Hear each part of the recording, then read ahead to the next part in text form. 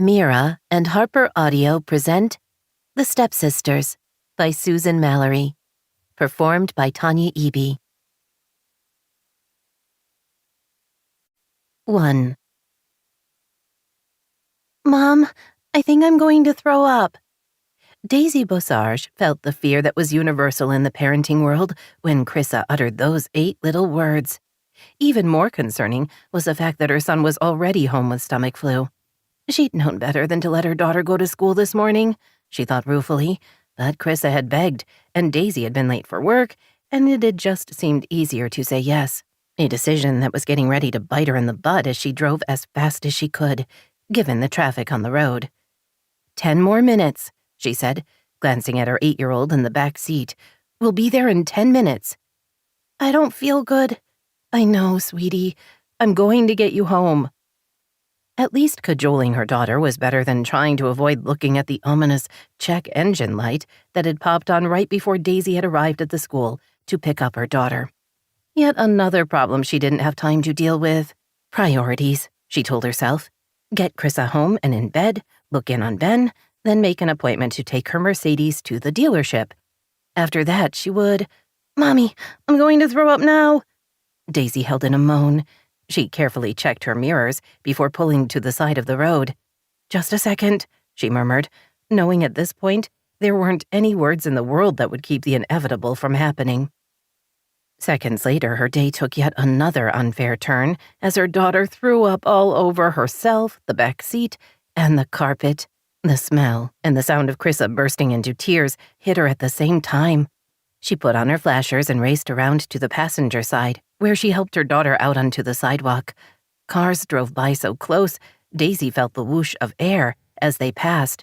She kept hold of her daughter as she circled to the trunk, where she kept her emergency tote filled with paper towels, wipes, and a shirt for each of her kids. She cleaned off her daughter's face, then reached for the hem of her t-shirt.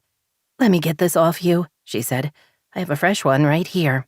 But Chrissa stopped her, tugging the shirt back in place. No, she shrieked, looking around frantically. I'm outside. Someone will see. Someone who? Chrissa was 8, and the car was between them and the traffic, with Daisy blocking their view. Can you change in the front seat? She asked, trying to sound reasonable, instead of close to losing it. No. Tears spilled down her daughter's flushed cheeks. Mommy, no! The headache that had started a little before noon clicked up a level or two, with a steady pressure building right between her eyes. She ignored the pain and put her hand on her daughter's forehead, feeling the heat there. Before she could figure out what to do, Chrissa threw up again, this time down the front of Daisy's scrubs and on her shoes. Chrissa's tears increased, and at that moment, Daisy really wanted to join in. She'd had a bad day at work.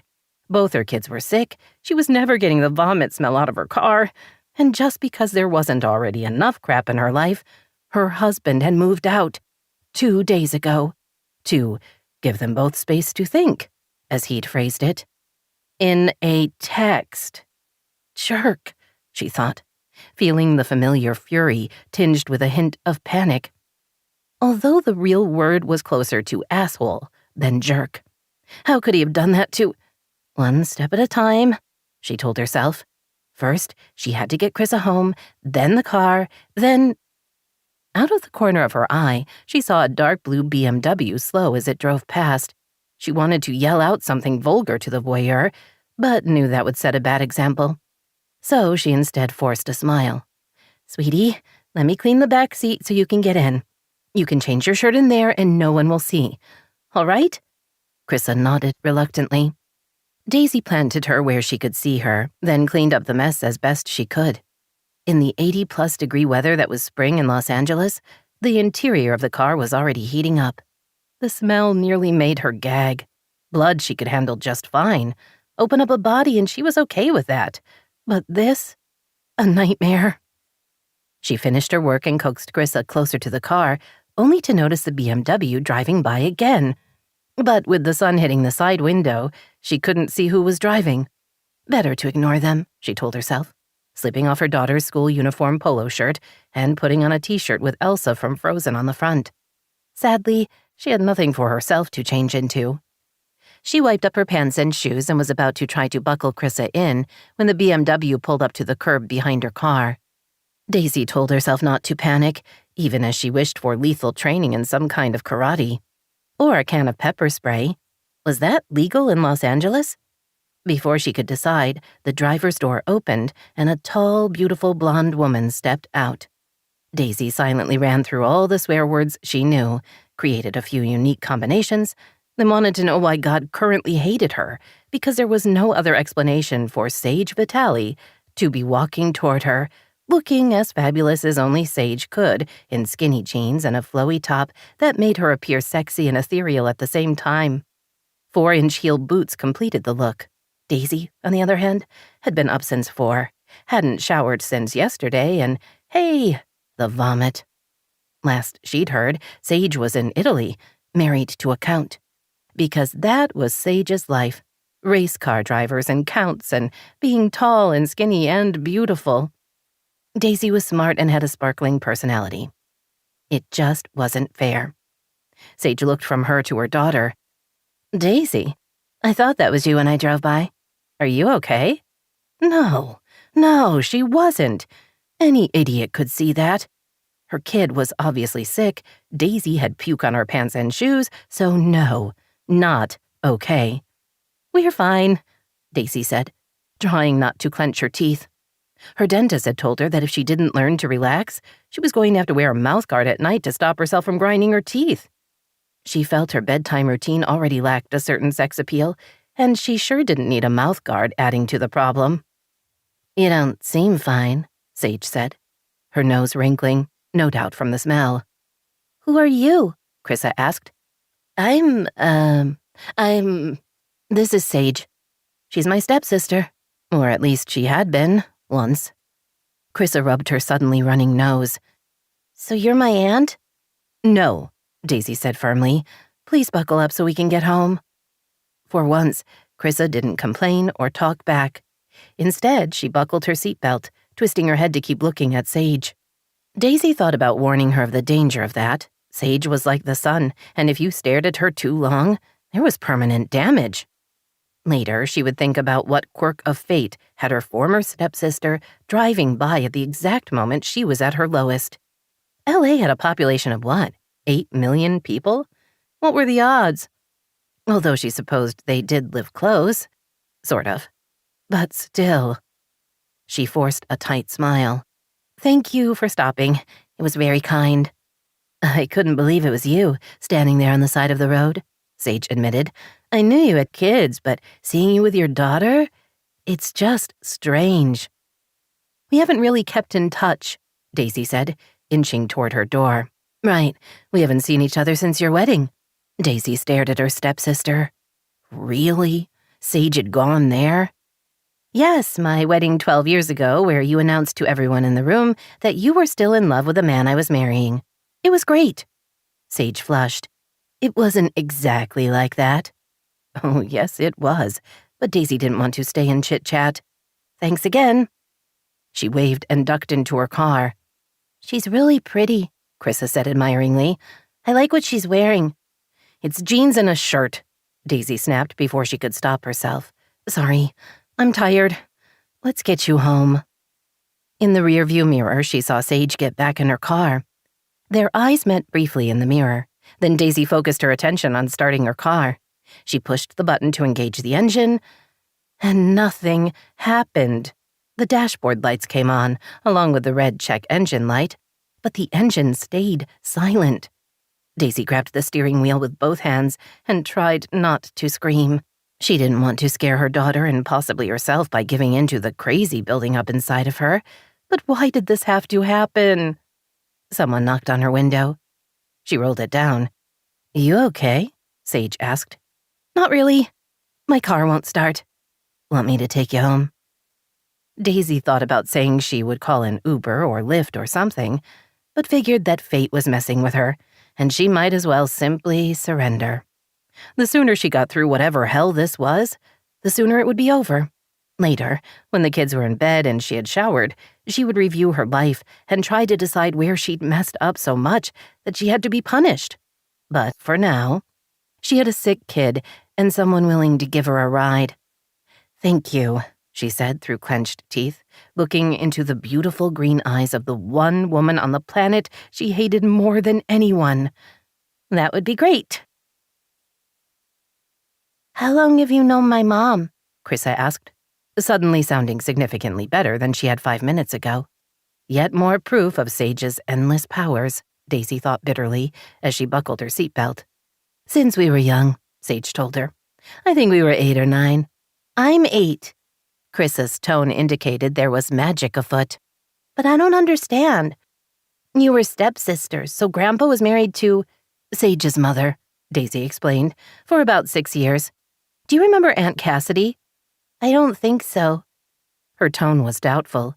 "Is she pretty like Sage?" "Yes, annoyingly so. Cassidy is our half-sister. My father, your grandfather, is her dad, and Sage's mother is Cassidy's mom. I'm sure you've met Cassidy at least once." She glanced over her shoulder and saw Chris's face scrunch up, as if she were trying to work it all out. "She's your aunt," Sage offered. "Then why don't I know her?" An excellent question, Daisy thought. One of the answers might be that since the divorce all those years ago, Cassidy had made it clear she preferred Sage to Daisy, and once Cassidy had turned 18, she'd taken off to explore the world. She stayed in touch with Wallace, their mutual father, but not with Daisy. "You don't hear from her?" Sage asked, driving through one of the open gates that marked the entrance to Bel Air. "I'm surprised." "Are you really?" But Daisy didn't actually ask the question. What was the point? In a battle of the sisters, she had always come in last.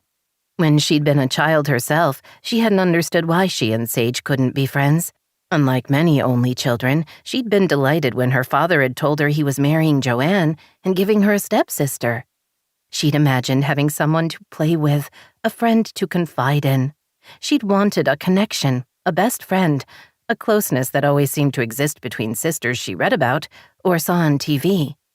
But Sage had rebuffed every overture. Even when she was friendly for an afternoon, the next day she would be cold and distant. At school, she delighted in mocking Daisy. Sage might have been the new girl at their exclusive private school, but Daisy was the one who had felt left out. Sage glanced in the rearview mirror. "Your Aunt Cassidy is a travel writer.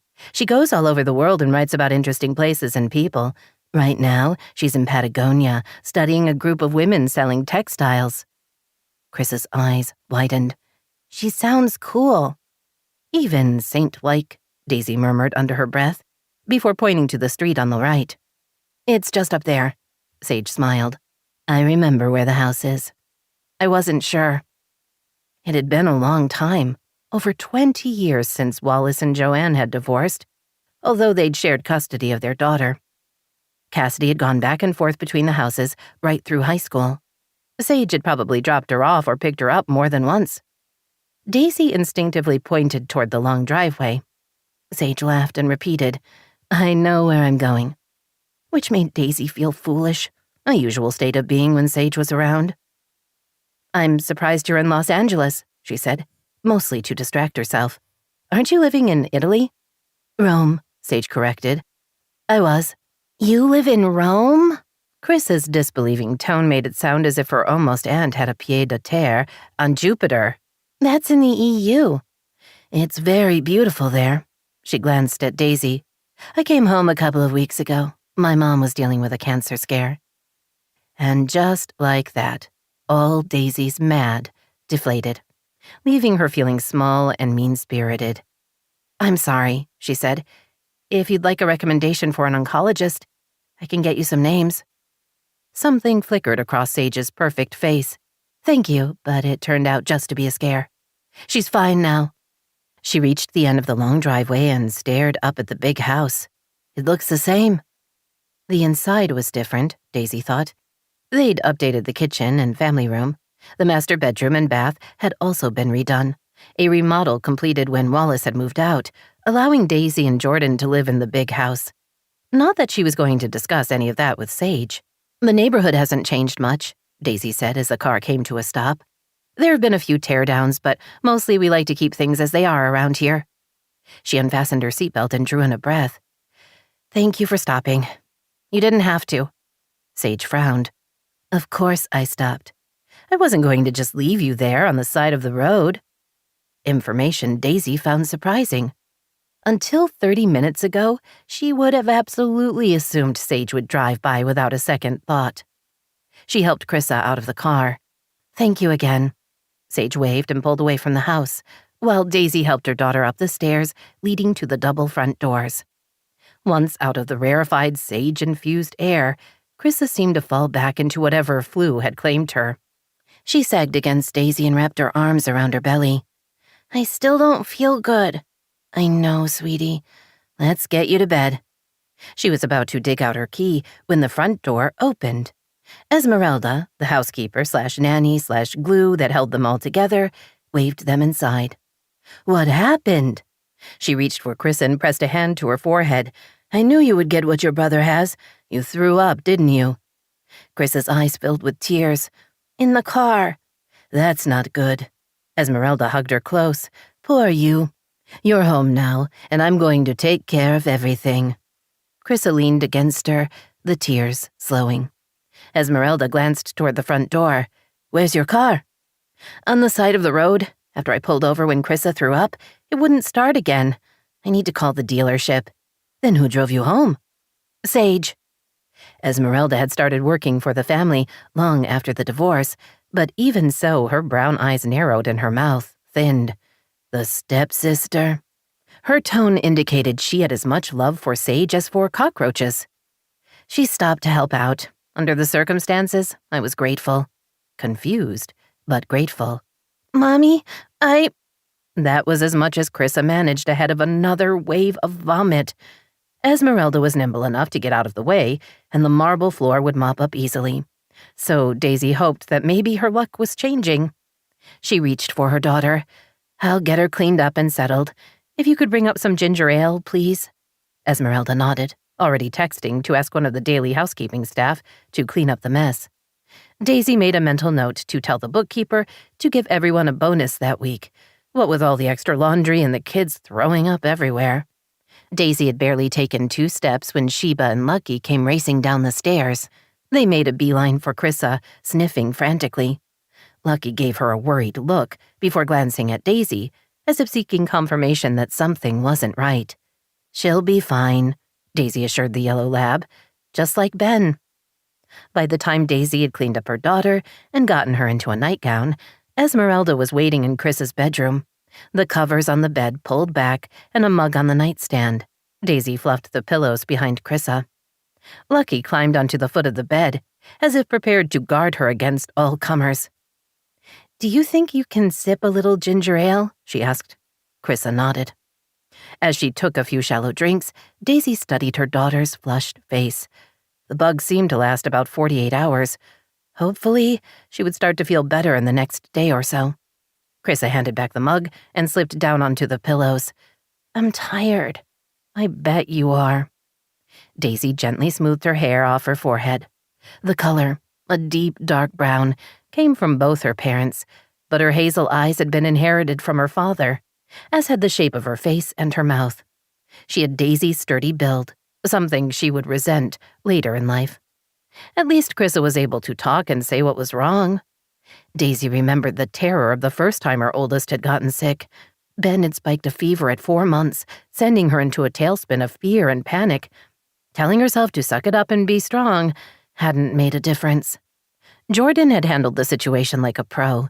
He'd confirmed what to do with the pediatrician, then had given Ben Tylenol and a sponge bath. Within a couple of hours, his fever had dropped, and he was sleeping comfortably. But I'm a nurse, she'd said, feeling inept and useless. I should have handled it. You're a new mom. It's normal to panic. When it happens again, you'll be fine. He'd been right. Ben's next fever hadn't thrown her at all. But that first time had been a nightmare, one she wouldn't have survived without her husband at her side. They'd had it all together once. Where exactly had it gone wrong? She turned to her housekeeper. If she can keep the ginger ale down, give her the children's Tylenol in 20 minutes. It will help with the fever. She smiled at Chrissa. Esmeralda already put out the baby monitor. Just call if you need something and we'll come running. Chrissa managed a faint smile. No running in the house. It's the rules. You're right. Try to sleep, baby girl. I love you. I love you too, Mommy. Daisy and Esmeralda stepped into the hallway. I'll stay close, Esmeralda promised. 20 minutes and Tylenol. Thank you. I'm going to check on Ben. Her son's room was across the hall. Like Chris's room, it was large, with big windows and high ceilings. The ensuite bathroom was larger than most master baths, one of the realities of living in a 15,000-square-foot house.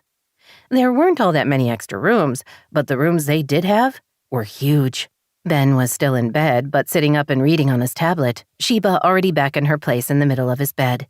Simba the cat stretched out against her favorite dog. Ben smiled when he saw her. Hey, Mom. Hey, yourself. He was 10, with sandy brown hair and the same hazel eyes as his sister. More serious and intellectual than Chrissa, he'd always been older than his years. Your sister is sick. You have powerful germs, young man. He grinned and flexed his right arm. I'm super strong. You are. She sat on his bed and kissed the top of his head. How are you feeling? Better. I had soup for lunch and toast. Esmeralda says I can come downstairs tonight. He looked at her. Mom, I want to do my homework. If I don't, I'll fall behind. I think the odds of you falling behind are incredibly slim. She glanced at her watch. All right, you can get up and sit at your desk for an hour, but only an hour. Then back to bed. He grinned and scrambled to his feet. Sheba watched to see what was happening. Then, when Ben only went as far as his desk, she settled back to sleep. Daisy looked around the room. When Ben had been ready to leave the nursery and move into his big boy bedroom, she'd redone the whole space. The neutral masculine colors would carry him through college. The bed and dressers were new, but the captain's desk was old. Salvaged from an 18th century sailing ship, it was elegant, with just enough scars to be interesting. This had been Sage's room, she thought, trying to remember what it had looked like back then. The furniture had been lighter, the drapes more frilly. She remembered a big dollhouse in the corner, a dollhouse that had been relocated from the playroom to Sage's personal space, something Daisy had always resented. But her father had reasoned that the move had been hard on Sage. She was leaving everything she'd known to come live with them, and it was up to Daisy to make her feel welcome. It hadn't taken long for Daisy to realize that the only person who didn't belong here anymore was her. Even after the divorce, things hadn't gotten much better. Because of the joint custody arrangement with Cassidy, Sage and her mother had moved into a house in the area, and Sage had continued to attend the same private school. Daisy couldn't escape Sage's reign as queen of the mean girls. Being smart didn't matter if you were also overweight and anything but pretty. That was a long time ago, Daisy whispered as she walked out of the bedroom. These days, she and Sage were practically strangers. She didn't need to dwell on the past. Running into her former stepsister had been a one-time thing.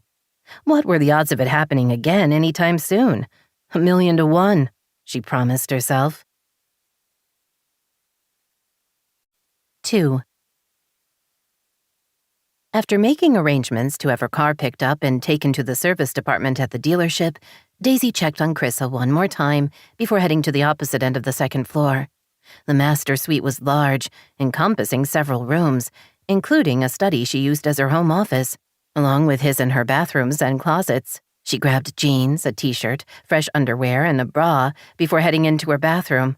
She pinned up her hair and then stepped into the steamy shower. Alone for the first time all day, she allowed herself to think about Jordan. At some point, she was going to have to let him know that now Chrissa was sick. He was, after all, their father. Bitterness welled up inside of her.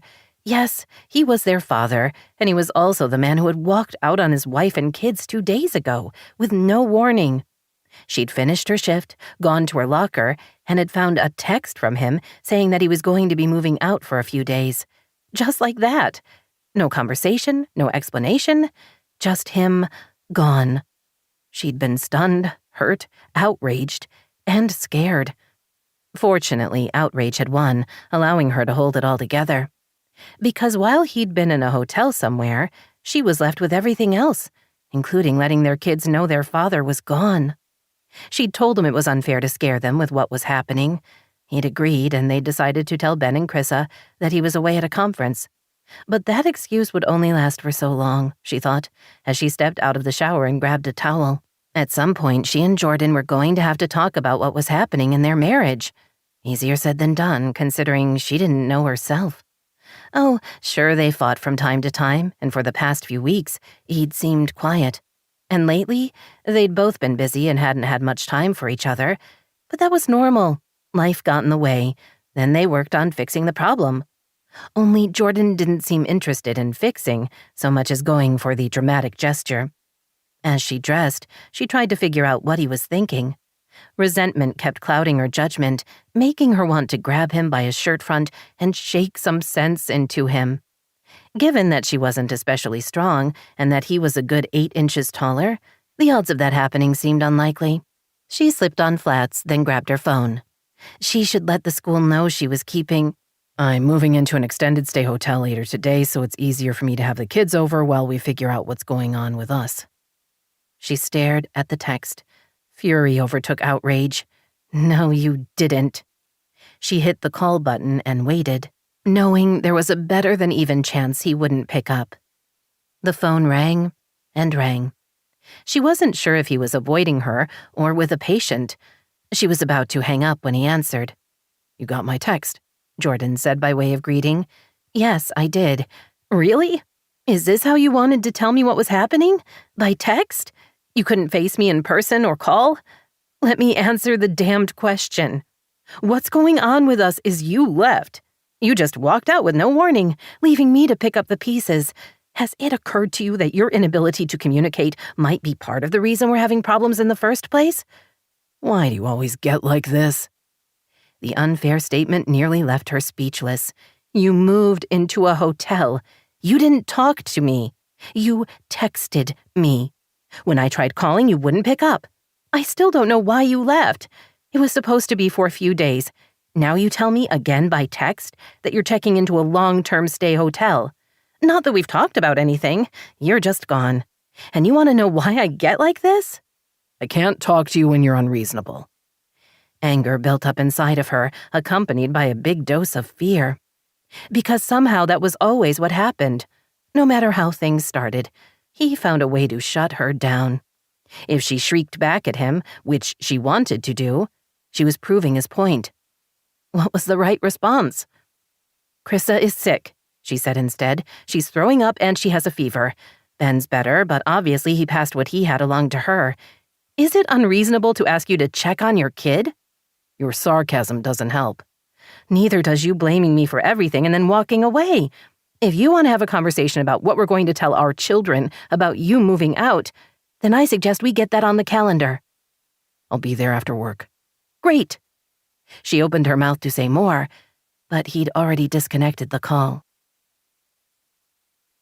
Much like the moneyed streets of Bel Air, the private school Sage Vitale had attended from 3rd through 12th grade was surprisingly unchanged. The wood paneling still gleamed. The students still wore black pants and white polo shirts as their uniforms. The computers appeared sleeker, but otherwise, she could have easily thought she had stepped back in time. Even Mrs. Litton wasn't that different. Her short, sensible haircut had a bit of gray in it, and reading glasses perched on the edge of her nose were a change, but otherwise, the stern head of the languages department looked as she had 20 years ago. You're late, Mrs. Litton said, as Sage walked into her office and took a seat, by nearly half an hour. I shouldn't have to remind you that our students are expected to be prompt, and those around them are expected to set an example, especially our tutors. As a teenager, Sage would have slumped in her seat, allowing her posture and her eye roll to demonstrate how little she cared what Mrs. Litton thought of her. Older and, hopefully, wiser Sage knew that attitude would get her nowhere. I am late, she said, offering her best smile, the one that nearly always worked on difficult clients. I stopped to help someone with car trouble. Mrs. Litton's thin mouth pressed into a flat line. Really, Sage? Is that the best you can do? You were always so inventive with your excuses. My favorite was the time you claimed to have stopped to rescue baby ducks from a bobcat prowling the streets of Bel Air. I was helping Daisy, Sage said. It was early to play such a powerful card, but Mrs. Litton had left her no choice. Krissa threw open the car and Daisy had to pull over. I saw them and stopped to help. Then her car wouldn't start, so I drove them home. That's why I'm late. She offered a forgiving smile. You're welcome to check with her if you'd like. Apparently Ben got the flu first and now poor Chrissa has it. Mrs. Litton's eyebrows rose. Well, if you were helping Daisy, then of course it's all right. I didn't know you two were still close. They weren't. Not back when their parents had first married, not after the divorce, and certainly not now. If Sage went the rest of her life and never saw her former stepsister again, she could die a happy person. We're family, Sage said simply, comfortable with the lie. All right, then let's get to it. Mrs. Litton opened a folder on her desk before saying in Italian, I understand you lived in Italy for nearly 3 years. Are you conversational? Sage answered in the same language. Yes, and I have a basic understanding of grammar. My French is better. I lived in France nearly 15 years. I'm fluent in both languages. Mrs. Litton switched to French. Your first husband was French? Yes. The third had been Italian. She didn't talk about the second one. The department head ran her through a series of grammar drills, had her read from a book of French poetry, along with an Italian fashion magazine. When they were done, the older woman leaned back in her chair. You have a decent enough understanding of both languages, she said, her tone faintly grudging. The pay is $25 an hour with a 30-minute minimum. We'll get you set up on the school's app and students can book you when you're available. Her gaze dropped to the Prada handbag Sage had set in the chair next to her own. Are you sure you want to do this, Sage? Aren't there other things you would rather do with your time? I've been giving English lessons in France and Italy since I moved to Europe. I think it will be fun to switch things around. You're not going to get rich doing this. Sage kept her smile in place as she said, Yes, I know. But sometimes the joy of giving back is more than enough payment. Mrs. Litton made a sound that was suspiciously like a snort. Very well. I'll walk you over to the front office, where we'll get you set up on the app. You should see bookings right away. Sage followed the other woman down the long hallway. She was sure her willingness to tutor rich kids in French and Italian didn't make sense to anyone but her, and sometimes she wasn't sure about it either, yet here she was. The idea, born on the long flight from Italy to Los Angeles, had surprised her, not only with its arrival, but with her own willingness to actually do the work to make it happen. She knew the reason was that tutoring was very close to teaching, and lately she'd been thinking that maybe it was time to see if she could do that. Maybe being the operative word. Finding a rich husband while she still had her looks probably made a lot more sense. But every now and then a girl had to do something crazy, right?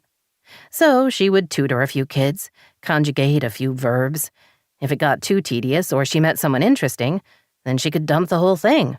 No one, least of all Mrs. Litton, would be shocked if it turned out she had no follow-through. By 7 o'clock, Daisy thought she might have all the crises in her life a little more under control. Chrissa hadn't thrown up since the afternoon, and Ben was definitely on the mend. She leaned against the kitchen counter and debated whether to eat dinner or simply have a glass of wine and call it a night. The sensible choice was to eat something, and she was mostly a sensible person.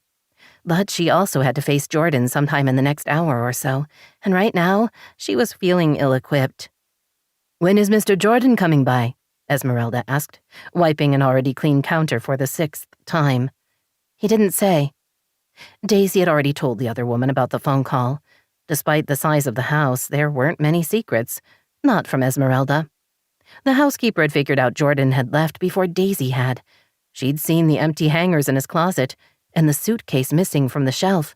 I have a nice pork chop for you, she said, with the green beans and almonds. Or I can make you a salad. I roasted the golden beets you like. I can get myself dinner. You can do a lot of things, but that doesn't mean I'm not standing here, wanting to do my job. Daisy smiled. You're very sweet to me. Your family. Employer/employee, but also family. Esmeralda's older cousin had been Daisy's nanny when she'd been growing up. Daisy had hired Esmeralda shortly before her wedding to Jordan. Esmeralda managed the house and helped with the kids. Daisy would be lost without her. Jordan's moving into a long-term stay hotel, she said. Esmeralda's concerned expression didn't change. For how long? I have no idea. He's on his way over so we can figure that out along with what to say to the kids. I'll eat after I talk to him, she said. Esmeralda pressed her lips together. After you talk to him, you won't feel like eating.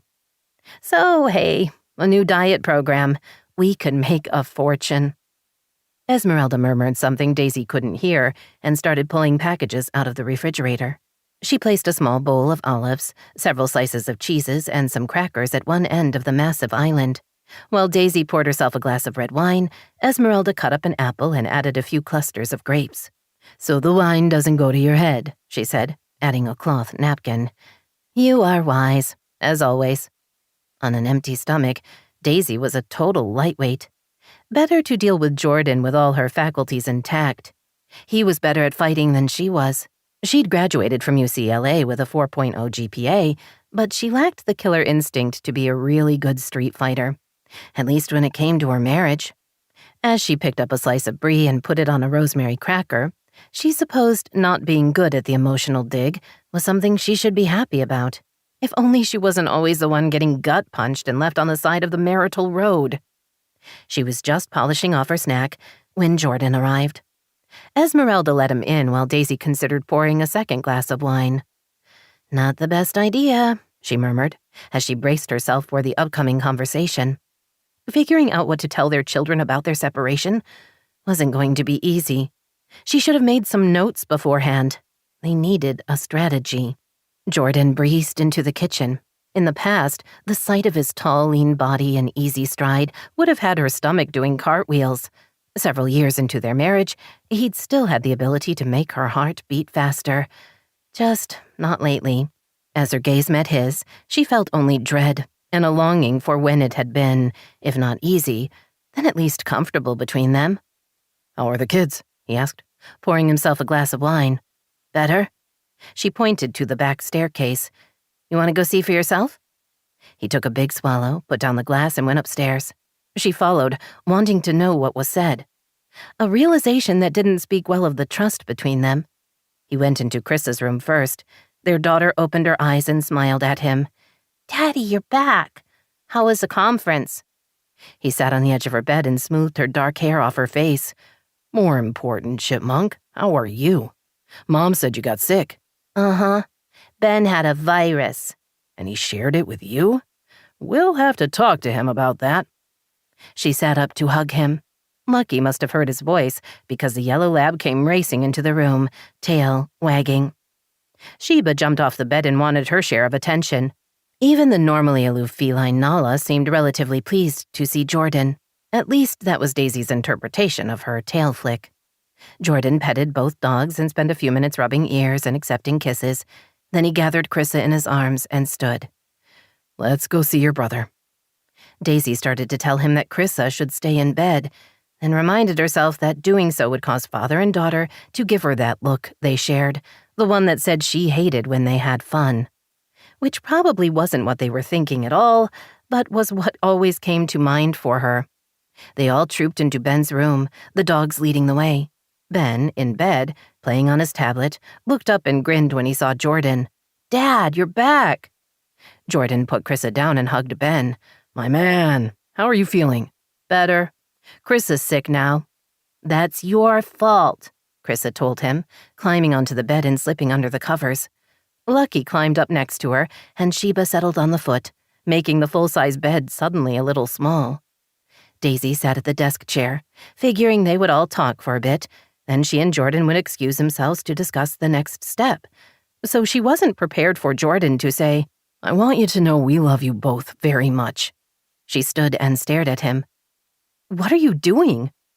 He waved his hand in her direction without looking at her, as if brushing her off.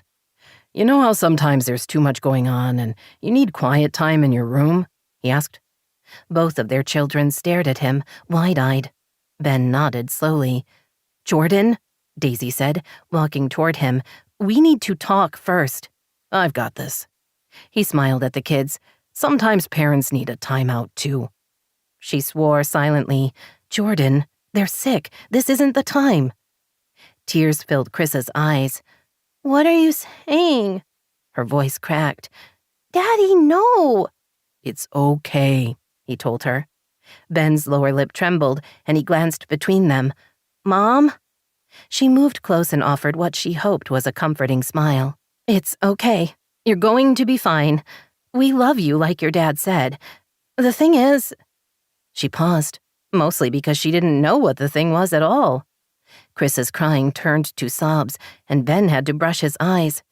Daisy thought longingly of being strong enough to cuff her husband on the back of his head, an immature and unhelpful wish, but one that was heartfelt. She shooed Lucky and Sheba off the bed, then sat down and held open her arms. Both kids flung themselves at her. "Your dad is going to be staying nearby for a little while," she said, furious that they were winging this rather than deciding what to say in advance. But that was how Jordan rolled. Create a problem, then leave her to clean it up. "You're going to see him all the time. Once he and I talk some things out, we'll go back to how it was." As she spoke, she glared at him, silently daring him to contradict her. He only shrugged. "Are you getting a divorce?" Ben asked. "No, goodness, no. We haven't talked about that at all." Which was true. They hadn't talked about anything. "You're going to stay right where you are," she continued, "going to school, hanging out with your friends." "You'll be here?" Chrissa asked earnestly. Daisy kissed her. "I will." "And Esmeralda?" Jordan stiffened at that question. "And Esmeralda," Daisy confirmed. "This is just for a little while. Like I said, you'll be seeing your dad a lot, and you can always text him on my phone." Jordan approached the bed. "I love you guys. You know that, right?" The kids released her and stretched out in the bed. They looked at their dad and nodded. Daisy stood, motioning for the dogs to resume their places. It took another 15 minutes of quiet conversation and reassurances for order to be restored. Chrissa insisted on staying in Ben's bed, and for once, her brother didn't object. Proof of their upset, Daisy thought bitterly, as she and Jordan finally went downstairs. Once they were in the kitchen, she turned on him. "How could you just blurt it out without us talking first? Damn it, Jordan, they're kids. This is not a problem they should be dealing with. I said you and I should talk, not that you should drop a bomb on our kids. We should have had a plan." He drained his wine glass. "Sometimes life happens, Daisy. You're the one always telling me how busy you are. I was just trying to help you get through your to-do list so I can get out of your way. No need to thank me." The casual cruelty of his words shocked her. Jordan could be difficult, but he wasn't usually so mean to her. "You were wrong and you know it," she snapped. "You can try to distract me by being a jerk, but that doesn't take away from what you did." Instead of fighting back, he gave her a half smile. "I'm wrong so much around you that I wouldn't know what to do with myself if I wasn't." "So none of this matters to you? We're all a joke?" The smile faded. "You have no idea what I'm going through here. You don't know what it's like dealing with you and your life. I'm last on your list every time. The only joke around here is me, and you go out of your way to make sure I know it." With that, he walked out. Stopping him wasn't an option because she couldn't speak, or breathe, or understand what had just happened. He wasn't a joke. He was her husband. They were married, and she had no idea why he was acting this way. Something was wrong. She got that, but she had no idea what. She sank onto a stool by the island and poured herself another glass of wine. She was tired and sad and scared, and 1,000 other emotions she didn't want to name. She had work in the morning, and for the first time maybe ever, she didn't want to go. Esmeralda walked into the kitchen. "He's gone." Daisy nodded. "He told the kids." She felt her jaw clench and consciously relaxed. "I thought you were going to come up with a plan together." "Jordan isn't a fan of my plans." Esmeralda stepped close and put a reassuring hand on Daisy's shoulder. "You're strong enough to handle this."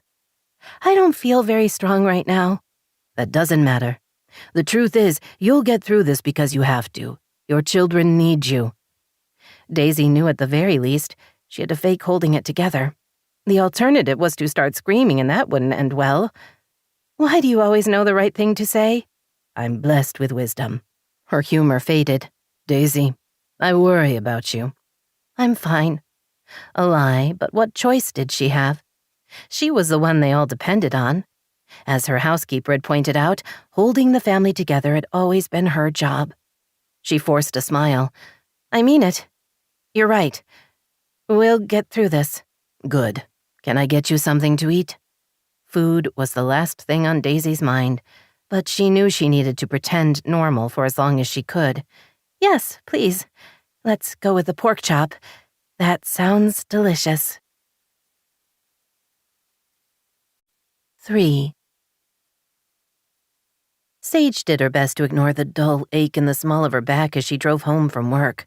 Standing on her feet all day was no big deal, but doing it in 4-inch heels was more of a challenge. 10 years ago, she hadn't given it a second thought, but she was closer to 40 now than 30. An incredibly depressing thought, so one she told herself to ignore. She glanced around as she waited at the light, noting that while it was still chilly March in the rest of the country, in balmy Los Angeles it was 75 and sunny. She'd missed this, she admitted. Paris was exciting, but could be so dreary in the winter. And Italy, while stunning, wasn't home. At least not since her husband had asked for a divorce. She was back, a total failure in every aspect of her life. But at least she was back where the sky was a perfect blue, and being emotionally shallow was expected, rather than frowned upon. She drove into the neighborhood she and her mother had moved to all those years ago, after Joanne and Wallace had divorced. The solidly middle-class homes were only a few miles from the refined enclave that was Bel Air, but they were light years away in class and comfort. Bel Air adjacent, she and her friends had always joked. The house had been part of Joanne's settlement. Wallace had come into the marriage with family money that Joanne hadn't been able to touch, but he'd been a successful internist, and his salary and part ownership in the medical practice had been fair game. Joanne had used every tool at her disposal to get not only the house, but as much alimony as she could guilt him into paying. Joanne had resented the divorce, and the fact that Wallace had continued to provide for Sage, despite the fact that she wasn't his daughter. He'd covered her ongoing tuition at the private school she'd attended during the marriage and had put aside some money for college.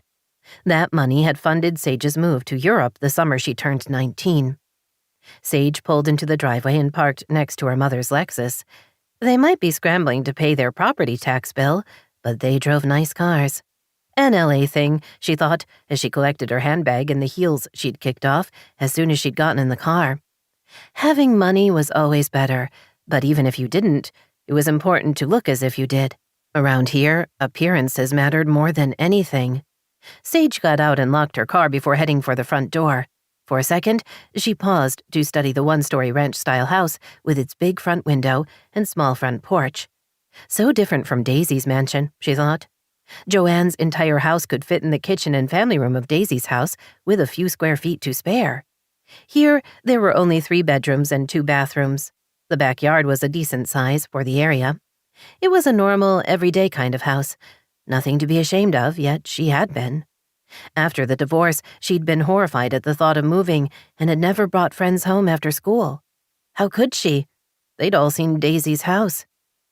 Funny how time and distance changed things, she thought, as she walked inside. These days, she was grateful to have somewhere to stay. Sure, she had to pay her mother $1,000 a month for the privilege of her room, but it was worth it, at least for now. "It's me," she called, closing the front door behind her. The rarely used living room led into an average-sized kitchen, with the family room to the left of that. The master bedroom and bathroom were off to the right, and the 2 spare bedrooms and guest bath were on the other side. "In here," her mother answered. Sage found her mother in the family room, reading a magazine. Joanne glanced up and smiled at her. "How was your day?" "Good. I spent the morning doing inventory." The annual accounting of stock had required her to start her day at 8, allowing her to leave at 4. Of course, she'd spent the first 3 hours without the chance of earning commission, so that sucked. She was about to go back to her room to change when she recognized the red silk blouse her mother had on. "Interesting top," Sage said dryly. "Did you go through my things?" "I just wanted to have a look-see. This one is especially nice. Is it silk?" "Yes. It was nearly 400 euros. "I do love quality," her mother smiled. "I know you don't mind. We're practically the same size." Joanne was in her late 50s, but could pass for 10 years younger. She worked hard to keep in shape, but she was nearly 2 sizes bigger than Sage, and the way the blouse pulled at the buttons and stretched at the shoulders illustrated that. Not that Sage would mention it. Instead, she would be grateful that there was no way her mother could squeeze into her pants, and most of her dresses wouldn't fit. Her shoes were also safe, what with Joanne's feet being a size and a half smaller. Her handbags were in danger, but Sage had only brought a few home with her. Joanne didn't know about the half-dozen locked in the trunk of her car, or the 20 or so that were carefully stored with a trusted friend in Rome. As far as her mother was concerned, Sage only had the one Prada that she used. In the next few weeks, Sage was going to have to figure out a way to get the bags from Italy so she could start selling them for cash, but not until she had a safe place to store them. No way she could leave them in the house, not with her mother around. "If you're going to keep it, I'm taking $300 off this month's rent," Sage told her. "That's not fair. I needed a pick-me-up." Joanne sighed. "Anderson and I aren't seeing each other anymore." Sage rubbed the small of her back. "Anderson is the current boyfriend?" Joanne pouted. "Not anymore. He said he didn't see any reason for us to take things to the next level. He was happy with how they were." "So sex, but not marriage." "Men are such pigs." Joanne tossed the magazine onto the coffee table. "He's nearly 70. Frankly, he's not going to do better than me. But I guess he has to figure that out for himself." Translation: Joanne had been dating Anderson because he was rich and old. A delicious combination for her mother, who strongly believed in marrying for money. She'd never gotten the big settlement she'd dreamed of, but she'd done well enough. Never give your heart. That was Joanne's motto. Sage had lived by those words, not that they'd served her especially well.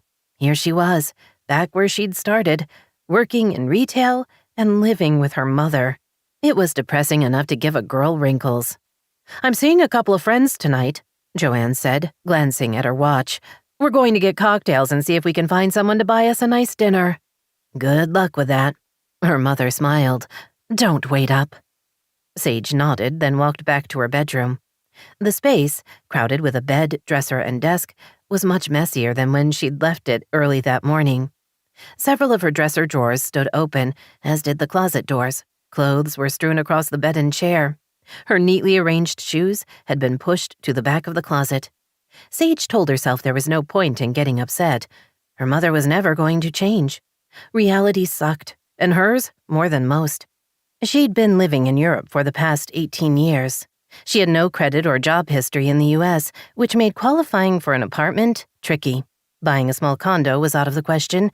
She didn't have the money. Her only way out of the mess was to rent a room from her mom for a year, hold down a job, and build up her credit score. She wasn't going to screw with her plan over a silk blouse. She changed into jeans and a t-shirt, then cleaned up her room. By the time she was done, her mom was gone. Sage went into the kitchen and filled a tumbler with ice and water.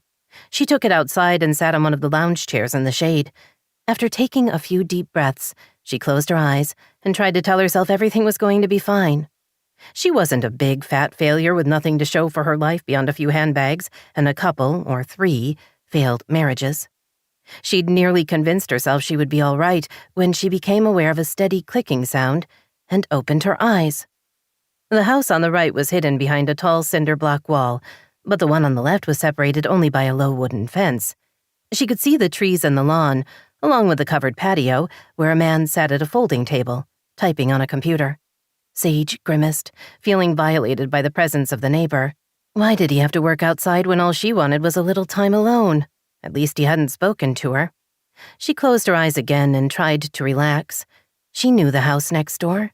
Her friend Adam had lived there back when they'd both been in school. She had no idea what had happened to him.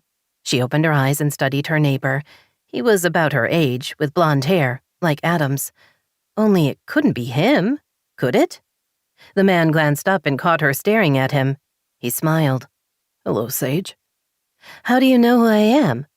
She supposed her mother could have told him, but Joanne wasn't the type to be friendly with the neighbors. "I've known you since we were 13. He pressed a hand to his chest. "You've forgotten me. I'm devastated." It couldn't be him, could it? "Adam? Is that you?" He smiled. "Bingo." She grinned. "Bingo? Did you just say that?" "It's my word when I'm surprised." "You need a different word." She shook her head. "I can't believe it's really you." She took in the broad shoulders and chiseled face. "You look different." "And you're exactly the same."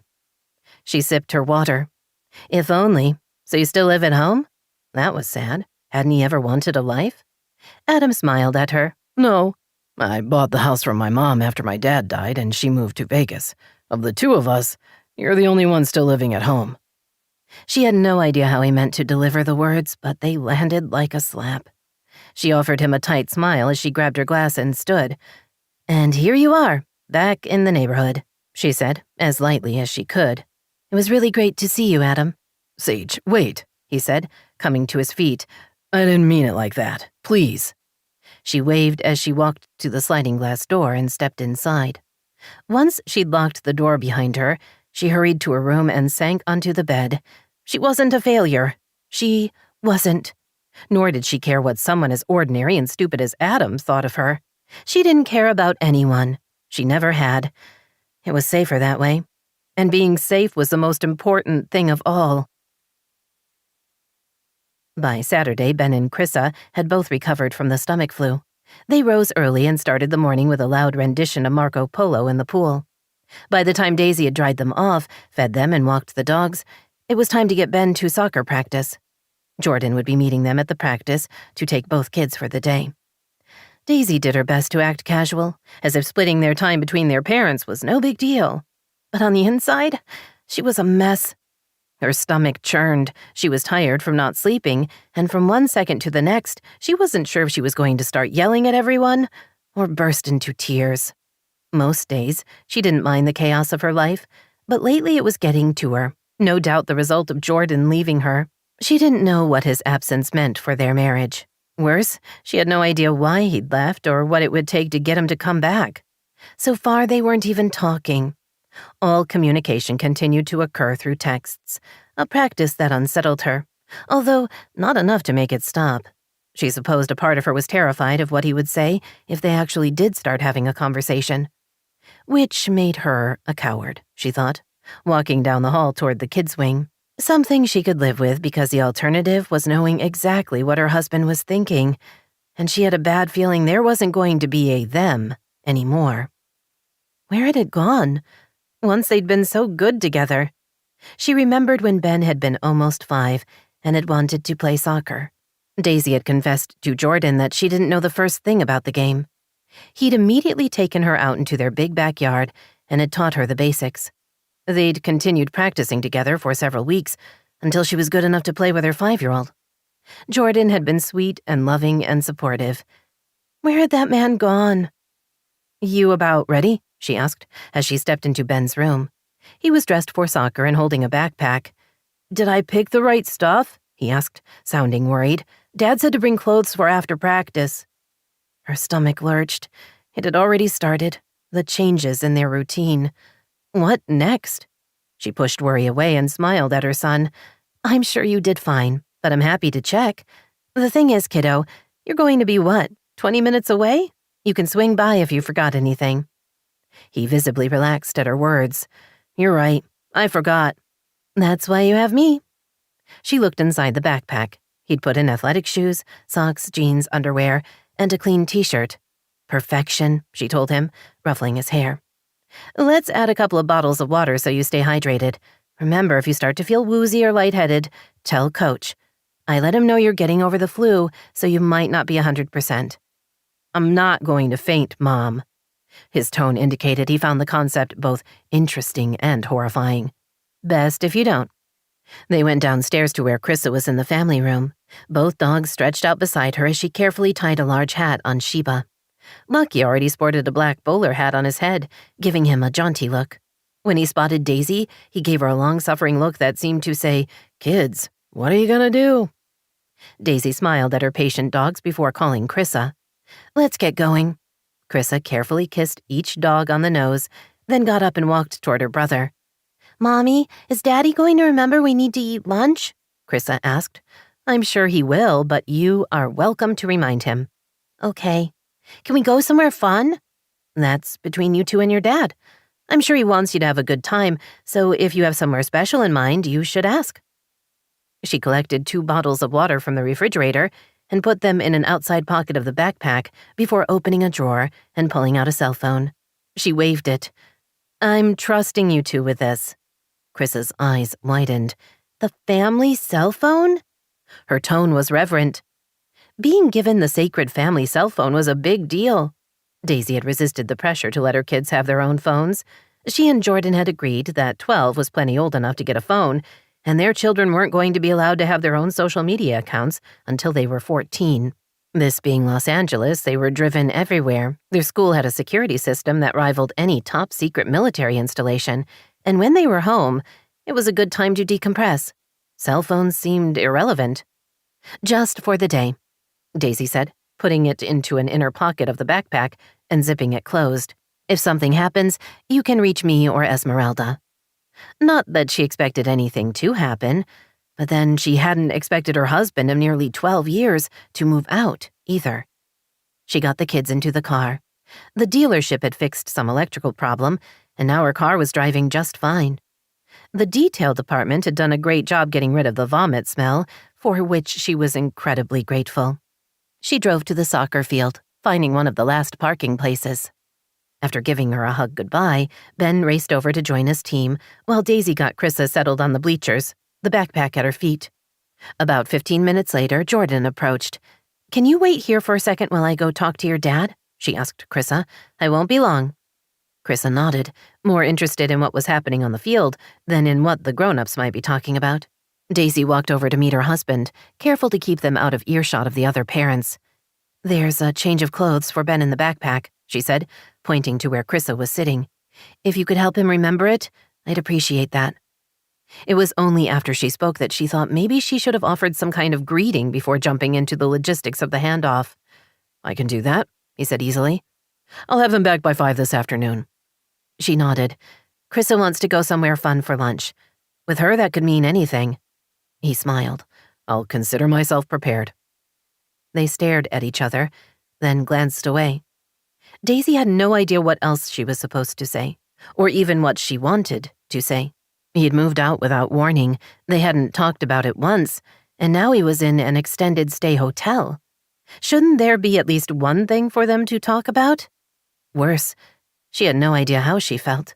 She usually alternated between confused, scared, and furious, but seeing him left her feeling only hollow and numb.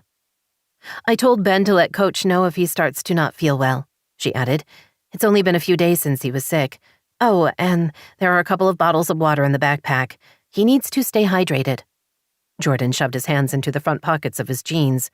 "Anything else?" "I don't think so." "Then I'll see you later." The obvious dismissal cracked the wall she'd built around her emotions, and they all came flooding out. Mad seemed to be winning, but terror was right there behind. Didn't he miss her? Didn't their life matter to him? "Jordan?" she began, only to stop when he shook his head. "Not now," he said quietly, a pleading tone in his voice. "Can we please not do this now?" "Then when?" "Soon." He turned and headed for the bleachers. Chrissa waved to him and pointed to the empty seat beside her. Jordan joined her and gave her a hug. Then they both turned to watch the game. Daisy walked toward her car. Once inside, she stared unseeingly out the windshield. Her stomach was a mess and her head hurt, and she had no idea how to fix whatever was wrong in her marriage. Even more unsettling, she couldn't even begin to define the problems, which should probably be the first step. Was it her? Was it him? Had they accidentally created something toxic? How did anyone get through such a rough patch in a relationship? She only had questions and absolutely no answers. More frightening than that was a nagging sense that she might be the only one searching for a solution, and if that was true, could there even be a way back? 4. Sage supposed describing the Beverly Hills boutique where she worked as upscale was being redundant. In this part of town, money was required. Designers ruled, and in her store, it was all Italian all the time. When she decided to return to the States, although the word decided was a loose interpretation of what had happened, she'd known retail was her best bet. She'd worked in exclusive boutiques in Paris, Milan, and Rome. She was used to dealing with incredibly wealthy women who not only expected deference and good service, but wanted someone who understood the pain of being them. Despite being the new girl in the store, she was doing all right. There were enough walk-ins to keep her busy, and the more established sales professionals had taken to passing off difficult clients to her. When that happened, Sage did her best to meet the challenge with style and cunning. Demanding bitches might not be fun, but they often had tons of money, and if you tamed one, you had a loyal client for life. Her theory was currently being tested by a 30-something who had come in looking for a dress for a cocktail party. So far, Innocencia had rejected 8 dresses. Just as thrilling, her ridiculous teacup Yorkie had peed on the rug and wouldn't stop barking. The black-haired, blue-eyed beauty, Innocencia, not the dog, glared at her. "You're not helping," she said, her voice rising in volume with every word. "I need something special. Why can't you get that through your thick head? Can you handle this, or do I need to get someone with half a brain?" The loathing in the words was mitigated by the fact that Innocencia was wearing nothing but a thong. She had an amazing body, including perfect breasts, the product of excellent plastic surgery. Sage considered her options. She was running out of size 0 dresses for her client, but really didn't want to lose the sale. It was time to put on a show.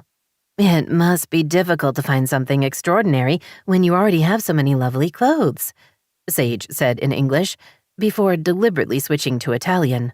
"Sono assolutamente d'accordo." Innocencia stared at her suspiciously. "What did you say?" Sage blinked innocently before slapping her hand over her mouth. "Oh no." She dropped her arm to her side. "I apologize. I'm still speaking in Italian. English is obviously my first language, but I've only been back a few weeks." She smiled winningly. "I said I absolutely agree with you." "You lived in Italy?" Innocencia asked. "I did. I moved to Europe after high school. First I worked in Paris, then Milan, and finally in Rome. It's great to be home, but there are adjustments." She laughed. "I'd forgotten how in LA we all drive everywhere. In Europe, everyone walks to everything. I miss that, and the history, especially in Rome. There's a beautiful statue around every corner. Here, billboards." Innocencia relaxed. "You worked in retail?" "Yes, designer boutiques. What a thrill to see the clothes created and then produced. Everything was couture. I wish I had a few of those dresses for you." She lowered her voice. "Not everyone who can afford that kind of fashion has the, ability to display it as it's meant to be worn." Innocencia shocked her by smiling. "A few of my friends try to squeeze into dresses they should not be wearing. Get your fat ass to the gym, right?" Sage moved close and lowered her voice. "There are a couple of dresses in back being held for the exclusive client list, but I think they're a little more your style. Let me see if I can shake a couple loose for you." Innocencia bent down and picked up her dog. "We'd like that very much. Thank you, Sage." "Of course."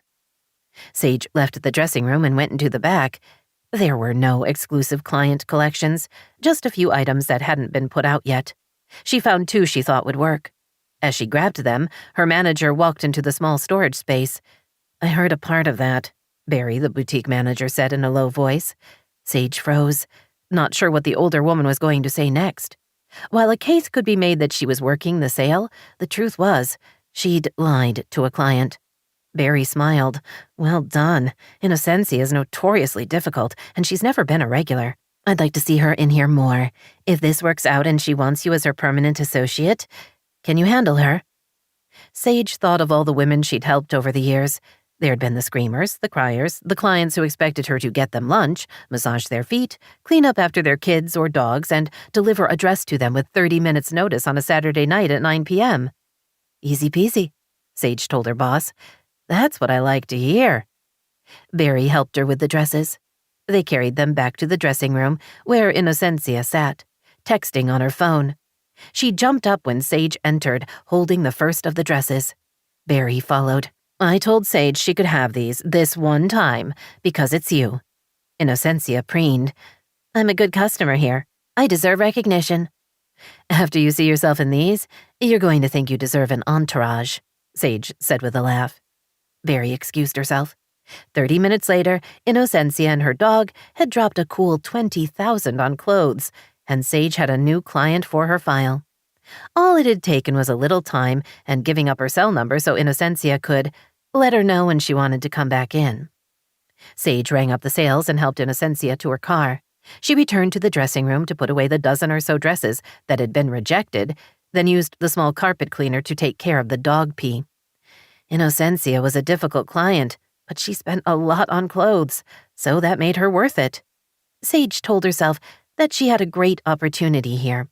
She needed to pay attention and not mess up, as per usual, and all would be well. She was about to retreat to the break room for a few minutes when Barry waved her over. "This was delivered to you," she said, holding up a white gift box topped with a bright purple bow. Sage frowned at it. "Interesting. An admirer?" Barry asked, her voice teasing. "I wish, but no. I've barely had time to unpack, let alone meet someone." She lifted the box lid and found a bottle of tequila, several limes, and a note. "I was rude. Drinks tonight, so I can apologize in person? Adam." He'd included his number. "You do have an admirer," Barry said. "I'm not sure I'd call him that. He's my next-door neighbor. Proximity can be both good and bad." "True enough." She took the box to the break room and studied the note. She appreciated that he'd made an effort and that he'd recognized that he'd upset her, even if her gut told her he hadn't meant his comment to sound so harsh. When they were kids, Adam had been her friend. She wasn't sure what had changed, and she wasn't sure it mattered. In truth, she was lonely. She didn't have any friends. She'd run home because she'd been out of options, and her prospects weren't the greatest. Having someone reach out felt pretty good. She texted him. "Thanks for the tequila. I'm off work at 7. 3 dots immediately appeared on her screen. "I'll warm up the blender. Thanks for giving me a second chance." She was smiling when she put away her phone. Daisy walked into the locker room, stretching her neck and trying to release the kinks in her back. The surgery had gone long, with her 7-year-old kidney patient requiring unexpected repair work on her large intestine. Daisy had worried about the extended time under anesthesia, given her patient's weak condition. But little Molly had come through like a champ. Daisy had stayed with her in recovery until her patient had woken up. Once she'd confirmed Molly was breathing comfortably and not in too much pain, she'd left her in the capable hands of the recovery room team. She opened her locker, pulled out her cell phone, and saw she'd missed a call from her father. She pushed the button to call him back and took a seat on the bench. "Hey, Dad," she said. "I was in surgery." "I figured. Everything go all right?" She smiled. "My patient did great. So, what's up?" As she asked the question, she found herself tensing. Her father had retired and moved to Hawaii a couple of years ago. He'd quickly realized that he wasn't ready to not work and had joined a small general medicine practice in Maui. He worked a few days a week and frequently came back to LA to visit. Not now, she thought desperately, knowing that there was no way to keep the situation with Jordan a secret if her father came to town. While he often chose to stay at the Bel Air Hotel, he would still be close enough to figure out there was a problem. As she had no idea what was happening with her husband, she doubted she could explain the situation to her father. "I'm calling about Cassidy," her father said. "There's been an accident." "What? When?" Daisy tried to remember if she knew where her half-sister was these days. Cassidy was a travel writer. While her home base was in Miami, she was frequently off visiting exotic places. Although hadn't Sage mentioned something about Patagonia? Given they were sisters, one would assume Daisy and Cassidy would stay in touch, but that never happened. Despite sharing a father, they weren't exactly close. 8 years younger, Cassidy had initially been tight with Daisy, but after the divorce, everything had changed. Sage had become the beloved, fun sister, while Daisy was merely to be tolerated. "A couple of days ago," her father said, drawing her back into the conversation, "she fell while hiking in Patagonia. She has some broken bones and maybe a concussion. It's hard to tell exactly because her doctor didn't speak much English and my Spanish is terrible. Deshaun was there, so he told me what had happened. He's going to stay with her until she's on the plane back home." "Who's Deshaun?" "Her boyfriend." Wallace sounded surprised she didn't know. "I'm not sure that's how she'd refer to him, but they've been seeing each other on and off for a while now. I met him the last time I visited Cassidy. He's a good man. I like him. He said he would get her onto the plane I'm chartering." "To fly her back to Miami?" "No, to Los Angeles. She's going to need round-the-clock care and somewhere to stay. I'm assuming I can have her brought to the house." Daisy held in a groan. There was only one house in their family, and she was living in it. While her father knew in his head that she and Cassidy hadn't gotten along in years, he'd always wanted them to be closer. They were his girls, as he still called them. Even after the divorce, he'd stayed in touch with Sage and had visited her a couple of times in Europe. "Dad, no," she began, then stopped. There was no way to refuse. The house was big enough, and Cassidy was family. Wallace wanted to take care of his daughter. End of story. Dozens of thoughts flashed through her head. Things like wondering how long she could keep the separation a secret, and what she was going to tell the kids, and how mean Cassidy was going to be. But she ignored them. Instead, she told herself to suck it up and said, "When is she arriving?" "In 2 days. I'll email you the particulars, including some ideas about nursing care. I can't get away for a couple of weeks. I have too many patients scheduled, but I'll get there as soon as I can." "There's no need to rush, Dad. We'll be fine." A lie, but the last thing she needed was her father showing up as well. "Thank you for doing this, Daisy. I'm going to let Joanne know. If you'd tell Sage, I'd appreciate it. Do you have her number?" "I don't think so." "I'll text it to you along with the flight information when I get it. I'm not happy Cassidy was hurt, but I'm glad you 3 girls will have a chance to hang out together. It's been a long time since that last happened." It had never happened, she thought grimly. Daisy and Cassidy had been close, and then Cassidy and Sage had bonded. An uncomfortable thought occurred to her. What if Cassidy and Sage were still tight? That would mean if Cassidy came to stay, Sage would follow. Unless she'd already gone back to Italy, and wouldn't that be nice? "Is Sage still in L.A.?" Daisy asked. "I thought she lived in Rome." That was what she'd told Chrissa. "Not anymore. She's back in Los Angeles and living with Joanne." Oh, joy, Daisy thought.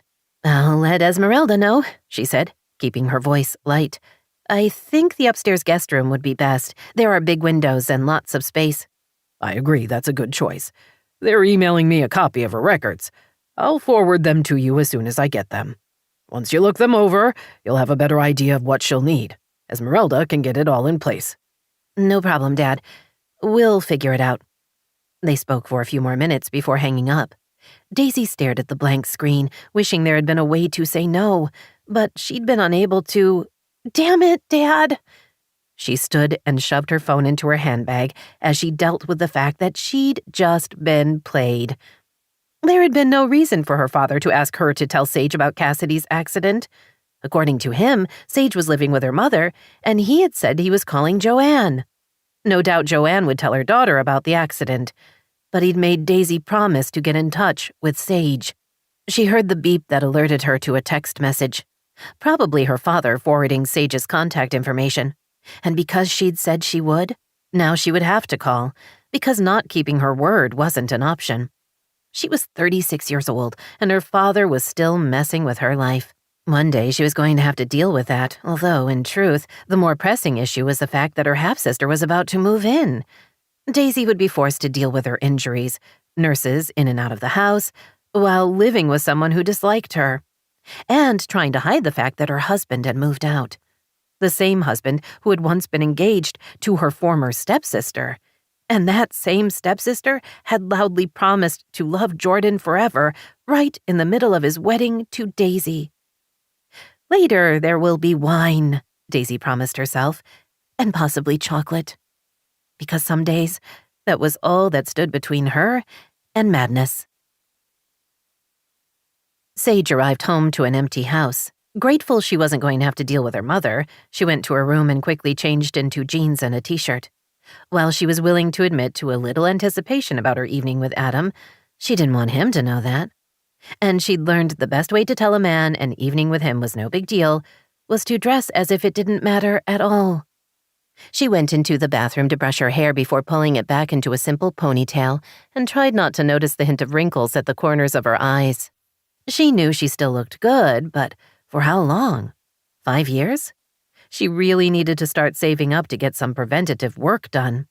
Something she would add to her money to-do list, along with an apartment and possibly putting aside a few dollars for a savings account. "Not going to think about that right now," she whispered, before returning to her room and collecting the bottle of tequila and the limes. She walked over to Adam's house and knocked.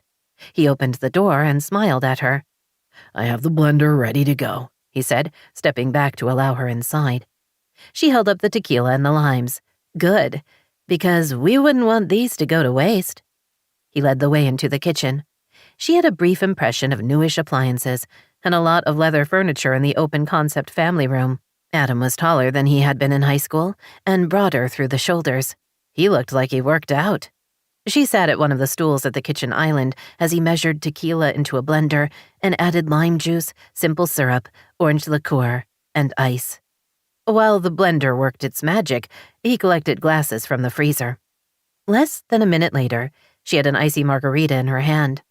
Adam poured one for himself and sat next to her. He touched his glass to hers. Two old friends. One corner of his mouth turned up. By that, I mean friends who knew each other a while back. I'm not saying you're old. Good, because then I'd be forced to hit you really hard, and as you wouldn't hit me back, you'd be stuck. You telling me I'm not allowed to hit a girl? She grinned. I'm saying it's not your style. She wasn't sure why she assumed that, but she did.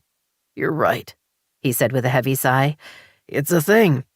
Do you want to be able to hit women? No. He sounded shocked. Why would you ask that? And you prove my point. She took a sip of the drink. Nice. How did you know where I worked? I asked your mom. I'm surprised she told you. I threatened to cut off her internet if she didn't. Can you do that? Only if I unscrewed the connection at the cable box, which is kept locked, so not easily. But I figured she would believe me. And she did. Sage swung her chair to face him. Now you know where I work. What do you do? I put companies on the cloud. She thought about her phone and how it backed up when she plugged it in to charge. That's like off-site storage, right? Sort of. Do you want a detailed explanation? Not really. He chuckled. Good to know. Companies hire me to get them on the cloud.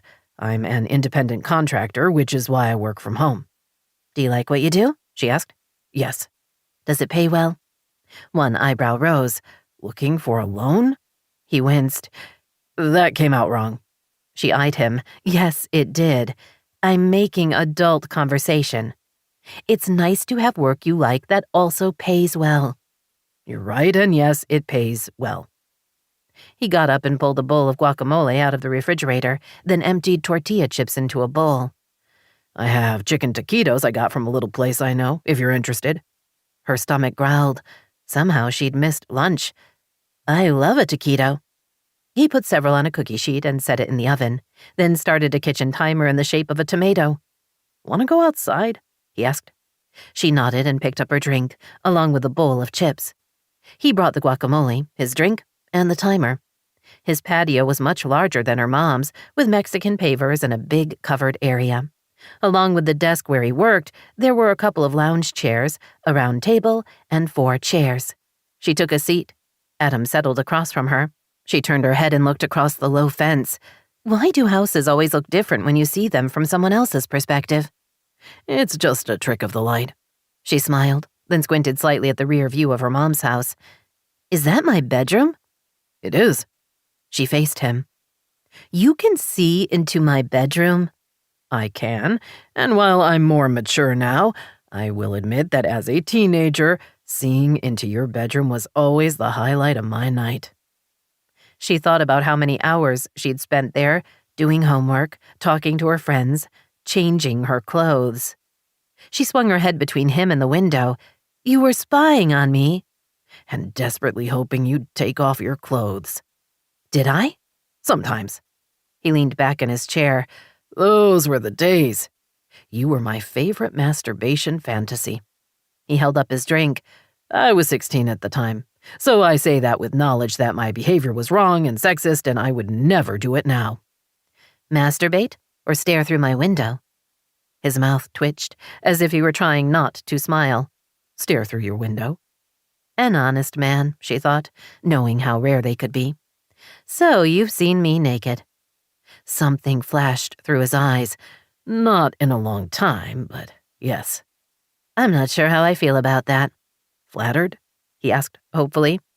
You're very beautiful. The next naked woman I saw was much less impressive. Of course, she was interested in having sex with me, so she could have looked like a tree stump and I would have been delighted. Are you more discerning now? I am. And you still remain the standard against which all my lovers are judged. She winced. Don't do that. No adult woman should be compared with her 16-year-old self. The timer dinged, and Adam went to get the taquitos. Sage wondered what quirk of biology and sociology created a society where women were valued for their beauty and men were valued for strength and power. She supposed it had something to do with procreation. But while it might have worked 10,000 years ago, it was less appealing now. Adam returned carrying a plate stacked high with the crispy snacks. He smiled as he set it between them. Why are you working in retail? Because I don't have the training to be a jet pilot, she said, reaching for a taquito. She thought about mentioning her tutoring, but that wasn't impressive either. Seriously, why? You're rich. You don't need to work. She licked her fingers as she stared at him. I'm not rich. Where did you get that idea? I have a small settlement from my ex-husband and that's it. I'm paying my mom rent and I enjoy eating, which means I need to be a working girl. She frowned. Not in a hooker sense. I just assumed you'd married money, he said, then raised a hand. Not in the hooker sense. Just in the beautiful women tend to gravitate toward wealthy men sense. It didn't work out that way. My first husband was a race car driver, but then he crashed, and if you can't drive, you can't earn money. My last husband made me think he was rich, but he was lying. And hadn't that been a bitter discovery, she thought, telling herself she'd moved on from the disappointment. She reached for another taquito. You have a sweet ride for a working girl, he said, grabbing a taquito and dipping it in the guacamole. She smiled at the mention of her BMW 3 Series. She is pretty, isn't she? She cost me a Hermes Birkin crocodile handbag, but she was worth it. Adam frowned. I don't understand, he admitted. I sold the handbag and bought my new-to-me car with the proceeds. No handbag is worth a car. You say this as a women's accessory expert? His confusion morphed into complete bafflement. But it's just a purse. My mom has a purse. How can there be one worth $30,000 or $40,000? It's a Birkin bag. A crocodile Birkin bag. But... She patted his hand. You're going to have to trust me on this. When I leave, you can look them up online and later, you can apologize. He still looked shell-shocked, which was kind of sweet. She liked that the world of high fashion and ridiculous prices was foreign to him. No doubt he would assume that one of her husbands had given her the bag, which was fine with her. She saw no need to tell him how she'd earned it. She might enjoy his company, but she didn't know him well enough to trust him with a secret like that. You live a life I can't imagine, he admitted. I did, but not anymore. Now I'm just a regular person. How does that feel? No way she was going to get into that pit of failure. She gave him a bright smile. I'm ready to be back in the States. I'm not excited about starting over, but this time I'm determined to make better decisions. And that's enough about me. Tell me about yourself, Adam. You live here alone? He smiled. I wouldn't have invited you over for drinks if I was involved with someone. He picked up his drink. Let me clarify that by saying I'm offering information, not assuming this is anything more than friendly. I'm smart enough to know my place in the universe, and mine is not with the likes of you. She waited for the jab that was sure to follow, but he didn't seem to have anything else to say on the topic. What does that mean? She asked cautiously. That you're you and I'm me. So not lovers, but we could be friends? The smile returned. Is my luck that good? You're teasing me.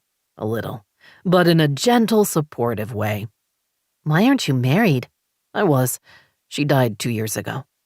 Sage hadn't been expecting that. I'm sorry, she said automatically. That's when you bought the house from your mom. It is.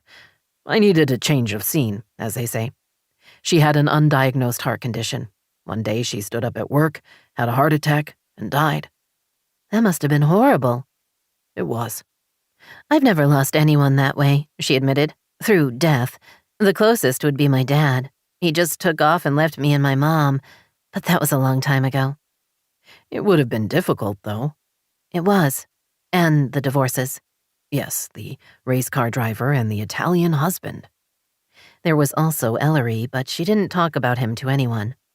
He was a count, or conte, as they say in Italian. Making you a contessa? She laughed. Yes, that was me for about 15 minutes. It sounds exciting. In some ways. His family owns a very old house and a lot of land. There was plenty of history to be found, but also leaking roofs, bad plumbing, and a chronic rodent infestation. She didn't mention how he dumped her for a slightly older woman with more money than Denmark, a truth that had stung more than a little. So only romantic on the outside. He reached for another taquito. Do you ever see Daisy?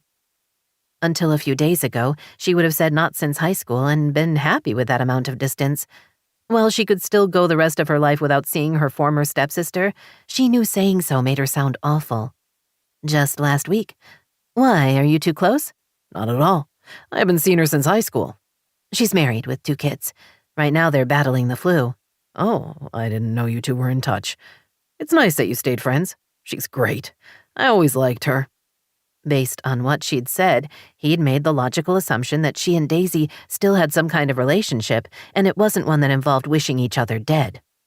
For some reason she couldn't explain, Sage wanted him to think she was better than she was, and now he did.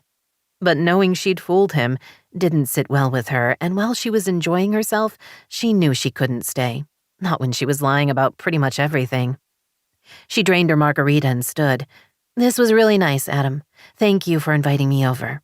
She half expected him to protest her leaving, but he only smiled at her. Thanks for coming over. She waved and walked through his house and back to her own.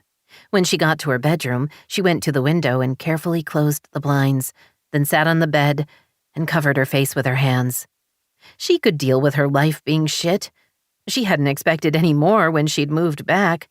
What she hadn't counted on was the fact that she couldn't see a way out, which would have been something she could manage if only she'd been able to pretend that she wasn't the problem. Because her being the problem implied the only thing standing between her and happiness was herself. And how on earth was she supposed to fix that? 5. Daisy waited until the kids were upstairs playing after dinner to sit down with Esmeralda. I'm going to need your help, she began. Esmeralda nodded. I knew there was something going on the second you walked in the door. What is it? Mr. Jordan? No, not him. Cassidy was in an accident.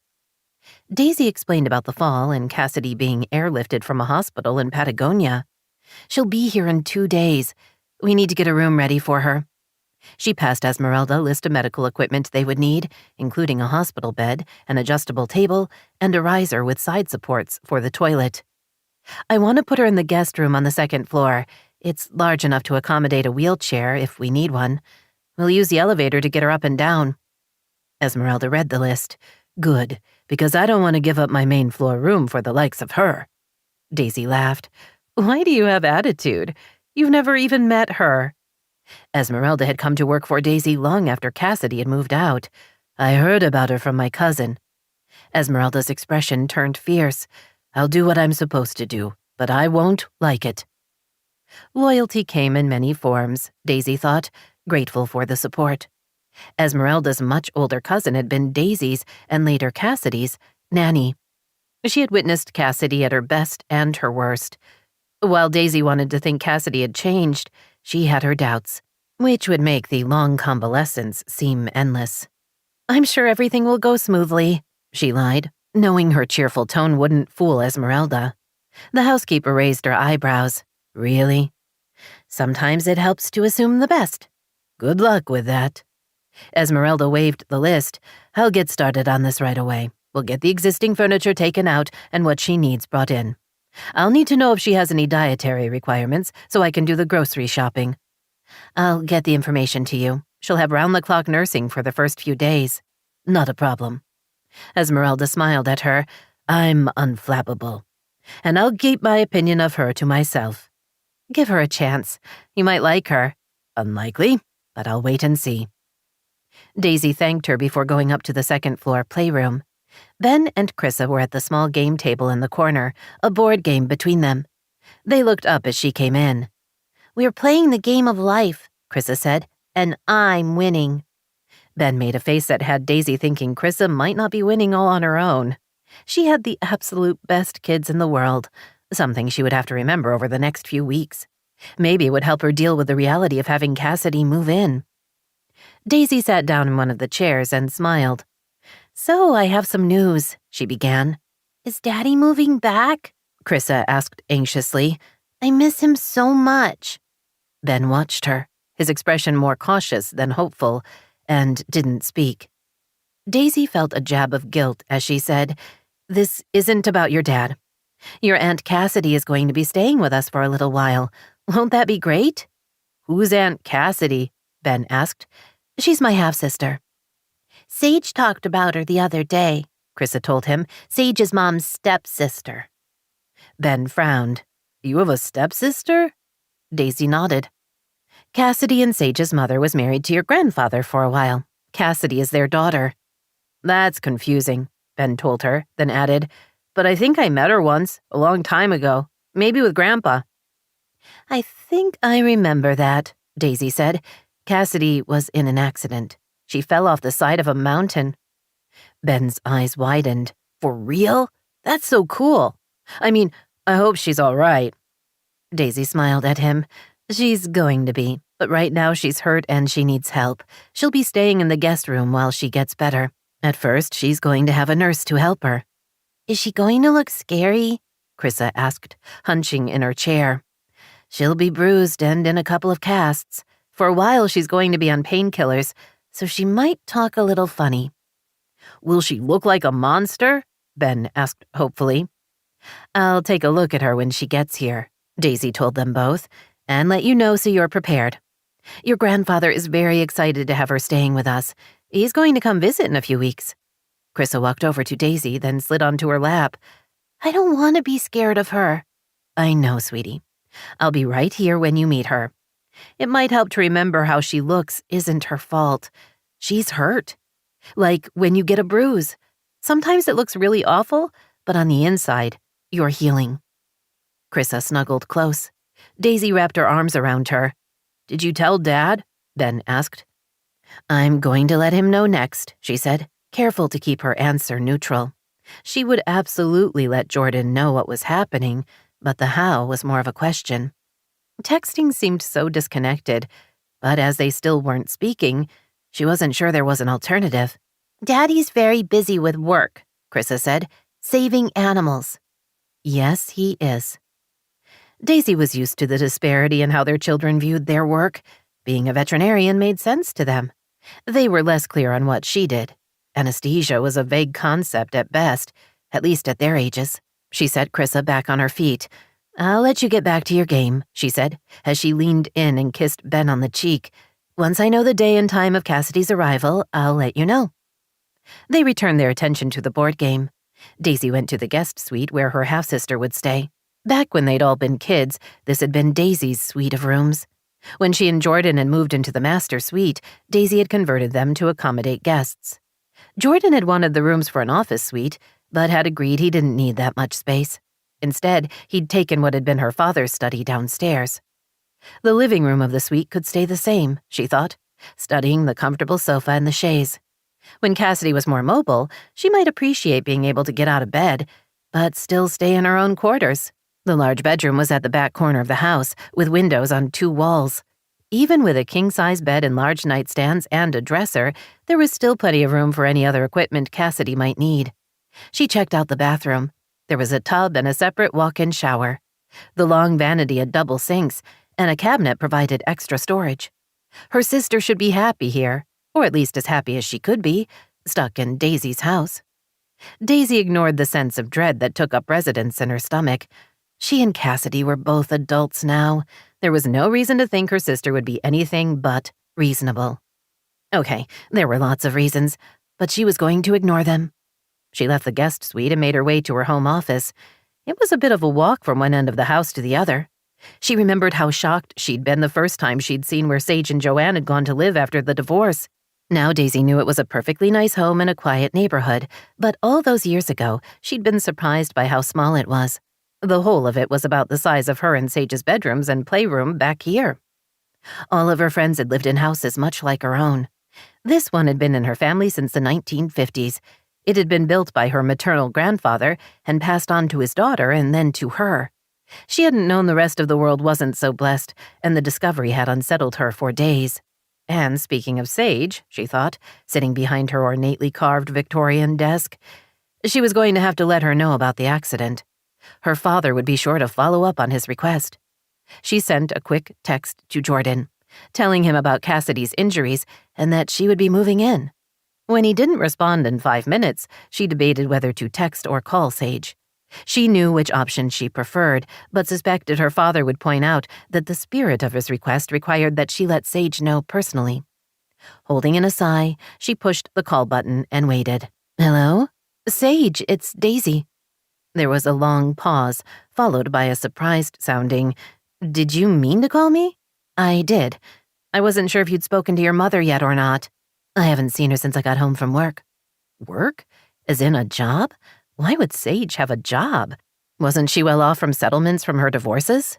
Daisy shook off the questions and got to the point. "My father wanted me to let you know that Cassidy's been in an accident." She explained about the fall and Wallace airlifting Cassidy to Los Angeles. "She's going to be staying here until she's feeling better. I'm sure she'll want to see you and your mom." A truth Daisy had been avoiding, but ignoring it wouldn't make it go away. "Unless you're going back to Italy soon," she added, trying not to sound too hopeful. "I'm staying here," Sage said. Darn and double darn. Her father had been right. She'll be excited to hear that. "I'm surprised I didn't hear from her after the accident. Dad said she's in pretty bad shape, so I'm not sure she could have called." Daisy told herself to stop talking. Why was she defending Cassidy of all people? "He said Deshawn was with her." "Deshawn?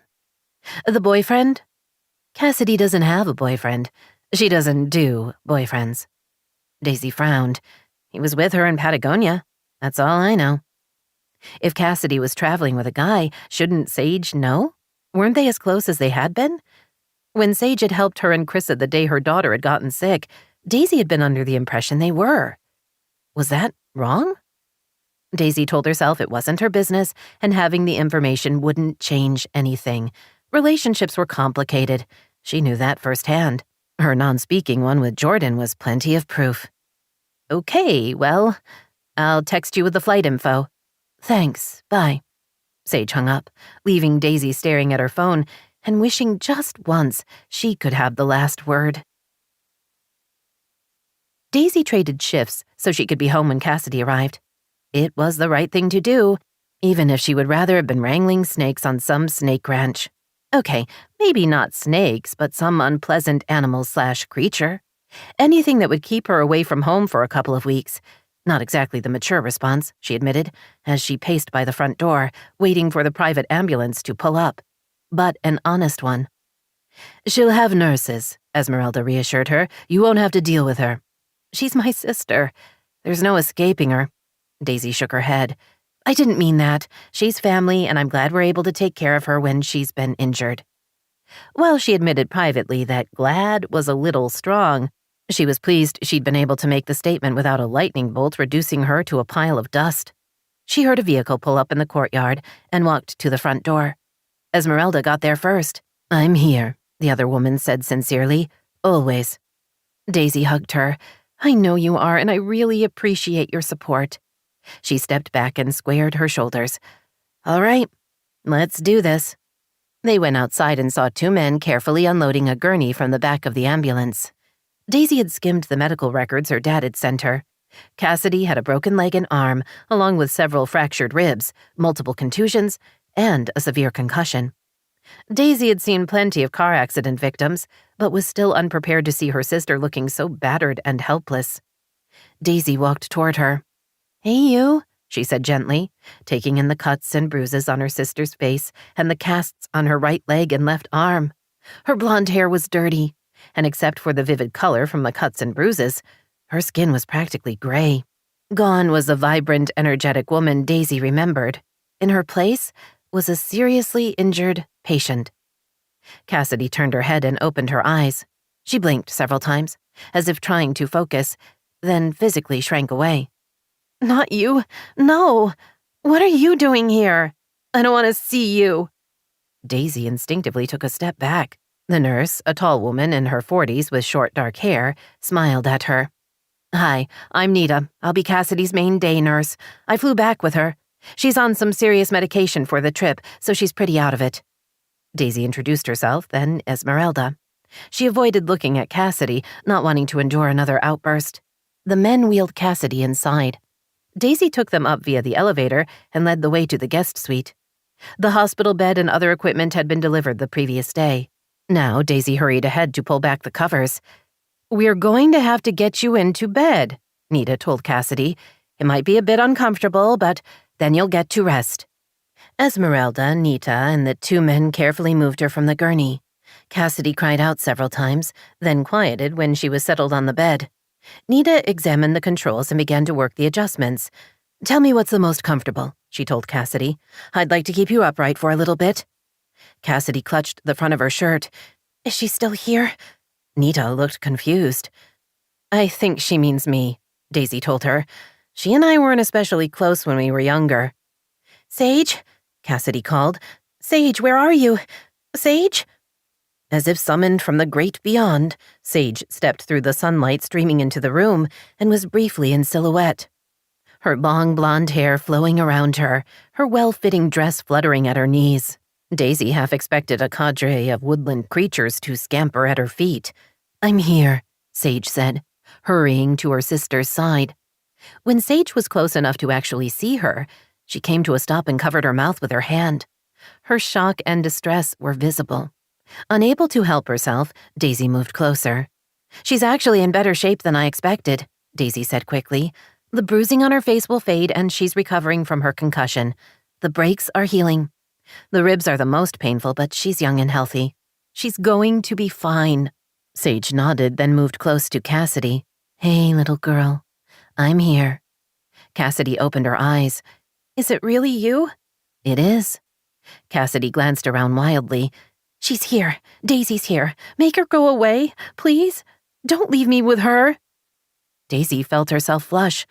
The two EMTs busied themselves with the gurney, while Nita glanced between Cassidy and Daisy, no doubt wondering what the story was. Not knowing what else to do, Daisy turned and walked out of the room.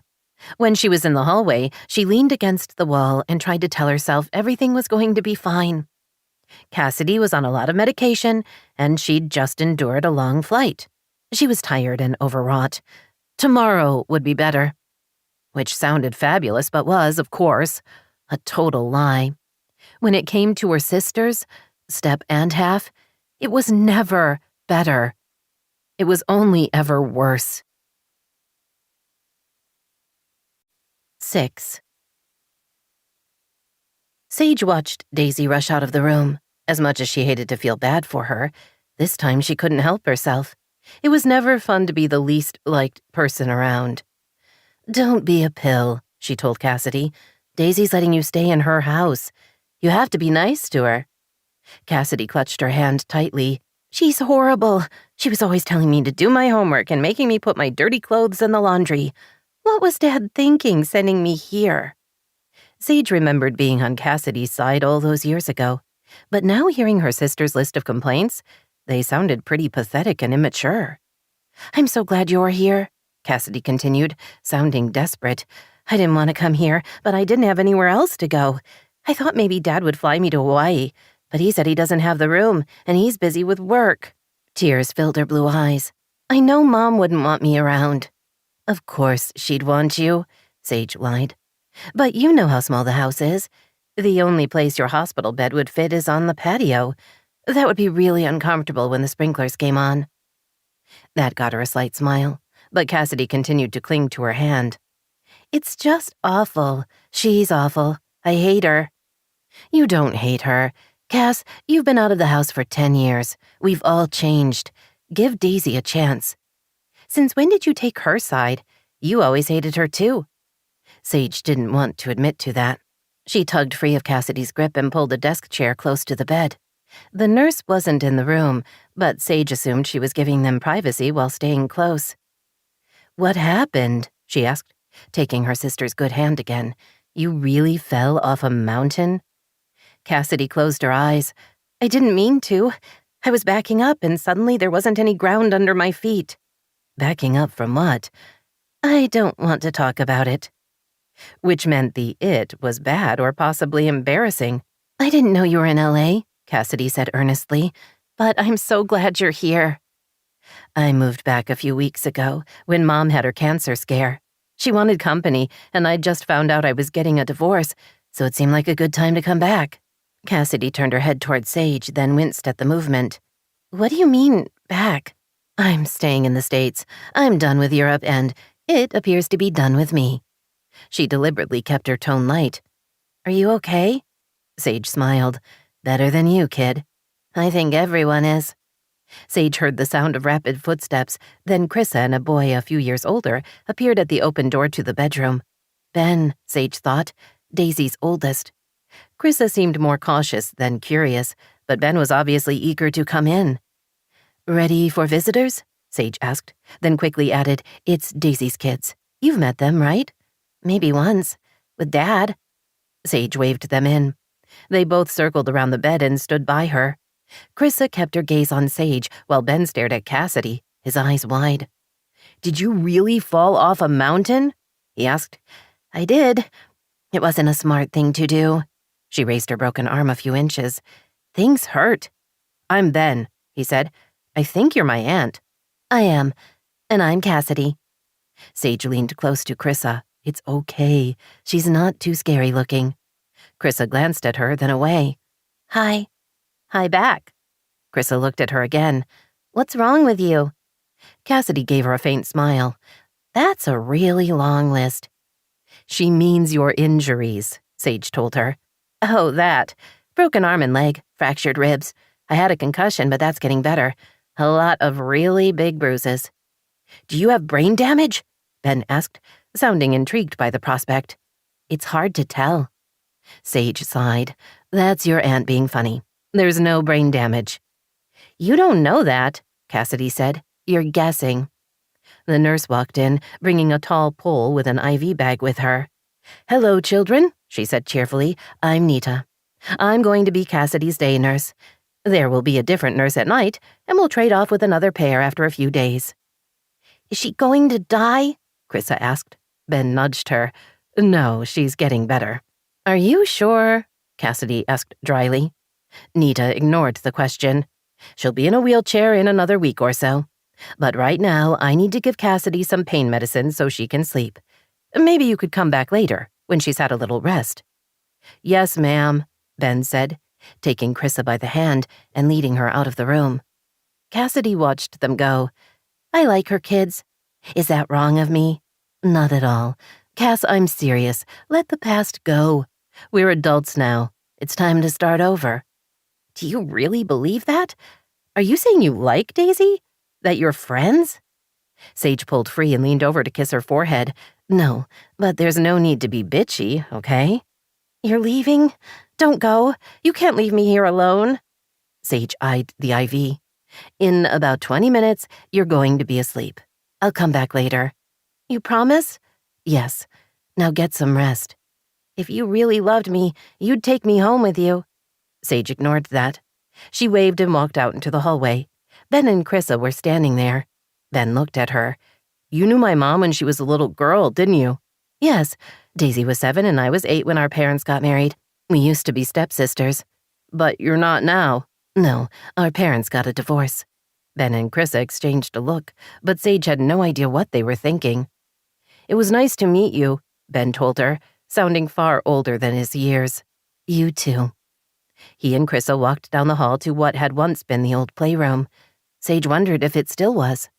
She took the same route, but kept going until she reached the wide staircase that took her down to the foyer.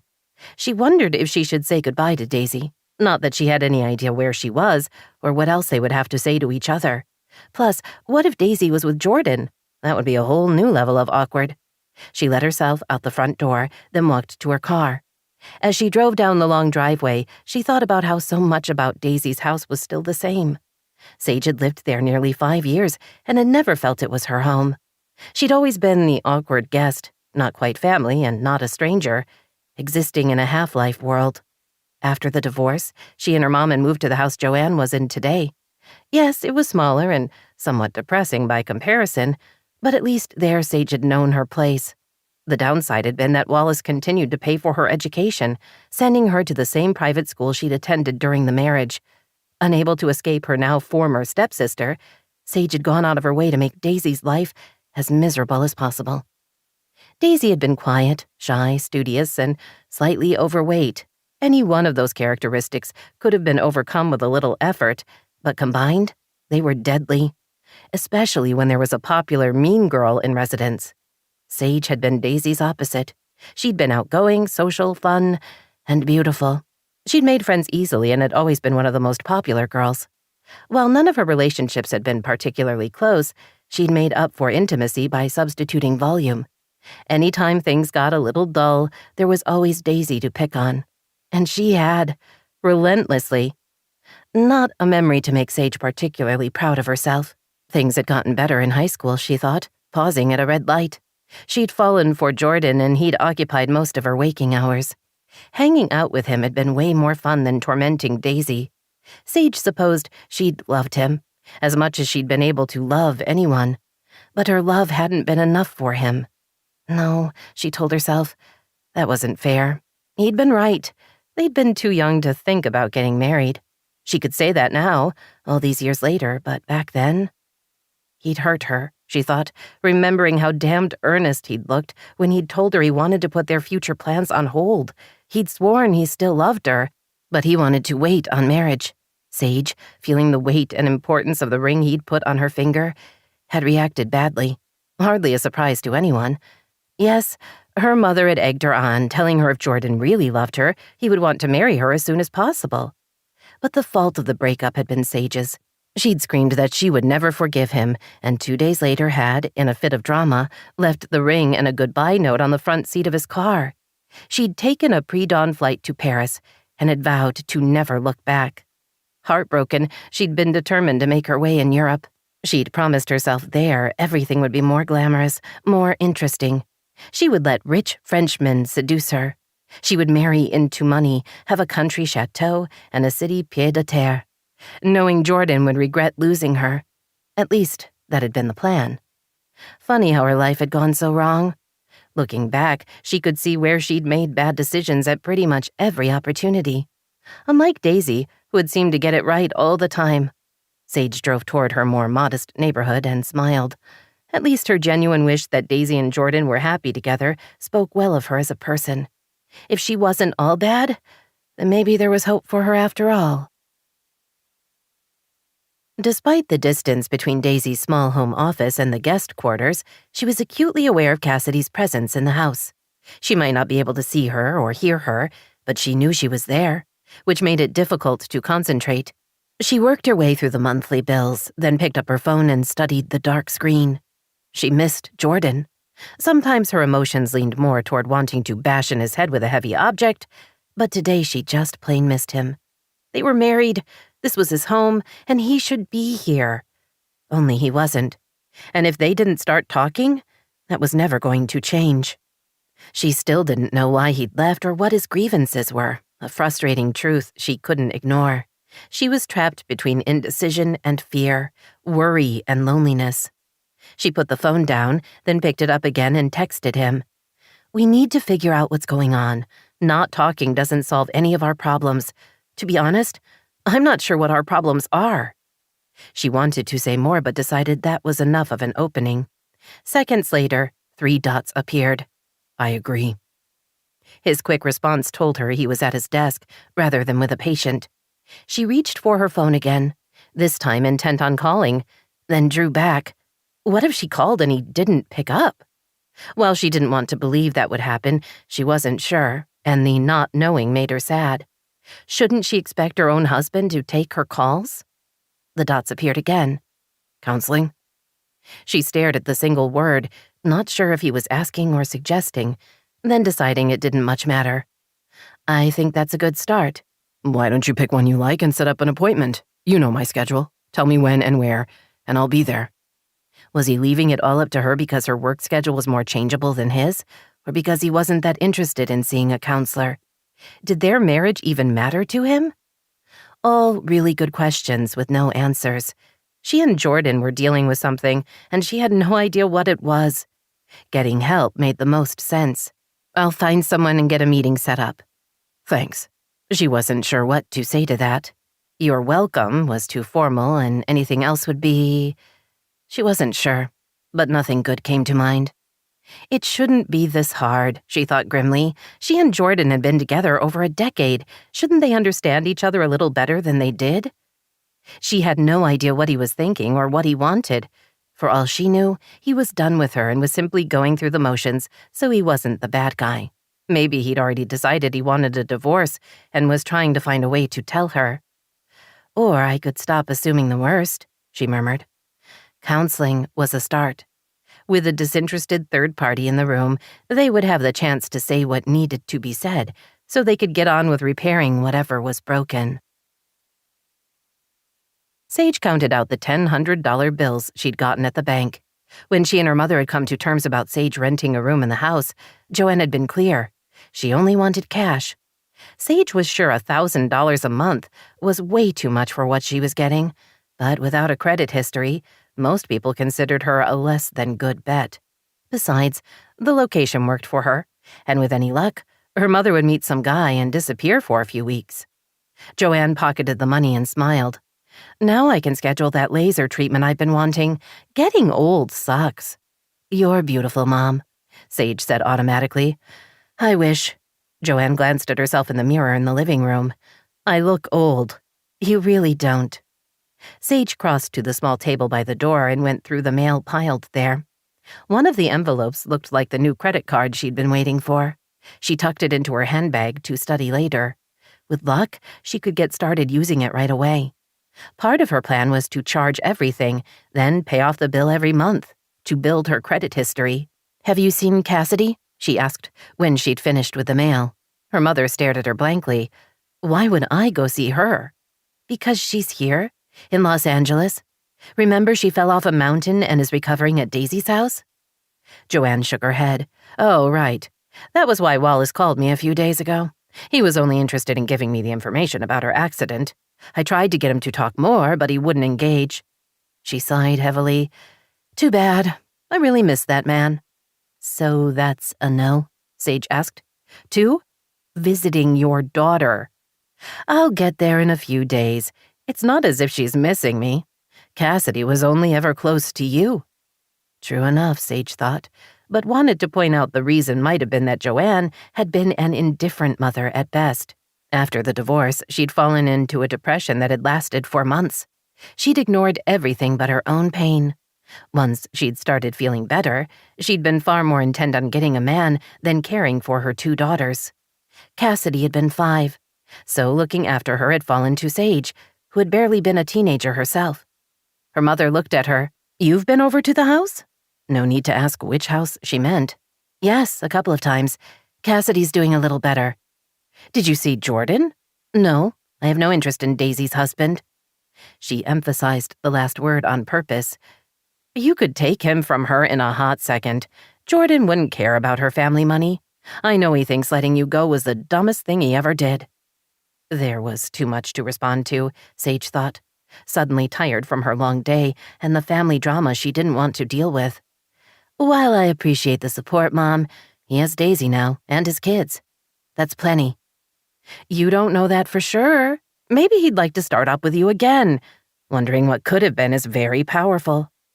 I'm not interested in a married man, Sage said flatly. That's smart. It never ends well. Although if you guilt them enough, the gifts can be nice. Her mother returned her attention back to her own reflection. Laser surgery it is. I'm going out in a bit. It's ladies' night at that bar I like. I'm meeting friends. Have fun, Sage said, as she walked toward her bedroom. Once inside, she kicked off her shoes and collapsed on the bed. Her feet hurt from work, her head hurt from dealing with her mother, and her heart hurt from all the messes in her life. If she had friends, she would love to meet them at a bar, or pretty much anywhere. Sadly, she didn't have anyone she was that close to. She hadn't been home long enough to make new friends, and her old ones, well, they'd never stayed in touch. She forced herself to her feet. After pulling her blinds closed, she changed out of her work clothes and thought briefly about getting something for dinner, only she wasn't very hungry. If she didn't eat, she should at least... Her phone buzzed. She picked it up and smiled as she read the text. Why are you shutting me out? I thought we had something, but it's not going to work if you don't communicate with me. I know you're going to say you are, but all I see is a blank wall.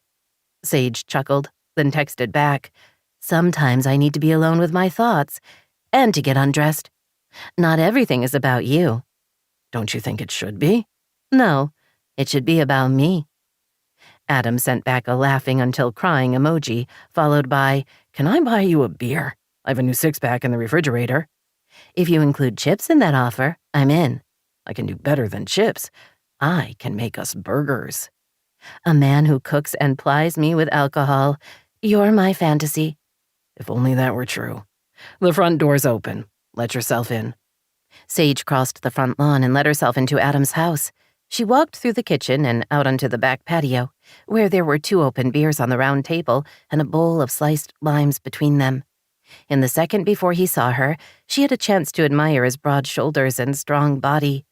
He looked capable, she thought, like a man who could handle himself in a crisis. Ellery had been the same way, without the blue eyes and square jaw. Why are you laughing at me? He asked, turning toward her. I'm not laughing. I'm admiring. He walked over to pick up a beer. Admiring? His tone was both teasing and disbelieving. Sure, you're a good-looking guy who offered to cook me a burger. Where's the bad? He didn't look convinced, but motioned to a chair, then took one opposite her. How are things? He asked. She squeezed a lime slice into hers. Good, busy. Did I tell you Cassidy's back? He frowned. Cassidy is... My baby sister, half-sister. My mom, Daisy's dad. Ah, the offspring. I remember her hanging out with you when she was here for her custodial visits. You were her favorite. She was a little clingy. And still was, Sage thought. Every time she visited, Cassidy begged her to stay longer. Things were going to get uglier when she was able to start texting. She fell off a mountain. Sage explained about the accident. She has round-the-clock nursing while she recovers. She's pretty battered, but her nurses say she's doing well. He looked at her. How awkward are the visits? They're fine. Why would you... She wrinkled her nose. You're talking about Jordan. You two were hot and heavy for a long time. Weren't you engaged? Yes. For nearly a year, before he'd dumped her and she'd punished him by going for France. Although dumped her was a bit of an exaggeration. With the wisdom of hindsight, she could see that he'd been right to suggest they put off getting married. He had still been in college, on his way to veterinary school, and she'd been drifting, not sure of what she wanted in her life beyond Jordan. They had been kids playing at being adults, not exactly the best way to start a marriage. I haven't seen him, she admitted, which I'm okay with. He's married to Daisy, and I want them to be happy. Adam studied her. You sound like you mean that. Of course I do. Daisy and I were never close, but I wouldn't wish her ill. She might have, back in high school, but she liked to think she was a better person now. I genuinely don't have time to deal with any more drama in my life. Then I will regale you with humorous stories. Such as? I looked up Birkin bags. She smiled. Did you faint? Yes. Luckily, I didn't hit my head when I collapsed. Do you know what they cost? They're a handbag. A damn handbag. I think it's way more than a, she made air quotes, damn handbag if it was worth a car. Point taken. You get enough of those together and you can buy a house, even in this crazy LA market. Sadly, I only had the one. Still, your husband must have really loved you. She sipped her beer, not sure how to respond to his comment. For some reason, she resented the obvious assumption that the bag had been a gift. I earned it, Adam. No one gave that bag to me. He stared at her. Do I want to ask how? What does that mean? Why wouldn't you want to know? She set down her beer, leaned back in her chair, and started laughing. He studied her cautiously. I didn't mean for that to be funny. You think I'm a hooker. What? No, of course not. I think that it's possible rich men enjoy spending time with you and buying you things. I told you I wasn't that kind of working girl. She put her hands flat on the table and stared at him. I earned it in a perfectly legal way. When I was in Italy, I met several wives of incredibly rich men, old-fashioned men who didn't want their wives to know too much about what was going on, so they conducted business in English. She reached for her bottle of beer. I'm talking slightly older women who would never download a language app. Once I figured out the problem, I offered to be their instructor. On the surface, we were just friends, spending the afternoon together, having a little girl talk. In truth, I was giving them intensive classes in English. Their husbands made sure they didn't have access to a lot of cash, but they encouraged shopping. Lots of shopping. He swore under his breath. They paid you in handbags. Unusual currency, but one that works for me. I know a few reputable places to resell the bags. They're my nest egg for the future. They're in excellent condition, and I have all the documentation. Once I figure out where I can store them, I'll have them shipped over to me. They're not with you now? Only a handful of them are. I can't keep them in the house. Adam raised his eyebrows. Because you're concerned your mom would take them? Yes, and she would sell them without doing the research, so she would get a ridiculously low price. This way is safer. You're a constant surprise. She didn't ask if he meant that in a good way or a bad way. I'm doing my best to figure it all out, she told him. I feel bad about those women in Italy. One of the consequences of marrying money. She smiled. I'm talking serious money, like a different planet level. You're saying they got what they wanted? I'm saying when you marry money, you earn every penny. Wasn't marrying money your plan? When I was younger. I like to think I've learned my lesson. Her mother never had, and watching Joanne prowl for yet another wealthy benefactor was depressing. We need to change the subject, she said firmly. Do you date? No. You don't want to think about your answer? He flashed her a smile. I don't need to think about it. No. Is it too soon? Somewhat. I work at home. I'm not a guy who enjoys clubs. It's tough to meet someone. Want me to keep a lookout for single women? She asked, only half teasing. No thanks. I can get my own girl. You just said you couldn't. I take it back. She wondered what Adam would be like on a date. Thoughtful, she decided, unexpectedly funny. She was fairly sure he would kiss, but did he expect more on the first date? You're speculating about something, he said. Do you expect sex on the first date? No. And if it's offered? If I like the woman enough to want to go out with her, I'm not going to say no to sex, but I'll be disappointed. In her performance? Isn't that judgy? No, in the fact that we got there so fast. It doesn't bode well for the relationship. I don't want to be with someone who thinks she has to use sex to keep me interested, or someone who's only in it for sex. Did you just say bode? No one uses that word. I do. It's a good word. You're so weird. She kept her voice light and teasing because she didn't want him to know his words had hit her hard in her tender underbelly. How many times had she used sex to get and keep a man? Maybe the easier question was, how many times had she not? Remember back in high school there would be the word of the day? He asked with a grin. We were expected to use it in sentences throughout the day. We all complained it was a totally lame idea. Yet how many of those words got into our personal lexicon? Lexicon being one of the words? She asked. I assume so. I avoided the words of the day. You were a rebel. She smiled. And you were... She frowned, remembering that while they'd hung out 9th and 10th grade, by their final 2 years of high school, she and Adam hadn't been friends anymore. She had no memories of doing anything with him, or even seeing him much after school, despite the fact that they lived next door to each other. What happened to us? She asked. In school?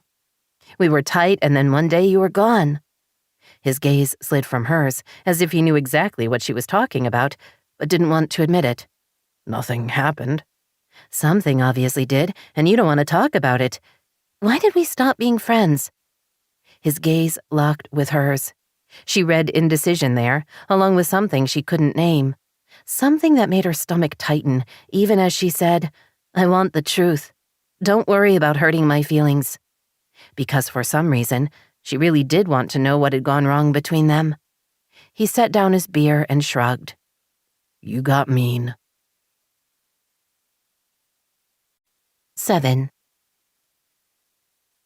After Daisy got the kids into bed, she debated retreating to her own room for a little mindless TV. She could stream a new series or check out whatever the Food Network was offering. But instead of walking purposefully, she hesitated. She really should check on Cassidy. Not that she wanted to. Spending time with her sister wasn't exactly pleasant, and it wasn't as if she needed to be checked on. There was literally round-the-clock nursing care, and her physician father was a phone call away. Cassidy was fine. Daisy should get on with her evening.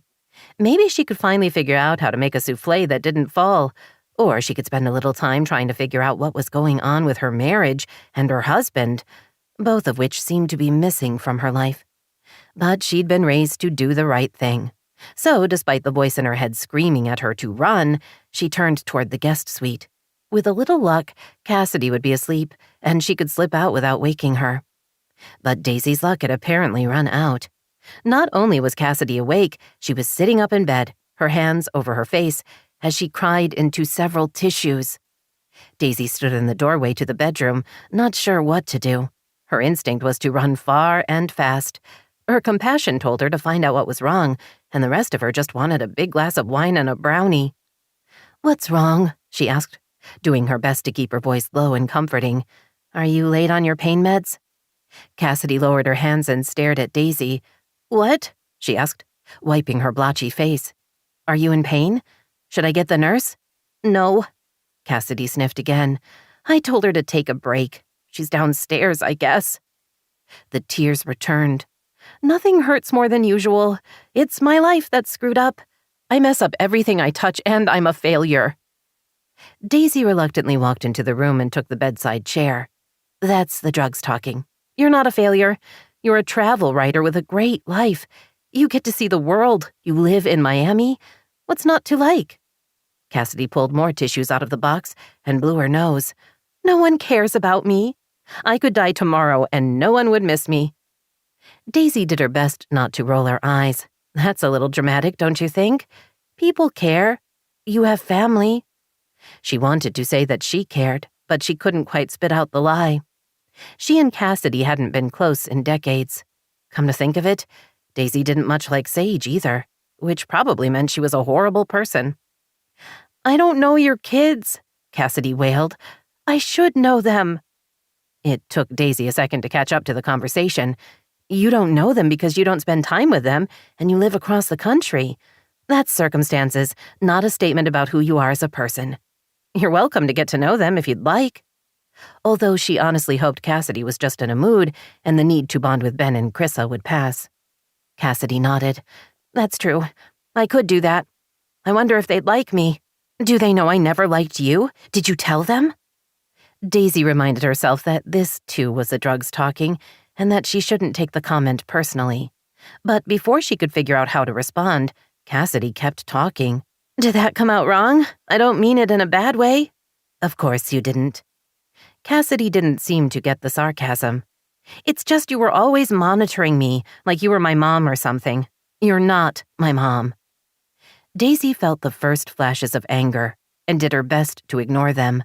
"No, I'm not your mother. I was always clear on that. Did it ever occur to you that I was looking out for you because I cared?" Cassidy stared at her blankly. "No." She'd wanted them to be close, to be sisters who had a real bond between them, but after the divorce, Cassidy had only had room in her heart for Sage. Everyone else had come in second, except for Daisy, who didn't even get a ranking. "I was trying to take care of you because I didn't want you to feel alone or scared. You were a little girl, and your family was being torn apart. I thought that might upset you, so I tried to make sure you were all right." She thought about pointing out she knew exactly how it felt to be rejected in her own home. When Wallace had married Joanne, Daisy had been so excited to get a stepmom and a stepsister. She'd fantasized about how they would all do things together when it wasn't just her and her dad. But that had never happened. On her best days, Joanne had been indifferent, and on her worst, she'd taken great delight in tormenting Daisy, sometimes physically.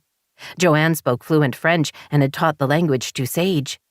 The two of them would have long conversations, excluding Daisy, except when they said something she couldn't understand, pointed at her, and laughed.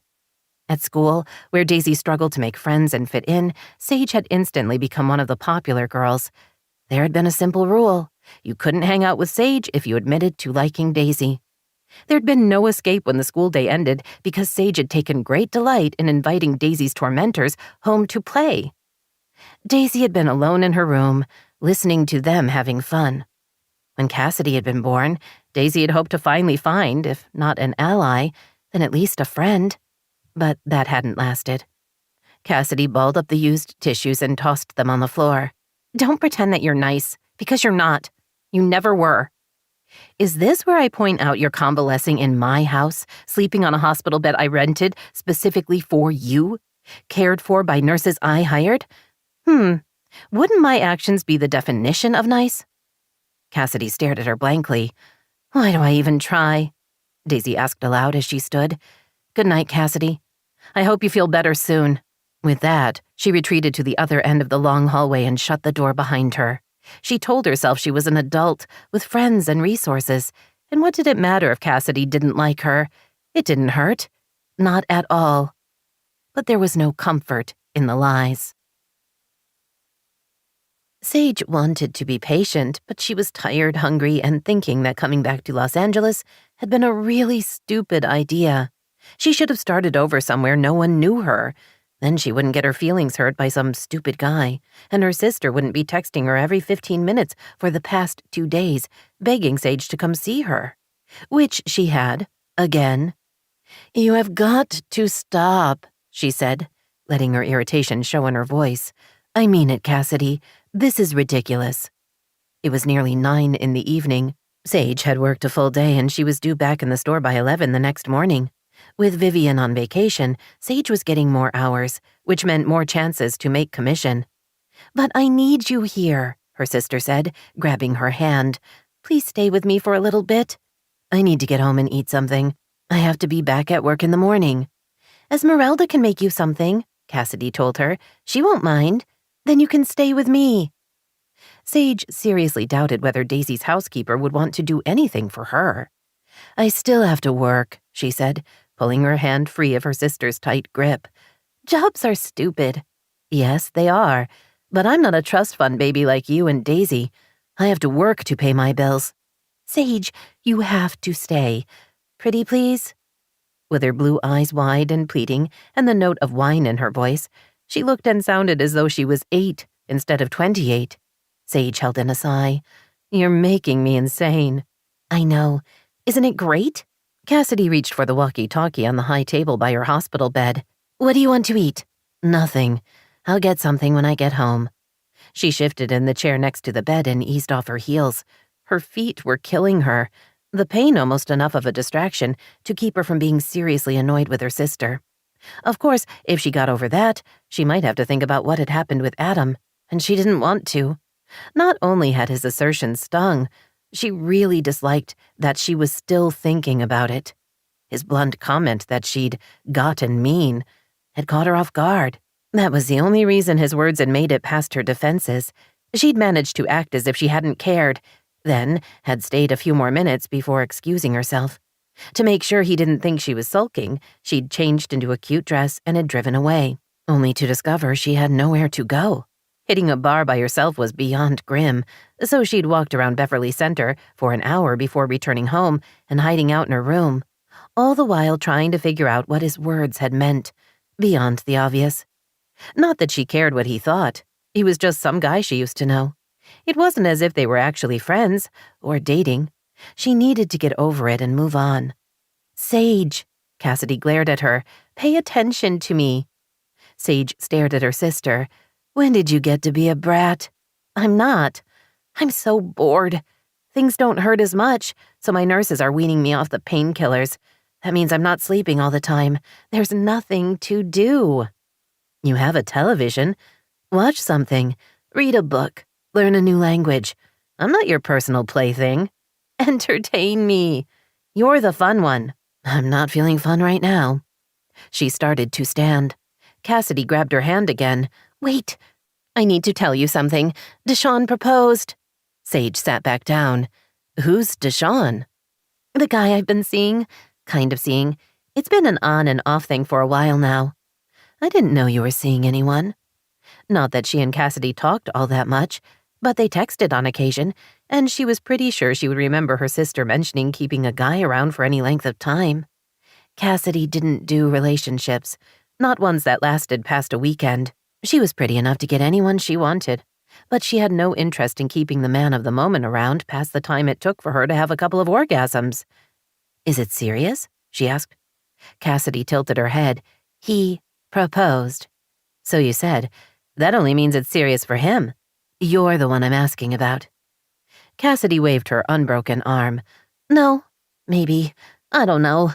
I like him, but lately he's been pushing me to, commit. I can't do that. I've told him, but he won't listen."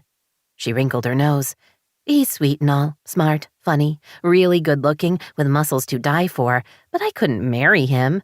"You could. You simply choose not to." Cassidy's lower lip trembled. That's kind of a mean thing to say. There was that word again, Sage thought in annoyance. She was about to snap at her sister, only to think that maybe she hadn't been exactly supportive. Despite the healing bruises and the fact that she had more energy, Cassidy was still recovering from a serious accident. Maybe a little more patience was called for. "How long have you been off and on seeing him?" she asked. "A couple of years." Cassidy pressed her lips together. "Maybe 3. Years? You've been seeing a guy for 3 years, and I'm just now hearing about it? It's not a thing." "It is to him." Sage softened her tone. "Cassidy, if he's all that you say, why not give him a chance? A real chance." "Because it will all go to shit. You know it will. No marriage is successful. I mean on TV and stuff, but not in life. Name one person you know who's happily married." Sage rolled her eyes. "Seriously? But how about Daisy and Jordan? They've been together, 10 years, 11, 12? Cassidy's mouth widened into a smile. "You don't know. Of course you don't. It's not like she would have told you." She lowered her voice. "He's moved out. They're separated. Ben and Chrissa come see me every day after school, and they told me. It's been a few weeks now. He's moved into a hotel.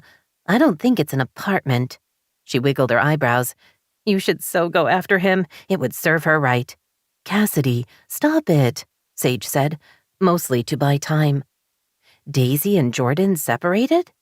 She wasn't happy about the news. In truth, it should be meaningless to her, except for some generic regret that any marriage had failed. Only she felt more than that. For reasons she couldn't explain, her stomach felt a little queasy, and she had the strangest desire to bolt from the room. "Well, I hate her. It's not my fault." "You have no reason to hate her. She's taken you in, even though you're difficult and disrespectful. I don't care if she likes me. Dad is the one who wants me to stay, and she'll always do what he says." "Why do you hate Daisy so much? When we were kids, she cared about you." "I just do. Besides, you and Mom were always awful to her. This isn't on me." Sage wondered if that was true. She and her mother had been pretty awful, yet another piece of her past she would like to do over. Had Cassidy learned to disrespect Daisy from them? "We were wrong," Sage told her. "I'm sorry about Daisy and Jordan. I hope they work things out." She smiled. "Then I could give you an example of a successful marriage." "But until then, we don't know a single one, which means I can never marry Deshawn. Not that he would want me now." "I look awful." "You look fine. And do you really think he cares about a few bruises?" "No," Cassidy sighed. "He loves me. That's why I fell off the mountain. He was proposing and I was backing away, and suddenly there wasn't any ground and I was falling." "At least you have a good story to tell." She rose. "Stop texting me. I have to work and I need my sleep. If you don't stop, I'll turn off my phone." Cassidy flashed her a confident smile. "You'd never do that to me. You can't. You love me." "Less and less each day, kid." Sage kissed her cheek. "I'll see you in a couple of days. Come back later. We'll watch movies and talk all night." "No." "Sage, please." "Goodbye, Cassidy." Sage spoke as firmly as she could. If Cassidy continued to bug her, she was going to have to make good on her promise and turn off her phone. "But I need you." Sage paused to look back at her. She smiled and said, "Read a book." Despite not having to be at the hospital until close to noon, Daisy woke at 6 in the morning, as per usual. One of these days, she was going to learn to sleep in. She showered, pulled on jeans and a sweatshirt, and shoved her feet into a pair of Uggs. She checked her phone, hoping for a text from Jordan, but there was nothing. She'd seen him last night when he'd taken the kids to dinner, but a 3-second hi, how's it going, did not a marriage make. She missed him. No, she missed them. She missed sitting across from him at dinner and hanging out as a family in the evening. She missed sleeping with him and sex, not that they'd been doing much of that lately. Some things she didn't want to dwell on because it made her wonder if he was doing it with someone else, and the thought of Jordan being unfaithful made her sick to her stomach. The morning routine was familiar. She let the dogs out first thing. Esmeralda fed them and the cats later after getting the kids breakfast. Theirs was a well-oiled machine, and Daisy knew she was lucky to have so much help. Her schedule was constantly changing, but with Esmeralda around, she didn't have to worry about things like getting her kids to school on time or making their lunch. She opened one of the French doors off the kitchen, and both dogs ran into the yard. She closed the door, turned, and nearly jumped out of her skin when she saw Sage sitting at the table by the windows. Daisy pressed a hand to her chest in a futile attempt to slow her heartbeat. She glared at her former stepsister. "You scared me. What are you doing here?" Sage turned to her. "Sorry. I'm trying to gather the strength to go home." Sage looked exhausted. There were dark circles under her eyes, and her normally sleek and shiny blonde hair seemed dull and in need of a good shampoo. Her clothes were wrinkled, her skin was pale. "You look terrible," Daisy blurted before she could stop herself. Sage offered a faint smile. "I feel terrible, so hey, that's something. Are you sick?" "Of our sister?" Sage rubbed her eyes. "Cassidy's been texting me constantly. I mean, every 15 minutes. She wants me to come over and keep her company. If I don't answer her, she calls and calls. I'm not getting any sleep. I'm dead on my feet at work, and if this doesn't stop, I'm going to kill her and throw her body in the river." She paused and looked at Daisy. "Do we have a river anywhere close?" "Not really." Figures. Daisy wasn't sure what to do or say. Having Sage in her kitchen was surreal. Having her look so broken made the situation even more strange. "Do you want some coffee?" she asked, going for the safest question. "That would be great. Thanks. I would have made some myself, but you have seriously complicated equipment in here." Daisy smiled. "Just the espresso machine. There's a regular coffee maker in the butler's pantry." "How silly of me not to check that." Sage stretched out her arms on the table and rested her head on them. "Ignore me. I'll drink my coffee, then leave." Daisy started the coffee, then went to the refrigerator and pulled out a couple of small glass jars of imported yogurt. She put 2 slices of bread into the toaster before choosing a ripe avocado and a tomato from the baskets on the counter. 5 minutes later, she placed the yogurt in a plate with avocado toast topped with sliced tomato in front of Sage, along with a cup of coffee and a small pitcher of cream. She took her usual seat at the end of the table. Sage looked at the food and coffee, then at her. "I'm incredibly grateful. Thank you." She sipped the coffee and sighed. "Exactly what I needed. Now, about killing Cassidy?" Daisy grinned at her. "You don't want to do that. You'd feel guilty." "Not in the moment. She has got to stop bugging me. She's bored, and she's never been good at self-soothing." Sage picked up the toast. "I'm pretty sure she knows how to masturbate." Daisy laughed. "I meant self-soothing in the sense of entertaining herself when you're not around. You've always been everything to her." Sage eyed her suspiciously. "Was that you being critical?" "Just stating facts." Sage took a couple of bites of the toast. "You're right. When she was with my mom and me, we pretty much let her get away with anything. It was easier. I'm sure you had plenty of rules for her." Sage held up a hand. "I meant that as a fact, as you called it. I wasn't being bitchy." "There were expectations," Daisy admitted. "I was trying to do the right thing, but all I did was make her hate me." "She doesn't hate you," Sage said. Daisy picked up her yogurt without speaking. Sage sighed. "Okay, yes, she hates you, and I honestly don't know why." While the information wasn't news, Daisy had to admit it stung a little. She'd really done her best with Cassidy, trying to be supportive and affectionate, but once Wallace and Joanne divorced, her little sister hadn't been interested in having anything to do with her. "I wonder if my mom said anything," Sage muttered, reaching for her coffee. "It would be just like her to warn Cassidy to never trust you." "Why would she do that? I was 13 when our parents got a divorce. I wasn't a threat to anyone." "My mom didn't want the divorce. She loved Wallace, and God knows she adored living here." Sage finished her coffee and got up to get more. She was angry and resentful. She couldn't accept responsibility for what happened, so she blamed you. I wonder if she told Cassidy you were the reason her parents were splitting up. The unfairness of that cut Daisy to the bone.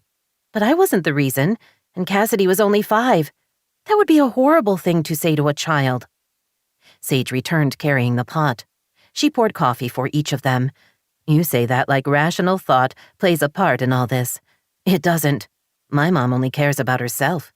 But, Sage waved the pot, Daisy, let it go. You can't change the past, and you can't change my mother. Daisy sipped her coffee, trying to make sense of it all. She wanted to accuse Sage of lying, but her gut told her otherwise. She knew Joanne had never liked her and had gone out of her way to make her feel unwelcome in her own home, but would the other woman really act so cruelly? As soon as she asked the question, she knew the answer. Kind of leaves a bad taste in your mouth, huh? Sage asked as she resumed her seat. Yes. I hate that my avocado toast is ruined. You'll have avocado toast tomorrow while I'll be dealing with our sister. Unless you've killed her. Sage smiled. There is that happy thought. They continued to drink their coffee. Daisy glanced at Sage. You mentioned you have a job, she said cautiously. So you're back here permanently? I thought you were, married. Not anymore. Sage's voice had an edge. We're divorced. You can get them really quick in the Dominican Republic. Plus, there's the bonus of a tropical vacation. We'd just wrapped that up when my mom told me she might have cancer. She was fairly hysterical, so I came back here to help. When it turned out to be only a scare, I had to make some choices about my life. For reasons that are less and less clear, I decided to stay here. Oh, Daisy didn't know what to say. I'm glad your mom is okay. If you mean that, you're being nicer than she deserves. I wouldn't want her to have cancer. Sage chuckled. How about a rash? Daisy grinned. I would be okay with a rash. Her smile faded. Don't take this wrong, but it's very strange having you and Cassidy back in the house. Imagine how it feels from my end. Once again, I have my nose pressed up against the window, looking at all you have and what will never be mine. Daisy felt her eyes widen. Is that what you think this is? No, and I shouldn't have said that. I blame the exhaustion. She waved her hand. You've done well, Daisy. You have great kids and your family. Dogs, cats. It's all good. I'm not trying to rub your nose in anything. I know that. It's not your style. But you still hate me. Sage looked at her. I never hated you. And now, I don't know you. Frustration bubbled up inside Daisy. Her parents' money had nothing to do with her. The house had been left to her in a trust, and she had a trust fund from both her parents. She'd been blessed and she got that, but where she lived and how much she had in the bank wasn't who she was. Sage surprised her by saying, I really am sorry for blurting that out. It's just things are complicated right now. I'm trying to figure out my future, and it's not easy. Can I help? One corner of Sage's mouth turned up. I think that would be awkward for both of us. Daisy knew that was true, but she was glad she'd made the offer. Where do you work? In a boutique. Very Italian, very expensive. You speak Italian, so that should be a big plus. Sage finished her coffee. Yes, and I have the right amount of meanness to be successful. Daisy frowned. Meanness? Why would you say that? No reason? Never mind. I'm in a mood. She smiled. A lack of self-soothing, I suppose. You and me both, Daisy said, then wished she hadn't, because it would lead to obvious questions that she didn't want to answer. Sage looked away. Yes, well, Cassidy mentioned Jordan had moved out. One of the kids told her. I'm sorry about that. I hope you work it out. It would be nice to know at least one person with a successful marriage. Daisy felt her face heat, not sure what to say. The combination of humiliation and shame made her feel exposed in every sense of the word. Sage rose. Thanks for breakfast. Don't take this wrong, but with any luck, we won't run into each other again this early, anytime soon. Daisy nodded because she still couldn't speak. Her throat was tight and her eyes burned. Of all the people who had to find out about Jordan leaving her, why did it have to be her sisters? 2 people that she could never, ever trust to have her back. 8. Sage pulled into her driveway and admitted to herself she couldn't keep going much longer. Between the nights with Cassidy and the long hours at work, not to mention tutoring, she was in serious trouble. If she didn't get some sleep soon, she was going to start having hallucinations. She had a couple days off. Her plan was to sleep as much as she could, turning off her phone so Cassidy couldn't reach her. Then she would regroup and figure out what to do about her sister. As she got out of her car, Adam came up the driveway. Despite how their last encounter had left her feeling battered, she acknowledged that he looked good. He had an ease about him, as if he was just confident enough to know he could handle anything. She'd been confident once, and missed it. These days, she felt like she was constantly finding her way. She locked her car and watched him. When he was a few feet from her, he stopped and shoved his hands into his jeans pockets. His dark blue gaze met hers. "I'm sorry," he said. "Despite how things have gone between us, I'm usually pretty good with women. But when I'm around you, I'm that damned awkward 17-year-old again. All arms and legs with no self-control and the conversational skills of plant fiber. I can't figure out why. Is it the fact that you're so beautiful? Or am I in the early stages of dementia? Which is not meant as an excuse. I'm sorry I hurt your feelings." Plant fiber? She asked, because asking him to expand on the beautiful part would make her seem shallow. "It was the best I could do in the moment. See? You leave me inarticulate." His mouth twisted. "Don't be mad, Sage, please. I shouldn't have said you were mean." She knew she was at a crossroads. She could punish him for what he'd said, or she could be an adult and accept his apology. "You're right," she said slowly. "I'm not proud of some of my past behavior. I wasn't careful with other people's feelings." Her voice turned wry. "I've learned my lesson. I accept your apology and offer one of my own. I'm sorry for whatever I did in high school to hurt or offend you. I'm sorry we couldn't stay friends." "That was on me. You never actually did anything to me, but I was afraid you would, and that I wouldn't be able to handle it. Getting space was about self-preservation." Because if she'd known she had power over him, she would have used it and turned him into dust. He lightly touched her arm. "Have dinner with me? I owe you a burger." She was surprised to feel a faint tingle where his fingers had brushed against her skin. Was she attracted to Adam? He wasn't her type at all. She preferred men who were all flash and no substance. Adam was a genuine person. Would she know what to do with one of those? More crossroads, she thought. All the men she'd been involved with before had been so easy for her.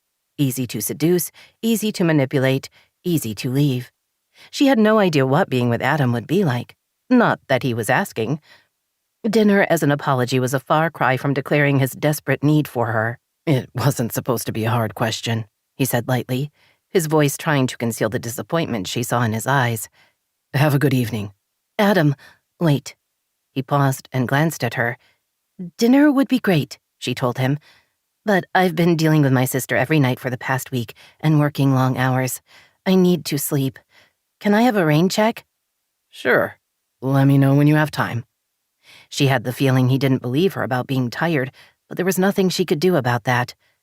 "I'll be in touch," she promised. "Sure. Looking forward to it." She watched him walk back into his house.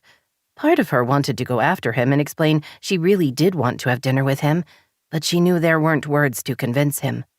Later, she promised herself, she would show him she meant what she said. Daisy tried to breathe evenly to quiet the nerves making her stomach writhe. She was being ridiculous. Jordan was her husband. There was no reason the thought of seeing him should have her on edge. Only, she hadn't seen him for more than a few minutes at a time for weeks now. Not that they were having quiet one-on-one time. Instead, they were meeting with Ben's school counselor to discuss an ongoing bullying problem. Not exactly a romantic rendezvous. She resisted the urge to glance at her watch, yet again. Jordan would be here, on time. The counselor had emailed them together to set up the appointment. As if reading her mind, he walked into the waiting area and sat in the chair next to hers. "I can't believe we're still dealing with this," he said without greeting her. "Ben's a good kid. This is stressful."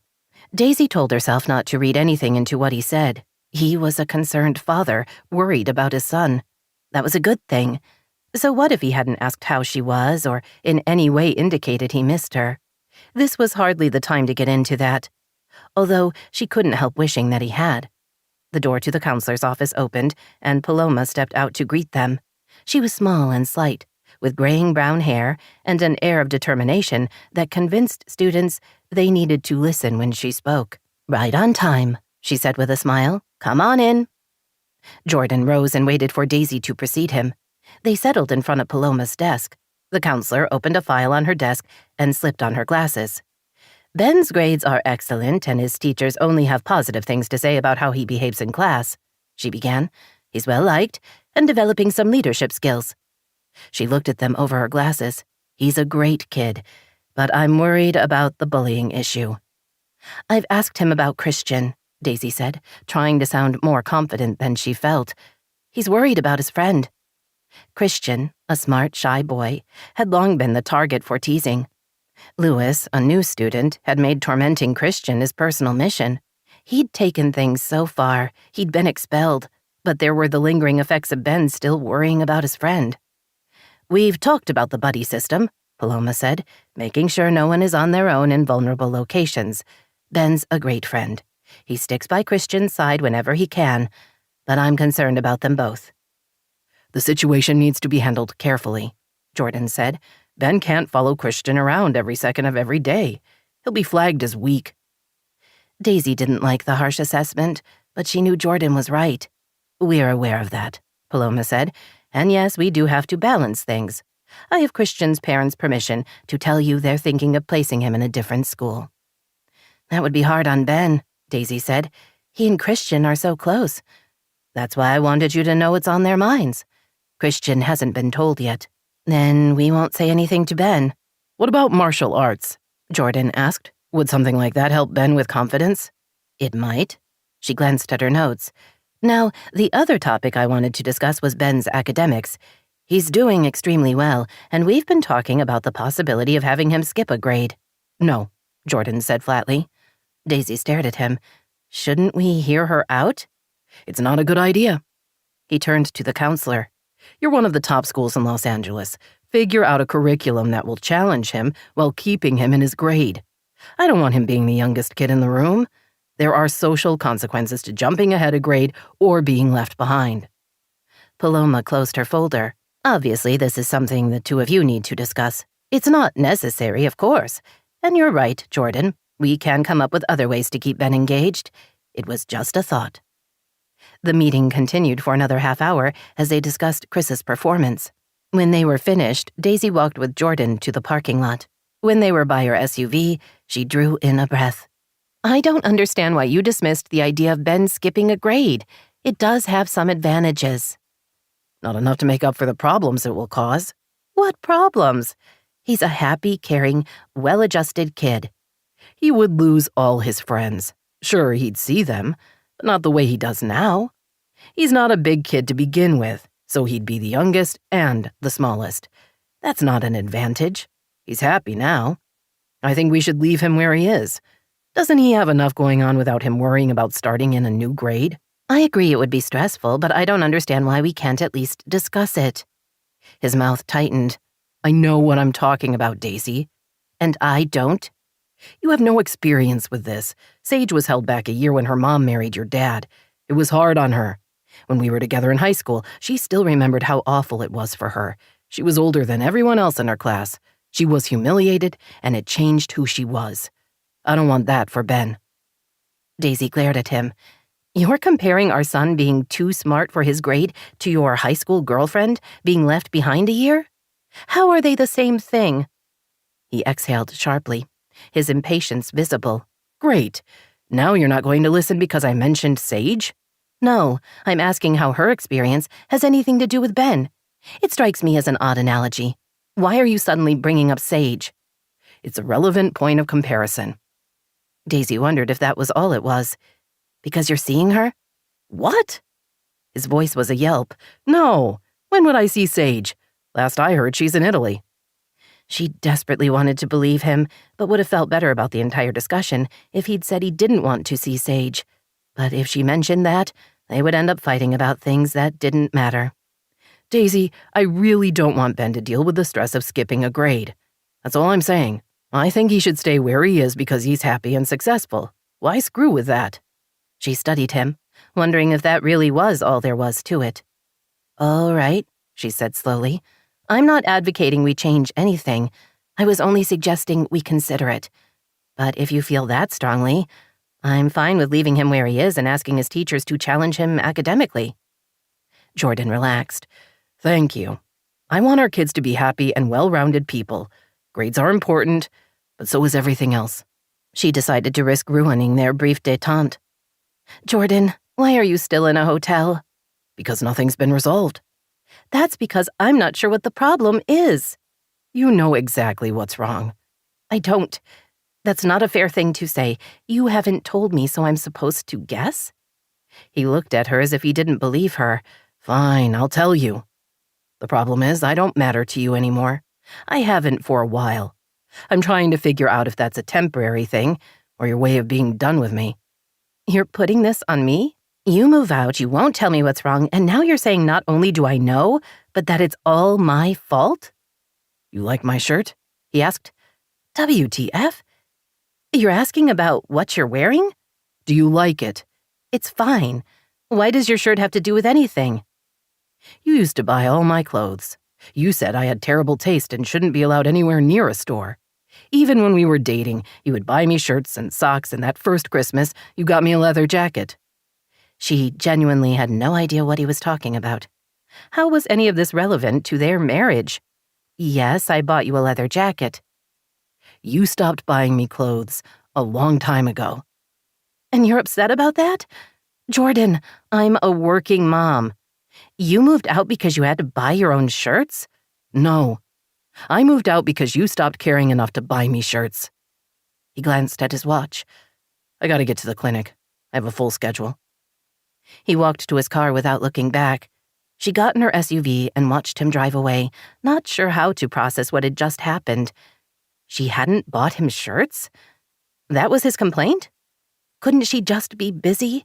Did it have to have more meaning than that? Jordan had many flaws, but being irrational wasn't one of them, so there was something else going on. Something he wasn't telling her. Something that was a whole lot bigger than shirts. There was no way he thought she didn't care. They were married. She loved him and he knew that. But having a conversation by herself wasn't going to solve their problems. Men. She started her car, then realized she didn't know where to go or what to do. She'd traded days to have time to attend the meeting about Ben, giving her rare time off with no one waiting for her return. Her plan had been to spend the rest of the afternoon being productive or possibly self-indulgent. But the thought of cleaning out a few closets or even reading wasn't appealing any longer. She felt restless and unsettled as she drove home. She parked in the garage and went inside. Esmeralda was out running errands, so except for Cassidy and her nurses, she was alone. Maybe the best way to clear her head was to take the dogs out for a long walk. She could... Hi. Daisy spun around and saw Cassidy sitting in a wheelchair in the hallway. You're up, Daisy said, hoping she looked surprised rather than horrified. Congratulations. Progress. Cassidy looked better than she had in days. The bruises on her face had faded to faint shadows. Her wavy long hair was pulled back in a neat braid, and she wore clothes rather than a nightgown. The wheelchair had a support for her broken leg, which stuck out in front of her, but her broken arm had a smaller cast that allowed her to be more mobile. I'm so happy to be out of the bedroom, Cassidy told her. The walls were closing in. She touched the small joystick on the arm of the wheelchair and moved forward a couple of feet. Watch out. I'm going to be a menace. Oh, joy. Daisy kept her sarcasm to herself and started for the kitchen. Cassidy followed, no doubt out of boredom rather than interest or a desire for them to hang out. Daisy held in a sigh. I was going to make an espresso, she said, hoping she sounded cheerful. Would you like one? Yes, please. Daisy busied herself with the coffees. While the first one brewed, she moved a chair away from the table so Cassidy could get closer. Once the coffees were finished, she carried them over to the table and collected cookies from the ceramic container on the long counter. They sat in silence, sipping their coffee and eating cookies. Daisy tried to relax and enjoy the moment. It's quiet, Cassidy said. I'd forgotten that part of living here. My place in Miami is great, but I'm right off the pool and I can hear people out there all the time. Not that I'm home much. I've never been to Miami. Is it nice? Cassidy reached for another cookie. I like it. It's hot and humid in the summer, but it's always pretty, and the people are fun. The beaches are beautiful. She paused, looked at Daisy, then away. What had been a relatively comfortable silence turned awkward. Daisy searched for something to say, and came up with nothing. Ridiculous, she thought. Cassidy was her sister. They had to have something in common. Despite that, the only topic that came to mind was to ask about Joanne. Had she lied to make Daisy the villain of the divorce? Was she the reason the sisters didn't get along? But Daisy knew better than to start down that path. Esmeralda told me you have a job, Cassidy said into the silence. Is that true? Yes, I'm a nurse anesthesiologist. I knew you'd gone to college to study that, but I didn't think you'd still be working. I am. I love what I do. Huh. Didn't Dad want you to be a doctor? Daisy smiled. Yes, there were many fights about my career choice. He wanted me to go to medical school. While he wasn't excited about me studying anesthesiology, he felt if I had to go into that, I should do it as a doctor. But you didn't. No. Daisy thought about mentioning that she'd done a lot of research and knew that by going into the nursing arm of the profession, she would have more contact with patients, the part of the job she most enjoyed. But she doubted Cassidy was interested in the politics of medicine. He expected a lot of you, Cassidy said, picking up her coffee cup. No one expected much of me. Why would you say that? He loves you. I know. He's a good dad. But he never thought I was going to do anything important. Mom always pointed out I didn't have to work with the trust fund and all. You have way more money than me, so why did you bother to go to college? I need to work because it's important to me, Daisy said, surprised by the question. Some days it's hard, but it's always rewarding. I help people. I ease their suffering and keep them safe during surgery. It's a responsibility I take seriously. I think it's important to have work you can be passionate about. Cassidy stared at her. I'm passionate about what I do, but it's not like your job. No one cares if I write a travel article. That's not true. Your work educates people. More important, it transports them to a place they'll probably never go. Last year, you had that piece on those women in Kenya, the ones who were starting a food co-op. They'd all lost their husbands, and they were starting a new kind of family, one that would bring money into their village. You made me feel like I was there. That's a gift. Cassidy fidgeted in her chair. I didn't know you read my work. Of course I read it. I like seeing the world through your eyes. Sometimes it's hard to see it that way when I'm in the middle of it. That's probably true for everyone. Workdays can be consuming. It's only later that we can look back and get perspective. Cassidy looked away. She was obviously uncomfortable, and Daisy had no idea why. She was about to ask if Cassidy was in pain when her sister pulled out her cell phone. I'm seeing someone, she announced, touching the screen several times, then turning it so Daisy could see the picture she'd put up. The man staring back at her was gorgeous, with dark eyes and skin, and long braids. His shoulders were impossibly broad. His half-smile made her want to smile back. He's impressive, Daisy said. His name is Deshawn. He owns a townhouse complex where I live. That's how we met. There was a tone of defiance in her voice, which made zero sense to Daisy. He's in love with me, her sister added. Are you in love with him? That's not the point. Cassidy pocketed the phone. He's black. I noticed that from the picture. Are you feeling all right? You're not making any sense. Cassidy's gaze sharpened. But he's black. What does that have to do with anything? Daisy asked before a terrible truth occurred to her. She half rose from her chair before sitting back down. You think I'd care about that? You think it matters?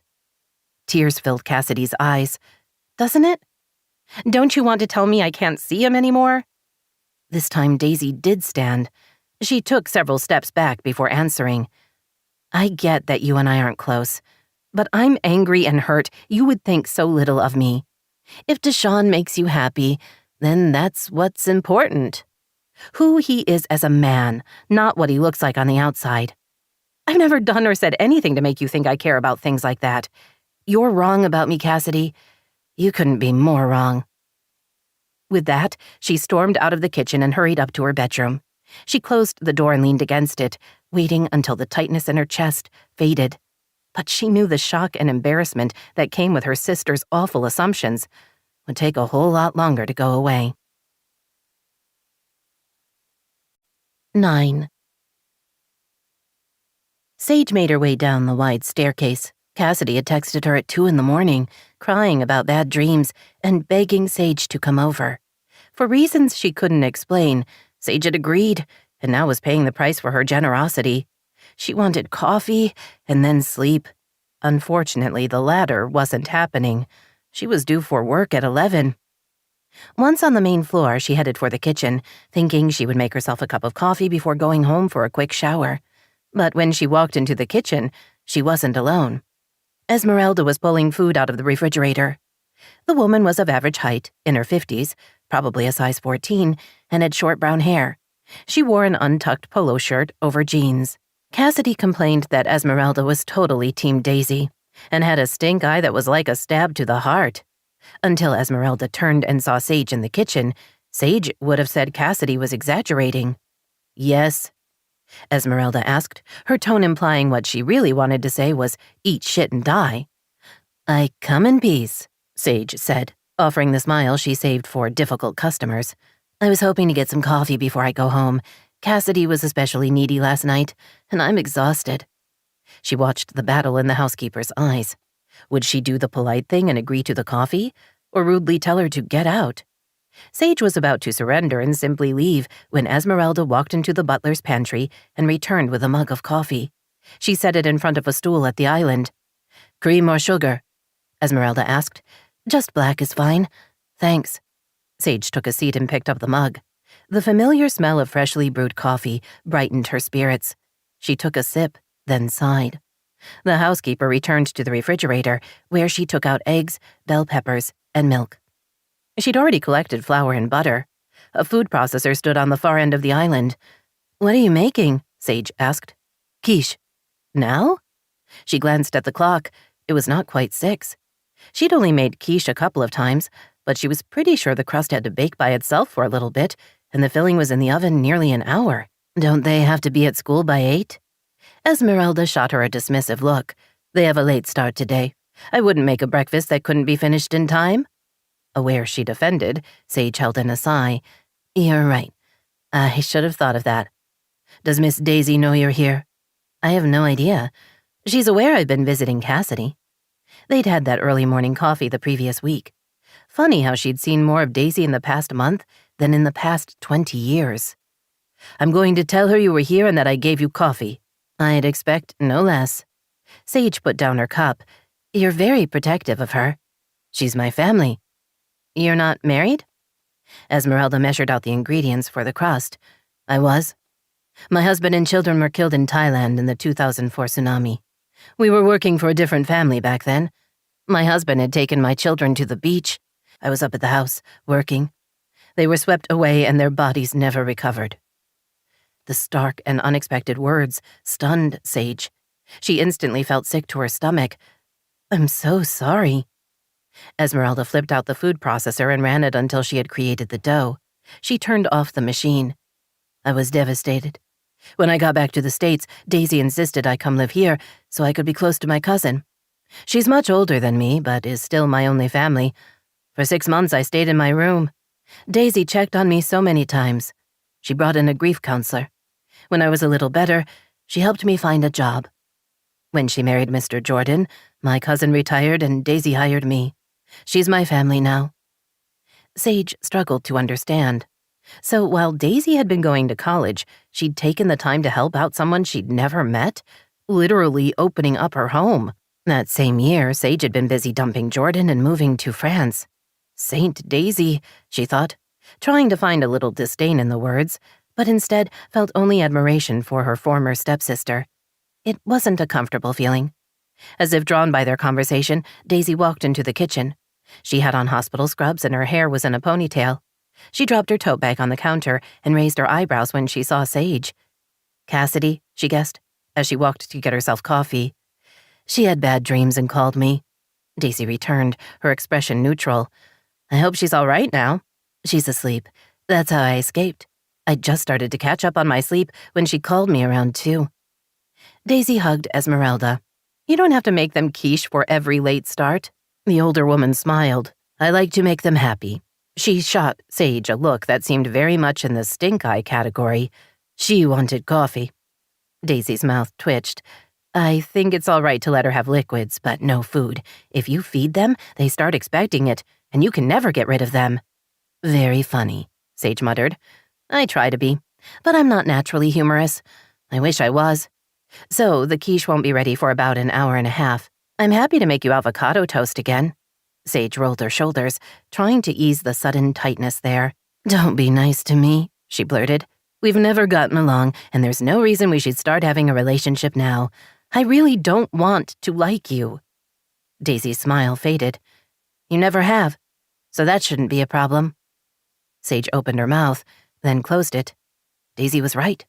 Sage had never liked her. But why? They were about the same age. They'd lived in the same house. They'd both been dealing with the strangeness of their parents marrying. Why weren't we friends? Sage asked. You really don't know? Daisy's tone was incredulous. You and your mother made friendship impossible. I reached out to you over and over again, and you rebuffed me.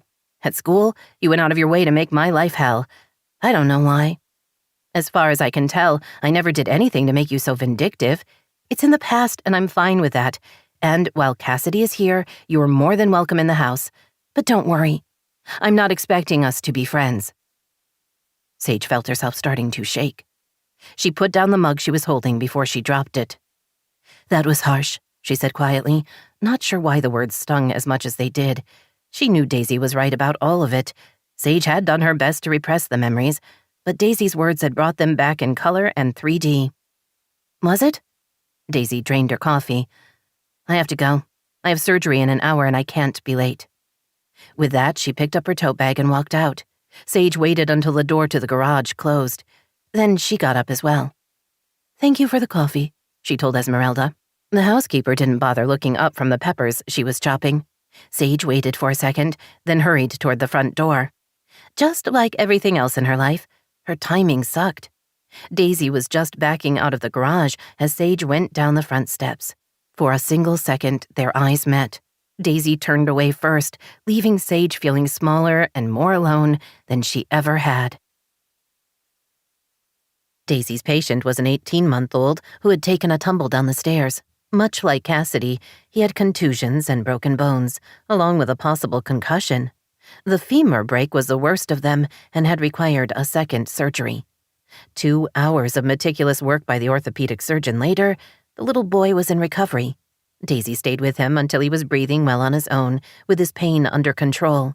The second she left recovery and allowed herself to think of other things, 1,000 emotions intruded. She still hadn't made sense of what Jordan had told her, but his words had kept her up more than one night.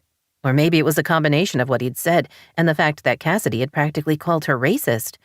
Now she got to add a little Sage guilt into the mix, which didn't sit well at all. She had to wonder if she'd been too hard on Sage, no matter that her stepsister had started the let's not be friends conversation. Daisy had allowed herself to get sucked into it, and she could tell she'd hurt Sage's feelings. Daisy had many flaws, but she didn't think hurting people was one of them, even if the hurt came from telling the truth. She walked into the locker room. 2 months ago, she hadn't seen her former stepsister in over a decade. Suddenly, Sage was everywhere, and no matter how Daisy wanted to say seeing her didn't matter, it did. Old wounds were being ripped open and destructive patterns were being repeated. Knowing dwelling on what had happened wasn't going to help, Daisy opened her locker. She pulled out her cell phone and checked for messages. Disappointment fisted in her chest. She'd hoped that maybe Jordan would be in touch to explain, or possibly ask if she wanted to buy him shirts again. She supposed a case could be made that texting went 2 ways, only she didn't know what to say to him. Relationships suck, she muttered as she grabbed her bag. She closed her locker and walked out into the hallway, only to almost physically run into a short, stocky doctor in his 60s. Uncle Ray, she said, surprised to see one of her father's closest friends and the head of orthopedic surgery at a nearby teaching hospital. What are you doing here? I'm consulting on a case, he said, and I took a chance that you might be available to have coffee with a lonely old man. Oh, please. she said with a laugh. "You're never lonely." Uncle Ray had 4 kids, a wife, a large and successful practice, an active social life, and a standing Thursday afternoon golf game. She couldn't remember a time in her life when she hadn't known him and his family. He hugged her.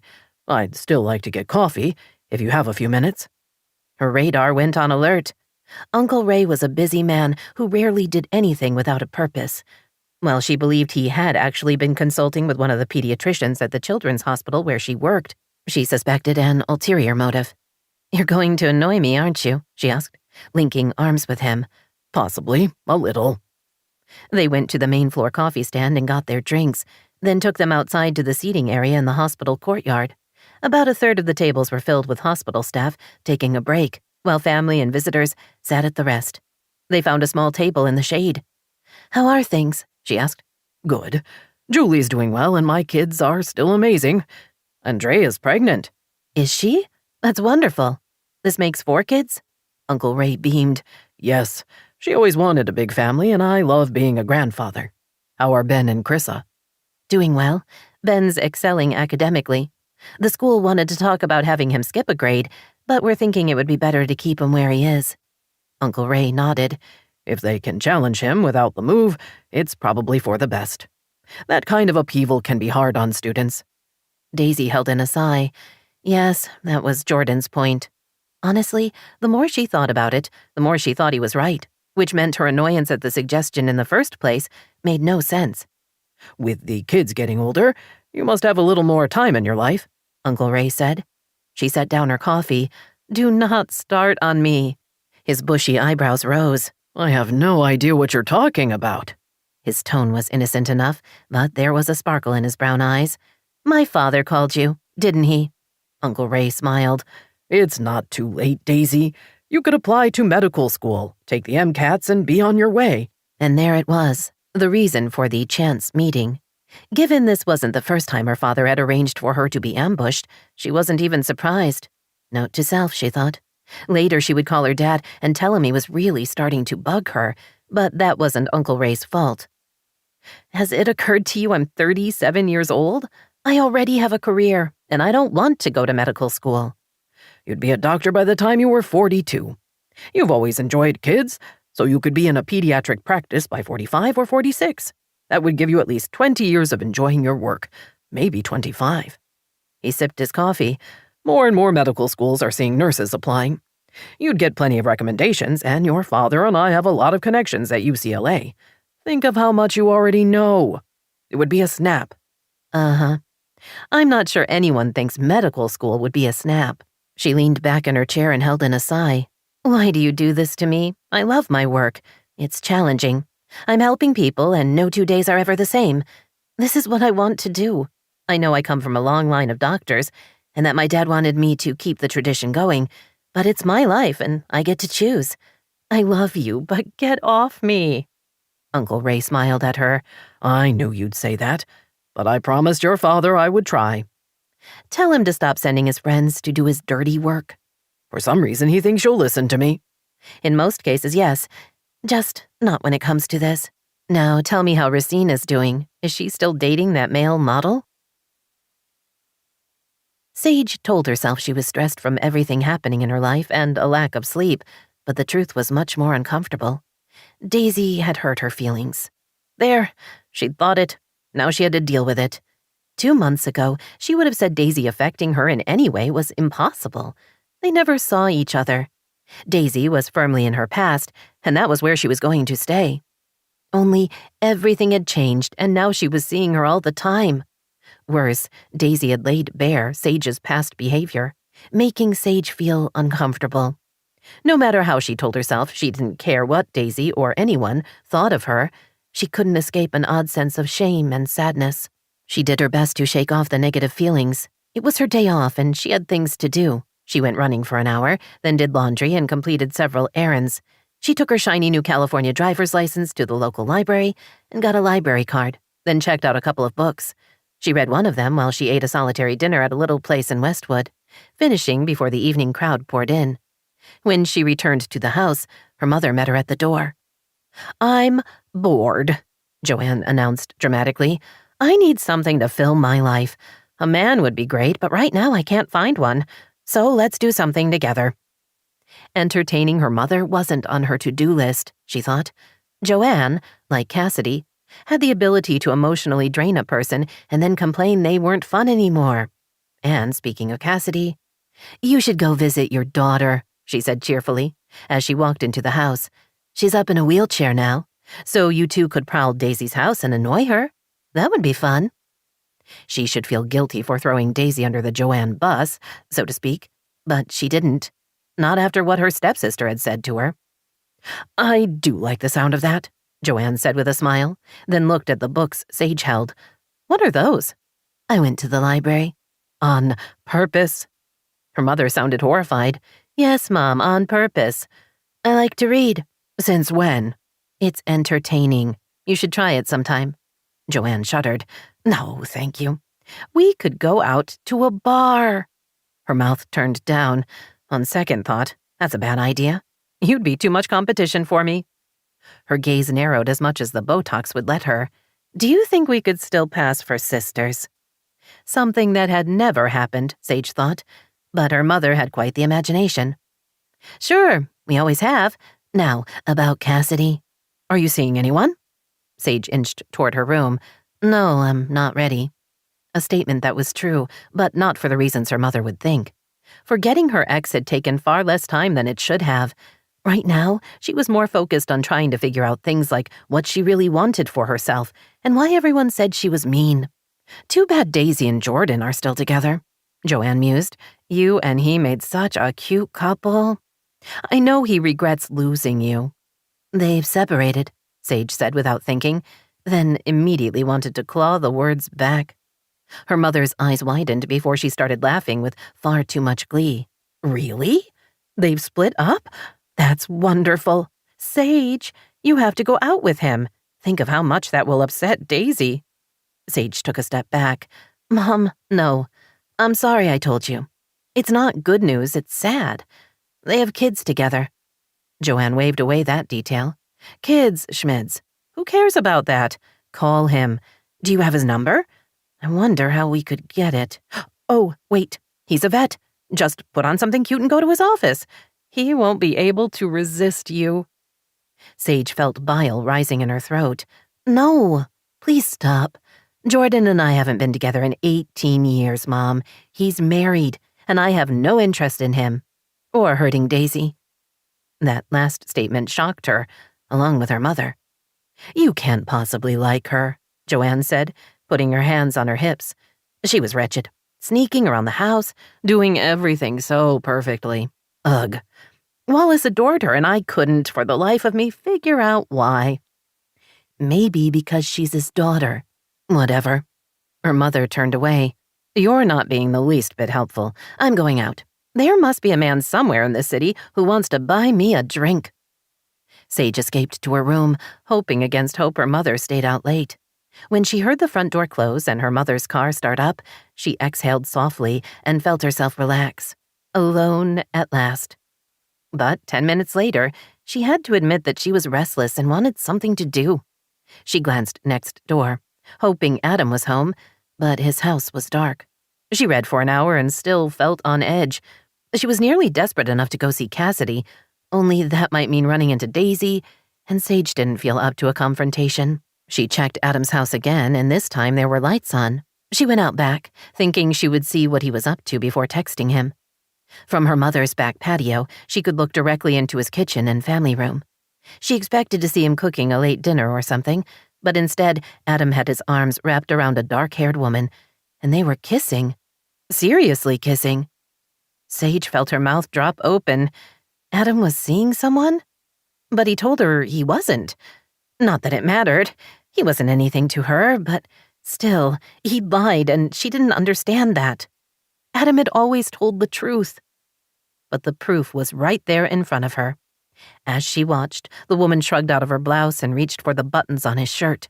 He took care of them for her, then pulled her close again. His fingers fumbled with her bra. Sage quickly retreated to her room. The blinds were already closed, so she didn't have to worry about him seeing in. Not that he would be looking. Right about now, they would be doing the deed. The thought was unsettling. Was the strange woman the reason she wasn't seeing as much of Adam as she had been? She'd mentioned getting together for dinner, but he'd put her off, saying he was wrapping up a project. Foolishly, she'd believed him. But now she wondered if the real reason was the brunette he was currently screwing. A sense of loss settled in her stomach, along with annoyance and a weird feeling of betrayal. First Daisy and now Adam. Why was everyone making her feel like crap? She curled up on her bed, closed her eyes tight, and willed herself to be somewhere else. But when she opened her eyes a few minutes later, nothing had changed, least of all her. 10. Daisy always assumed that using a cookie mix would cut down on the mess in her kitchen, but it never seemed to make a difference. Setting up her two children at opposite ends of the large island and helping them bake cookies was fun, but not tidy. A fine coating of flour and sugar covered the countertop and the front of their aprons. Sheba and Lucky lay on their oversized beds, watching eagerly for any happy accidents. Show tunes blared from the speakers in the ceiling, and plenty of conversation and laughter added to the pleasure of the afternoon. "Is the oven ready?" Ben asked, using the bottom of a juice glass to carefully press down on the 3 balls of dough to form the head of a teddy bear. When the cookies had baked, they would use chocolate chips for the eyes and the nose. "It is," Daisy told him, walking over to check on Chrissa.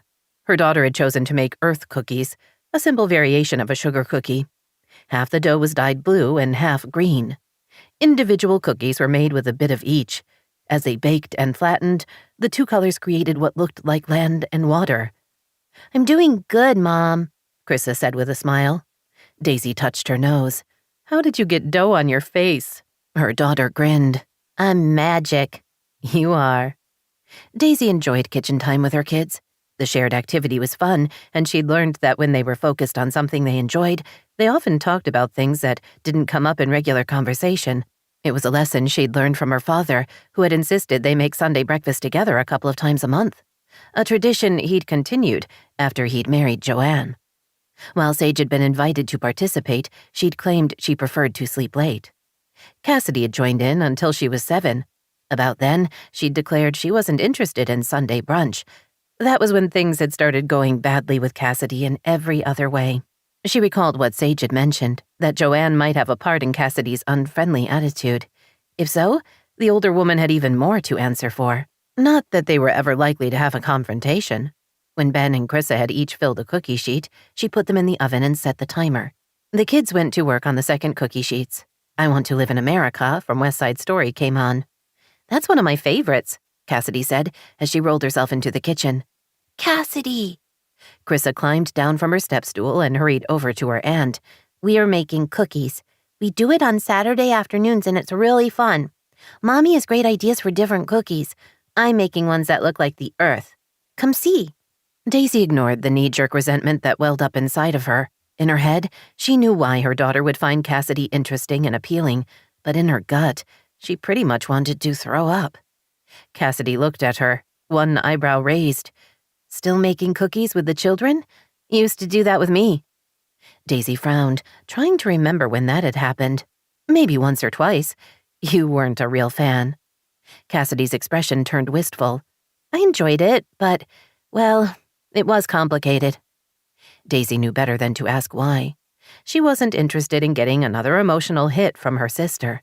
The comments about Deshawn had been enough for 1 month. "If you wash your hands, you can help me," Chrissa said, hurrying back to her stool. "Thank you," Cassidy said, rolling to the sink. "That's very sweet of you." Chrissa preened at the compliment. Daisy knew it was good that her daughter was a caring person, and she appreciated that Cassidy was being nice about Chris's attempts to bond. She told herself to accept what was happening with an open heart, and to ignore the bitterness from the past. But she found it difficult not to be resentful. When Wallace and Joanne had split up, Daisy had been worried about Cassidy feeling her life was torn apart. She'd gone out of her way to be caring and supportive. Wallace had hired a nanny to look after Cassidy when she was with him. He'd been concerned about Daisy taking on too much, rather than enjoying her own childhood, but Daisy had still tried to be involved. She'd never wanted Cassidy to feel about her the way she'd felt about Joanne. But no matter what she'd done, there'd been a wall between them she couldn't breach. Cassidy got into the spirit of the cookie bake. She made a few with Chrissa, then Ben invited her to make teddy bear cookies with him. He showed her how to roll the one large ball for the head and the two smaller ones for the ears. The timer dinged, and Daisy pulled out the hot cookie sheets and put the second ones in. Then Chrissa and Cassidy went to work on filling the third set. Esmeralda walked into the kitchen, looking worried. Daisy smiled at her. "I swear I'm going to clean this up when we're done," she said. Esmeralda shook her head. "Miss Daisy, there's a woman here who claims she's Cassidy's mother. Should I let her in?" The room went silent. Even the show tunes seemed to get quiet. "Joanne is here?" Daisy asked. Cassidy's smile faded. "Do you think she wants to see me?" "I doubt I'm the reason she showed up." Chrissa looked at Cassidy. "Do I know your mom?" "No," Daisy and Cassidy said together. Daisy cleared her throat. "Show her in, Esmeralda. Once the children meet her, please take them up to the playroom." "But we're not done with the cookies," Ben protested. "I'll wrap the dough. You can finish later. Joanne is going to want to have an adult conversation with her daughter." "But I like adult conversation," Chrissa said, a whine in her voice. Daisy gave them both what Jordan called the look, and they were instantly quiet. She nodded at Esmeralda, who quickly returned with Joanne. Daisy hadn't known what to expect. She hadn't seen her former stepmother in 20+ years? Joanne was still strikingly beautiful, with blonde hair and blue eyes, much like her two daughters, but she was older. Gone was the youthful vibrancy. She was an attractive woman who would never see 50 again. Wearing slim white pants and a tailored blouse, she swept into the kitchen as if she were the hostess and everyone else had somehow snuck into the party. "My goodness, how odd it is to be back here," she said with a laugh, her gaze sweeping the room. She crossed to Cassidy and patted her on the shoulder. "Darling, you look wretched. How are you feeling? You should have called me. I would have stopped by sooner." "Hello, Mother," Cassidy said, her voice cool. It was only then that Daisy realized Cassidy had been back in LA for nearly 3 weeks, and this was the first time Joanne had bothered to visit.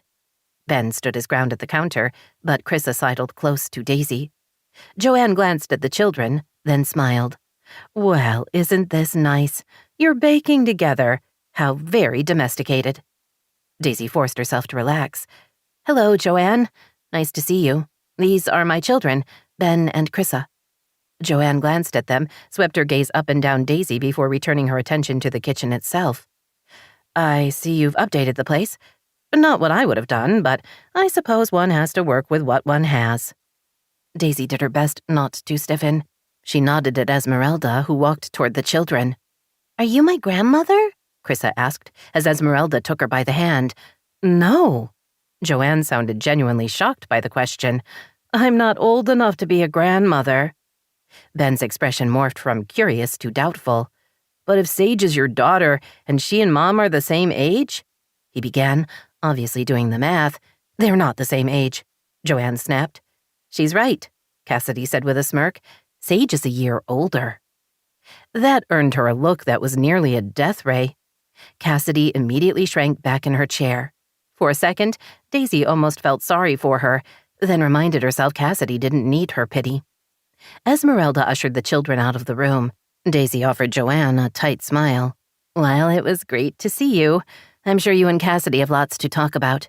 She looked at her sister.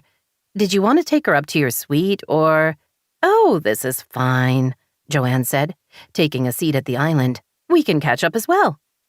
She shook her head slightly. "I would have thought you'd be dressing better, Daisy." Daisy told herself not to take the bait. "How have you been?" "I'm not the interesting one." Joanne's gaze was speculative. "Let's talk about you instead." Daisy had the thought that her former stepmother wasn't here to see Cassidy at all. Not possible, she told herself. The timer dinged. Daisy pulled the cookies out of the oven, then glanced at her sister. "Cassidy, tell your mom about your trip to Patagonia," Daisy said quickly. Cassidy opened her mouth, then closed it. Joanne dismissed her with a wave. "Daisy, so how are you really?"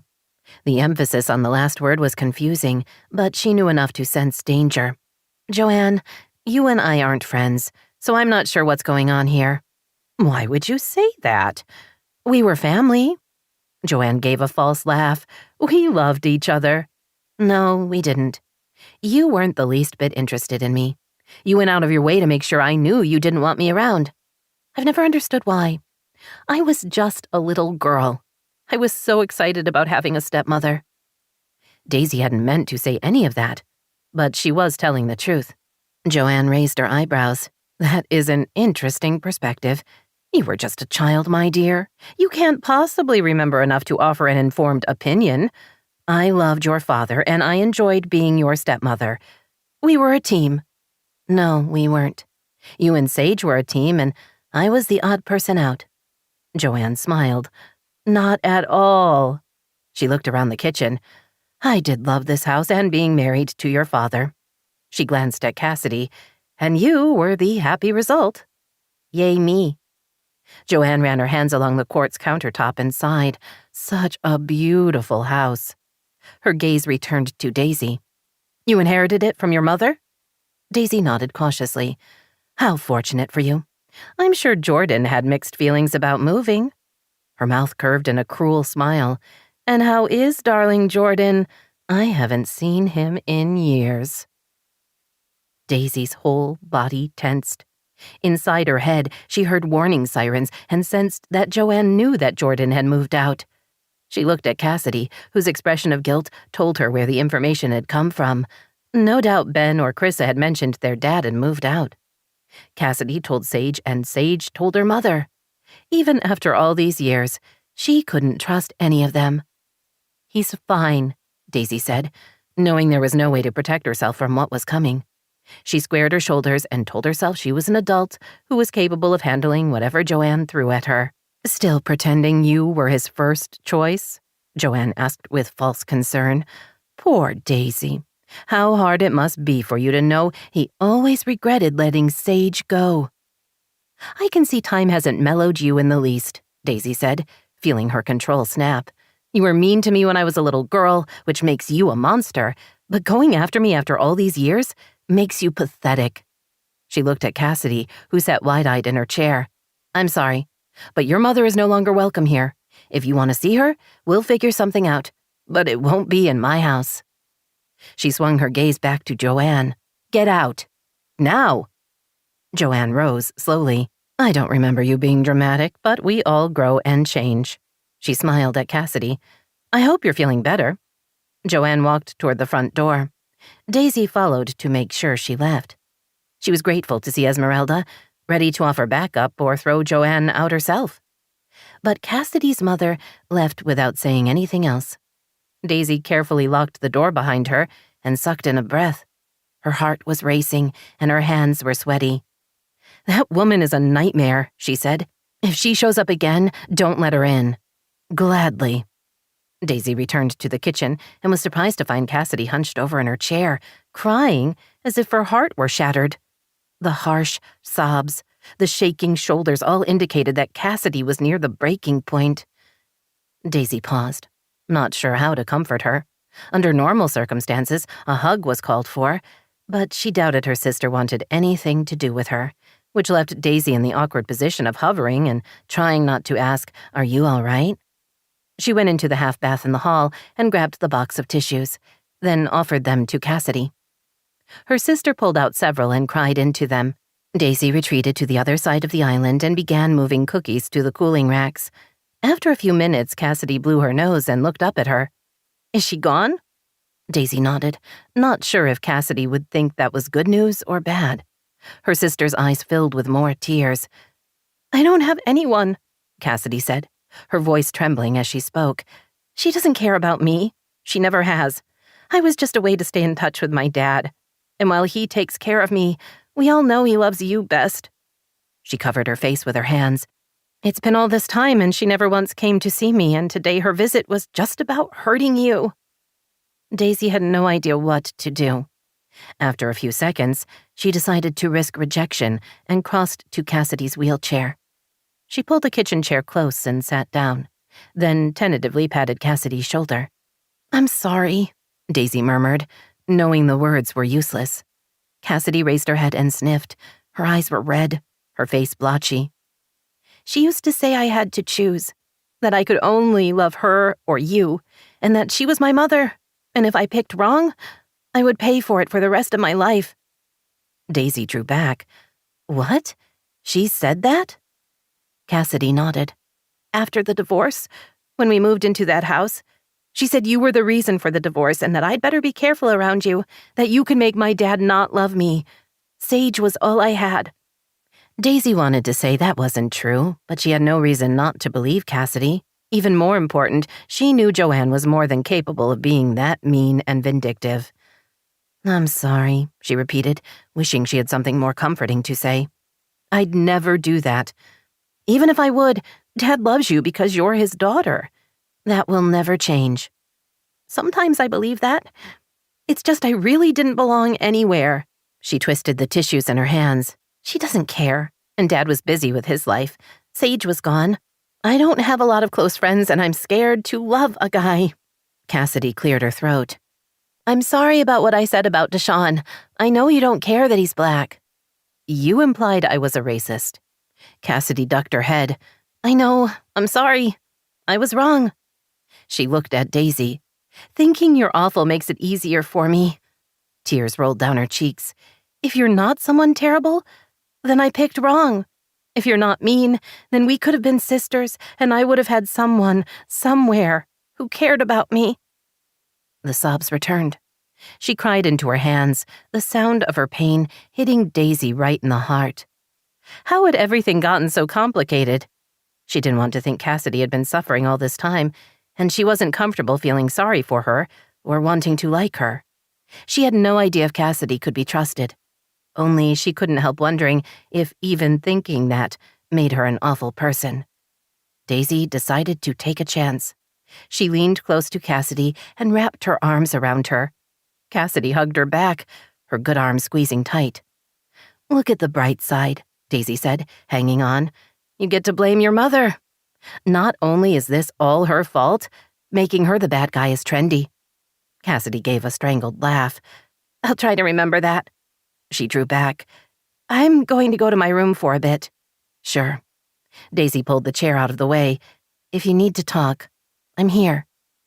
She regretted the offer as soon as she made it, but didn't take it back. "Thanks." Cassidy rolled out of the kitchen. Daisy wished she could simply accept what her sister had said and assume they were going to get along better now, but she'd been burned too many times to be able to open her heart. Maybe it wasn't fair, but Cassidy would have to earn her way in. Sage had barely set down her purse and slipped off her shoes when her mother burst into her bedroom. "Finally, you're back. Where have you been?" "At work. I have a job, remember?" "Oh, that." Joanne waved a thick envelope. "This is so much more important. You have to go and you have to take me." "I insist." Sage took the envelope, noted it was already opened, and held in a sigh. She glanced at the return address, surprised to see it was from her high school. Why would they be mailing her anything? They communicated with her via email. "Well, open it," her mother told her. "Hurry." Sage pulled out an invitation. "It's for a reunion," she said, trying not to wince at the number of years she'd been out of high school. "They have it every year," her mother said eagerly. "You have to RSVP, and I'm your +1. "Why would you want to go with me to my high school reunion?" "Because it's not just yours. Former students from every class will be there, including some very rich older men who might be looking for a new trophy wife." Sage had the uncharitable thought that the man in question would have to be really old to consider a woman in her 50s a trophy wife, but she kept that thought to herself. "I want to go," Joanne said firmly. "I wanted to go every year, but I couldn't without you. You owe me, Sage." "I don't know if I'm going," Sage began, then stopped when her mother glared at her. "It's one of the big social events of the year," her mother told her. "Everyone who is anyone is there. We're going." Sage tossed the invitation on her bed. She was tired and her feet hurt. Giving in seemed easier than fighting. "Fine, we'll go." Joanne beamed at her. "Wonderful. Now I have to go see if I have something to wear. I want to look elegant but sexy." Still talking to herself, she wandered down the hall. Sage closed her bedroom door and shut the blinds, then changed out of her work clothes. She was about to try to figure out what she was doing about dinner when her phone buzzed. She picked it up and saw a text message with the beer mug emoji and a food emoji. She and Adam hadn't seen each other since she'd asked for a rain check on their dinner. Plus, there was the issue of the brunette. Her mother swept into her room without knocking, then twirled, showing off a dark blue cocktail dress. "What do you think?" "He looks great, Mom. I'm going over to Adam's." Her mother twirled again. "I have no idea what you see in him." "We're friends." "Whatever." Sage made her escape. Adam opened his front door and smiled at her. "So that's a yes?" She grinned. "It is, assuming you're alone." He walked with her to the kitchen. "Why wouldn't I be?" She sat at the kitchen table. He got them both a beer. When he was seated across from her, she leaned toward him and lowered her voice. "You had a woman over last week. I didn't know you were dating anyone."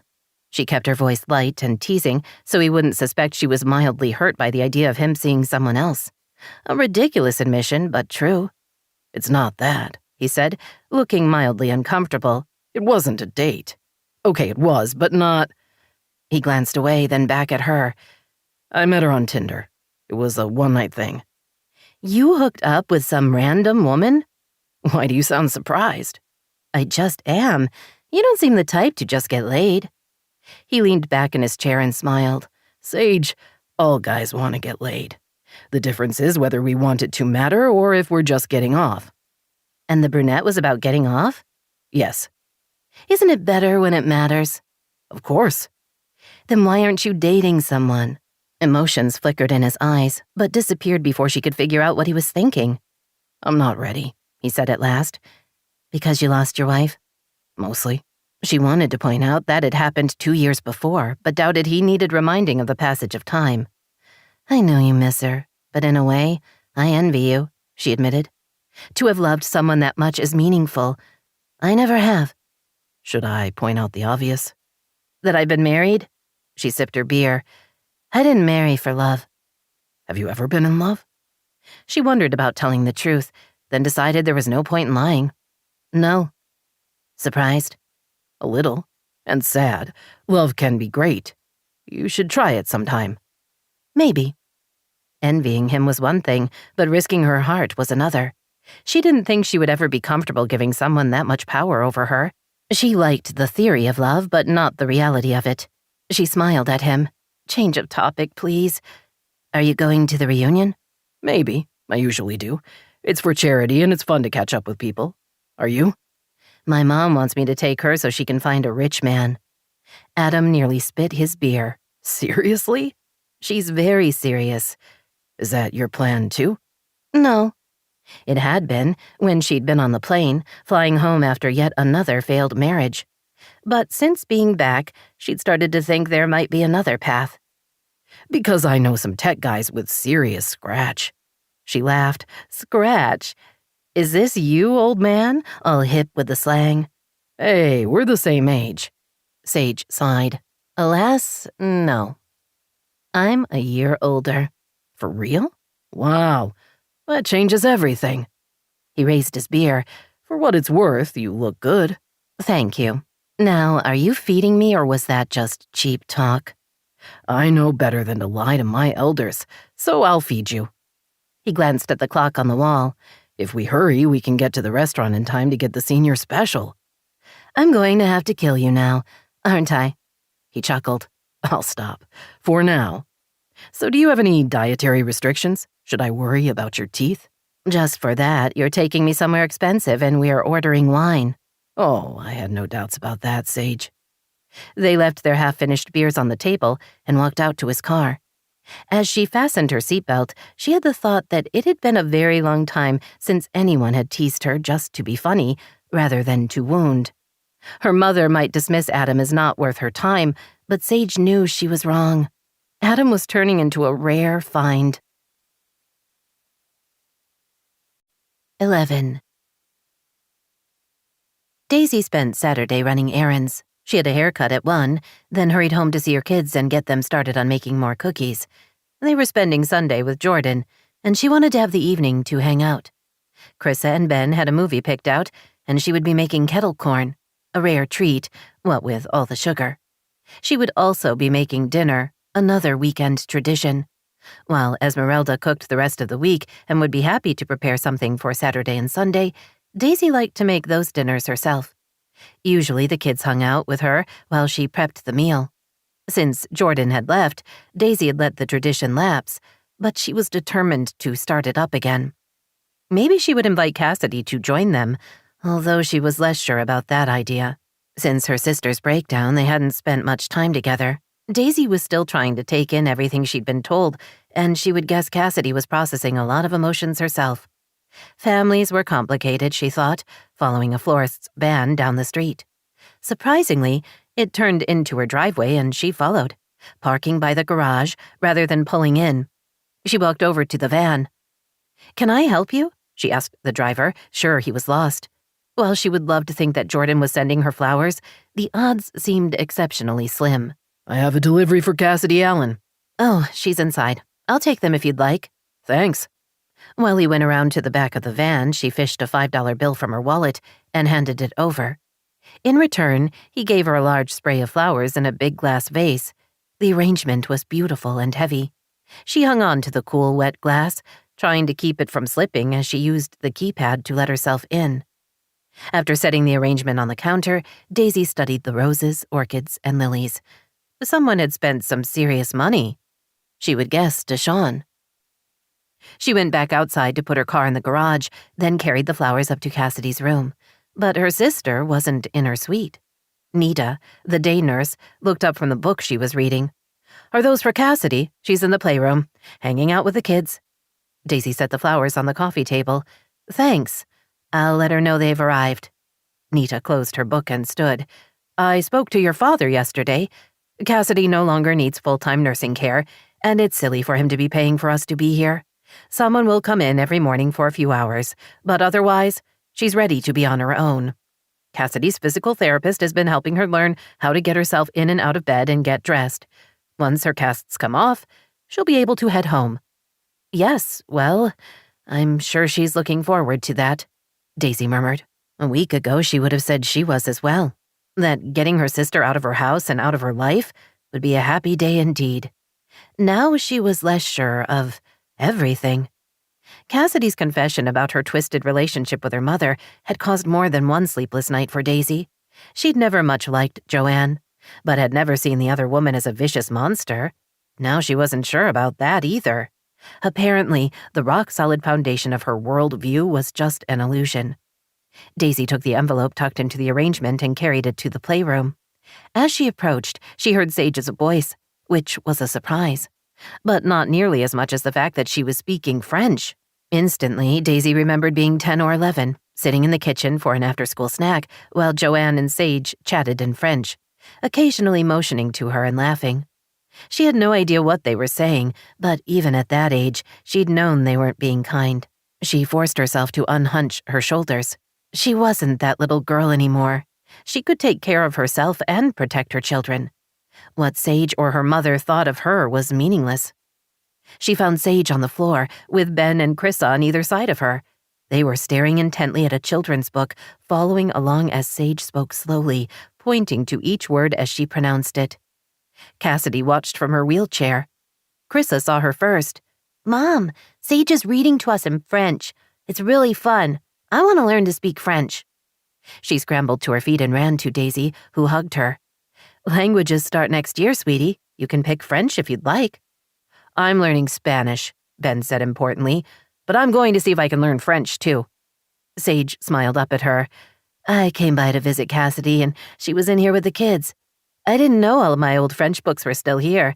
They're so beautifully illustrated." She paused. "You got your hair cut. The style is pretty on you." Daisy waited to see if there was a punchline after the compliment, but Sage seemed to be done, so she forced out a slightly grudging, "Thank you," as she did her best to ignore how great Sage looked in jeans and a blouse. It seemed no matter what she wore, she was amazing. Was it because she was annoyingly thin, or was it just an unfair skill she'd been born with? Daisy wasn't sure she wanted to know. Ben stood and stretched. "Can we have some fruit and cheese?" "Sure. Esmeralda left a plate for you in the refrigerator. Want me to help you?" Ben shook his head. "I'm 10, Mom. I can get a snack for Chris and me." "So grown up," she teased. He flashed her a grin before he walked out, his sister at his heels. Daisy turned to Cassidy and held out the envelope. "Flowers came for you, along with this." Cassidy turned away. "Throw them out. I don't want to see them. They are very beautiful, and I already put them in your room." She lowered her voice. "At least read the note." "What does it say?" Cassidy's tone was defiant. Daisy instinctively took a step back. "How would I know? I didn't read it." Sage scrambled to her feet and took it. "I'll read it." She ripped open the envelope and cleared her throat. "Cass, I can't stop thinking about you. I love you and I'm sorry. D." She looked up. Who's D and why is he sorry? Oh, wait. Is this Fall Off the Mountain guy? Daisy didn't understand. Deshaun was with you in Patagonia? She asked the question before remembering her father had mentioned him being there. Cassidy nodded slowly. "He came with me on the trip and stayed with me until the helicopter came." She looked away. "He proposed." Daisy felt her eyes widen. "In Patagonia. On the mountain," Sage said, her tone amused. "Our little sister freaked out, so she backed up to get away from him and plop, off the mountain she went." Cassidy glared at her. "It's not funny. Now that you're recovering, it's a little funny. If a guy that good-looking proposed to me, I'd say yes in a hot minute. Then you marry him." She pointed to the note. "Tear it up and throw out the flowers. It's never going to work out between us." She brushed away tears. "Relationships never work out. Not the romantic ones." "The man obviously cares about you," Daisy said before she could stop herself. "He's in love with you and you've been seeing him for a while. That has to mean something." History was important. At least she hoped it was. Right now, history was all she and Jordan seemed to have together. "Whatever," Cassidy muttered. "You're so bossy. Fine. I'll keep the flowers, but I won't like it." Pointing out he's in love with you hardly qualifies as bossy. "She's right," Sage said cheerfully. "It was just information. Possibly redundant, but I think her heart was in the right place." Daisy eyed her. "Is this you being funny?" "If you have to ask, probably not. Although that was my goal." Daisy felt a subtle shift in the energy in the room. For the first time in possibly ever, she and her sisters were having a somewhat normal conversation without spiraling into accusations and loathing. "I do miss him," Cassidy admitted. "A little. But it would never work, and it's better that I ended things. Oh, Daisy threw Mom out of the house the other day. Did she tell you?" And just like that, the moment passed, Daisy thought, trying not to feel disappointed. But instead of jumping on her, Sage only looked mildly curious. "No, she didn't say anything. What happened?" Cassidy wiped her face and grabbed the note from Sage. She was her usual bitchy self, and Daisy stood up to her. "Oh, and she knows about Jordan moving out, which means you told her." "Come on, Sage. You told Mom?" Sage winced. "Crap, I didn't mean to." She looked at Daisy. "I swear, I didn't do it on purpose. It just kind of came out." "Like at the wedding?" Daisy asked sharply. "Where you announced you would love him forever?" Sage held up both hands. "That was bad. I admit it. It's not my fault the music stopped and the room went silent just at that moment. But I was drunk, so there's that. I'm sorry. Really. I swear." Daisy looked at her skeptically. She wasn't sure anything Sage was saying fell in the truth column. "What do you want from me?" Sage asked. "I said I was wrong and I've apologized. I don't have anything else." "Was I upset you were marrying Jordan?" "Kind of. I guess it never occurred to me he would ever get married. Which, when I think about it, is crazy, right? I mean, I married someone else. Only right when you were getting engaged, he was in that bad car accident." "This is the race car driver?" Cassidy asked. Sage nodded. "They said he wasn't going to walk again, and it was really tough on us. Then we split up, and I was feeling really bad about myself, and then I was at your wedding, and you looked so beautiful. And during your first dance, Jordan got a hard-on, so I knew he really loved you. It was just too much." As was this conversation, Daisy thought, feeling her righteous indignation fading into confusion. "What?" she asked. "How could you remember if Jordan had an erection?" "I was traumatized. That kind of thing sticks with you. I got drunk and I'm sorry I ruined your wedding." Daisy smiled. "You didn't ruin my wedding. You don't have that much power. Snap, Cassidy exclaimed. Go, Daisy. Daisy looked at her. Hey, I'm still not trusting you, so don't push things. Cassidy only grinned at her. Sage raised her eyebrows. So you two are friends now? Still up in the air, Daisy said, but we've worked out a few things. She thought about how a little bit of information could change her perspective. I know you didn't blurt it out on purpose. It was unfortunate timing. It was. I'm sorry about what I said before, about us never being friends. It sounded way meaner than I intended. I get why you said it, Sage shrugged. Well, we're on our apology tour. I'm sorry I was so horrible to you back when we were kids. I can't possibly list all the things I did, so this is to serve as a general apology for all of them. She paused. I'm not being flip. I genuinely regret how I behaved. They looked at each other, then away. Tension filled the room, but not the usual kind. Daisy sensed they were in one of those moments when a single action could change the course of their lives, which sounded dramatic but felt true. Daisy sucked in a breath. Okay, so I'm going to go start dinner. I'm making carnitas in the pressure cooker, and they take a lot of prep work. I'll help, Sage said. Daisy stared at her. Why? Because I want to, and you're too nice to throw me out after I offered to help with dinner. But it's cooking.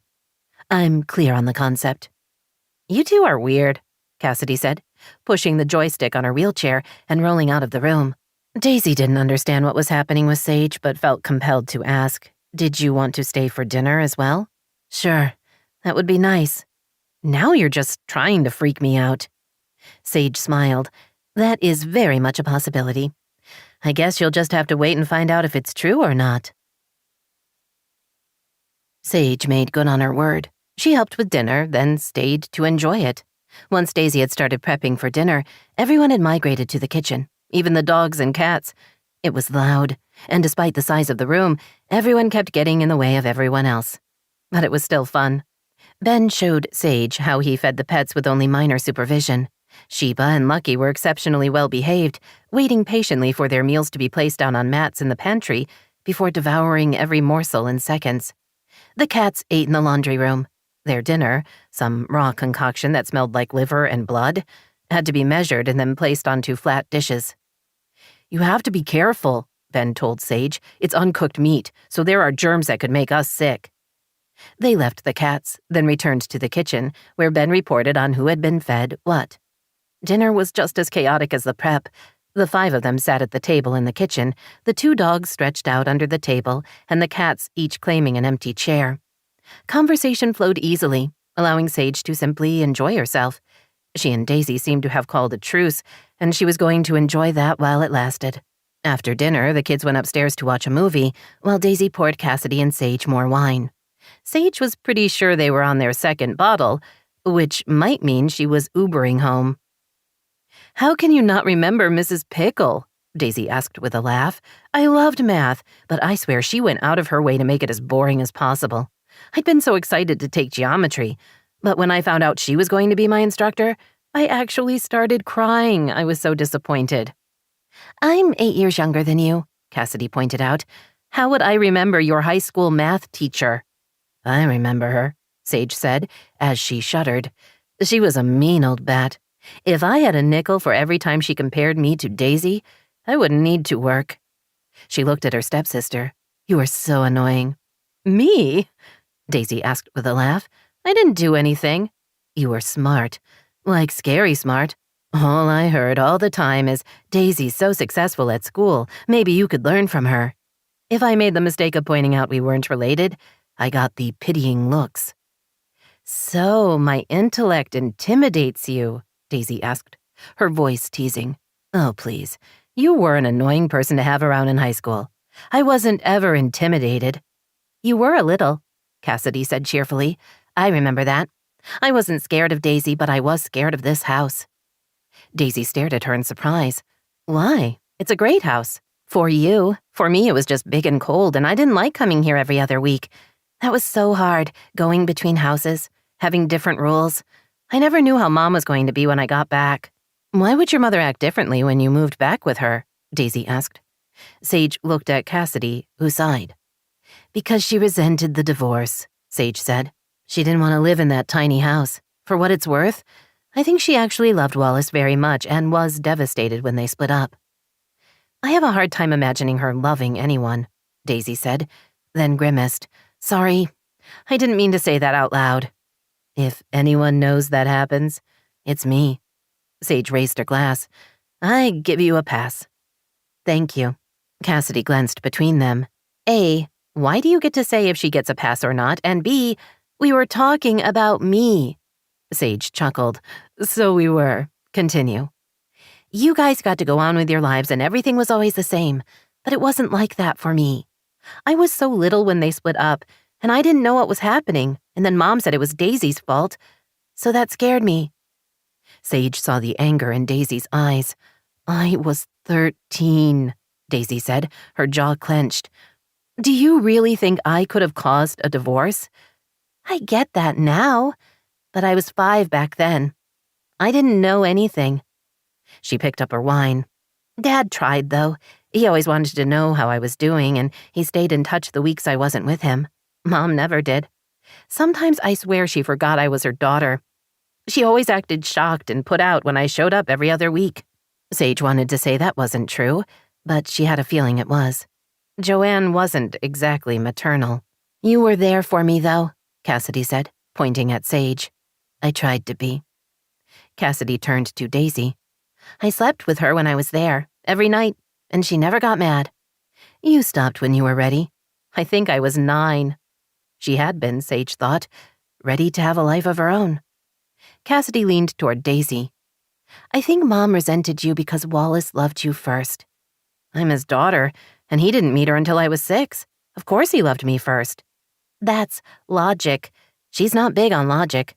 My theory is Dad married her to give you a mother, and that's not a good reason to get married to anyone, but especially not to her. Mom wants to be adored. Sage was surprised by Cassidy's insights. When did you figure all this out? I take a lot of long flights. That gives me plenty of time to think. You've put it to good use. You're right about Mom. She needs to be the most special person in the room. I doubt Wallace knew that. She was very beautiful, Daisy offered, her tone slightly grudging. He would have noticed that. I just hope you're wrong and that he married her because he loved her, and not for me. As Cassidy said, it's a bad reason to get married. There are worse ones, Sage pointed out, like marrying for money. Daisy smiled. Who does that? Cassidy winked at Sage. You'd be surprised. Joanne's looking for a rich husband as we speak, Sage admitted. She wants to be my +1 at the reunion with the idea she'll meet someone there. She looked at Daisy. I assume you got your invitation. You're going, right? I don't know. Maybe. Probably not. She leaned back in her chair and sighed. Not by myself, and I don't know if Jordan will want to go. We always have. Besides, it's always a pain finding something to wear, and I never feel I'm dressed right, no matter how hard I try. Come by the store and I'll help you find something. Sage made the offer without thinking, then was surprised to find she meant it. Daisy appeared equally startled, while Cassidy simply drank more wine. Do you carry my size? Daisy asked. Or is anything bigger than a 4 or a 6 just too gross to consider? Sage raised her eyebrows. Did you mean that as bitchy as it came out? No. Sorry. It's fine. I was just checking. We carry a lot of sizes, and I can think of at least 3 dresses that would look great on you. Make an appointment with me and I'll find you something nice. I will. Thank you. Although, and no offense meant, I'm not excited about attending a party with your mother. If it makes you feel any better, I'm not either. 12. Jordan arrived a few minutes early to take the kids out to dinner. Daisy let him in, then stepped out of the way as Lucky and Sheba came running, their big feet skittering on the hardwood floors. He greeted them both, then smiled at Daisy. I hope these 2 are behaving themselves. They are, but they miss you. Next time I drop off the kids, I'll stay a little while and throw the ball for them. They'd like that. She studied him. He looked as he always had, handsome, with broad shoulders and a strong face. He was the kind of man women noticed and speculated about. Daisy'd had a crush on him all through high school, but he'd only had eyes for Sage. Ben is finishing up some homework and Chris is doing her reading. They'll be down in 10 minutes, she said, then wondered if she should offer him a drink or take him to the formal living room or what. She felt awkward and unsure of herself, unclear if they were going to stay on friendly footing. Jordan solved the problem by heading for the kitchen. She and the dogs trailed after him. Jordan sat at the island and smiled at her. "How are you doing?" he asked. She took a seat a couple of bar stools down. "I'm good. Busy." "Me too. We have a spay and neuter event coming up. We're working with one of the shelters." Several of the local animal clinics offered low-cost spay and neuter days for families on a limited income. Volunteers helped keep things moving. Daisy had helped a few times, but wasn't sure she should offer now. "The annual reunion is in a couple of weeks," she said, keeping her tone neutral. "Did you want to go?" His gaze locked with hers. "Did you?" Why couldn't he just answer the question? Why did he want her to put her feelings out there before he did the same? She suspected it was just a style thing on his part, yet it always left her with a sense of being exposed. Worse, a part of her kept waiting for him to use her feelings against her, which was a very real fear, but probably not fair to him. "I'm not sure, considering how things are between us," she said slowly. He leaned toward her. "We always have a good time." He reached out and captured one of her hands. "Daisy, I miss you. I miss us." Tension she hadn't known was there, eased. "I miss us too." "I'm glad we have an appointment with a therapist. We need to figure this out, and we're not getting anywhere on our own." She had no idea what this was. From her perspective, Jordan had simply moved out with no warning. Except for his odd complaint that she never bought him shirts anymore. She didn't know what he wanted, or even what had made him so unhappy in the first place. As for them not getting anywhere on their own, they were barely speaking, so the odds of anything changing seemed slim. But she didn't want to get into that right now, so instead murmured, "The timing of his vacation sucks." "Yeah, 3 weeks. Who goes away for 3 weeks?" "Exactly." The most highly recommended therapist she'd found had explained he was going to be on vacation and then would be catching up with his existing patients. Daisy had been willing to wait, but that had put off their first appointment several weeks. Still, it was scheduled, and that was a good first step. "Daisy, Jordan began, but was interrupted when both kids ran into the kitchen. "Dad, where are we going to dinner?" Ben asked. "I want to go somewhere fun." Ben sighed. "Not pizza. We always have pizza." Jordan released her hands and reached for his children. They surged close and hung on to him. Daisy watched the kids with their dad, each of them telling him what was happening in their lives. Most of the time, she thought they were doing fine with the separation, but every now and then she was reminded that this was hard on them, too. He straightened. "There's a new sushi place on Melrose I thought we'd go to." Ben and Chrissa stared at him with identical expressions of dismay. "We're having raw fish for dinner?" Ben asked, sounding horrified. Chrissa made a gagging sound. Jordan laughed. "I'm kidding. We'll go to Island Burger. How's that?" He looked at Daisy. "I'll have them back by 8. "Thanks." Daisy walked them to the door, Sheba and Lucky leading the way. She hugged Ben and Chrissa. "See you too soon." They walked out onto the porch. Jordan paused at the front door and glanced back at her. "So yes on the reunion?" he asked. She smiled. "I'd like that." "Me too. See you in a bit." He closed the door behind him. Lucky whined low in his throat. Daisy petted him. "I'm with you, big guy. None of this makes sense to me either." And while she appreciated that they would be doing something together, she couldn't help wondering why they weren't talking more. Or at all.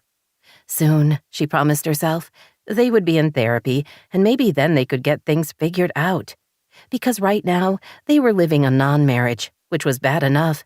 But what really scared her was the fact that every day that went by, she missed her husband just a little bit less. Late morning on her day off, Sage lay on a yoga mat in her mother's backyard. As she inhaled, she pulled in her core, raised her arms over her shoulders, and pointed her toes, then slowly raised herself until she was in a perfect V shape. She held it for a slow count of 3, then lowered herself back to the mat, midsection burning. The air was warm. The trees provided shade. This was good, she thought, raising her arms again. She might have crawled back to LA in defeat, but she was getting her act together. Wallace had sent her a check for $1,000, something he did once or twice a year. She not only appreciated the cash, but she liked the fact that he still thought of her. Wallace was the closest thing to a father that she'd ever had. "You're killing me, Sage." She sat up and saw Adam standing by the low fence between their yards. "How am I supposed to concentrate when you're doing Pilates 10 feet away?" She grinned. "You were inside. I didn't think you'd notice." He chuckled. "Do I look dead? I don't feel dead. Can you work out in the house?" "There's no room. Besides, I'm completely covered." "You're wearing a tight tank top and leggings. I can see everything. It's cruel. Take a class. Please." "Classes cost money." He shook his head. "Fine. We'll take a drop-in class together. My treat. Maybe if I'm next to you, I won't notice as much." She stood up and put her hands on her hips. "Are you telling me you actually do Pilates?" "I hurt my back a few years ago. The physical therapist recommended it as a way to strengthen my muscles." His smile returned. "Plus, I'm usually the only guy in class. It's a good ratio. Meet you out front in 20 minutes. "You're incredibly weird," she said, but he was already gone. She went inside and slipped on flip-flops before pulling on an oversized t-shirt and grabbing her bag. She went out front and saw Adam pulling out of the garage in a older white Mercedes 2-seater convertible. She got in the passenger side. A very sweet ride. He smiled at her. "I thought you'd look good in it." "So do you." She fastened her seatbelt. "So you really do Pilates to pick up women?" "Mostly for my back. It's been nearly 4 years and it hasn't bothered me at all." He winked at her. "The women are just a bonus." He drove a couple of miles to a local studio and parked. He registered them both before paying for the class. There were about 8 other clients, all women. A couple of them greeted him by name. Sage stored her bag, sandals, and t-shirt in one of the open cubbies, then took a mat. 50 minutes later, she was sweating, sore, and out of breath, but she felt good. Still lying on her back, waiting for her stomach muscles to stop quivering, she joined the group in calling out a thank you to the instructor. Adam stood with far too little effort and held out his hand. She let him pull her to her feet. At the cubbies, she slipped on her t-shirt, while he shrugged into a button-up Hawaiian shirt and pulled board shorts over his yoga shorts. He stepped into battered boat shoes before picking up his car keys. "I'm starving," he said. "Want to get something to eat?" "Sure." Adam drove them to a little bistro just off Sunset, close to UCLA. They were seated at a shaded table on the back patio. There were Mexican pavers, climbing vines, and a slight breeze. Perfection, Sage breathed as she sat down, then tried not to wince when her thighs complained. "It's a great place with good food and a nice atmosphere. We won't be rushed." She glanced around at the other patrons. "Lots of college students. Is that appealing?" He frowned. "Are you asking if I come here to pick up college girls? God, no. They're too young. I prefer someone age-appropriate." "I was just asking," she said, keeping her tone light. "I didn't mean to offend." "I'm not that guy." "I believe you." The information made her want to ask what guy he was. Their server appeared. Adam ordered a beer while she asked for the blackberry mojito. They agreed to split several small plates, including a mushroom tart, fried cauliflower, polenta fries, and a cheese plate. Sage handed her menu to the server. "You realize we're going to be eating more calories than we burned." "I know, but it will be worth it. How's work?" "Good. Busy. I'm establishing a client list, which helps. Repeat business means better money. Vivian, the reigning queen of sales, doesn't like me, but I'm trying to win her over." Adam picked up his water glass. "She's going to like you less when you start outselling her." "Why would you think I would?" "Am I wrong?" She grinned. "No." "There you go." She looked at him. "So, about the woman you had over a couple of weeks ago," she began. Adam held up both hands. "I haven't seen her since, and I have no plans to see her." "It really was just sex?" "Yes." "Was the sex good?" He chuckled. "When is it bad?" "It's not always good for me the first few times.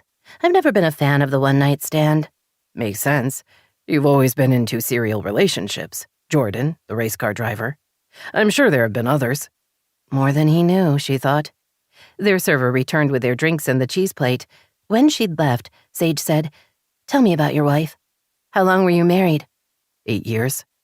He looked past her, his expression more resigned than sad. Then he swung his gaze back to hers. She didn't want children. She made that clear from our third date. She wanted me to know that if the relationship was going to get serious, she wasn't interested in having a family. Sage sipped her drink. Not the usual choice.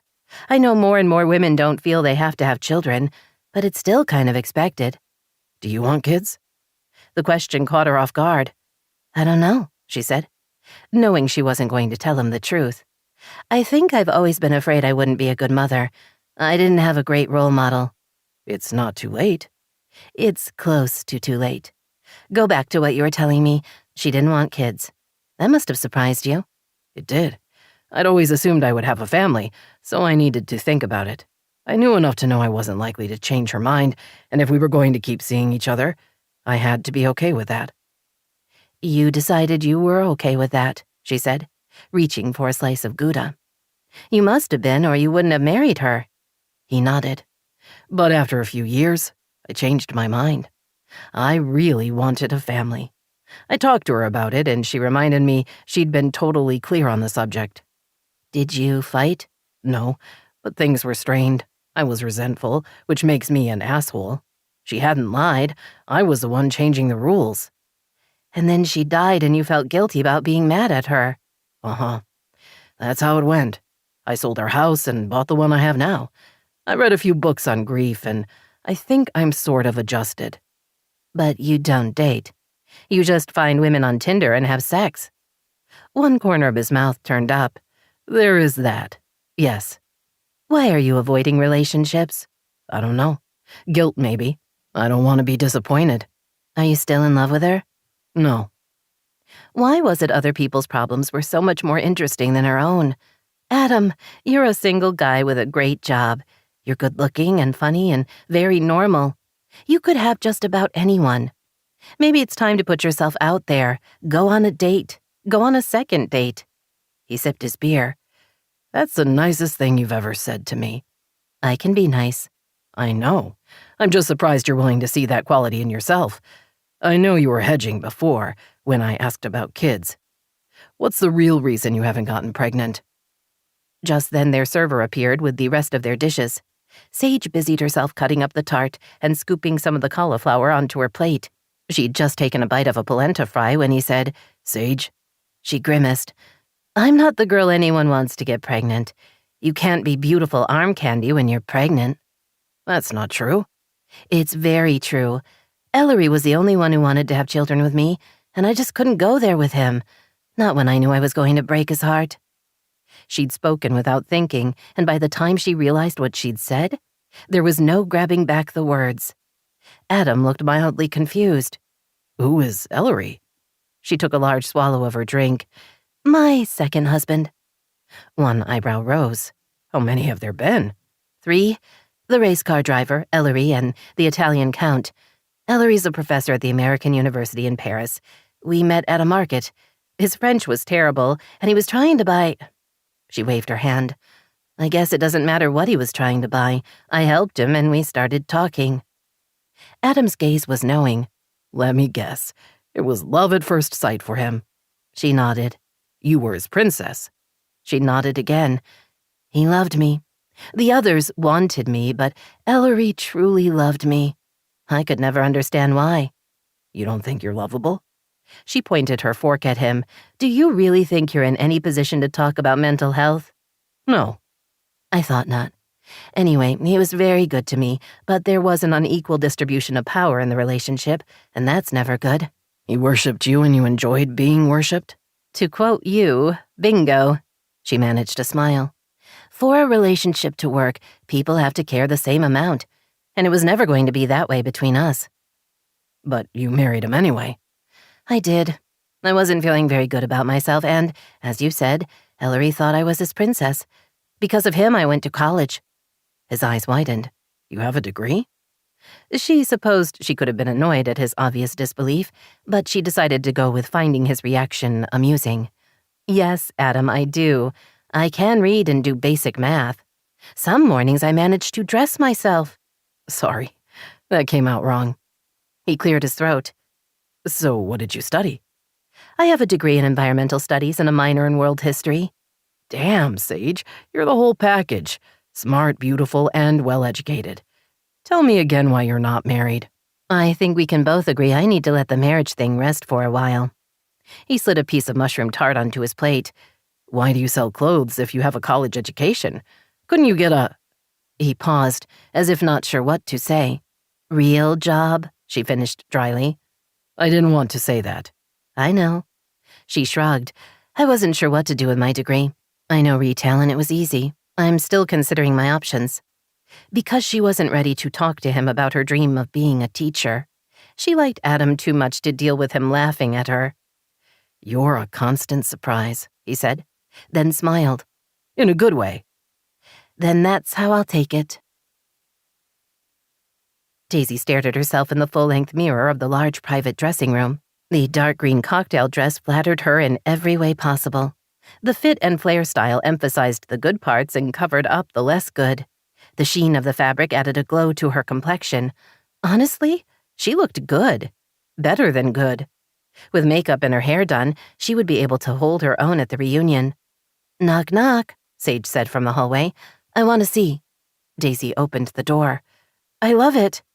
Sage studied her critically, then motioned for her to turn around. She tugged on the shoulders, then checked the waist before nodding slowly.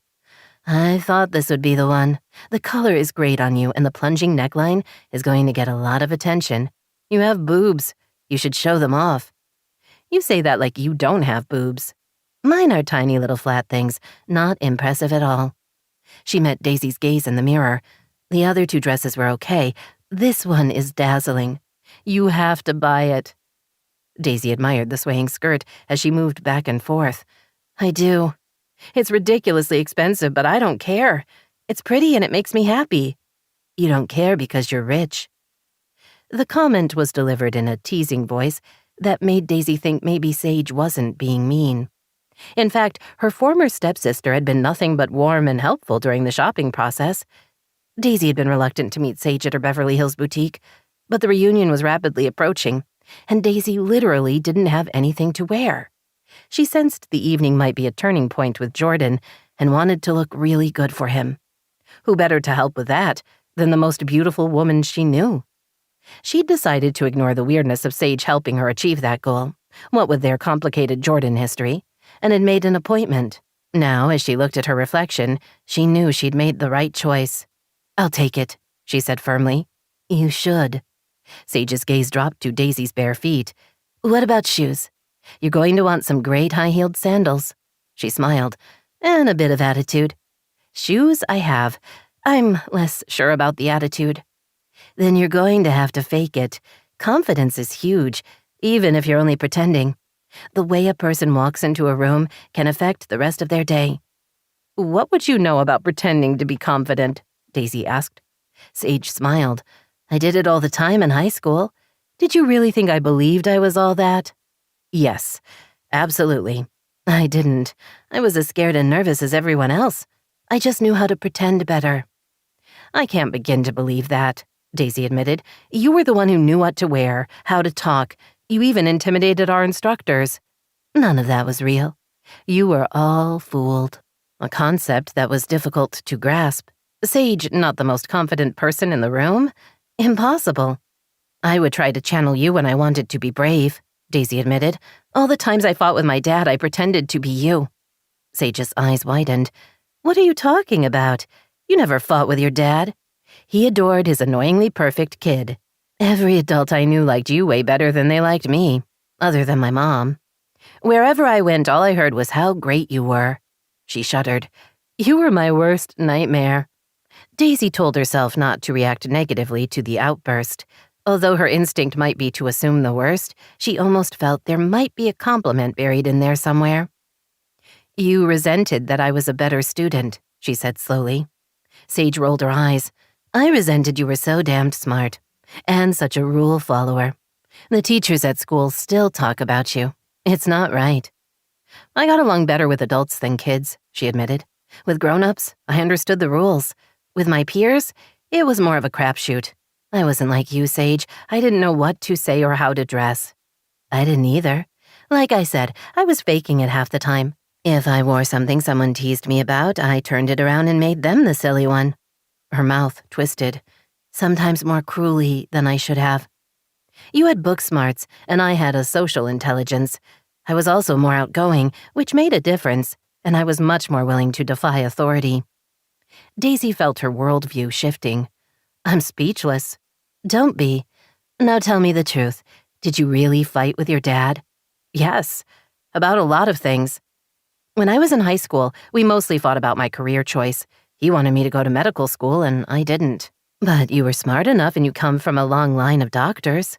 So he reminded me, almost daily. Daisy held out her hands, palms up. I'd planned to be a pediatrician. I got into a special summer program for high school students interested in studying medicine. We rotated through various parts of the hospital. During our surgery rotation, I became fascinated by the anesthesiologist. I thought what she was doing was incredible and so interesting. I did a lot of research and quickly found out that nurse anesthesiologists do a lot more work with patients than doctor anesthesiologists. That's what I wanted. So, no medical school for me. You defied your father?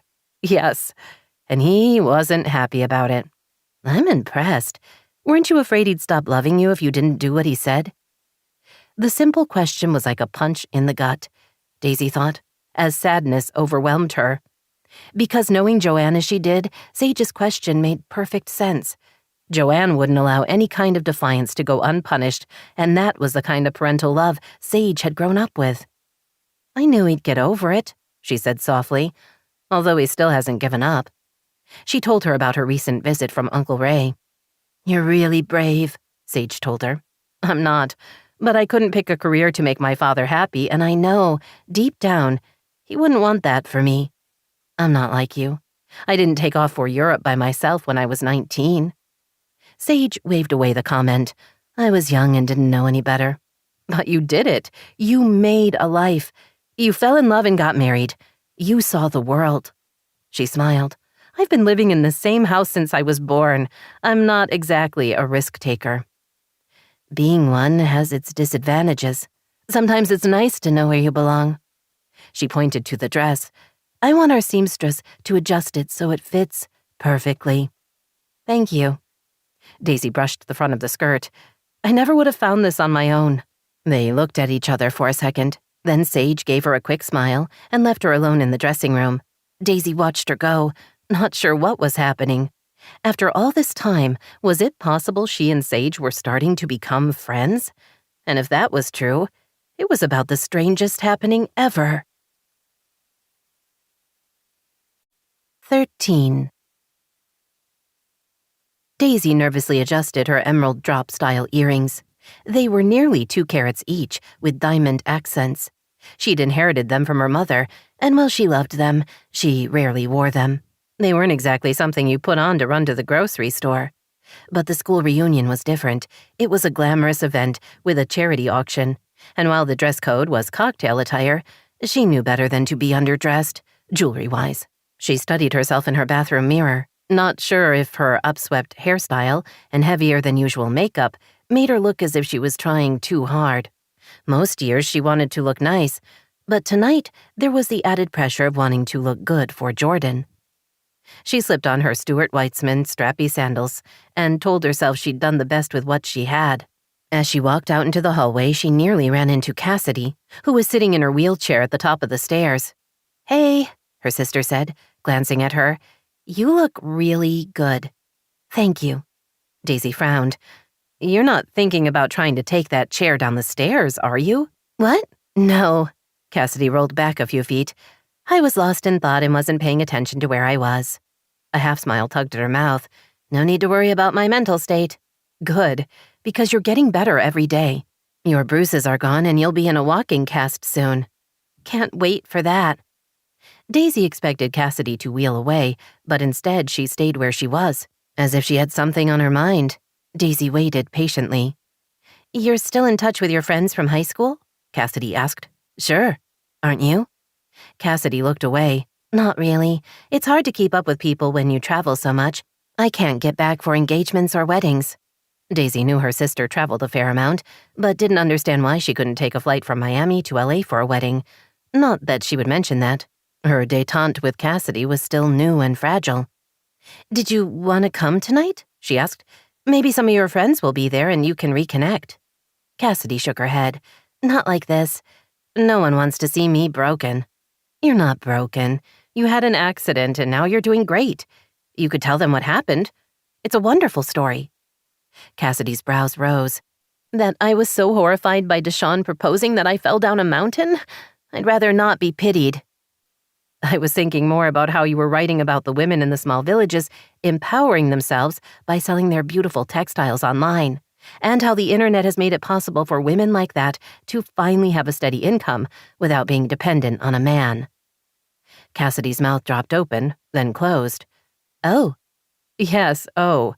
You don't have to mention Deshawn at all. You could have just tripped and fallen. It's not graceful, but it's close to the truth." Because Daisy knew all about trying to dodge those who wished her ill. "I don't want to go in a wheelchair," Cassidy said, then smiled. "Besides, Krissa and Ben have already picked out the movies we're watching tonight after we have Uber Eats deliver the biggest pizza ever." "You don't have to watch the kids," she began, but Cassidy held up her free hand. "Don't go there. I like hanging out with them. They're a lot of fun." Her expression turned wistful. "Funny how I never thought I even liked kids, but it turns out I do." "They like you too." Daisy hesitated, thinking there was something more she was supposed to say, even though she had no idea what it was. Cassidy pointed to the stairs. "Go on. Jordan will be here soon. You don't want to keep him waiting." Daisy took a step forward, then paused. "You've never asked why he left." "I didn't think you wanted to talk about it." She shrugged. "It's not like I'm good at relationships, so I'm not going to judge." "The truth is, I don't actually know why," Daisy said, surprising herself and possibly Cassidy with the admission. "We've both been busy, but that's nothing new. One day he just left. He said I should already know why. About the time you took your tumble, he moved into a long-term stay hotel. We're going to see a counselor in a couple of weeks. I'm hoping that helps." Daisy had no idea why she was sharing all this. She and Cassidy weren't close. She wasn't even sure she would say she trusted her sister, yet here she was, blabbing all her secrets. "He shouldn't have left," Cassidy told her. "I hope he's home soon. Running away never solves anything. It only makes things worse." She moved the joystick on her wheelchair and turned around.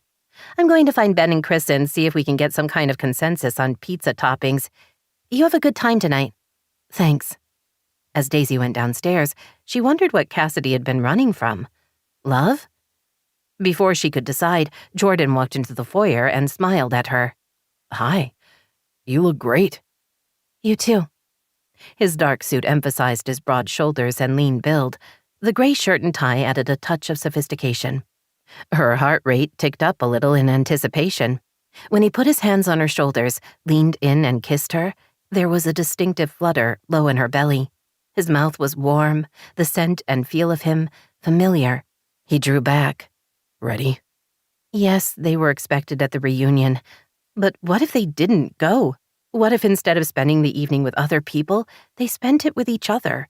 They could go upstairs and lock the bedroom door, then make love the way they used to, slowly, with intention, as if being together was all that mattered. He grabbed her hand. "I've got my eye on a couple of auction items. A few will close early, so I want to make sure we're there in time to bid." "I'm ready," she said quietly, telling herself it wasn't his fault he couldn't read her mind. If she wanted to know what he thought about her idea, then it was up to her to share it with him. But she couldn't. Just the thought of being that vulnerable made her sick to her stomach.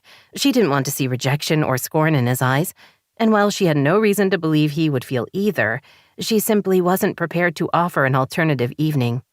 And maybe, just maybe, her reluctance to take a chance on the man she'd married was part of the reason he was gone.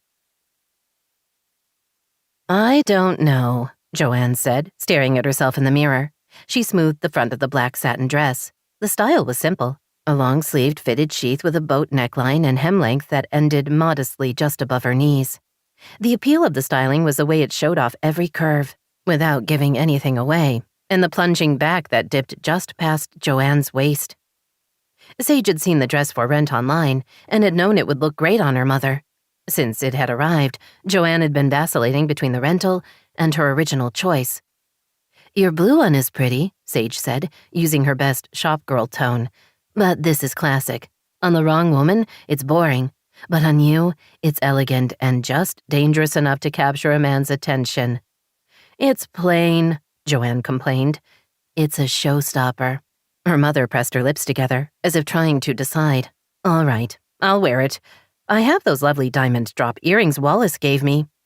She looked pointedly at Sage's shorts and t-shirt. "Shouldn't you be getting ready?" "I've already done my hair and makeup," Sage said easily. "I'll go put on my dress." Not knowing what the event was like, Sage had gone for simple. Her makeup was subtle. Rather than fuss with her hair, she pulled it back into a low ponytail that hung straight down her back. She'd coughed up the money for a good spray tan, so her skin glowed. Her navy dress, bought gently used in Paris, was a simple slip dress under a cap-sleeve lace overlay.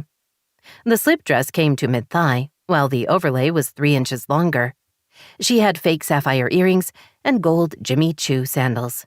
She collected her small evening bag, then went out to meet her mother. Joanne wrinkled her nose when she saw her. "You look nice," her mother said grudgingly. "Once we get there, stay away from me." Sage knew that her mother didn't want competition, but the comment still stung.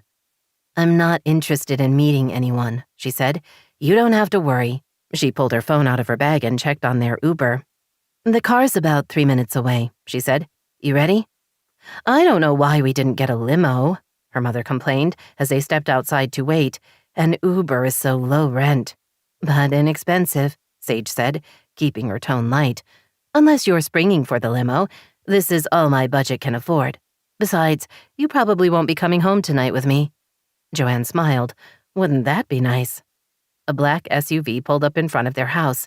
As they climbed in, Sage glanced toward Adam's place, but the lights were off. She supposed he'd already left for the reunion. It was only after they'd pulled onto Sunset Boulevard that she remembered that she'd never asked him if he was bringing a date. The unsettling thought made her want to squirm in her seat. What did she care? They weren't dating. And although he'd said he didn't do relationships, she'd never met a man who wasn't willing to lie about his past. Except for Jordan, she thought, looking out the window as they drove west toward the beach. Of course, when she'd known Jordan, they'd both been kids. It had been... She tensed as she realized that he was taking Daisy to the reunion. She'd known, of course. She'd helped Daisy find a dress. But somehow she hadn't realized that they would run into each other. She hadn't seen Jordan since the wedding, and look how that had gone. No, she told herself firmly, she wasn't going to think about that. She was going to enjoy the evening, get reacquainted with old friends, and have fun.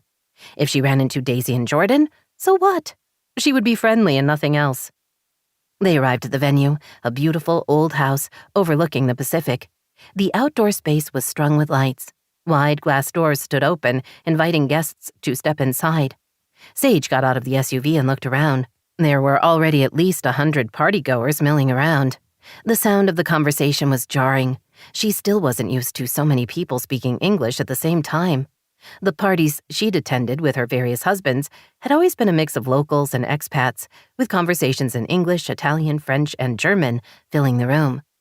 Sage showed the invitation to the teenagers manning the entrance. They were given programs that listed the items available for auction, then waved in. Joanne looked at her. "I meant what I said. No poaching." "You go for it, Mom." Her mother's expression tightened. "Don't call me that here." "Sorry." Joanne sniffed, then raised her chin and walked into the party. Her stride was confident, her bearing regal. Several older men turned to watch her, their eyes widening when they caught sight of the back of her dress. Sage had a feeling that if there was a single straight man over the age of 50 in the crowd, her mother would find him. Sage silently wished them both luck. She waited a few seconds, then walked in herself. It was only after she'd made her way to the bar and ordered a glass of white wine that she realized the fatal flaw in attending an event like this. Nearly everyone was part of a couple. She reminded herself she'd been in much tougher crowds, and that she should simply do her best to have a good night. So what if she wasn't in a relationship? She sipped her wine and looked around, trying to find someone who looked familiar. She spotted the ever-stern Mrs. Litton, but decided to save her for later, if things really got desperate. A few men smiled at her, but she ignored them. She didn't see Adam anywhere. By the entrance, she saw Daisy and immediately moved toward her. Seconds later, Jordan appeared beside her. Sage stilled, not sure what to do. Daisy looked beautiful. Her updo suited her features and complemented the style of her dark green dress. Jordan wore a suit with an ease that some men never mastered. He looked good, Sage thought, an older version of the man she'd once loved, but no one she knew now. Too many years and too many miles, she thought, moving into the crowd. Walking up to Daisy was one thing, but approaching Jordan was something else. She wasn't interested in getting to know the man he was today. Yet before she could get out of the way, Daisy spotted her and waved. Daisy said something to Jordan before breaking away from him and approaching Sage. "You're here," Daisy said with a laugh. "I'm glad, and it's weird." "My mother's here too, so be warned." "Thanks. I'll steer clear." "Have you seen anyone you remember from high school?" "Not yet. I was hoping to see Adam. Remember him? He went to school with us and lives next door to my mom. I haven't seen him yet." Daisy pointed to the bar. "Let me get a drink and we'll go find him together." Daisy left Sage chatting with a woman they'd both known back in high school and moved through the crowd, looking for Jordan. She found him with several of his guy friends. As she approached, she wondered if he'd seen Sage or if she should mention her. As far as she knew, they hadn't spoken to each other since the wedding. As she joined him, she wondered if she should be worried about the two of them, or him with anyone else. As they hadn't exactly been talking, they hadn't set up rules for their separation. Something she should have thought about long before tonight. Jordan smiled as she approached. "There you are." He turned to his friends. "I'm going to dance with my wife." "Gentlemen," Daisy said, taking the hand he offered. They stepped onto the dance floor and began to move with the slow song playing. "Steve says Erica's pregnant again," Jordan said conversationally. "This new one makes 4. That's a lot of kids." "It is." He glanced at her. "You okay?" "Why do you ask?" "I don't know. You seem like you're upset." "Jordan, are you seeing anyone?" The question came out a little more bluntly than she'd intended, but she didn't call it back. Knowing, one way or the other, mattered. "What?" His voice was nearly a yelp. He looked around, then spoke more quietly. "Why would you ask that?" "Because I want to know. You moved out with no warning, and I have no idea what's going on between us. We never talk." It seemed like a logical question. "No." He took her hand in his and led her off the dance floor. They wove through the crowd until they were outside. He looked around and headed for a small table in the corner of the huge patio overlooking the ocean. Under normal circumstances, Daisy would have admired the view, just not right now. Jordan sat across from her, leaning close. "I'm not seeing anyone. I wouldn't do that." "Then why did you leave? You said before that you think you don't matter anymore to me, but that's not true. And I know it's not about me buying you shirts. So what's going on?" He glanced at her, then away. "The shirts are a symptom. It's like date night." "We don't have date night." His gaze returned to hers. "I know. We used to. When we were first talking about getting pregnant, we agreed that we would always take care of our marriage. That the kids had to be important, but we were supposed to matter to each other too. We established date night. About a year ago, you started cooking a big family dinner on Saturday night and date night got lost." Daisy wanted to protest that wasn't true, but maybe it was. She remembered that they'd gone out together, maybe not every Saturday, but a few a month. "I thought you liked our family dinners," she said. "I never get to cook when I'm working, and it seemed fun to all hang out together." "I like our dinners. That's not the problem. The problem is you stopped wanting to have date night, like you stopped buying me clothes, and you stopped giving me cards for no reason. You've checked out on us. That's why I left." His words stung. "That's not true. Jordan, you're my husband, and I love you. I'm busy. You're busy." Part of her wanted to apologize for the things she wasn't doing, and part of her wanted to tell him he was being unreasonable. "It's not like you do little things for me, either. I don't get any cards or flowers. You used to put gas in my car, and you don't do that anymore." "I wondered if you'd notice." She stared at him. "You stopped doing that on purpose?" "I didn't think it mattered to you one way or the other." She wasn't sure if that meant he was trying to get her attention or he was being petty, nor did she know which was worse. He sighed. I'm tired of coming in last, Daisy. Everyone else gets your attention. The kids, the pets, Esmeralda. Everyone but me. You didn't even notice I moved out of our bedroom. You didn't move out. You got sick and wanted to be in the guest room for a few nights. I lied. How was I supposed to know that? You're upset because I didn't know you were lying? I'm upset because you let me stay there night after night without asking me to come back. But you said you were sick. She genuinely didn't understand. It was as if he was making up rules as he went, and she was in trouble for not being able to follow along. How can I know what you want if you don't tell me? She asked. I feel like everything with you is a moving target. You're not interested in me anymore. I love you, she said intently. I've always loved you. Sometimes life gets in the way of me saying that, but my feelings haven't changed. Have yours? No. His gaze locked with hers. I love you too, and I want this to work. Then why was he living in a hotel? Why was this the first real conversation they'd had in weeks? Why did she feel like she didn't know him anymore? Confusion blended with annoyance and a touch of fear, while a burst of laughter reminded her they were in public at a fancy event, and this wasn't the time. We are incredibly bad at this, she said lightly. He smiled. Agreed, but I'm not giving up. Good to know. Me either. So we'll keep things as they are until we meet with a therapist? Right. We have a plan. She wasn't sure it was a good one, but at least they'd talked and they were still interested in making things work. He stood and held out his hand. She allowed herself to be pulled to her feet. They returned to the dance floor. His arms came around her and they moved close together. Daisy told herself they would get through this. In therapy, they would get some skills and find a place where they were both happy. Relationships were all about compromise, right? Sage, darling, is that really you? Sage saw a tall redhead heading her way. In the second it took her to put the face and voice together, her until this second good mood vanished, and her defensive mechanism kicked in. Lana, Sage said, offering a smile much happier than she felt. They gave each other an A-frame hug and air kisses. I can't believe you're here, Lana said, waving a highball glass. You look amazing. You look amazing, Sage told her. Not a day over 19. Lana preened. Good genes, she said with a laugh. Or excellent plastic surgery, Sage thought, taking in the faintly too tight line of her jaw. Lana's brown eyes were a bit wider than normal, and her nose was slimmer. Sage would guess there had also been a bit of a nip and tuck on her body. Aren't you supposed to be in Monaco? Lana asked. Married to someone royal? I was in Italy, but that relationship was over a while ago. After living in Europe for years, I was ready to try LA again. Lana's gaze turned speculative. Are you back to claim Jordan as your own?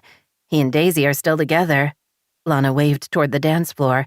Young and in love. It's a bit treacly for my taste, but you did always have a fondness for him, didn't you? Her expression shifted to predatory. Didn't you declare undying love for him at their wedding? She laughed. We talked about that for weeks. Poor Sage, losing her man to Daisy of all people. Minutes too late, Sage remembered that her friendship with Lana had been superficial and based on their shared enjoyment of tormenting the less powerful. She didn't know what to say about Jordan. Any protest would be dismissed and possibly give Lana ammunition for another attack. With Daisy and Jordan both here, the situation could escalate into something unpleasant for everyone. She searched frantically for some distraction, briefly wondered if she should mention the plastic surgery, wished she could faint on command, then nearly fainted for real when Adam walked up and put his arm around her waist. There you are, he said easily. I've been looking for you. He turned to Lana. Oh, hi. I didn't see you standing there. Sage is back in town. Isn't it great? Peachy. Lana studied them the way a cat studies an injured mouse. You know each other? She lives next door, he said with a grin. I'll just say it. I'm one lucky guy. Lana's eyebrows shot up, as much as they could, what with the Botox. You're dating? Sage put her hand on his shoulder. We are. Isn't it funny that we found each other after all this time? Adam gave her an impressively smoldering look. It only took me 20 years to get the girl. Sage laughed. No, maybe 20 years for you, but only 12 or 13 for me. Good point. He leaned in and lightly kissed her. I'm starving. Let's go check out the buffet.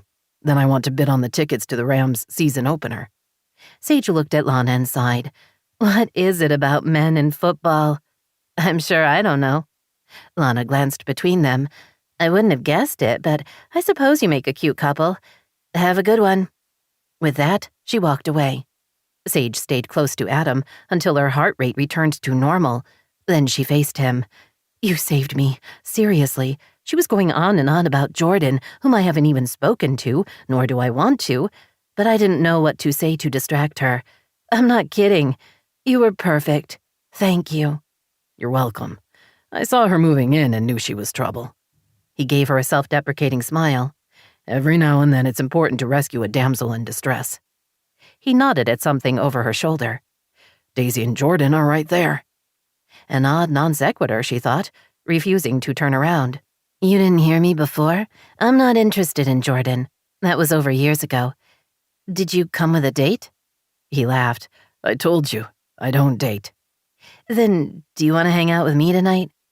Something flickered in his eyes, but she couldn't tell what he was thinking. I would, he admitted. Good. She linked her arm with his. I believe you promised me a trip to the buffet, followed by the thrill of watching you spend money on football tickets. I did. Then let's get started. 14. Sage and Adam spent the rest of the evening together. He lost the football tickets to someone willing to bid a lot more, but won a celebrity chef dinner for 6. A little after midnight, she texted her mother to say she was ready to go. Joanne texted back she would find her own way home. I'm not sure I want to think about what she's doing, Sage admitted as Adam drove through the quiet streets. Or who. Best not to go there. Agreed.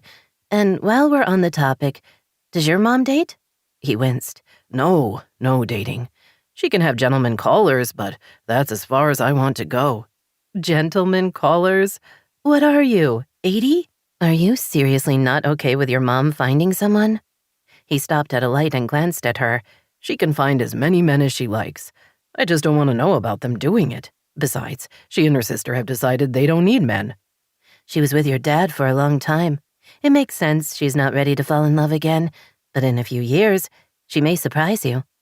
As long as she doesn't mention sex, I'm good with whatever she decides. He glanced at her. Don't judge. It's not like you're okay with it. She grinned. I'm fine with your mother having sex.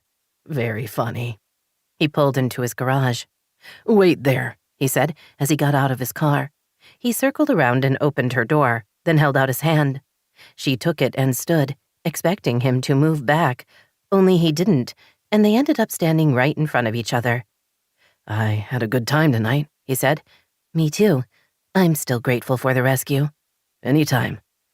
The overhead light turned off, leaving them in the darkness of the night with only the streetlights for illumination. She was aware of him right in front of her, looking at her as if, well, damn. She owed him.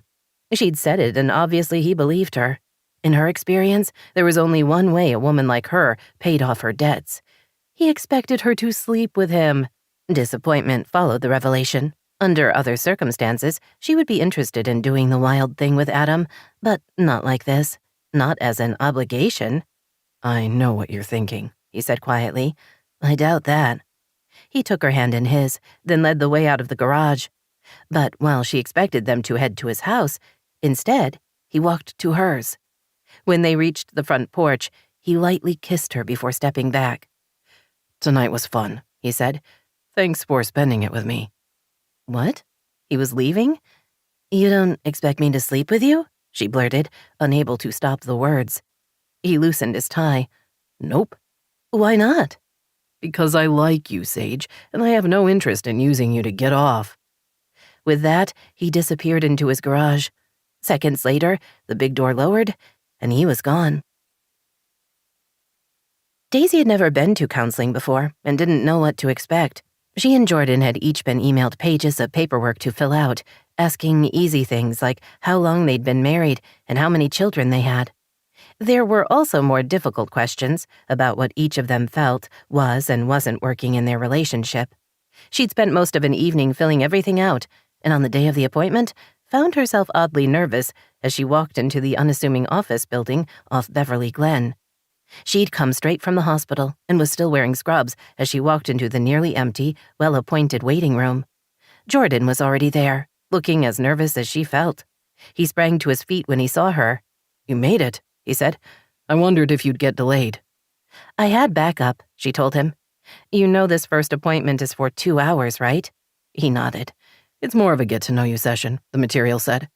"You filled it out and emailed it back to Dr. Braxton?" His expression relaxed. "I knew you would, and I didn't want to be the slacker." He pointed to the various degrees and certificates hanging on the wall. "You picked a man. Thanks for that." "I thought you'd be more comfortable that way. With a woman, you'd be worried she was going to be on my side." "Only a little," he said with a grin. They sat next to each other on one of the sofas. "How's work?" she asked. "Busy. Good. You?" "Same." They sat in silence for several minutes until the only other door opened and a tall, thin man in his mid-40s smiled at them. "Daisy and Jordan, I presume," he said. They nodded and stood. "I'm Carl Braxton. Come on in." They followed him into a large office. An L-shaped sofa stood at one end, with a pair of comfortable chairs opposite. On the far side of the long room was a small desk and chair. Dr. Braxton motioned to the sofa. "Please make yourselves comfortable." They took seats next to each other. Daisy immediately realized it would be difficult to communicate when they weren't looking at each other, so shifted to another cushion. "Just so it's easy to talk," she explained. "Sure," Jordan said, sounding nervous. Dr. Braxton took a seat in one of the chairs. "I've already reviewed your paperwork. Today is a 2-hour session where I get to know you a little bit, and we confirm what you want to work on in these sessions." "Our marriage?" Daisy said cautiously. "Yes, that will be the main focus." Dr. Braxton glanced between her and Jordan. "You've moved out?" "Yes, I'm at a hotel." "Do you like being there?" Jordan looked startled. "Not especially. It's not fun living in a hotel room." Dr. Braxton turned to Daisy. "How do you feel about Jordan moving out?" "Uncomfortable? Sad? Angry?" "Why angry?" Jordan asked. "For a lot of reasons." She moved forward on her cushion. "You didn't tell me you were leaving. You just left. Nearly a week later, you told me you were moving into an extended stay hotel. By text. Not even a phone call. I hate it when you tell me something important in a text. It's not fair to me and it's rude." "But everything was fine at the reunion. We had a good time. Now you're saying you're mad? Which is it?" "What are you talking about?" "Yes, we had a very nice time together. I enjoyed the reunion a lot, and I chose not to fight with you that night, but that doesn't mean what you did was okay. I understand we have things we have to work out, but from my perspective, that means exactly that. Working them out, talking about them, not just running away and talking to each other via text." His mouth twisted. "You say you want to have a conversation with me, but that's not true. I'm 10th on your list of 9 things to deal with. Everything is more important than me, including the pets." She felt frustration bubbling up inside. "You keep saying that, but it's not true and it's not fair. I've asked you what's wrong and you won't tell me. You say that I know. Well, I don't know, and I've asked and you won't be specific. It's maddening and makes me scared you're just playing games. You complain I'm not doing enough for you, that I don't give you cards or buy you clothes. Fine. I'll accept I let those things go. Not on purpose, not with an ulterior motive. It just happened. And you know why? There are 1,000 things to do every day. We're really lucky. We have full-time live-in help, but I still have 2 children and a career and responsibilities around the house. And yes, the pets do require attention. Pets that you brought home, one by one, without ever asking me." Jordan glared at her. "We have children, Daisy. Kids need to grow up with pets." "It's not the law, Jordan, and asking me if I wanted another dog or cat would have been nice. But you didn't. You showed up with them while I was at work, so by the time I got home, the kids had bonded, and if I refused to keep them, I was a shitty parent, and you were the sweet dad just trying to be nice. It's not fair to me or us." "You're being ridiculous." Words designed to fuel the unexpected rage bubbling inside of her. You're not listening, she said, her voice rising. I work as many hours as you do, but when I get home, I still have my other job waiting for me. You waltz in the door and ask what's for dinner. What about doing the little things for me? Oh, wait, you've never done that. You complain that I'm not giving you cards or buying you shirts, yet you've never taken care of me that way. You also don't do anything around the house. God forbid you should change a light bulb or buy dog food. It's not my damned house. It never has been, it never will be. It's your house, Daisy. Why should I worry about it at all? The words, almost a shout, hit her like a blow. She felt the air rush out of her body. For at least 2 heartbeats, she couldn't catch her breath. Her gut reaction was outrage, but that was quickly overwhelmed by an icy cold certainty that Jordan had just blurted out a truth that was going to change everything. Daisy, I'm sorry, he said quickly, his voice anxious. I didn't mean that. You did. You don't think of the house as your home. Your mother left it to you. It's yours and it always will be. I'm fine with that. I didn't mean it. I'm sorry. It's our home, she whispered. We live there. We've made love there and raised our children there. I thought the house was a part of who we are. Now you're telling me it's not. He covered his face with his hands and swore. I didn't mean it like that. Sometimes it's hard knowing you don't need me. He raised his head to look at her. That makes me feel unnecessary. How can you say that? It's just a house, Jordan. It's a place. I thought you were okay with it. You said you were excited about moving in. I was, but you won't let me be a part of it. What does that mean? You want to keep it your house. When we did the big remodel, you never asked me what I wanted. You consulted the designer and your father, but not me. You told me you weren't interested. When I asked you about the changes, you said to do whatever I wanted. I tried to talk to you about a few things, a big game room in the attic, a workshop for me in the garage, but you dismissed those ideas, so I stopped trying. She didn't understand. We already have a media room and the kids have a big playroom. Why start construction in the attic? As for the workshop, I said it was fine and to talk to my dad about the plans. He looked away. Yeah, it was fine, and I should talk to your dad. Do you get how emasculating that is? No, I don't. When you said you weren't interested, I asked him to help me because it was too big a project to do on my own. I told you that was what I was going to do. Again, you said you were fine. So you're telling me you weren't fine and that you resented my father helping when you wouldn't. The unfairness of that settled in her stomach like a stone. What was I supposed to do? Dr. Braxton looked at Jordan. What aren't you telling her, Jordan? Jordan shifted uncomfortably. I wanted something of my own, a space that was mine, not yours, not your father's, just mine. A piece of me in that big house. But you said no to the attic, and I had to go through Daddy to get something in the garage. In the end, it wasn't worth it to try. She stared at him, trying to hear the words through her anger and bitterness. Maybe his view of the house wasn't so much a betrayal, but a cry to be a part of things. Having space of his own made sense. Everyone needed that. But she wasn't sure she was willing to see his side of things. Not yet, not when he'd hurt her so much and refused to communicate with her. I thought you liked the house, she said softly, suddenly fighting tears. Sometimes it's not what I thought. The house is exactly what it's always been. So what isn't what you thought? Me or us? His gaze locked with hers. I don't know. 2 hours later, Daisy felt as if the energy vampire had sucked out her life force.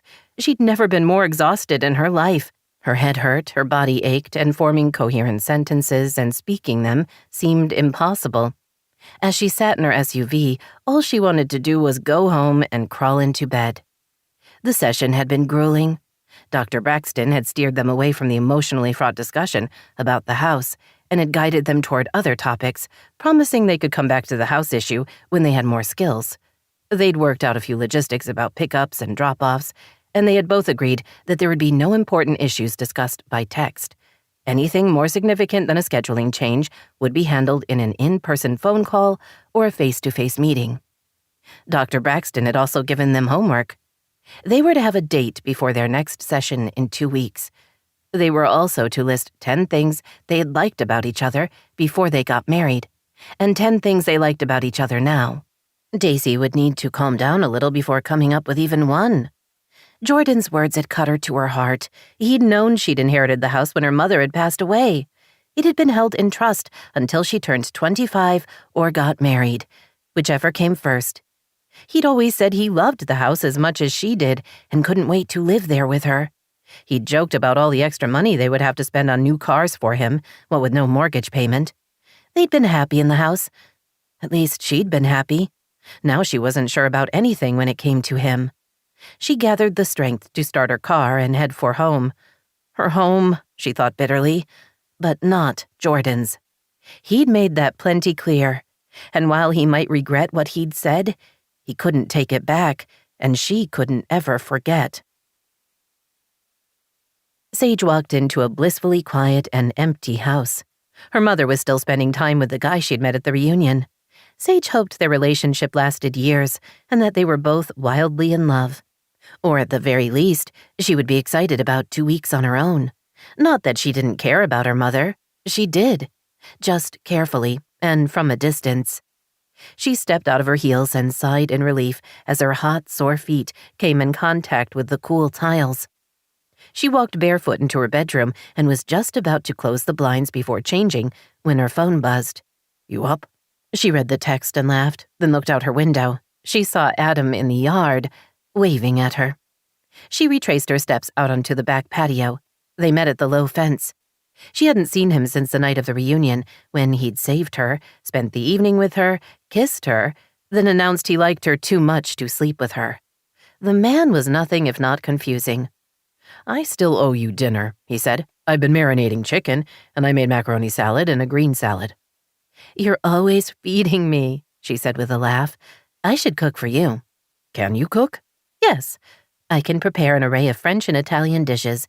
Not that I have any of the ingredients in the house, and I haven't looked at my mother's pan collection, so it might not go well."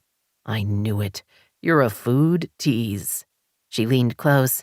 "Honey, I'm all kinds of tease." He grabbed her by her wrist and tugged until she took that last step forward. Then he leaned in and kissed her. The unexpected contact surprised her, although not as much as the sudden heat that exploded low in her belly. She pulled free of his light grip and wrapped her arms around his neck. His hands settled on her waist, while his mouth claimed hers in a tender yet demanding kiss. She liked the feel of his mouth on hers, the way he seemed to enjoy what he was doing for the sake of it, and not just as a means to an end. She liked how he didn't try to touch her breasts or her ass, taking things too fast. He shifted slightly, kissing along her jawline and nibbling on her earlobe. "Was that a yes on dinner?" he whispered. She drew back and laughed. "Yes, please. Let me go get changed and I'll be right over." He released her. "You're welcome to dine naked if that's your thing. I'm just saying." "You're so generous," she said with mock sincerity. "Thank you." "Anytime." She was still laughing when she returned to her room. She closed the blinds, then stepped out of her dress and hung it before looking over her small closet. Normally, she would put on jeans and a t-shirt, but she wanted to wear something a little nicer, maybe even flirty. She unfastened her bra, then slipped on a red sundress that dipped low in the front. Usually, she put on a little boob tape to keep it in place, but figured Adam wouldn't mind if she flashed him a nipple. She slid her feet into flip-flops. Adam's front door stood open in welcome. As she stepped inside, she felt herself relax. Being around Adam was always fun. He was interesting and nice. No, she thought, calling out that she was here. Not nice. Kind. And kind was way better. "On the patio," he yelled. She shut the door behind her and went to find him. He stood by the barbecue, a plate of raw chicken and a pair of tongs on the small table. His gaze dropped to her chest before rising to her face. "I've got beer on ice, or I can make you a drink," he said, clearing his throat. She smiled. "A beer's good. I'll get it myself." When she returned from the kitchen, she sat in one of the lounge chairs and sighed. "Let me know when you want me to set the table," she said, kicking off her flip-flops and wiggling her toes. "Until then, I'm going to enjoy being off my feet." "Long day?" "Always." "You should wear more sensible shoes if you're going to stand for hours." She sipped her beer. Sensible shoes don't sell designer clothes. I have to look the part or the rich ladies won't let me help them. There is that. He put the chicken on the grill, then closed the lid and carried the empty dish into the kitchen. When he returned, he picked up his beer. I haven't seen your mom in a few days. She met someone at the reunion.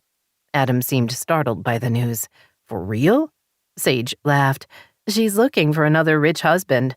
I may not think hers is the soundest of plans, but I will give her credit for determination. I hope it works out. I don't get marrying for money. You have a skill set. You never worry about having to take care of yourself. You were never taught it was more important to be beautiful than to be smart. Is that what she said to you? Every day. She warned me not to give my heart, that I had to make decisions about men with a clear head. Did you listen? Sometimes. He raised the lid on the barbecue and carefully turned the pieces of chicken, then lowered the lid. Is that still the plan? He asked, watching her as he spoke. A girl's gotta do what a girl's gotta do. Sage, I hate to break it to you, but you're closer to 40 than 30, so not exactly a girl. Ouch. And just a few minutes ago I was thinking that you were kind. I take it back. As she spoke, she tried to figure out if she was teasing or not. She knew Adam wasn't being mean, but to be told she wasn't a girl anymore? She wasn't sure how she felt about that. Isn't there some appeal in being mature? He asked, knowing you've learned lessons and can see your way more clearly. There are a lot of assumptions in that statement. You don't think you've learned lessons? You can't think you're the same person you were at 18. No, I'm not her. Do you regret that? She considered the question. Yes, but not for the reasons you think. I don't miss being that beautiful, but I do wish I'd expected a little more of myself. I wish I hadn't made so many mistakes.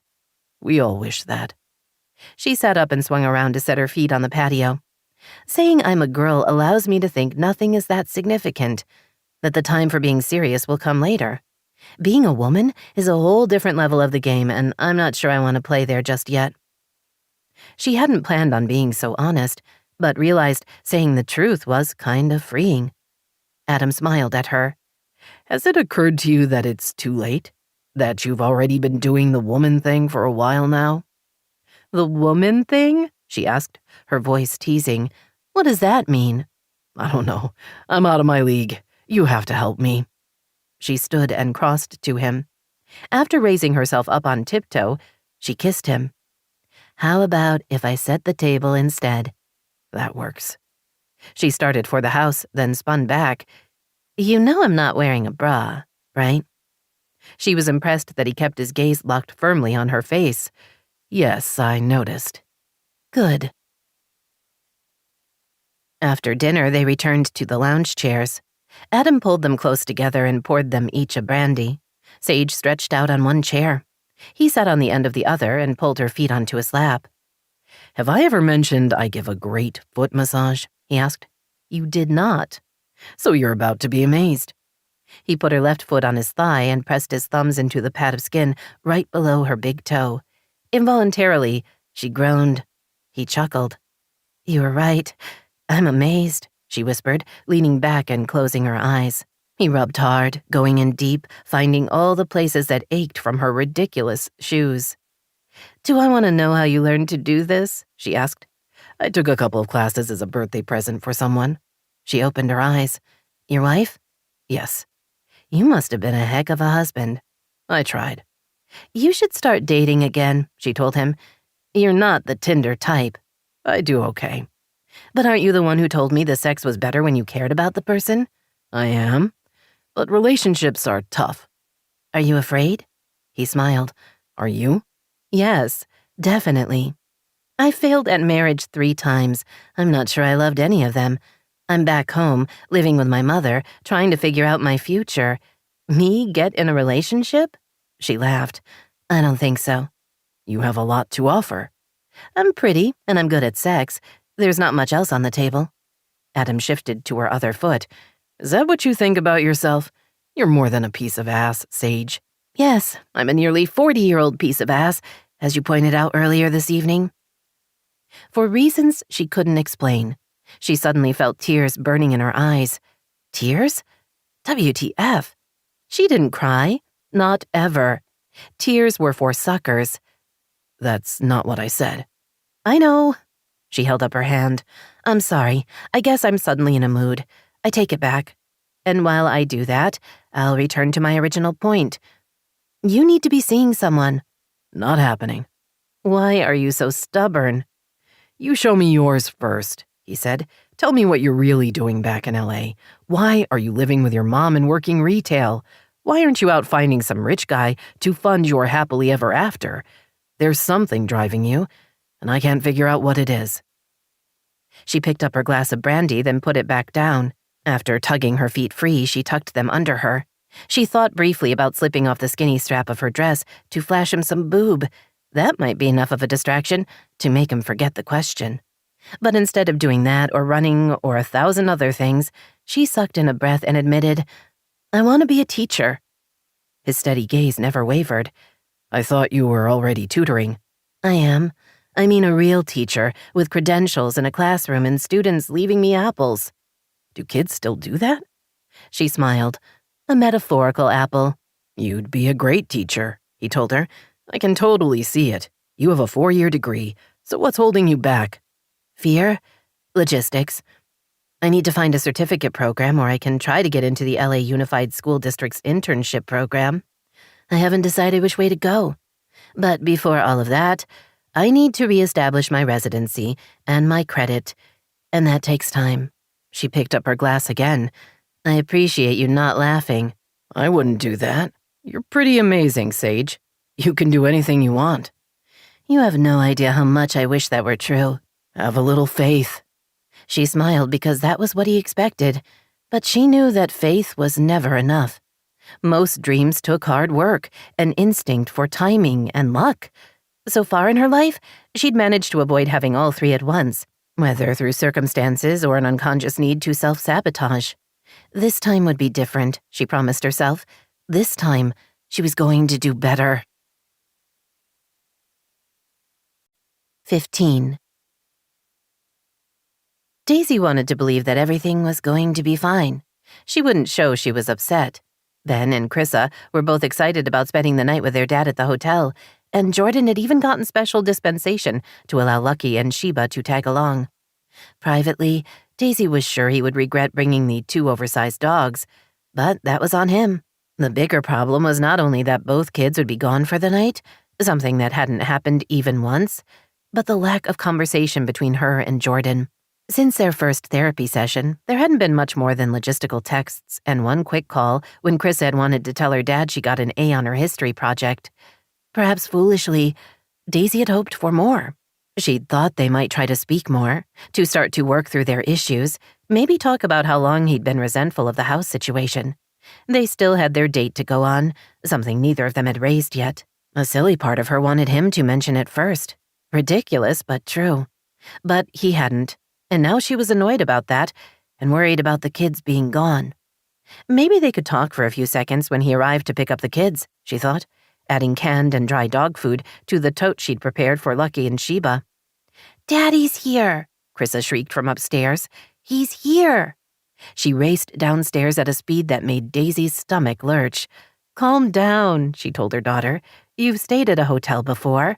Not like this. Chrissa danced to the front door, then threw it open. Dad, we're ready, she yelled, loud enough to make Sheba wince, and ran outside. Daisy clipped leashes onto collars, then called for Ben. Her son came downstairs at a more normal pace, his backpack slung over his shoulder. She smiled at him. Excited about tonight? I guess. I was going to watch that show on PBS. Daisy did her best not to laugh. I'm recording it for you. Have fun. You need to spend time with your dad. Ben hugged her. Chrissa appeared, hanging on to Jordan. Hi, Daisy said cheerfully, ready to be invaded by the horde. Hey. His smile seemed half-hearted, and his tone was decidedly lacking in enthusiasm. She frowned. Everything all right? What? Sure, I'm fine. We're going to stop for takeout. It'll be fun. He hugged Ben and picked up the small suitcase she'd packed for the kids. I'll have them back by noon tomorrow. So much for the private conversation, she thought, ignoring her disappointment. Great. Are you sure about the dogs? You can leave them here. It's no trouble. His gaze avoided hers. I'll take them. See you tomorrow. He ushered the kids and the dogs outside and closed the door. Daisy stood in the foyer, not sure what had just happened. Where was the warm, affectionate man who had taken her to the reunion? Or what about the guy who had shown up at therapy, so concerned about their marriage? Or the angry guy who accused her of not caring? Indifference scared her. I really don't understand him, she muttered, turning around and walking into the kitchen. They would figure it out. They had to. Her marriage was important to her, and she wasn't giving up. The knot of fear in her chest didn't mean anything. They were going to be fine. She walked into the pantry to get tea. When she stepped out, she nearly shrieked when she saw an upright Cassidy standing with the help of crutches. "What are you doing?" Daisy asked, her voice slightly strangled. "You're not supposed to be walking." Cassidy grinned. "I'm not walking. I'm kind of hopping, and as you can see, I have a new cast." Daisy looked at the bright pink cast that went from mid-thigh to the top of Cassidy's foot. "Is it smaller?" "A little. I'll get a walking cast in a couple of weeks. In the meantime, I'm allowed to use crutches for a few hours a day. The doctor wants me to get mobile." Cassidy sounded more upbeat than she had since arriving. Her color was good, and she had more energy. "We should go out," Cassidy told her, "somewhere casual, because I can only wear shorts. Oh, wait, I could put on a dress. Please, I'm so tired of being inside. I need to get out and be with people." Daisy eyed her sister. "You're not super steady on those crutches, so we'd need a wheelchair. Your electric one would never fit in my SUV.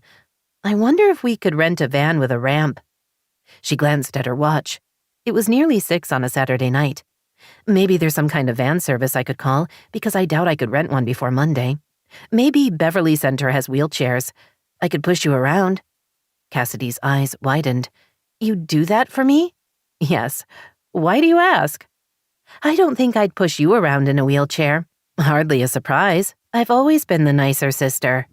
Cassidy laughed. "You're right. Sage and I are the mean ones. If we could get a van next week, that would be enough. I can stay in tonight. Want me to text Sage and find out what she's doing?" 2 months ago, Daisy would have been confounded and possibly revolted by the suggestion. But her life had taken a turn for the unexpected, so she found herself saying, "Sure, we can order in." Cassidy leaned against the counter and pulled her phone out of her shorts back pocket. She texted quickly, then looked at Daisy. "She's answering.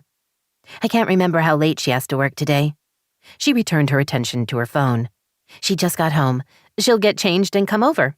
She suggests that Chinese place we all like." "I know the one," Daisy said, returning to the large pantry, where she pulled open a drawer and dug around until she found the takeout menu. When she returned to the kitchen, Cassidy waved her phone. "You know that stuff is all online." "Yes, but it's easier for us to look at a menu rather than pass around your phone." "You're so last century." Daisy ignored that and pointed to the family room. "Go rest until she gets here. You need to get off your hurt leg or it will get swollen." "You're bossy," Cassidy called, making her way to the sofa where she collapsed. Daisy checked the refrigerator and was pleased to see a couple of baskets of strawberries and blackberries. She rinsed the fruit, then collected sugar and the Vitamix. "Esmeralda's going to be pissed if you mess up her kitchen," Cassidy told her. "I'd be careful if I were you. Stop making trouble. Esmeralda doesn't care if I cook." Not that making cocktails was cooking. "Besides, she's off this weekend." "So you have time to hide the evidence." Daisy laughed. "Exactly." She poured a quarter cup of sugar into the blender and added the fruit, then ran the Vitamix until everything liquefied.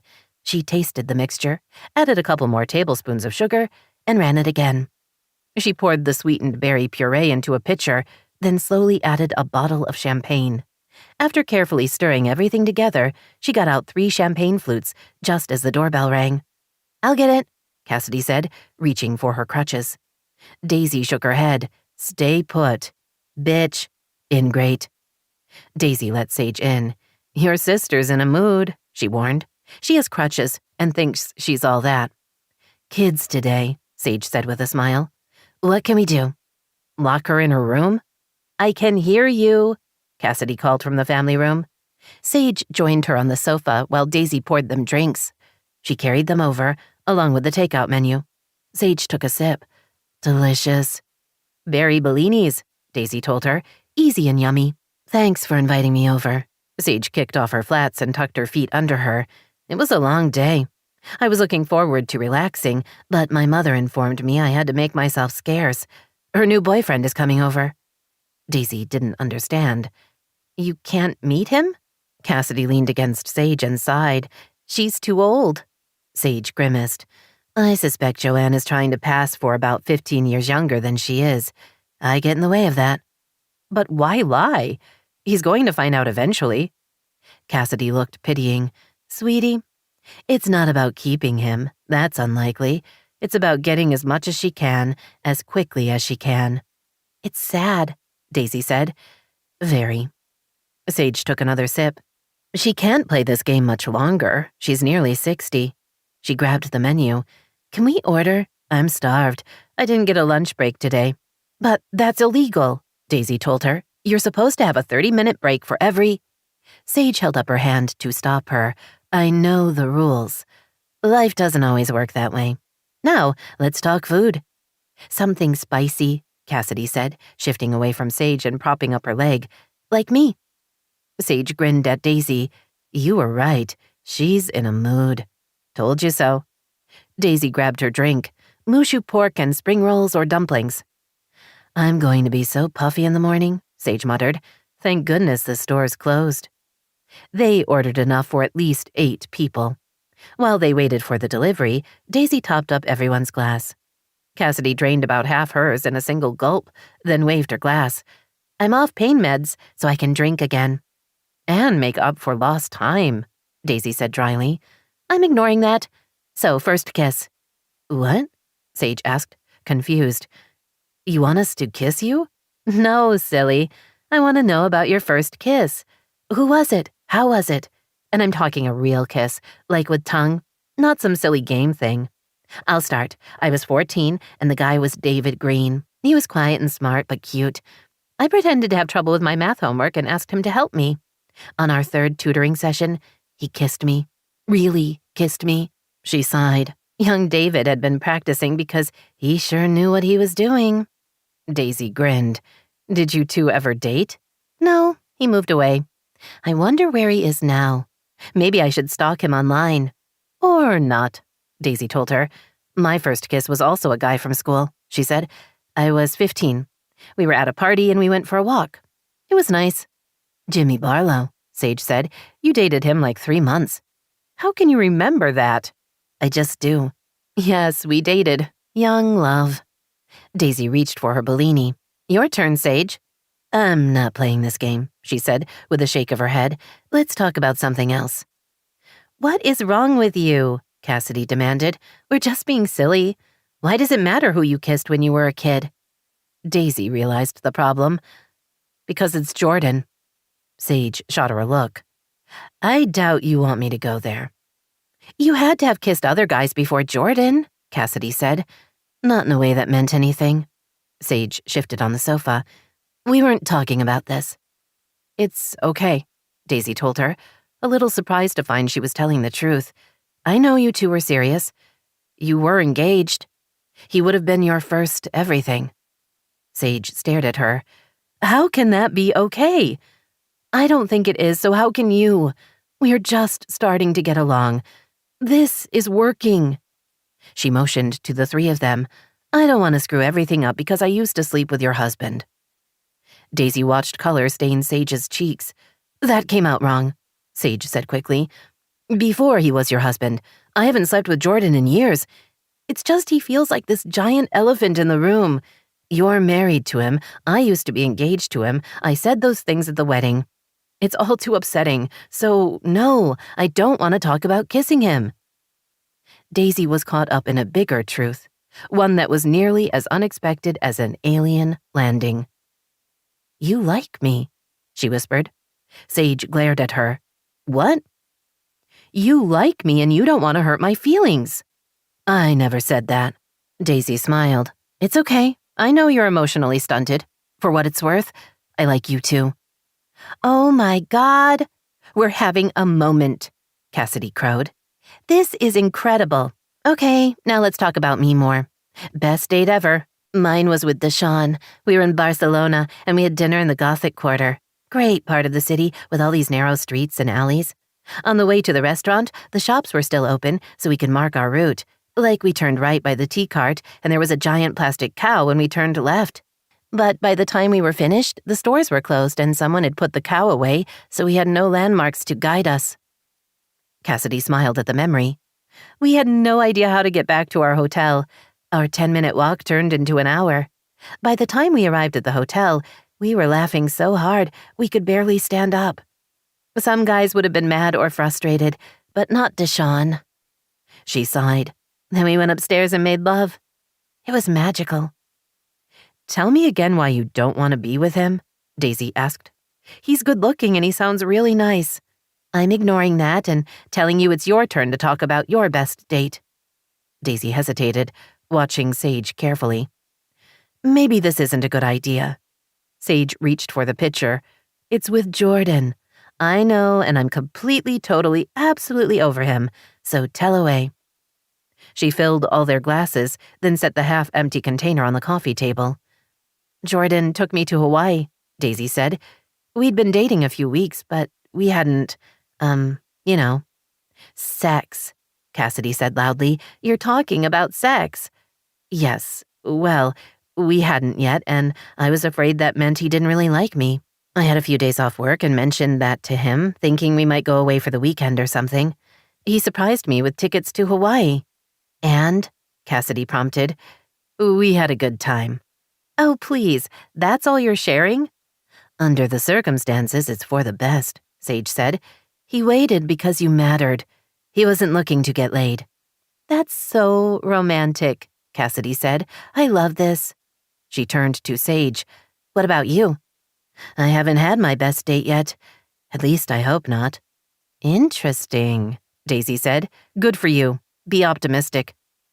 It's that or start drinking to get through the day. They all laughed at that. Seconds later, the doorbell rang. Daisy jumped up to get the food. When she returned to the kitchen, Cassidy was setting the table, hopping from place to place with forks and serving spoons.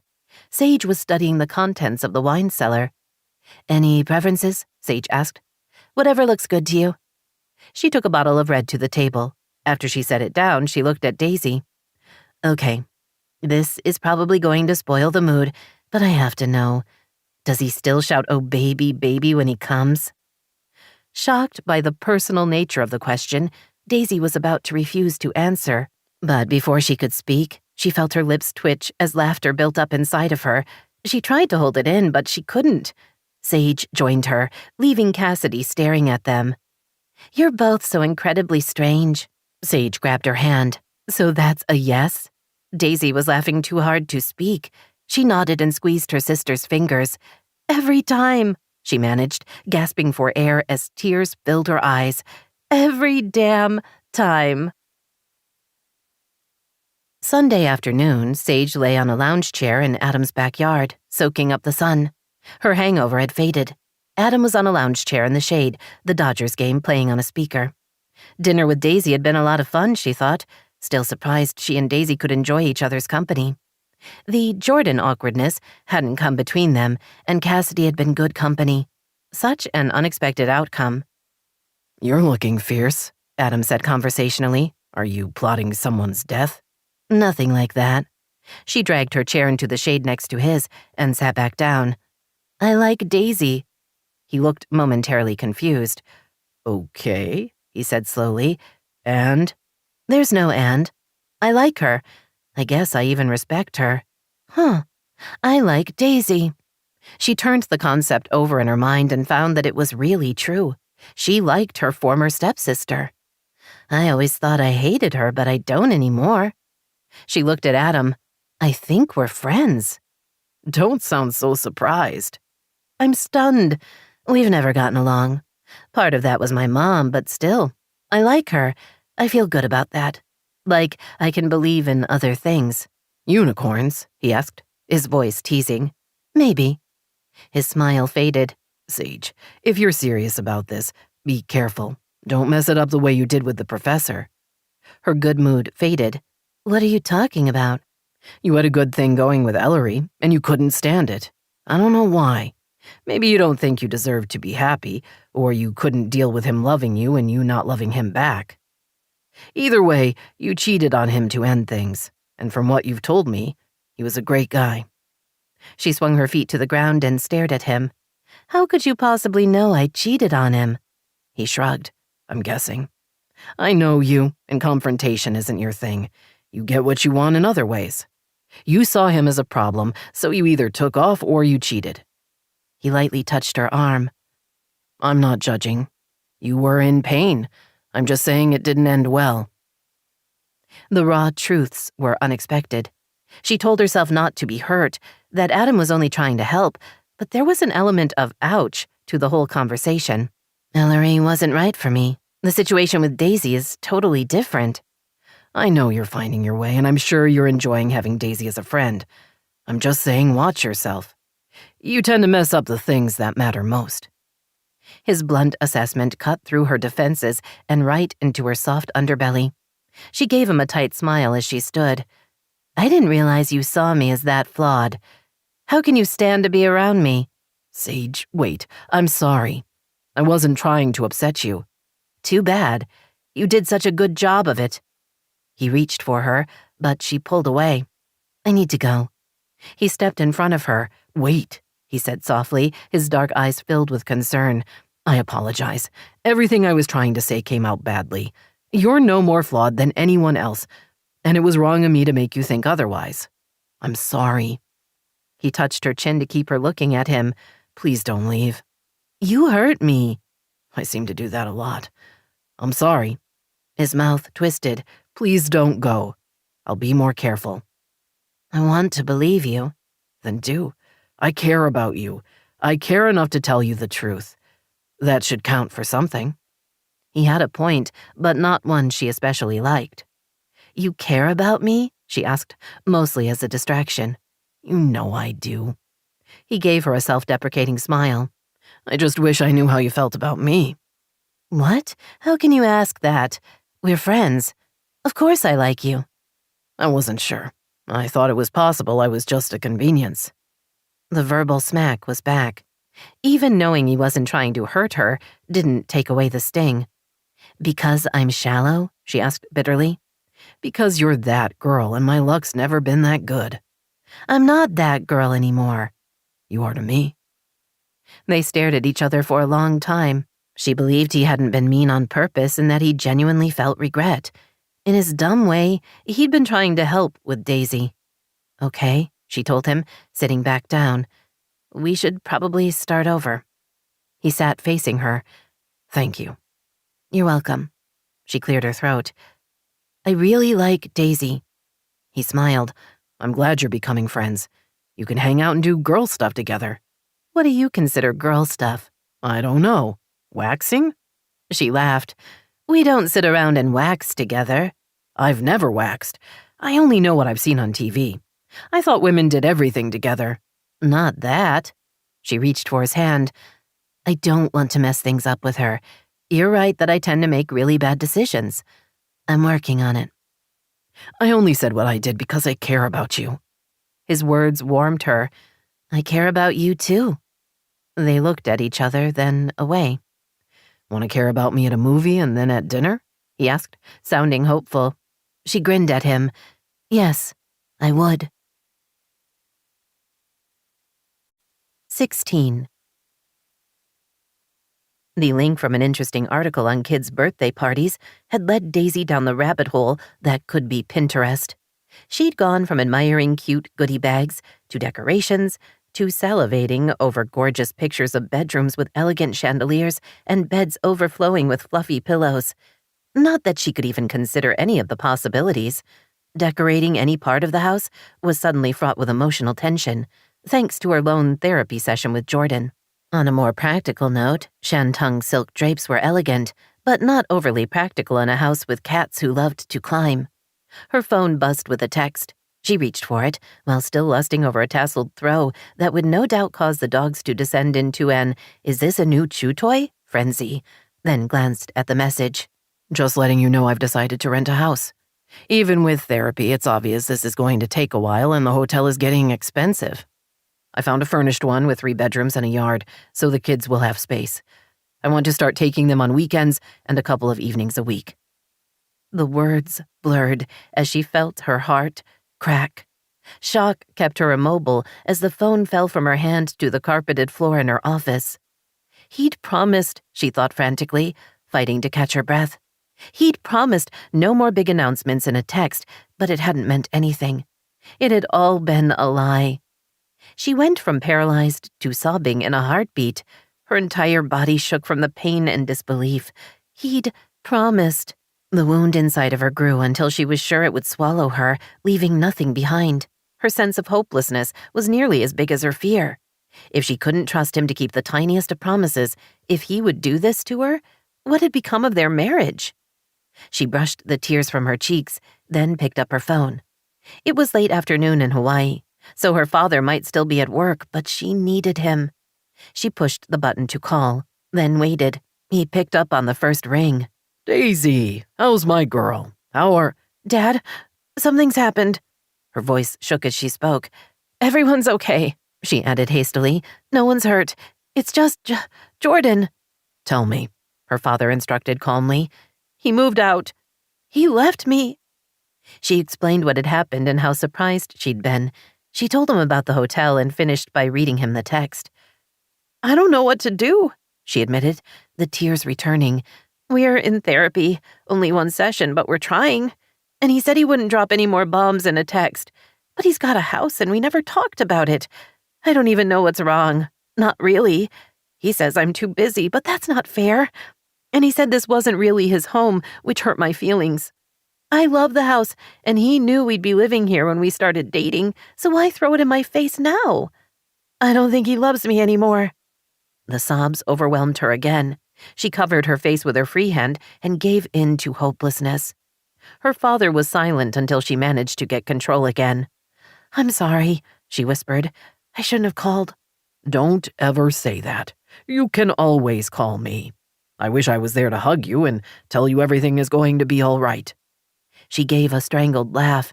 No offense, but I wouldn't believe you on that last one. Tell me what to do, please. I'm so lost and scared and confused. First, none of this is your fault. Love filled her heart. Oh, Dad. While that's sweet, it's not true. I'm responsible for at least 50% of what happens in my marriage, so this is at least 50% my fault. Maybe, but he's the jerk who left my daughter, so forgive me if I take your side. I don't think he actually cares about you owning the house. I think that's just a distraction from what's really wrong. He paused. Jordan always wants to be the center of attention and the most important person in the room. You make more money than him. You deal with the kids. You manage the house. What does he bring to the table? His words upset her. Dad, I love Jordan. I need him and the kids need him. He should know that, but does he? I've told him. He complains I don't pay enough attention to him. I keep feeling like he wants me to say something or do something, but he won't tell me what it is. Do you want me to come early? I can clear my calendar and be there tomorrow. She knew he would do that for her, cancel appointments with his patients, and fly back to the mainland if she needed him. Thanks for offering, but I'm okay. She wiped her face again. It was just the shock of it. He looked me in the eye and promised not to text anything important. It's been less than a week, and he went back on his word. I don't know what to think. Worse, she wasn't sure what his actions meant. Had he freaked out, or was he letting her know that she didn't matter anymore? I'm worried about you, baby girl. Don't be. She tried to inject certainty into her voice. I'll be all right. I just needed to hear your voice. I love you, Daisy. I love you too, Dad. Call me tomorrow and let me know you're all right. I can be there in a few hours. Thanks. I'll get through it. Hopefully Jordan and I can work this out. Her first lie of the day, but at least it was for a good cause, she told herself. Daisy set down her phone, put her head on her arms, and gave in to tears. She cried out all her worry and confusion and fear, knowing it wouldn't help, but might make her feel better. What's wrong? Cassidy stood in the doorway to her study. Her sister looked concerned as she swayed on her crutches. Nothing. I'm fine. The automatic response had Cassidy rolling her eyes. Seriously, what is it? Daisy knew there was no keeping what had happened a secret. She would have to tell the kids, and they would tell Cassidy, so why not just get it out there? Jordan's rented a house. She sniffed and waved her phone. He told me via text, after promising not to give me any big news that way. We were supposed to be talking about stuff like that. Tears slipped down her cheeks. I don't think he wants to come back. Cassidy's mouth twisted, then she pulled her phone out of her shorts pocket and began texting. Resentment tasted bitter on Daisy's tongue. Telling the world? Cassidy looked at her. Asking Sage to come over so we can talk about this together. Daisy was surprised to realize she would appreciate the support. Oh, thank you. You need to stop thinking the worst about me. You first. Cassidy surprised her by smiling. I think I can do that. I need a beach cover-up, Joanne said impatiently, flipping through the contents of Sage's closet. Something cute. We're going to Mexico. His friends have a very nice house on the beach and I have to fit in. She pulled out a Prada sundress Sage had earned giving English lessons, frowned at it, then let it fall to the floor. Why are all your clothes so ugly? You're not helping. Her mother spun to face her. Why can't you be happy for me? Sage put her hands on her hips. Stop, she commanded. Just stop. I haven't said anything, so don't accuse me of being unsupportive. You barge in here and throw my clothes around to borrow something without asking, so hey, I'm the only one who gets to have attitude. I'm glad you're happy with the new guy, but that doesn't give you license to be a bitch. They glared at each other. Sage figured there was a 50-50 chance that her mother would brush off her comments with a laugh, or that they were about to seriously get into it. At this point, Sage wasn't sure she cared which. Joanne blinked first, bending over to pick up the dress and hang it back in the closet.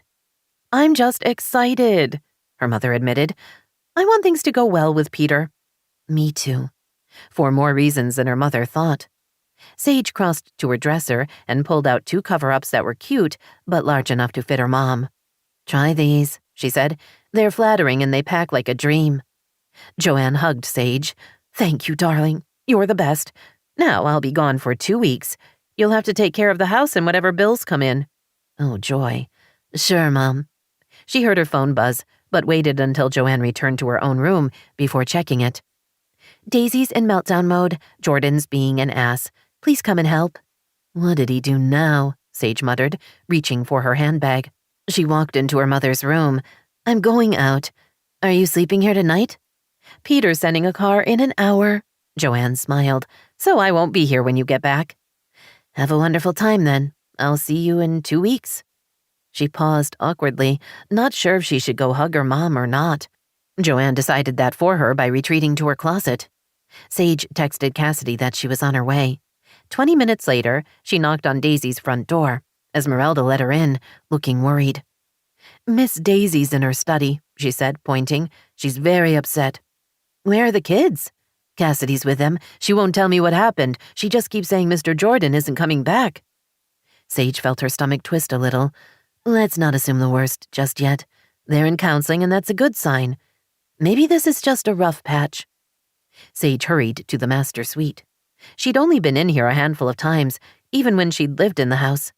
Once she entered the open double doors, she had an impression of pale gray walls and light carpeting. Ahead was the bedroom. To the left and right were his and her bathrooms, and right by the door was Daisy's study. Her stepsister sat on the plush sofa, a photo album on her lap, a glass with clear liquid and ice in her hands. The open bottles of vodka and tonic told her what was in the glass. Hey, Sage said brightly. How are you doing? Daisy raised her head and stared at her as if she couldn't quite place her. Her eyes were red and her face was blotchy. Sage, you came? I'm right here. Are you drunk? I hope so. But Cassidy texted me like half an hour ago. How did you have time? Daisy waved her glass. I haven't eaten dinner yet. She paused as if thinking. I'm pretty sure I didn't eat lunch either. She pressed her index finger against her lips. Shh, don't tell. I won't. Sage took a glass from the shelf and ice from the built-in under-the-counter ice machine, then poured herself a drink and sat next to Daisy. Start from the beginning. Tears filled Daisy's eyes. He lied. She explained about the promise and the text. Sage listened carefully, telling herself that wanting to kick Jordan in the balls wouldn't help anyone, although it might make her feel better. "Why is he being such a dick?" Sage asked. "I don't know. I thought we were getting better. He said he hates the house." "What? This house? Why? It's beautiful." "It's not his." "Great, so he's being a guy, too." Daisy turned her attention to the album on her lap. "He's so handsome." She ran her finger along a photograph of Jordan in a baseball cap, grinning at the camera. "I had a crush on him in high school, but he had you, and who could compete with that?" "It was years ago," Sage told her. "I know, but he was so everything. I kept wishing you two would break up and he would fall for me." She looked at Sage, her eyes wide. "Then you broke up. Did I do that?" "No. He broke up with me and then I went to Europe." More tears spilled onto her cheeks. "I would never do anything to hurt you, Sage. You're my sister. I just loved Jordan. I'm sorry." Sage put her arm around her. "Don't be sorry. You didn't do anything wrong." She flipped to the next page in the album. "You two make a cute couple." Daisy fell for the distraction. We met at a party. You'd been gone a couple of years, I think. I didn't know anyone. I can't remember why I went. I'm not really a party person, you know? I guess I'm not very fun." "You're plenty fun." "Not like you." "Is it wonderful being beautiful?" "It has its moments." "I always worried I wasn't pretty enough for Jordan. There's a study that says the key to a successful marriage is for the wife to be thinner and prettier. I'm not prettier than Jordan, and I'm not skinny either. I'm just ugly and fat." Her voice broke on the words. Sage took the drink from her and pulled her close. "Don't say that. You're way prettier than him and thinner. Jordan's lucky to have you." "I'm sorry he's being a shithead." "Me too. You were smart. You loved him first, before he learned how to break my heart." "He never loved me." "That's not true. He loves you very much. He's just going through some stuff, and it's messing with his head." At least she hoped that was all it was. Daisy finished her drink in one long swallow, then poured another, heavy on the vodka. She drank half of that before looking at Sage. "Thanks for coming over. That's really nice of you. It's better now, you and me. Being friends, I mean." "It is." "I wish it could have been this way before." She waved her free hand. "Not the Jordan part, but the us part." She pushed the album onto the floor, then angled toward Sage. "I tried a bunch of times. I reached out to you. I wanted us to be friends and sisters." Sage's guilt was instant. "I know you did." Daisy's eyebrows shot up. "You did? But why didn't you want that too? Why did you hate me?" "A lot of reasons. I was scared. My mom didn't want us to get along." "I know she resented me." Daisy's lower lip trembled. "I wanted her to be my mom and she wouldn't even like me. I was just a little girl. She was so mean." Sage braced herself for more tears, but Daisy surprised her by shaking them off. "Why were you scared?" Daisy asked. Sage smiled. "Have you seen this house? It's huge. Our little apartment was crappy, but at least it was familiar.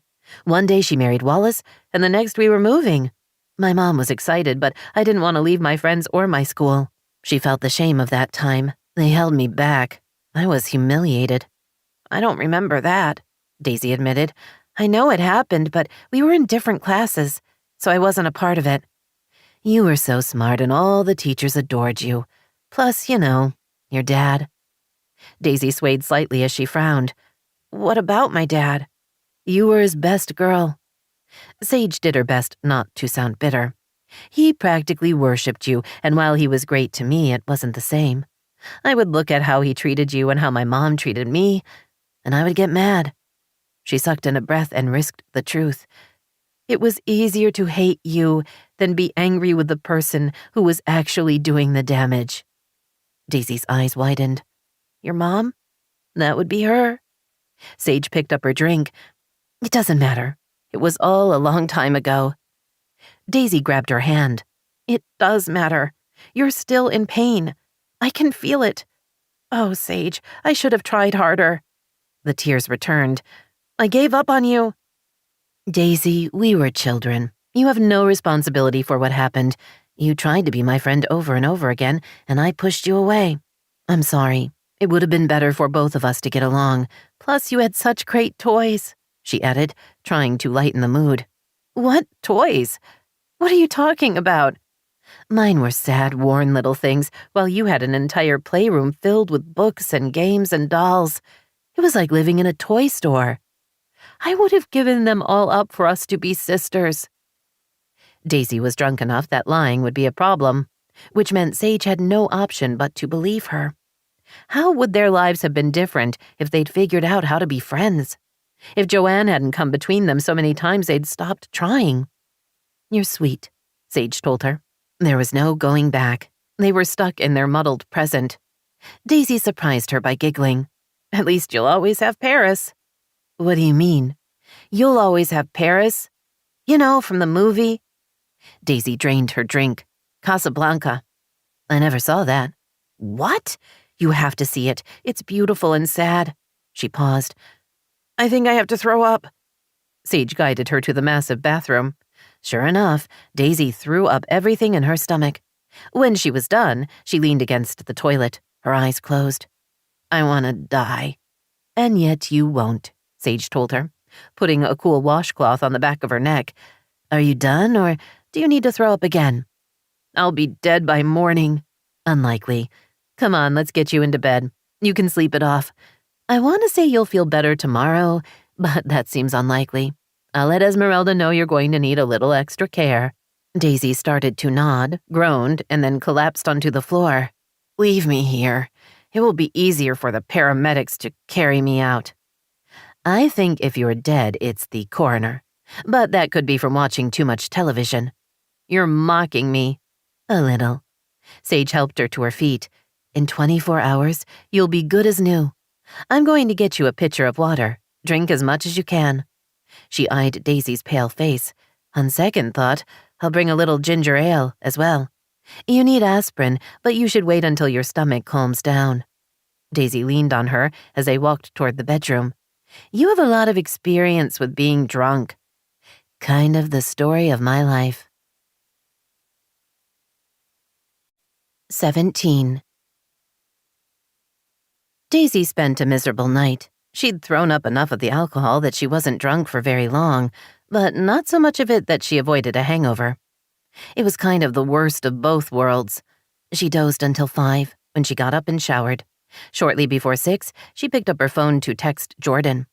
She'd spent much of the last couple of hours trying to figure out what to say. As far as she was concerned, he'd betrayed her and them. She didn't know why he'd done it, but she had to confront him. She'd been way too passive when he'd first moved out, immobilized by shock and fear and hurt. This time, she was going to take control because it sure didn't feel like he knew what he was doing. "If we don't have a conversation today, I'm calling a lawyer to make our separation legal." She waited less than 2 minutes for his response. "I'm just out of the shower. I'll be over as soon as I'm dressed." Daisy ignored the sudden clenching of her stomach. She went downstairs and started coffee. When the pot was full, she poured half of it into an insulated carafe. "Good morning," Esmeralda said as she walked into the kitchen. "How are you feeling?" "Awful. Thankfully, I don't have to be at work until noon. Jordan's on his way. Would you send him up to my study, please?" "Of course." "I don't know how long he'll be here." She paused, not sure what to say. "We have a lot to talk about." "I'll look after the children." "Thank you." Daisy went upstairs. She paced while she waited, ignoring the sense of dread building up inside of her. Yes, this was a complicated situation, and she probably should have handled it differently from the beginning, but dwelling on that didn't help anyone. She was going to be more proactive from this moment forward. She would think with her head and not her heart. She would make the right decisions for herself and her children, no matter how much doing that hurt. Jordan burst into her study about 15 minutes later. He was stone-faced and waving his phone. "What the hell kind of message was that? Are you threatening me or did you mean it?" Daisy ignored him as she walked out into the hall of the master suite and carefully closed the big double doors, then shut the one leading into her office. "While your outrage is interesting, it has little to do with the problem," she said, doing her best to stay calm as she faced him. "You started this, Jordan. You promised. You told me and the therapist that you wouldn't communicate anything significant by text, But you couldn't even go a week without breaking your word. You promised and I trusted you, which makes me a fool. But it also makes you a liar. He stared at her, his face comically blank, as if he had no idea what she was talking about. I didn't lie, he insisted, about anything. What are you talking about? Now it was her turn to wave her phone. You texted me that you were moving into a house and that you wanted to take the children for more overnight visits. You don't think that counts as significant? That you're leaving a hotel for a house where you have a lease? You don't think taking that step is something we might have talked about before you made that kind of decision? Not really. He shook his head. Is that what this is all about? The house I rented? Yes, it's huge. It's a big deal, and don't you dare say it's not. It isn't. Why does it matter if I'm in a hotel or a house? The hotel was getting expensive. This is easier. There's more room, and it will be better for the kids. He walked to the window, then turned back to her. It's not like we're fixing things between us. I wanted my own space. I didn't think it was that big a deal. She could see he meant what he said, that he honestly thought the change was nothing. How can you think that? She asked. How can you not see this as hugely significant? Not just that you did it, but that you didn't discuss it with me. We're talking about our marriage. You're taking steps that feel permanent, and I'm not part of the decision process. You're going to get mail there. What does mail matter? You're not making any sense. I'm still not living here. All that's changing is the location. No, it's more than that. A hotel is temporary. A hotel implies you'll be back soon. A house says we're on the road to getting a divorce. The emotion she'd been holding at bay slammed into her, nearly driving her to her knees. She felt sick to her stomach and not strong enough to deal with what was happening. She wanted to beg him to move back home. The house was over 15,000 square feet. He could have an entire wing to himself. Wasn't that separation enough? Why do you have to go there? He asked. You're making more of this than it is. You're making it less. They stared at each other. His obvious impatience reminded her to be strong. She had to be. Pushing aside her worry and fear, she said, "What do you want from me?" I want things back the way they were when I mattered. Why do you keep saying that? She paused to try to keep her emotions under control. Our marriage is important to me. I want us to be happy together. I didn't like it when you moved out, and I don't like that you're taking this next step. I understand there are problems, and I want us to work on them, but I can't fix what I don't understand. I come in last all the time. I'm not sure you even want to be married to me anymore. Unexpected anger surged through her. I just said our marriage is important. Do you think I'm lying about that? I'm not. You're the one who moved out. You're the one who keeps changing the rules. You complain that you don't matter to me, but you're the one walking away. I never asked you to leave. I didn't even know you were considering it. Just poof, you were gone. No conversation, no anything.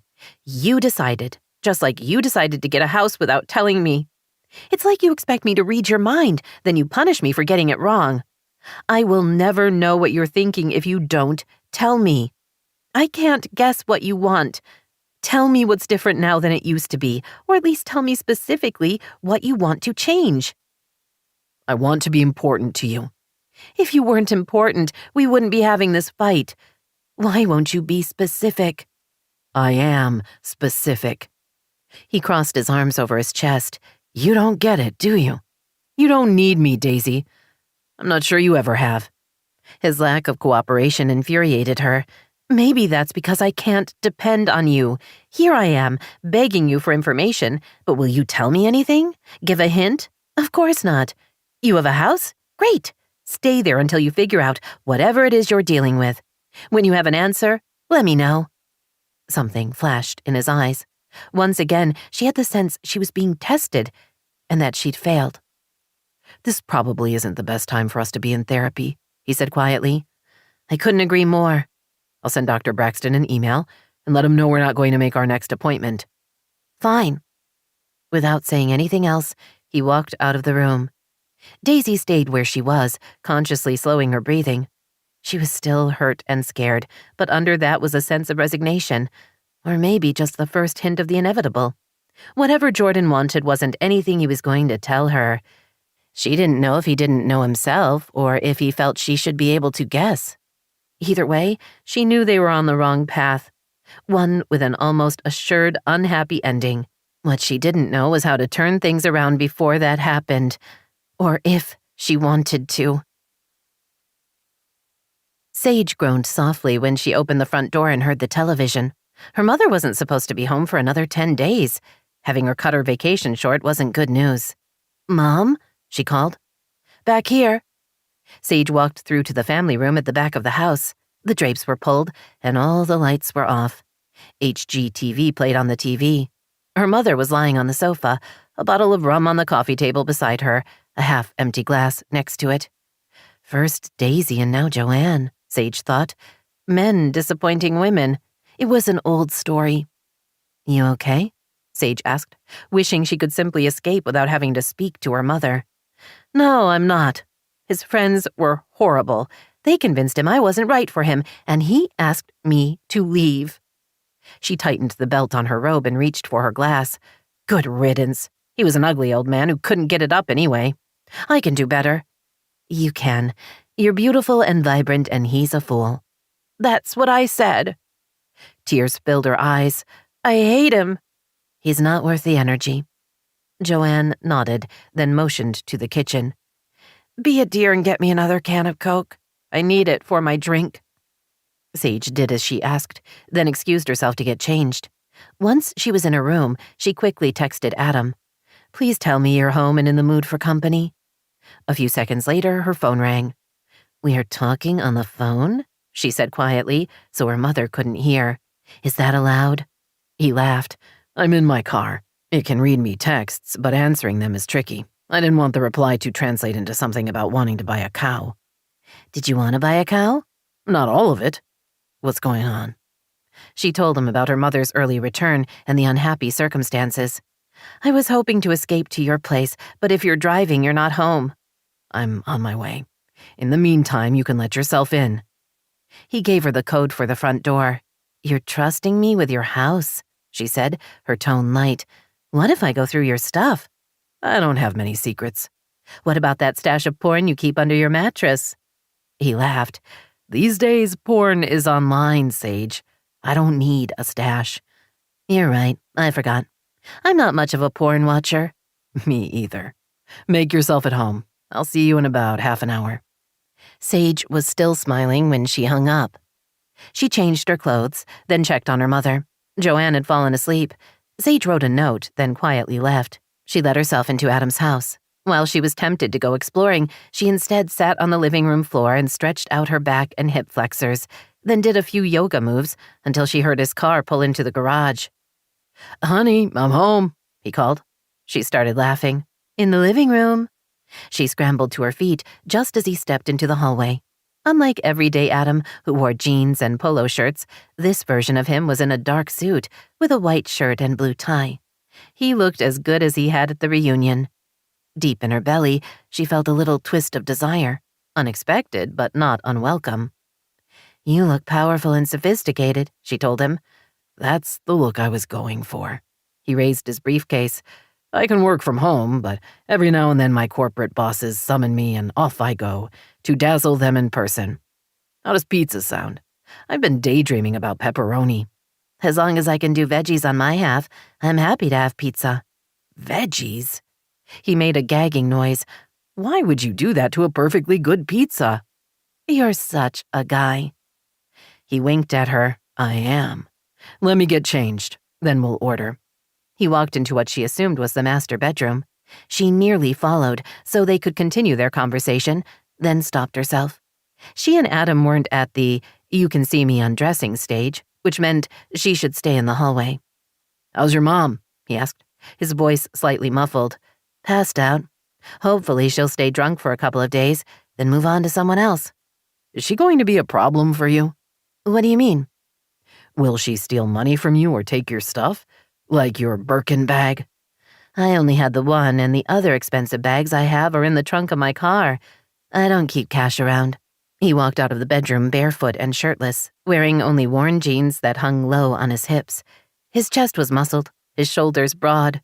As she watched, he pulled on a t-shirt. You can keep your stuff here if you want, he told her, leading the way into the kitchen. You already have the code to my front door. You can come get it anytime you want. His generous offer was nearly enough to distract her from the sight of his body and what that visual was doing to her girly parts. "What if it's a Tinder night?" she asked, mostly to distract herself. "I wouldn't want to get in the way." He flashed her a grin. I'll give you fair warning if things head in that direction. He scrolled through his phone. Pizza, salad, and maybe a chocolate lava cake? She laughed. "Why bother with the salad?" Because then I can pretend my meal is healthy. "Sounds good." He placed the order, then got out 2 beers from the refrigerator. They settled on the big sectional in the family room. I'm sorry about your mom, he said. "Me too, although I'm not surprised. They got involved really fast. That doesn't usually end well." She took a sip of the beer. "It's so strange. Last night I was dealing with Daisy getting drunk over crap Jordan's pulling, and tonight my mom is dealing with something similar. What is it with your gender?" Don't blame me. I haven't screwed up. "I know. I was asking generically." She thought about how upset Daisy had been. Jordan moved from a hotel to a house and told her in a text. She was devastated. Adam looked shocked. That was a boneheaded thing to do. Is he trying to split them up? "I don't know. I hope not. They've got kids and she works really hard. With her money, she doesn't need a job, but she has one and it's a big deal. Plus, she's got Cassidy living there. It's a lot, and for Jordan to do what he did? I don't get it." Adam surprised her by smiling. "What?" she demanded. You're being a good friend. "I know. It's weird, right? I mean, all my life I've hated her, and now I don't. I like her. She's smart and funny and a terrific mother. I admire how she is with her children. She's so patient and caring. I wish things had been different when we were kids. Daisy's the kind of friend who has your back." She paused for a second. "I've been thinking about what you said before, about me not screwing up the relationship. You were right about that. I do it a lot, mess up the good stuff in my life. It's as if I want to destroy it before someone else can, as if that gives me control." She looked at him, and I did not plan to go down that psychological path. It's okay. I'm a modern man and I can handle it. Not like those guys you knew in Europe. She grinned. "Actually, men in Europe can deal with emotions much better than men in America. No offense." None taken. Are you happy being back? "Yes, it's the right decision, although dealing with my mom isn't especially fun. I do love my shower, the water pressure, the space to move around, the fluffy mat when I get out." They don't have bath mats? "Not like ours." What else is different? "Central heat and air conditioning. In older buildings, it doesn't exist." She picked up her bottle. "Oh, grocery shopping. You have to weigh your own produce, and in some stores, you have to pay for a cart." Why? "I don't know. You just do. And the walking. Everyone walks everywhere there. I miss that. Here, everyone drives." Gotta love L.A. "I do. Have you seen the movie Casablanca?" Sure, it's a classic. Great script, strong acting. You're not a fan? "I've never seen it." Seriously? You have to see it. I have the DVD. "You have DVDs? Haven't you heard of Netflix?" I have that too, but some things need to be on DVD, and that's one of them. Want to watch it? "I would." He got up to find the DVD in his collection. She put plates and flatware on the coffee table and got them each a second beer. He'd just put the DVD into the player when the pizza arrived. After they each took a slice, he reached for the remote. It's in black and white, he said with mock seriousness. Are you going to be able to handle that? She grinned. "Just start the movie, weirdo." He chuckled and pushed play. Minutes later, Sage found herself caught up in the story. Ingrid Bergman was so beautiful and heartbreaking as Ilsa, torn between the 2 men she loved. Humphrey Bogart was a perfect swaggering hero. She was mesmerized by the story and kept having to remind herself to eat. When they were done with the pizza, Adam cleared the coffee table, then sat back down on the sofa and pulled her close. She leaned against him as he put his arm around her. The feel of his warm body so close to hers was the perfect accompaniment to the movie. When the final credits rolled, he paused the DVD. What do you think? "I loved it. I want to watch it again, but I'll do that on my own." She was going to say more, only just then she realized how close his mouth was to hers. She put her hand on the back of his neck and drew his head down to hers. The kiss was easy at first, a light brushing of skin on skin, but then Adam wrapped his arms around her and shifted slightly, angling his head and deepening the kiss. The first brush of his tongue sent liquid heat surging through her. Need exploded, shocking her with its intensity. She wanted him touching her everywhere. She wanted them both naked and exploring. She wanted to be in his bed afterward, curled up next to him, knowing that the rules had changed and she could stroke and explore and taste at will. I should get you home, he said, pulling away. We both have to work tomorrow. The unexpected rejection cut her more deeply than she would have thought possible. It was barely 9. She didn't have to be at the shop until 11, and Adam worked from home and made his own hours. There wasn't exactly a time issue. So why didn't he want her? She sat back on the sofa. Oh, okay. Thanks for dinner and the movie, she said, hoping her disappointment didn't show. The last thing she needed in her life was pity. I'm always up for a rescue, he told her. You now have my door code. My casa is su casa. She forced a smile and quickly made her escape. Once back at her mom's house, she checked the family room and saw her mother had gone to bed. The TV was off and the bottle of rum was empty. Sage rinsed it, then put it in the recycling and retreated to her own room. She sat on the bed and pulled her knees to her chest. She had no idea what had happened tonight with Adam. She didn't know if he wasn't interested in her sexually, if she was trapped in the friend zone, or if he was giving her space. From what she could tell, he wasn't seeing anyone else, and he wasn't gay. So why didn't he want to have sex with her? And why on earth did she care so much? Daisy stood at her locker, trying not to panic. 2 people had called out, leaving her taking on a second shift. The extra hours of work weren't the problem, it was her kids. Esmeralda had an emergency dental appointment and wasn't available to pick them up from school. Jordan's office manager had said he was in surgery for the next 3 hours and couldn't be disturbed. Cassidy still wasn't cleared to drive, and Daisy was out of options. She stared at her phone, started to scroll through her contact list, then stopped herself. Yes, she and Sage were friends now. They'd found their way through their troubled past, and it was great. But trusting her former stepsister with her tender emotions and trusting her with Ben and Chrissa were 2 very different things. Only she didn't actually have a choice. She found the number and pushed the call button. Sage answered on the first ring. Hello? It's Daisy. Oh, hi. What's up? Daisy hesitated, almost saying never mind. Then she told herself that she and Sage had come a long way, and she should take the step of faith. Plus, she was desperate. I need a favor. I'm tied up at work, Jordan's in surgery, and Esmeralda had to go to the dentist. Is there any way you could pick up the kids from school?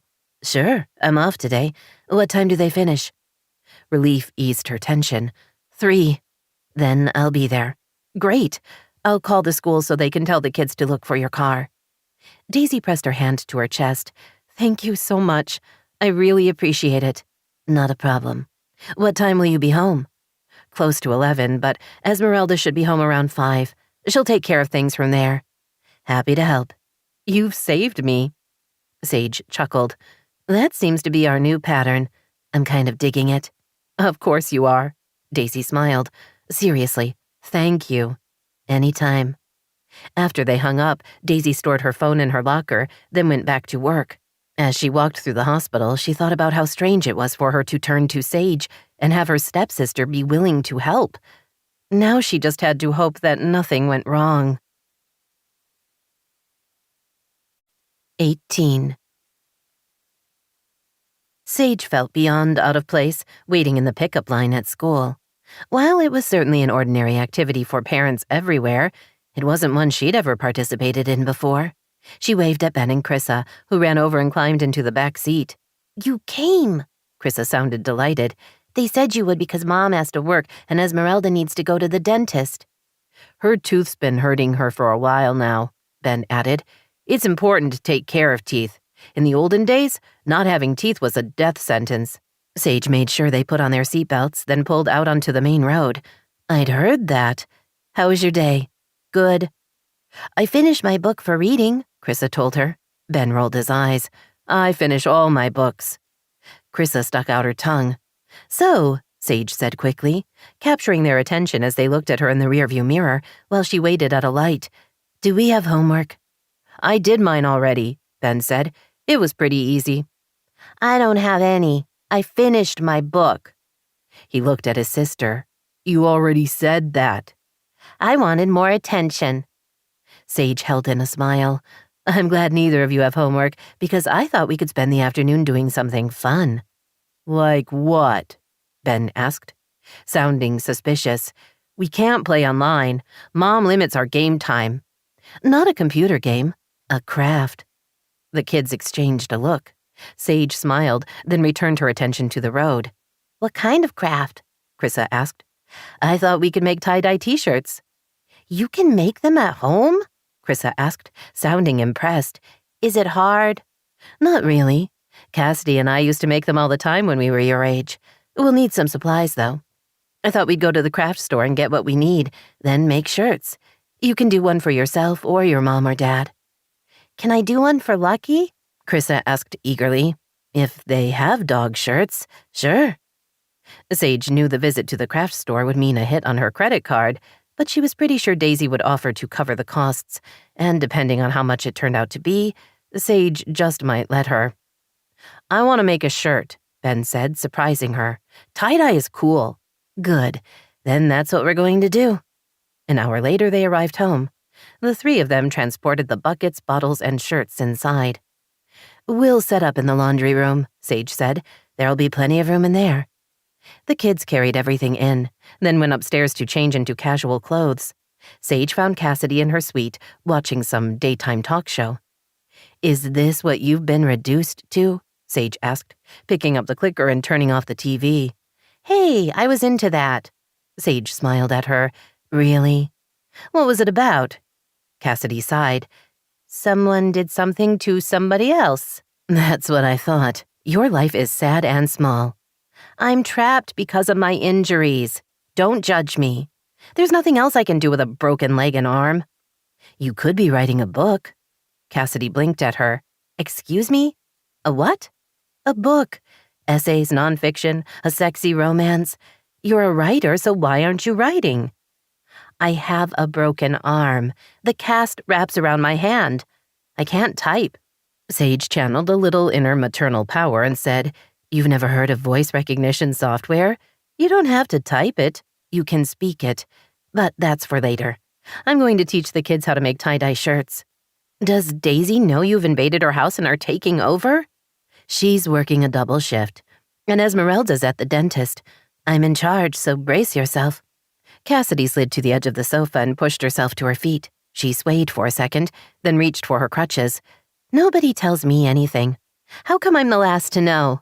You're too busy sulking. You should think about changing that. You're in a mood. I am, and I like it. They all met downstairs. The laundry room was as big as Sage remembered, certainly larger than any apartment she'd ever rented. There were miles of counter space and 2 separate sinks, along with an industrial-sized washer and dryer. Sage had the kids cover the counters with clean newspaper, while Cassidy was charged with taking the tags off the stack of white t-shirts. You got shirts for the dogs? Cassidy asked, holding one up. Do they know? Lucky loves to dress up, Chrissa informed her. Hats are his favorite. He's one good-natured dog, Cassidy muttered. Sage had everyone put on protective gloves, then showed them how to measure the right amount of dye into the jars before adding water and shaking it until the dye dissolved.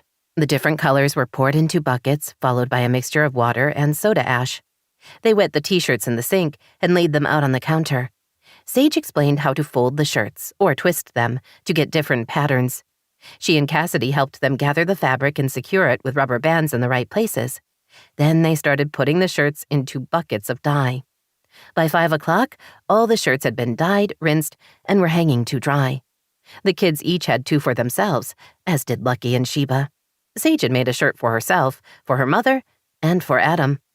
Cassidy had made an extra large one, but wouldn't say who it was for. Chrissa and Ben had worked on one for their dad and Esmeralda, and had each made one for Daisy. Sage went in the kitchen to see about dinner. There hadn't been any word from Esmeralda, but Sage knew an emergency dental appointment could run late. She'd just put her hand on the refrigerator when she realized what she was doing. She was watching Daisy's children. She was responsible for them, the pets, Cassidy, and the house. Okay, Cassidy could almost take care of herself, but the rest of it was on Sage. Well, that thought shouldn't have been a surprise. It was. Mostly because Daisy had trusted her. She'd been in need, and she'd been comfortable enough, or possibly desperate enough, to call her stepsister. Sage knew they'd become friends, but this was different. This was more than liking someone. Daisy's kids were her life, and she'd given them to Sage. Sure, just for a few hours, but still. A warmth started in her chest and migrated to the rest of her body. She felt good, empowered even. Then Ben asked what was for dinner, and the emotional spell she'd been in broke, releasing her back into the moment. She found the ingredients for a chicken taco salad in the refrigerator, along with fresh guacamole and a bag of tortilla chips. Cassidy helped the kids set the table, entertaining them with stories of her travels, including the time her backpack and all her supplies had been washed away by a flash flood, leaving her with nothing but the clothes she was wearing and, ironically, a formal ball gown. "Why did you take a ball gown camping?" Ben asked as he set out glasses. "I was going to a fundraiser at the end of my trip. I hung it up every night so it wouldn't get too wrinkled. It was high enough in the trees that it didn't get swept away, but it was kind of stained from getting wet." "Did you go to the party?" Chrissa asked, wide-eyed. "I did, in my stained ball gown. Everyone wanted to know what happened, and I had a great story to tell them." They were all laughing when Sage heard the front door open. "That must be Esmeralda," she said. "Let me go see how she's doing." Sage walked down the hall and found Daisy's housekeeper cupping the left side of her face in her hand. Her cheek was swollen, and she looked to be in pain. Esmeralda stopped in her tracks, obviously surprised to see her. "What are you doing here?" At least, that was what Sage assumed she was trying to say. It sounded more like, "What were you doing here?" "Daisy had to work a double shift, and she didn't want you to miss your appointment, so I got the kids." "What happened?" "Root canal." Sage winced. "That has to hurt. Do you have medication?" Esmeralda held up a small pharmacy bag. Sage took it and shook out the bottles. There was an antibiotic and a painkiller, both with instructions to be taken with food. "Go get settled in your room," Sage said firmly. "I'll bring you something to eat so you can take your pills." Esmeralda shook her head, then winced. "Dinner." "I'm fixing dinner. It's taco salad. I can handle it. Go get in bed. I'll bring you a tray." Esmeralda hesitated, then nodded before walking toward the back of the house. Sage returned to the kitchen. "Esmeralda isn't feeling well," she began, then wished she'd been less blunt when both children turned to her, wide-eyed. "What's wrong?" Ben asked. "Is she okay?" Sage silently swore, even as she smiled. "I said that wrong. She had a root canal and her mouth hurts. She's fine, but she needs to be quiet. I'm going to fix her something to eat so she can take her medication and start to feel better." Cassidy used her crutches to head for the pantry. "Ben, help me get the Vitamix out. I'll make her a fruit smoothie with a little protein powder that will be easy to digest. After all the work they did, she's not going to want to chew anything. Chrissa, look and see if there's any cottage cheese. That's nice and soft." Ben and Cassidy made the fruit smoothie, while Sage helped Chrissa scoop out cottage cheese. Sage put the 2 pills on a small dish before putting everything on a tray, including an ice pack for her face, and carrying it to Esmeralda's room. Esmeralda had kicked off her shoes and stretched out on the bed, a few pillows behind her back. She opened her eyes when Sage knocked on the half-open door. "Here you go, food and your meds. I'll check back in an hour or so to see if you want some soup." She put the tray on the nightstand. Esmeralda looked from it to her and back. "Thank you." "You're welcome. After dinner, Ben and Chrissa are going to want to come see you to make sure you're all right. Is that okay?" Esmeralda nodded. "Don't want them worried." "I agree." She tapped the smoothie glass. "This should go down pretty easy so you can tolerate your pills." She pulled her phone out of her pocket. "Text me if you need anything. I'm not leaving until Daisy gets home." "Okay." Around 7, the taco salad devoured, they checked on the shirts, which were drying nicely. Chrissa wanted to wear hers to bed, but Sage explained it had to be washed first. Sage texted Daisy to let her know that everyone was doing well and to tell her about Esmeralda's root canal. By 9, the house was quiet, Ben and Chrissa in bed. Sage and Cassidy stretched out in the family room. They had jazz playing softly and had raided the liquor cabinet, taking a bottle of what Sage would guess was very expensive cognac for an evening treat. "You made Deshawn a shirt," Sage said, watching her sister as she spoke. "No, I tie-dyed an extra-large shirt. There's a difference." "So now you're going to lie to me?" Cassidy leaned back against the sofa and closed her eyes. "I didn't make it specifically for Deshawn, but if I ever see him again, I might give it to him." "He doesn't strike me as a tie-dye type." Cassidy opened her eyes and smiled. "He'd wear it for me." "So the man has it bad?" The smile faded. "He used to be in love with me. And now?" "I don't know. I haven't talked to him in weeks." "Not even to thank him for the flowers?" "No, not even then." "Do you miss him?" Cassidy looked at her. "Why all the questions?" "I'm curious. You have a great guy madly in love with you, and you won't have anything to do with him. What's up with that?" "You know the answer. I don't know how to make it work. I don't know how to love him back and not have it all fall apart. I believe love's real, but I don't have it figured out." "Maybe it's hard because when it works, it's amazing." "You speak from experience?" Sage thought about her long line of failed relationships. "No, not even close. I speak from a place of wishful thinking." "Do you want to fall in love again?" The real question was, did she want to fall in love for the first time? But why go there? "I don't know. Maybe. With the right guy." "And if he doesn't exist?" "Then no. Being with the wrong person is pretty awful. I've done that enough in my life." Cassidy reached for her glass. "I don't think Deshawn is the wrong guy. I think I'm the wrong girl." "For him or for anyone?" Cassidy winced. "Don't put it like that." "Why not?" "It's depressing to think I'm not right for anyone." "But that's how you're acting. As if you can't fit in anywhere. I think you're giving up because the thought of trying and failing is too painful to consider." "You really think you should be the one giving advice?" Sage heard the edge in Cassidy's voice and knew her sister expected her to start a fight.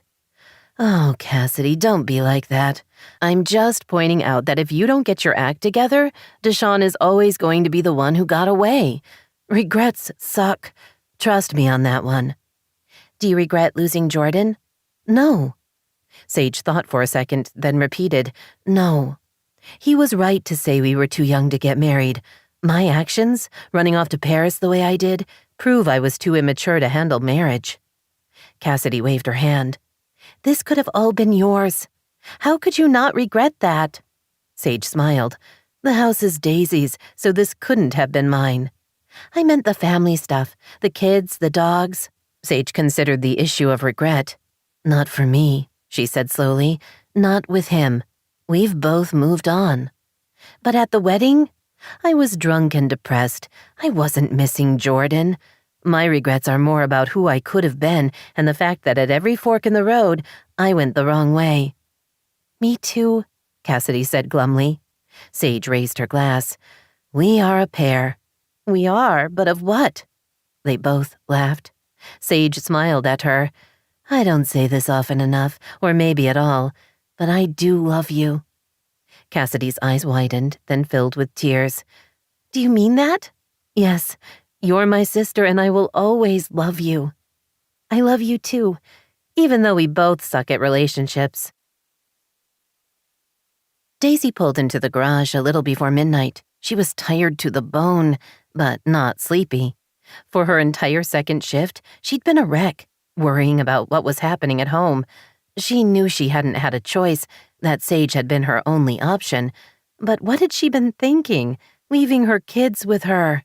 She could only hope that Esmeralda had gotten home early and had been able to take charge again.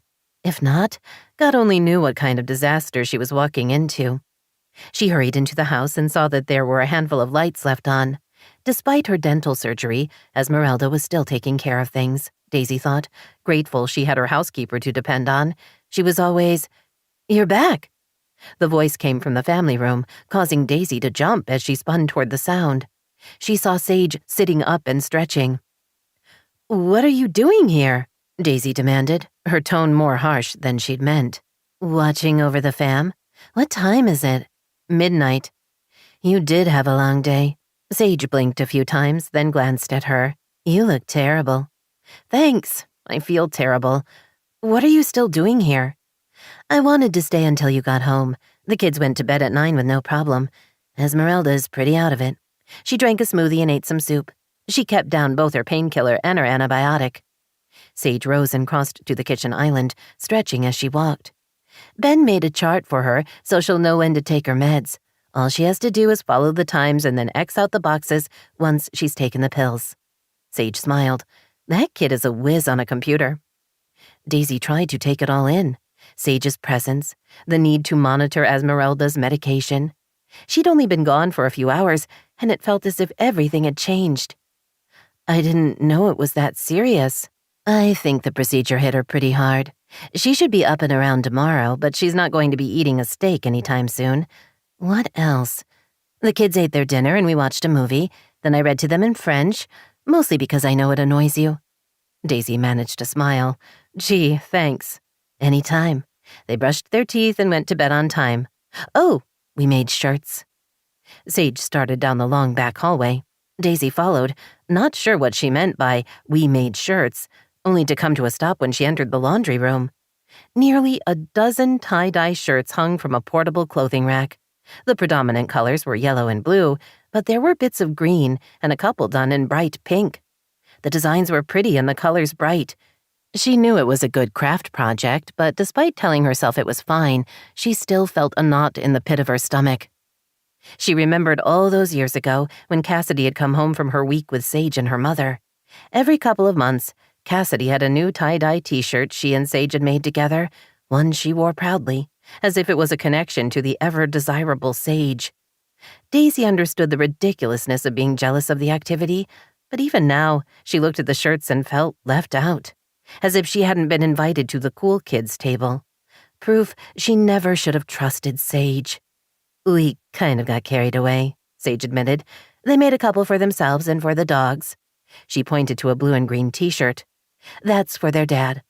I don't know how you feel about tie-dye, but you are now the proud owner of 2. Sage held up a pink shirt and a blue one. They each wanted to make you one. Daisy looked from the shirts to her stepsister. These are for me? Sure. I have one. Cassidy made one for Deshawn, but she won't admit it. Of course, I made one for Adam, which is weird, I know, but not weirder than the fact that I made one for my mom. And just like that, the mad and the worry and the pain were all gone. Sage had managed everything perfectly. She'd taken care of the kids and Esmeralda, and she'd helped Daisy's children make tie-dye shirts. I was worried, she admitted, about tonight, about you handling it all. Sage looked at her. I wouldn't let anything happen to them. Not ever. I hope you know that. I do now. Daisy's throat got tight. She didn't know what else to say, so she simply threw herself at Sage and hung on. For a second, nothing happened. Then Sage hugged her back, and they stood there, clinging to each other, for a very long time. Innocencia shook her head. Not that one. Why don't you understand? I need a dress for a luncheon. She flicked her hand at the 10 discarded dresses scattered around the large dressing room. These are all awful. Sage reminded herself that Innocencia was always going to be a difficult client, and to accept that was to find peace. As she reached down to pick up a couple of dresses from the floor, Innocencia's little dog lunged at her, teeth bared. Sage pulled her hand back just in time. Oh, Royal doesn't mean it, Innocencia said with a laugh. She can be feisty, but it's all in good fun. Of course, Sage murmured, standing. Let me get you a little more champagne, then I'll go check in back. There have to be some new things waiting to be unpacked. Maybe your dream dress is in there. Innocencia sighed. I doubt that. Sage risked a couple of fingers to grab another discarded dress. As the small dog growled, Sage caught sight of the animal's jeweled collar. It looked expensive and ridiculous, but it made perfect sense for such a pampered pet. Be right back, Sage murmured, backing out of the dressing room. She hurried to the break room and got her phone out of her locker. After opening an app that allowed her to text internationally via the internet, she quickly contacted her friend Gianna, a gifted designer in her own right who made knockoffs and custom clothing. Typing quickly in Italian, she said, "Help! A client is making my life hell. She needs a great dress for a luncheon and hates everything I have. She has a small dog, maybe 6 pounds, Yorkie mix. If she picks a dress, can you make a matching outfit for her dog? And can you rush it?" Seconds later, 3 dots appeared on her screen. While she waited for Gianna's reply, Sage searched through new arrivals, settling on a couple including a white bateau neck Oscar de la Renta midi dress. The butterfly print was fresh and would allow Innocencia to wear all sorts of colored gems. She texted a picture to her friend. "This is the dress I'm selling her." "Save me from women like that," Gianna texted. "Yes, I can make a dress and a matching little hat. It is nothing. 3 days and then overnight shipping. I'll need the dog's measurements." Gianna quickly texted back a sketch of a matching dog dress she'd done, complete with a tiny hat. "Let's say $1,000 US. That way you can mark it up 50% and she won't flinch." Sage grinned. "You're the best." "So I've been told. Ciao." Sage carried the dress and her phone back to the dressing room. Innocencia looked up and sniffed. "Is that the new Oscar de la Renta? I saw it on the runway in New York. I'm not sure." Sage smiled at her as she hung up the dress. "What I like most about the style is the simplicity. It requires a woman with a great body to show it at its best. But you know who I was really thinking of?" She glanced down at the dog. "Royal." Innocencia frowned. "What are you talking about?" "Something custom for her. A little dress and jacket, maybe with a hat. Oh, we could get you a leash with the butterflies sewn on. Imagine a cute little dress and hat for Royal." She glanced at her client. "You're in emeralds to pull out the green of the dress. It would be too precious for words. I have a friend in Italy who does all kinds of custom work." She lowered her voice. "Don't tell anyone, but she does a fair amount of work for several designer houses. She does things like this on the side." She showed Innocencia the sketch on her phone. Her client cooed. "It's adorable. She could make the matching dress for Royal?" "Absolutely." Sage laughed. "In less than a week. She has access to the fabric. Gianna's in Rome, so the quality of the materials is exquisite. And only $1,500 for the dog outfit, including the butterfly leash. I want it. The luncheon is in 2 weeks. It has to be here by then." "Of course. Let's get you in the dress. Then I'll take some pictures of you and Royal, along with Royal's measurements, and text them to Gianna. I'll have the sketches confirmed by this time tomorrow, and the outfit within a week." Sage sold Innocencia the Oscar de la Renta dress, along with 2 others that would also be getting matching outfits for Royal. After ushering Innocencia to her car, Sage returned to the boutique and found her manager in her tiny office. "Do you have a second?" Sage asked, stepping in and shutting the door behind her. Barry's expression turned wary. "Is there a problem?" "Not that I can think of." Sage took a seat and smiled at her boss. "Innocencia was in today, looking for a couple of dresses." "Did we have anything she wanted to buy?" "She did, but the sales weren't easy."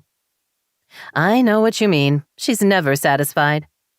"I might have found a way to keep her happy." Sage explained about the custom dog dresses and showed Barry the picture and drawing Gianna had texted.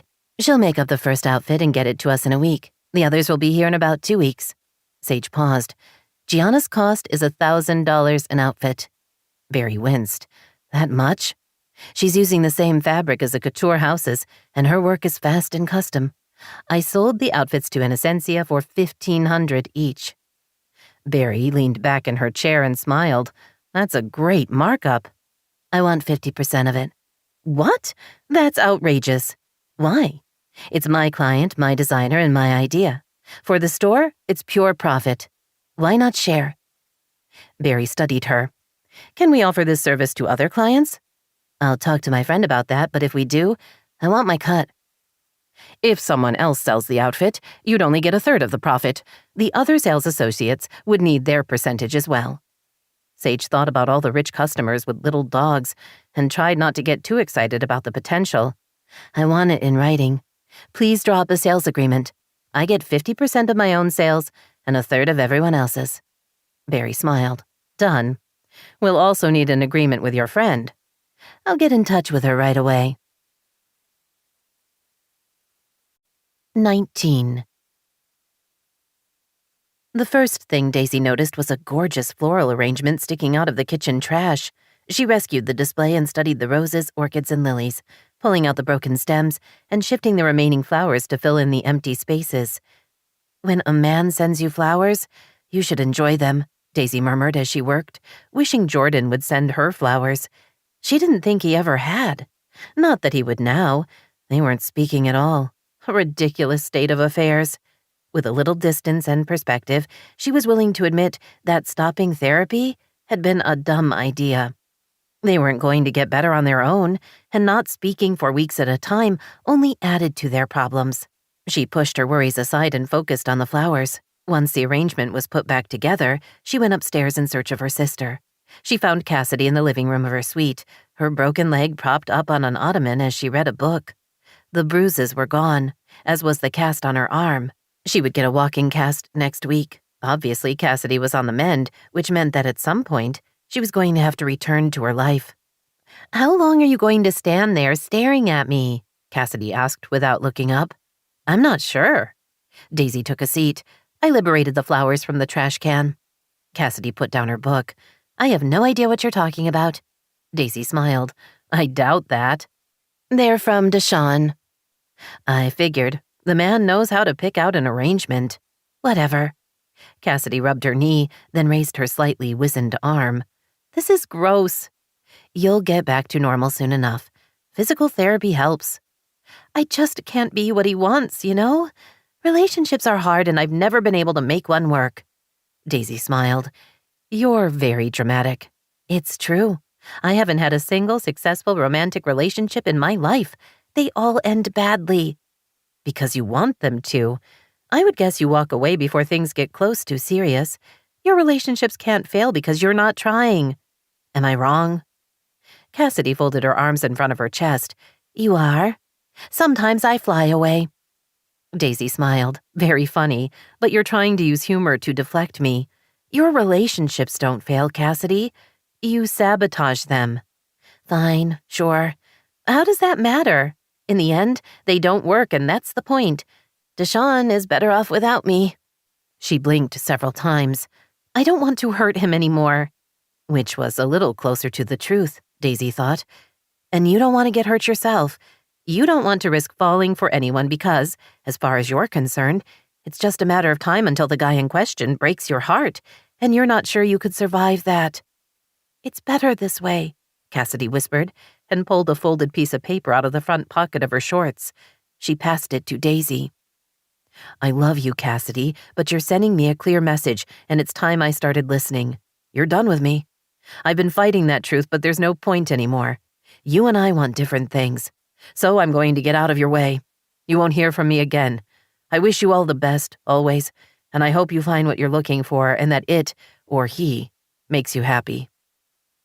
Daisy read the note twice before handing it back. "He sounds like a great guy."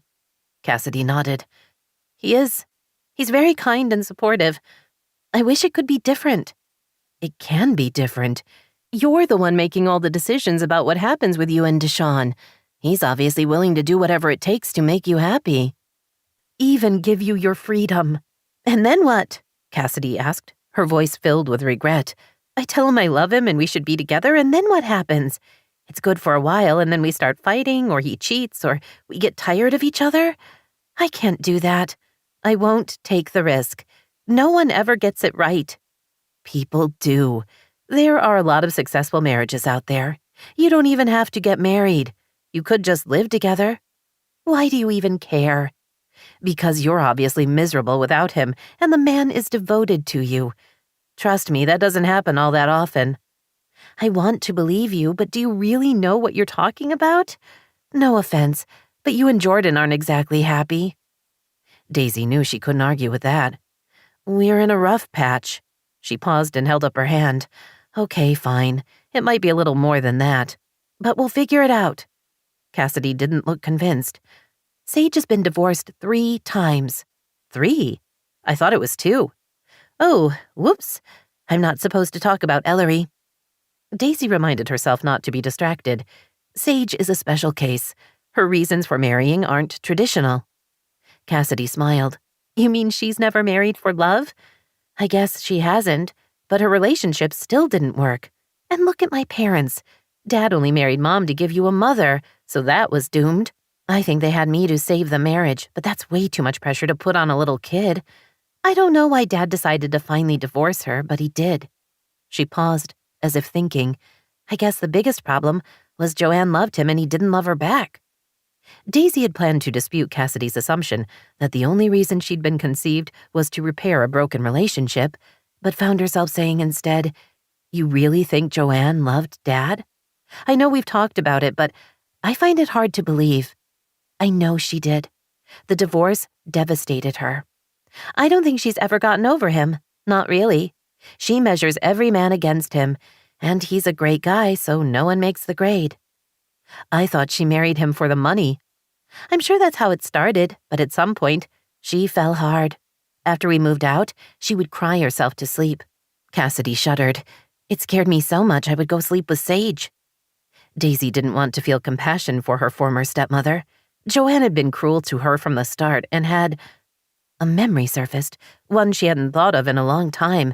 Anger and fear fought for dominance as she remembered the sharp pain of being hit over and over, and the loathing in Joanne's eyes as she kept raising her arm to strike her. No, she told herself, that wasn't the reason for the divorce. It couldn't be. I'm sorry it was hard on her, she said stiffly, pushing aside the past. Right now, Cassidy had to be her priority. She would deal with the rest of it later. Me too. You got to live here with your loving father, and I got shuttled back and forth, like an unwanted hot potato. Daisy leaned forward and grabbed Cassidy's hand. We all wanted you around. My dad tried to be the custodial parent, but Joanne wouldn't let him. I'm sure she felt the same. Daisy wasn't completely sure, but she wasn't going to admit that. Whatever Joanne had felt at the time, Cassidy was the one who mattered now. I wanted you to live here too, which was true, at least until Cassidy had turned on her. You did? Yes, of course. You're my sister. Cassidy turned away. And then I blew it by turning into a raving bitch. I'm sorry. It wasn't your fault. You were a kid and being told a lot of different things.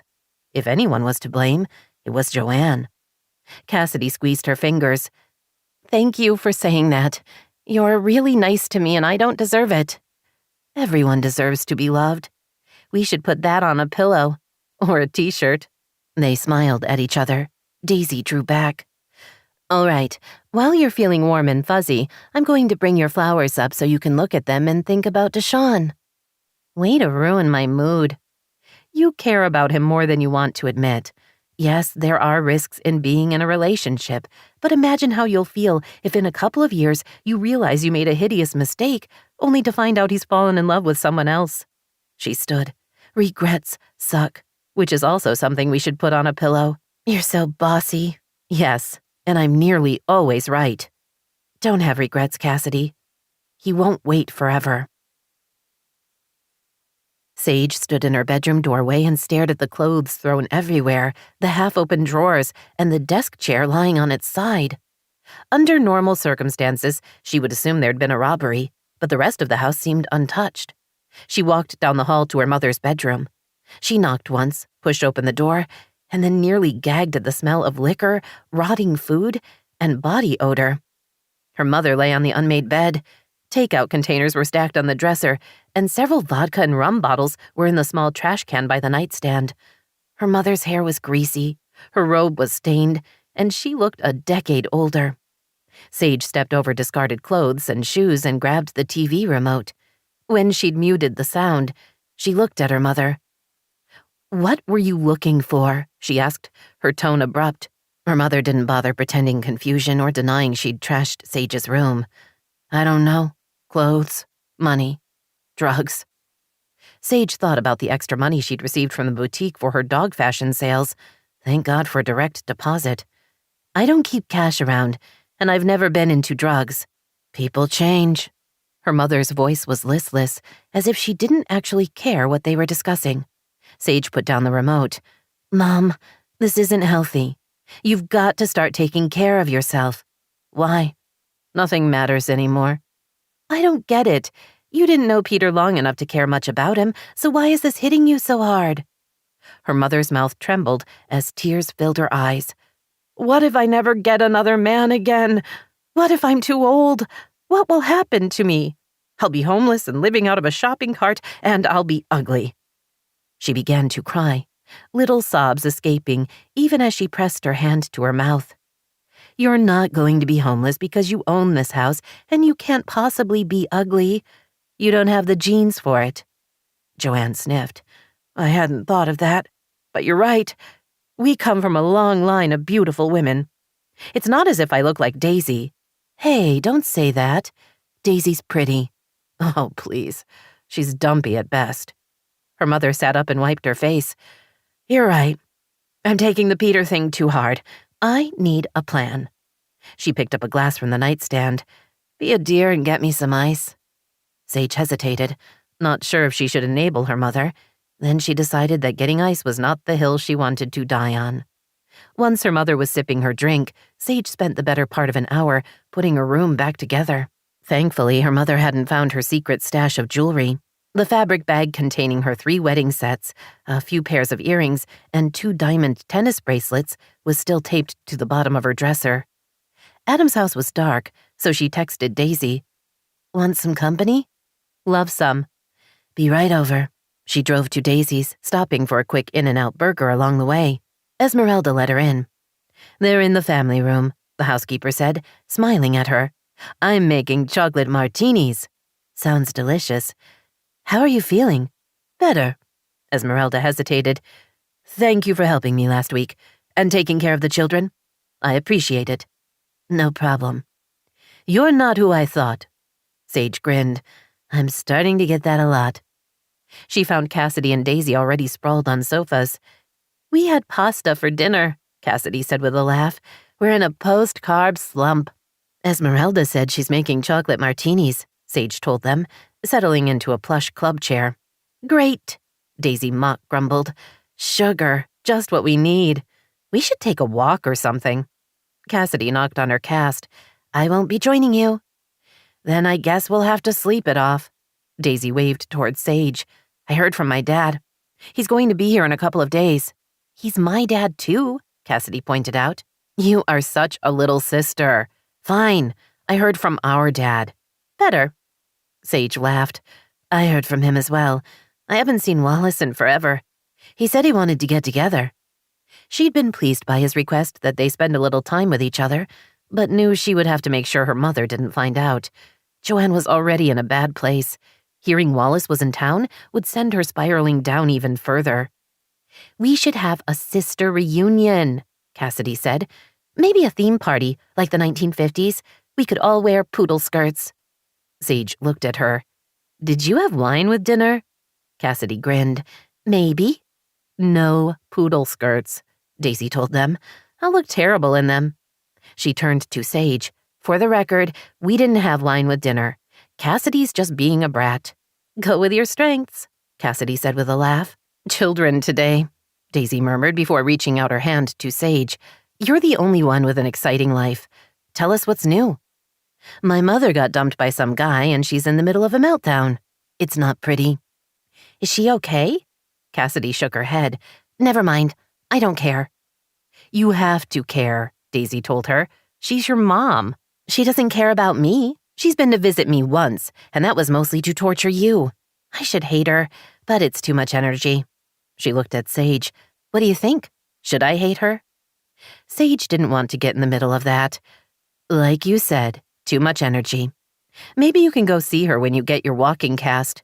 "Or not," Cassidy muttered, as Esmeralda appeared with a tray of chocolate martinis. She passed them out and excused herself. Daisy sipped hers, then sighed. "Perfect, as always." She set it on the end table. "Sage, do you think your mom was in love with my dad?" "Not when they got married, but definitely by the time he asked for a divorce. Somewhere along the way, she fell for him. She was very upset that he wanted to end things." More than upset, Sage thought, remembering her mother screaming and sobbing, begging Wallace to give her another chance, swearing she would do anything to make him happy. "It wasn't just about the money?" Daisy asked, sounding oddly hopeful. "Not at the end." They had difficulties for about a year before they split up. He started withdrawing. "How do you know that?" Cassidy asked. "She told me. As you may recall, our mother doesn't respect boundaries, at least not anyone else's." Sage shrugged. At first he was a little distant, but then he kind of disappeared from their relationship. She was frantic.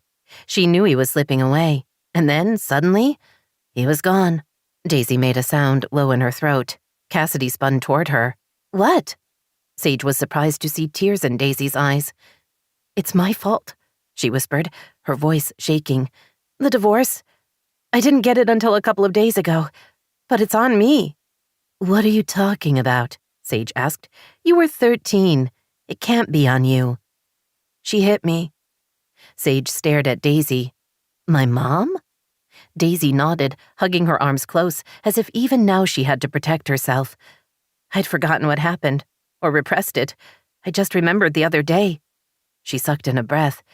"It was a couple of weeks before they split up. Joanne and I were arguing in the kitchen, and she was so mad at me. She was making a salad, and she hit me with a wooden spoon." Daisy swallowed. "I was immobilized by shock or something, because at first I didn't do anything. She kept hitting me. It hurt so much. Finally, I ran and hid in my room, but I couldn't stop crying. My dad found me and saw the welts. He got really quiet." Cassidy looked between them.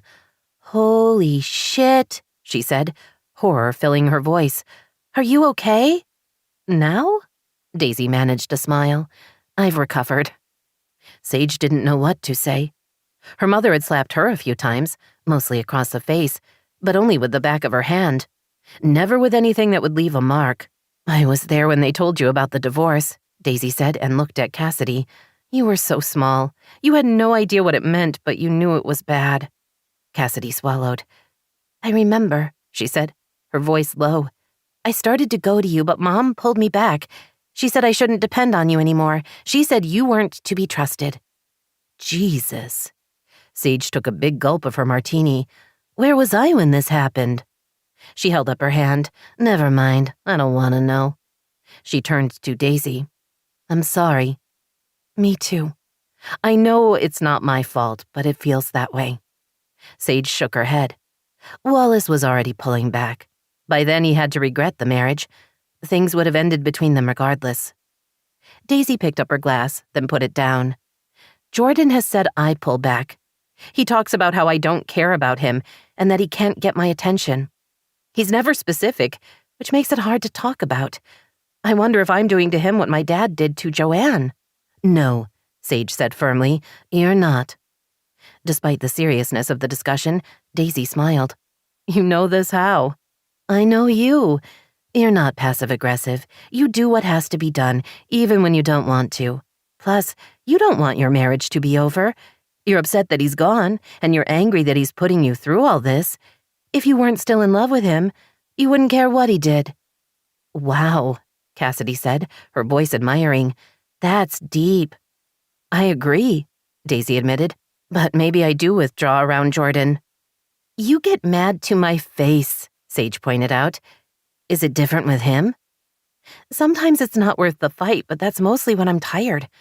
After he texted me he'd moved to a house, I confronted him." "Not that night," she added. "Yes, that was the night you threw up all over me," Sage teased. "Not on you, just near you." Daisy's smile faded. "The next morning I told him he either came over and talked to me or I was calling a lawyer." Cassidy's eyes widened. "For real?" "Yes. I don't want to play games with him." "Like I told you," Sage said smugly, "you confront him. So not like your dad." Daisy held up her martini. "You're right. Yay, me."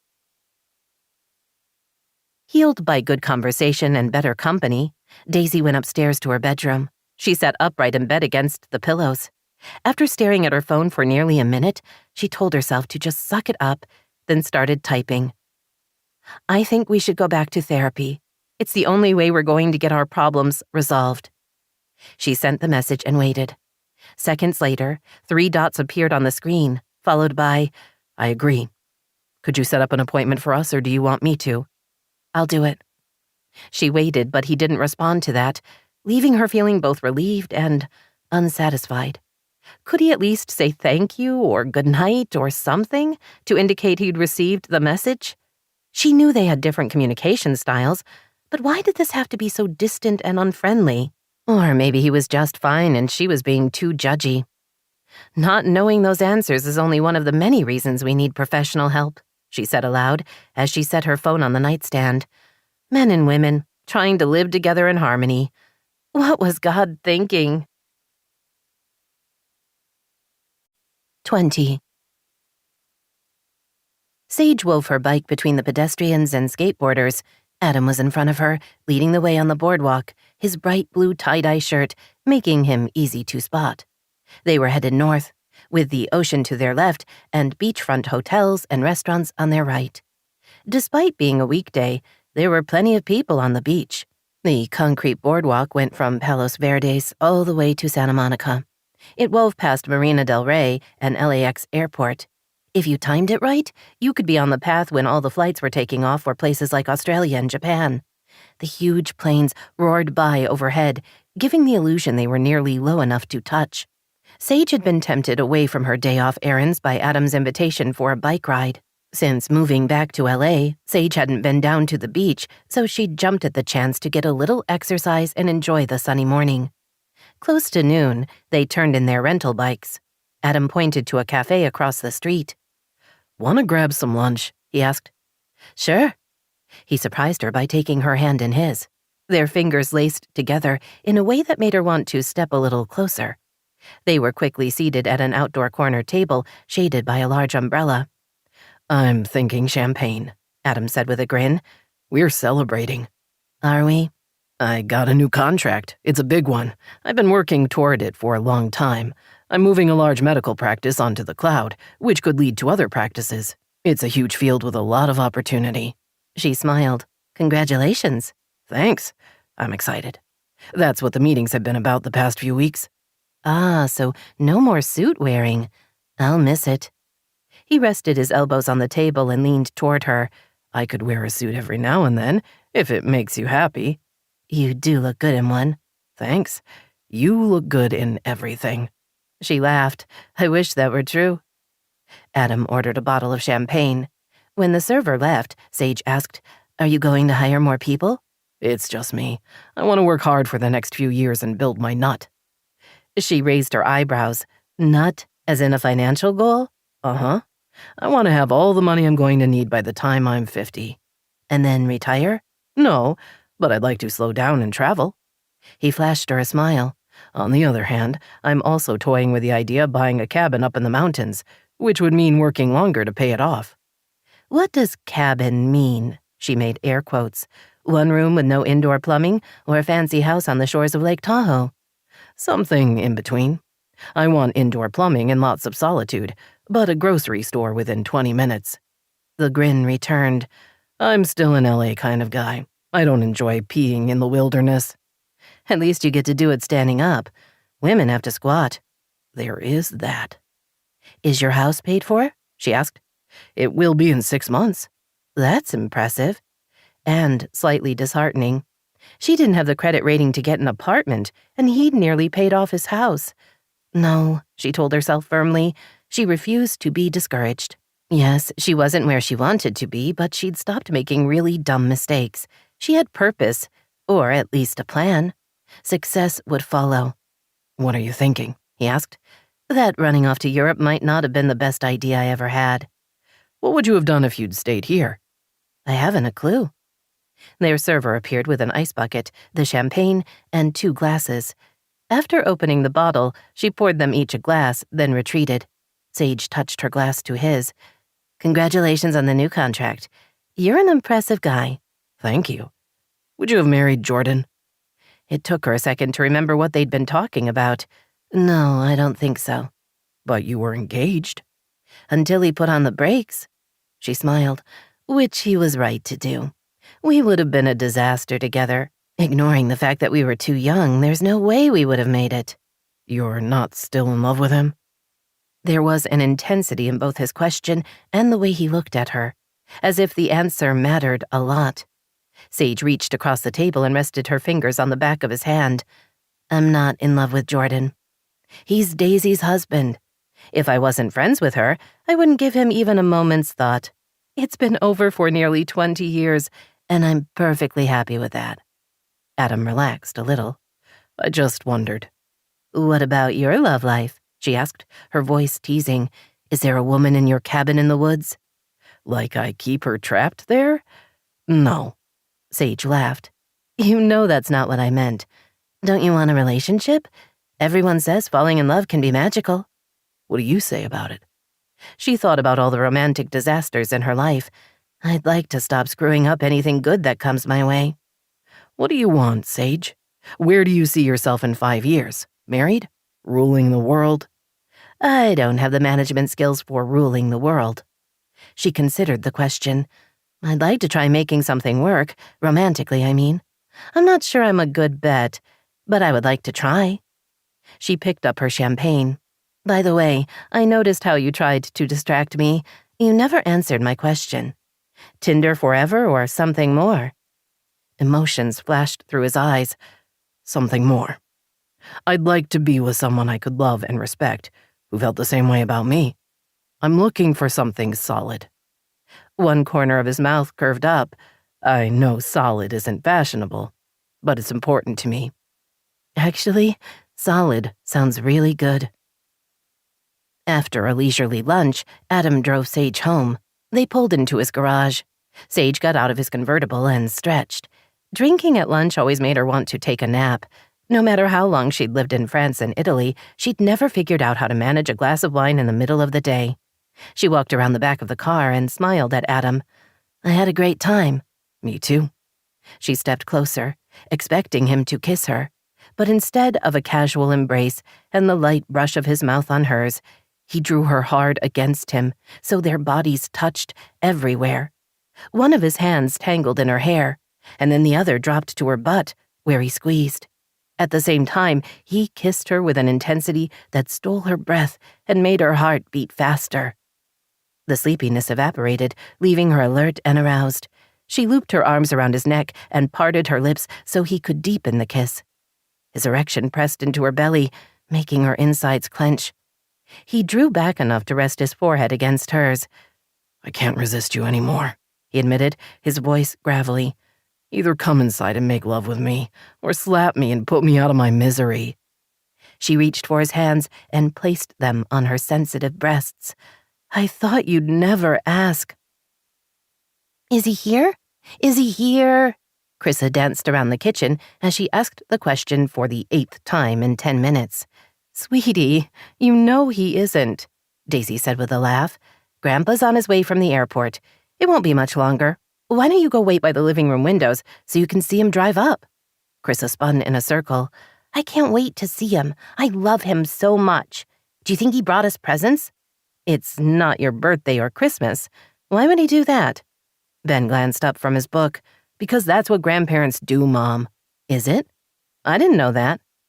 Ben and his sister exchanged a look.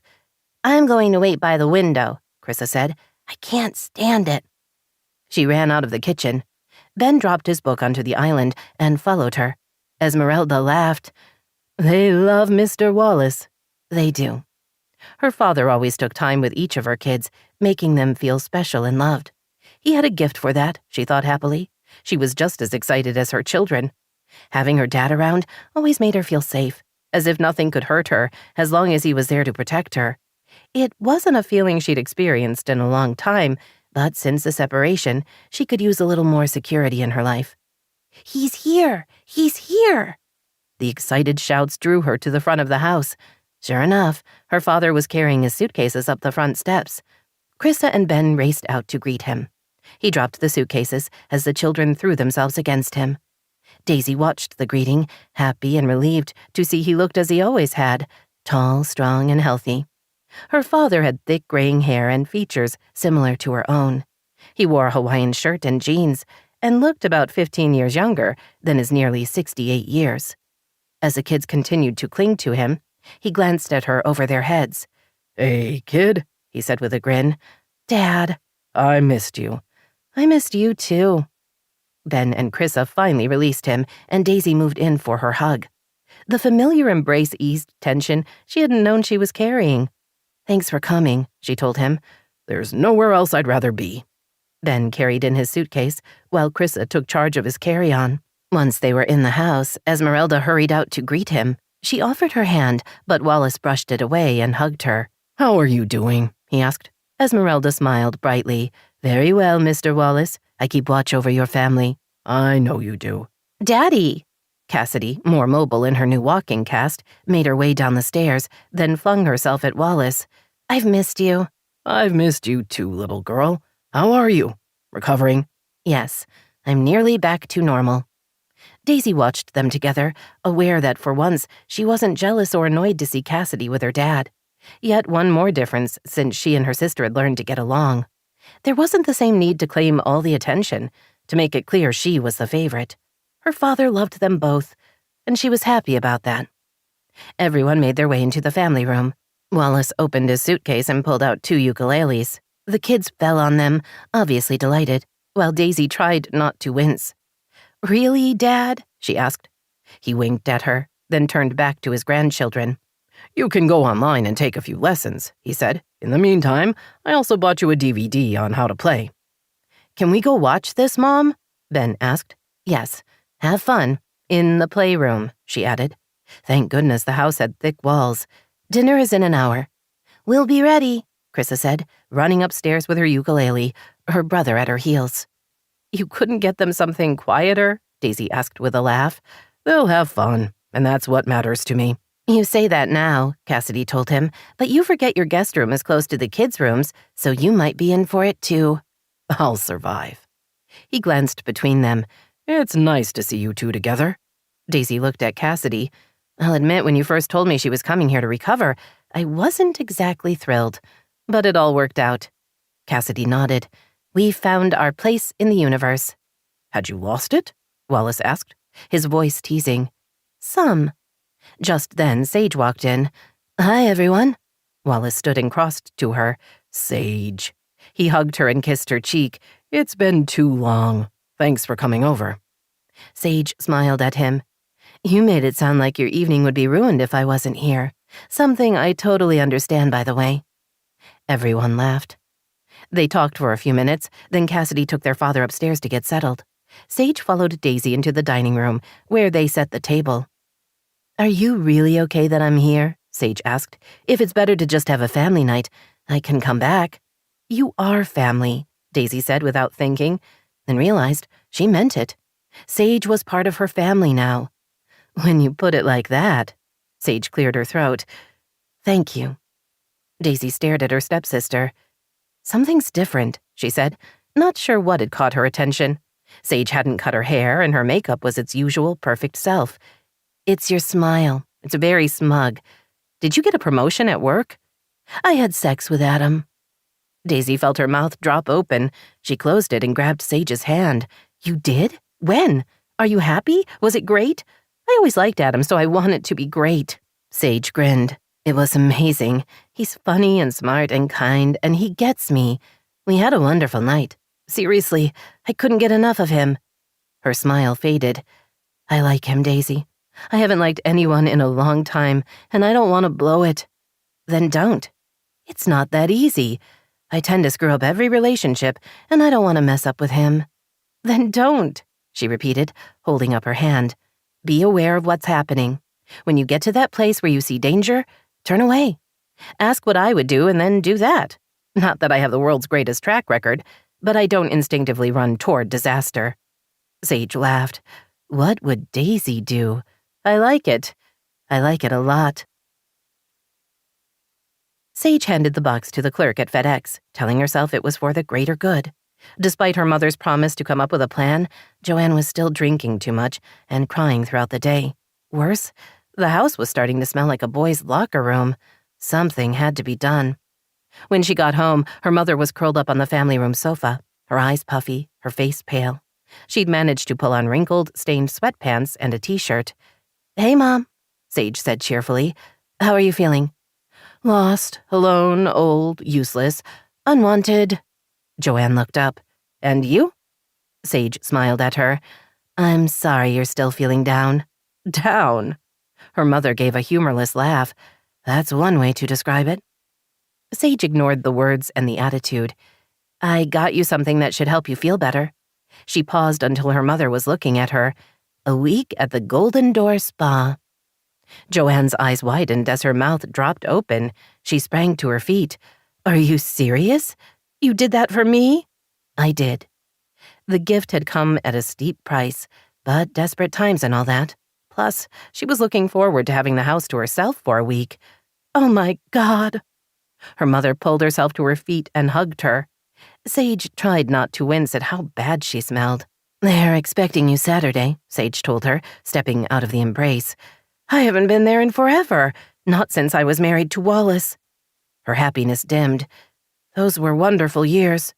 And now you get to go back, Sage said, hoping to remind her of her good fortune. You're right, and it's wonderful. She touched her hair, then scrunched up her face. I need to take a shower and start a detox. I'll want a pedicure before I go. No need for a facial. I'll be getting one there. This is just so wonderful, Sage. Thank you so much. Of course. Joanne hurried toward her room. Sage spent the next hour picking up the house and cleaning the kitchen. After vacuuming, she glanced outside and saw Adam sitting at his desk in the shade. She walked out to see him. Want some company? She asked, standing by the fence. Or are you too busy with work? He smiled at her, a warm, knowing smile that gave her butterflies in her stomach. I'd like a little company, he said. She went through her house and over to his, then let herself inside. He met her in the family room and pulled her close. As she stepped into his arms, she thought about how right this all felt. What's going on? He asked after he'd kissed her and pulled her down next to him on the sofa. I'm sending my mom to the Golden Door Spa. Adam's expression was completely blank. Should I know what that is? She laughed. Probably not. It's a spa just north of San Diego. Very exclusive. Very nice. She sighed. It cost me 3 handbags. He sat up and winced. Not Birkin-priced bags. No, just regular designer ones. A week is about 10 grand. I'll never understand women. But Adam, they have men's weeks, so you could go with one of your buddies. That's never happening. He kissed her. I'd go with you, though. Really? I wouldn't have thought you were a spa kind of guy. I've never been, but I'm open to the experience. He stroked her arm. You're doing a really nice thing for your mom. She's in a bad place, and selfishly, I can't wait to have the house to myself for a week. Plus, I feel sorry for her. She's always defined herself by the man she's with, which means she has no control over anything that's happening to her. That's a hard way to live. He watched her without speaking, as if he didn't want to say anything. She shifted so she was angled toward him, her legs stretched across his lap. I know, she told him. I used to be like that. This is me, not talking. She smiled, yet I can hear every word you're thinking. Her smile faded. My marriages were about being with a guy and what that would do for me.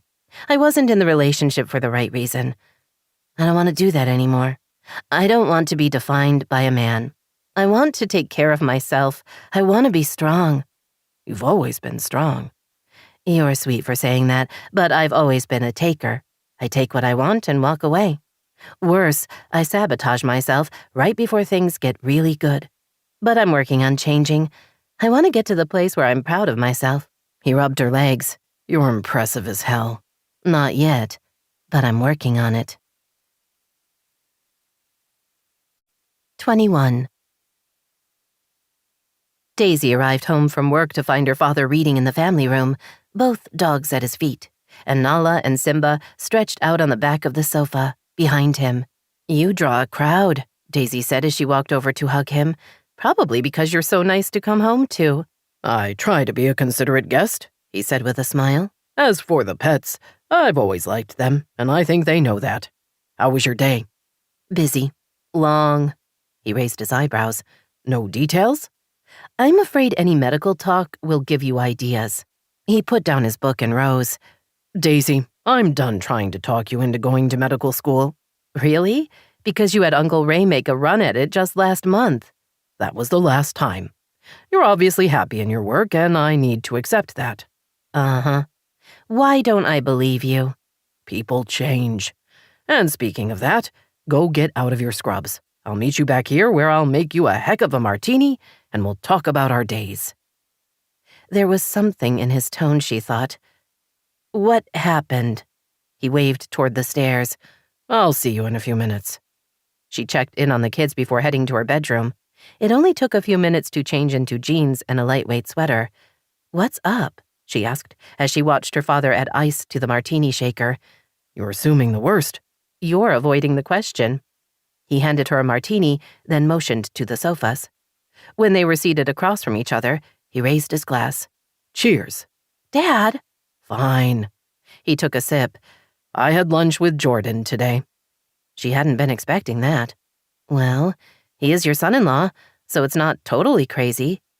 She wasn't sure what else to say. Should she ask how he was, or what they'd talked about? Her father smiled at her. He misses you. Then he should get his ass back to the house.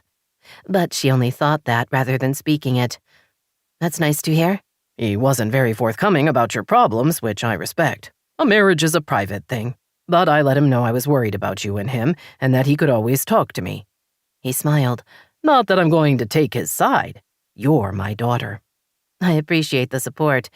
So basically he said nothing? She tried to keep the tension out of her voice. He complained you're doing too much, and he comes in second all the time. I told him a pity party wasn't a good look, and that maybe if he did some of the things with you, they'd get done faster, and you two would have more time together. She relaxed. An excellent point. Although I'm sure he's right. I'm a little like you. When I get unhappy, I withdraw. Are you unhappy? Not all the time, but marriage is hard. Yes, it is. I'm sure you're dealing with a lot right now. Having your sister in the house, reconnecting with Sage, all the while missing Jordan. Daisy nodded, because that was the response that made the most sense. But on the inside, she was a whirlwind of confusion. Her father was right about everything going on, only all of that had happened after Jordan had left, so it couldn't really be part of the problem.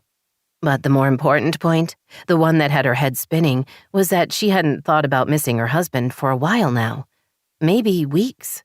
She was pissed, she was worried, but she didn't miss him. Not the way she had at first. She didn't look across the table at dinner and wish he was there. She didn't miss sharing the bathroom with him, or sleeping with him. And if she didn't miss him, if she wasn't afraid he would stay gone forever, didn't that say something? Only she wasn't sure what. She filed that thought away to deal with another time. There was information there and she had to figure out what it was. Having Cassidy around has been much easier than I thought it would be, she admitted, hoping for a subtle shift in topic. I wasn't happy when you first asked if she could stay here, but it's worked out. I'm glad you two are getting to know each other as adults. Your sisters and family matters. It does, Dad. Let me know if you want to move back to the mainland. You'd be very welcome here. He smiled at her. Thank you. But if I decide to come back, I'll get my own place. Multi-generational living is the new in thing. A single man needs his own space. An interesting point, she told him. Why are you still single? It's been a long time since you and Joanne split up. I know there've been a few serious relationships, but nothing that lasts. I had my one great love. My mom. He smiled sadly. From the moment I met her, I knew she was the one. Since then, well, let's just say I've never met anyone who makes me feel the same way. Did you marry Joanne to give me a mother? His gaze met hers. Yes, and that was a bad decision on my part. It wasn't fair to her. Because she thought you loved her? He hesitated before nodding. In my defense, at the time, I thought love was possible. When I realized it wasn't, I should have stayed more present in the marriage, but I withdrew. She sensed that, and it made her insecure and unhappy. You know how it ended. Because she hit me? Dad, is your divorce my fault? Daisy, no. Her hitting you the way she did spurred me to action I should have taken months before. I knew she was unhappy, and I tried to understand, but what she did to you was unforgivable. I nearly used it against her to get custody of Cassidy. Maybe I should have. I'm sorry for my part in it. You had no part. Joanne and I are to blame for the end of our marriage, and most of that's on me. Daisy told herself the kind response was to feel sorry for Joanne, but the little girl who had been neglected mocked and beaten, couldn't summon the emotion. Dad, you shouldn't be alone. I'm not. I have my work and my friends. I have my family. I wish you had a partner, someone to take care of you. His brows rose. I'm not infirm. I meant emotionally. Does Jordan take care of you emotionally? Not lately, she admitted. Before, did he? Sure, she lied, knowing the truth was less tidy. She couldn't remember the last time Jordan had taken care of her, and she had a feeling his answer about her would be exactly the same. Sage disliked being indecisive. Either she had to do it or not do it.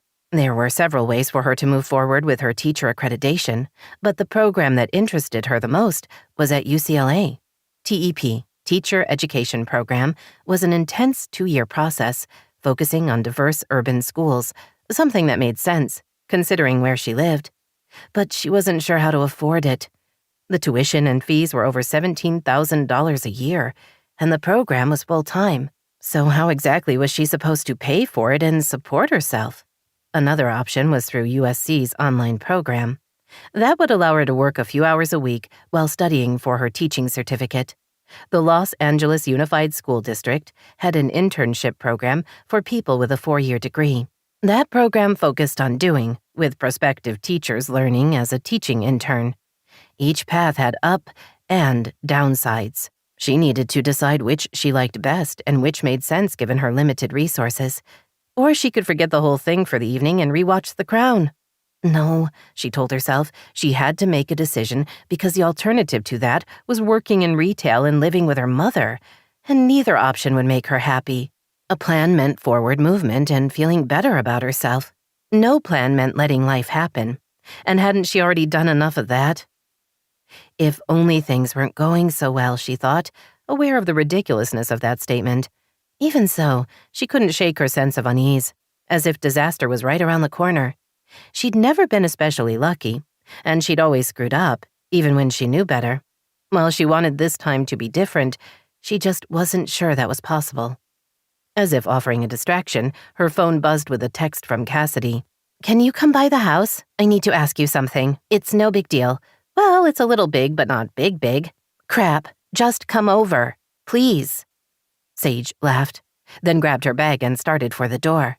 Traffic was light. She made it to the house in less than 20 minutes. She found Cassidy in the family room with a confused-looking Daisy. She wouldn't say what this was about, Daisy told her. It's all very strange and ominous. Cassidy wrinkled her nose. I didn't want to have to say it twice. She twisted her hands together. I need help. I'll say, Sage murmured. Daisy grinned at her, then raised her hand for a high five. I'm serious, Cassidy told them, her lower lip trembling. I need you two to fly to Miami. I'm going to close up my apartment and I can't do it myself. Sage looked at Daisy, who seemed as shocked as she felt. You're moving? Daisy asked. Why? I can't stay there. It doesn't matter where I live. I just need to be close to a major airport. LA has that. So does San Francisco or Atlanta. I might even decide on New York. Okay, Sage said slowly, but not Miami. Deshaun owns my townhouse complex. That's how we met. I can't stay there. It'll hurt too much to see him again.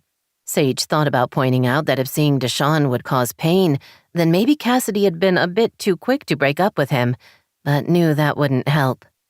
I've hired movers to take care of the big stuff, but I need you to get my place ready for them and to bring back some personal things. I've made a list of exactly what needs to be done. It should only take a day or two. I'll pay for the flights and everything else. I'm sure if you talked to your doctor, she would say you're all right to travel, Daisy offered. I don't want to risk it. A single tear fell down Cassidy's cheek. I just can't. Please, I need your help. Wouldn't it be better to face him? Daisy asked, to confront your fears head on. Once that's done, you can get on with your life. Hiding doesn't make anything better. Sage knew Daisy was trying to help, but doubted that was what Cassidy needed to hear right now. I'll do it, she said quickly. Daisy, come with me. Your dad's here to watch over the kids. Esmeralda will be around to pick up the slack. You could use a few days away. We'll stay at a nice hotel, clean out Cassidy's apartment, have a fancy dinner and a couple of spa treatments, and come home. She added, I'll pay for my own spa treatments. Daisy looked stunned. You mean fly to Miami? Just like that? Sage hid a smile. Shocking, but yes, that is what I mean. I have to work. You have vacation days. Use a few for this. I'll be asking for time off myself. It's what people do. She glanced at Cassidy. Our baby sister needs us. Besides, Cassidy's always kept a diary. Now we can find it and read it. Don't you dare. Sage grinned. It's the price of doing business, little sister. We do this for you, and we get access to all your secrets. Cassidy flushed. I can't believe you'd do that. I won't, Daisy assured her, then looked at Sage. Don't read other people's diaries. It's rude. And that would bother me. Why? Daisy's lips twitched. You're incorrigible. Yes, I am. So we're going? Let me see if I can get the time off work. If I can, then I'll talk to my dad and Esmeralda. I can help with the kids too, Cassidy told her. I really appreciate this.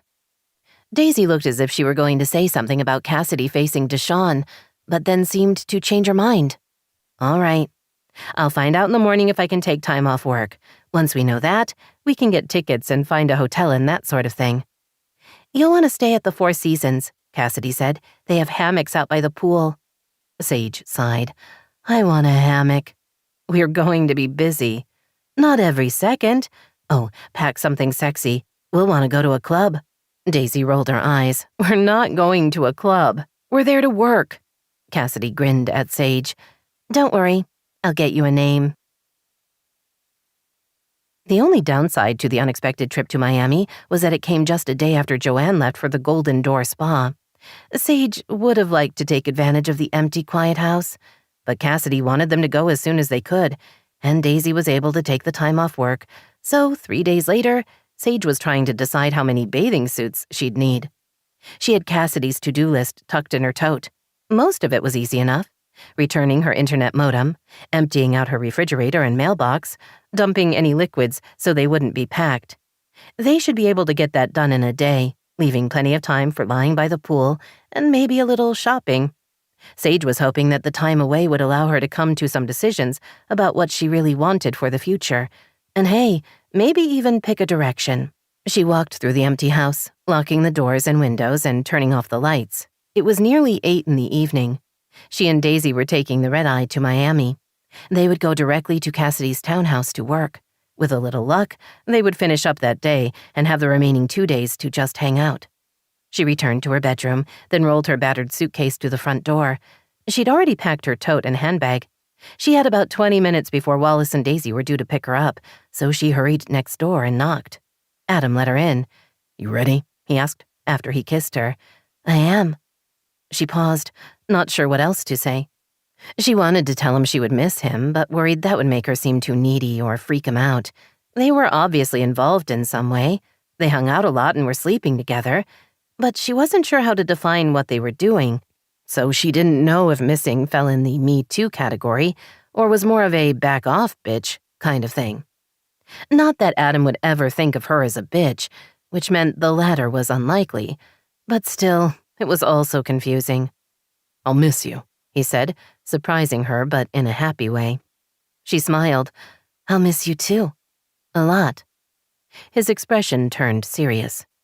I know I don't have the right to say this, but I'm going to anyway. Don't cheat on me. The words shocked her. Why would you say that? Which was a dumb question. Obviously he was concerned. I won't. I wouldn't. Adam, no, that's not what's going to happen. She wanted to say more, to defend herself, but as she stared into his eyes, she had the sudden thought there weren't words to make him feel better. Given her past, his concern was probably reasonable. The only way she could make him feel better was to get through the trip and come back to him. He looked away, then back at her. It's just... She put her hands on his chest, then kissed him. I get it. I won't do that. She wanted to tell him to trust her, but knew that wouldn't help. You're so beautiful, he told her, tucking her hair behind her ears. No guy can resist you. Sweet, but not true. She was going to say more, but she heard a car pulling into her driveway. That's Wallace and Daisy. He nodded and walked her out. Together, they went into her house and collected her luggage. Sage introduced Adam to Wallace, then kissed him one more time. "I won't text you when we arrive," she said, her voice teasing. "It'll be about 4 in the morning, your time." "Have fun," he told her, then held open the back door of the car. "I'll see you when you get home." "Yes, you will." She waved and got inside. Daisy turned around in the front passenger seat. "What's wrong? You look upset. Adam's worried I'm going to cheat on him while we're in Miami." "How? You'll be with me. It's not like you're going to go off and have sex with someone. Even ignoring the logistics, you wouldn't do that. Thanks for having faith in me. You're not that kind of person." Sage didn't bother correcting her. She liked that Daisy saw the best in her, even when it wasn't deserved. They'd come a long way together. Wallace got back in the car. "You girls are going to have a good time on your trip." Sage laughed. "I've been informed that now that I'm closer to 40 than 30, I'm no longer a girl." Her former stepfather smiled at her in the rearview mirror. "You'll always be one of my girls." "Thanks, Wallace. That's nice to hear." Once they arrived at the airport, Wallace drove them to their terminal, then helped them unload their luggage. As Sage hugged him goodbye, he slipped a wad of bills into her hand. "I know you two will be doing some shopping. Buy yourself something pretty." The unexpected and generous gesture made her eyes burn a little. "Thank you," she said, hugging him again. "You've always been the best man I've ever known." He kissed her forehead. "I keep hoping he'll come in second to some nice man you've fallen for." He cleared his throat. "All right, you two have fun and take care of each other." "We will," Daisy told him. Once they were through security, they found their gate. They'd barely settled in chairs to wait until boarding when Daisy jumped up. "Can you watch my stuff? I'm going to take a walk." "Why?" "I'm nervous. It helps me burn off energy." Daisy put her hands on her hips. "Does it really matter why? Can't I just take a walk?" The attitude was unexpected, as were the two wide eyes and the rapid breathing. Sage stared at her in disbelief. "You're afraid to fly?" "What if I am? A lot of people don't like to fly. It's just not natural, you know? Planes are big. They weigh a lot. Big things should stay on the ground." "There's nothing to worry about. Air travel is safe." "Which all sounds great until you crash and die in a fiery explosion." "Technically, I think you die on impact, so the fiery explosion doesn't matter so much." Daisy glared at her. "Do you think this conversation is helping?" "Sorry. You know we're in first class and they have sleeper seats. You can sleep the flight away." "I'm not sleeping. I have to be awake to will the plane to stay in the air." Suddenly, the trip to Miami was looking less and less fun. "Go take your walk," she said. "I'll watch your things." Daisy returned just as they were boarding. Sage ignored her fidgeting. Once they were seated, Sage handed her a pill. "Take this." Daisy eyed her suspiciously. "What is it?" "Something to help you sleep. It will last until we get to Miami." "I don't want to be groggy tomorrow." "I don't want you willing the plane to fly for 6 hours." They glared at each other. Daisy blinked first and took the pill. "It's not going to work," Daisy told her. "I'm too tense." "We'll see." By the time the plane backed away from the gate, Daisy's eyes were beginning to close. As they began to speed down the runway, she was sound asleep. Sage waited until they cleared 10,000 feet, then lowered Daisy's seat into the flat position and draped a blanket across her. Daisy stirred just enough to grab her hand and squeeze her fingers. "Night, Sage," she whispered, her words slightly slurred. "You're a ridiculous creature," Sage told her, before lowering her own seat and closing her eyes. "But I still love you." 22. "This just doesn't feel right," Daisy said as she opened the front door of Cassidy's townhome. "We're violating her personal space." "We're doing exactly what she asked us to do," Sage said, following her into the small foyer. "Plus, hello, she gave us the keys." They were on the ground floor.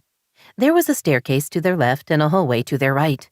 Daisy shook off the sense of being where she didn't belong and started down the hallway. One door led to the garage, while another opened onto an unfurnished guest bedroom with an attached bath and a little patio overlooking a fenced garden. "This is nice," Daisy said. "Lots of light. The paint and carpet are neutral." "You're not on an episode of House Hunters," Sage told her with a grin. "You're allowed to be bitchy." It's an empty room. What is there to be bitchy about?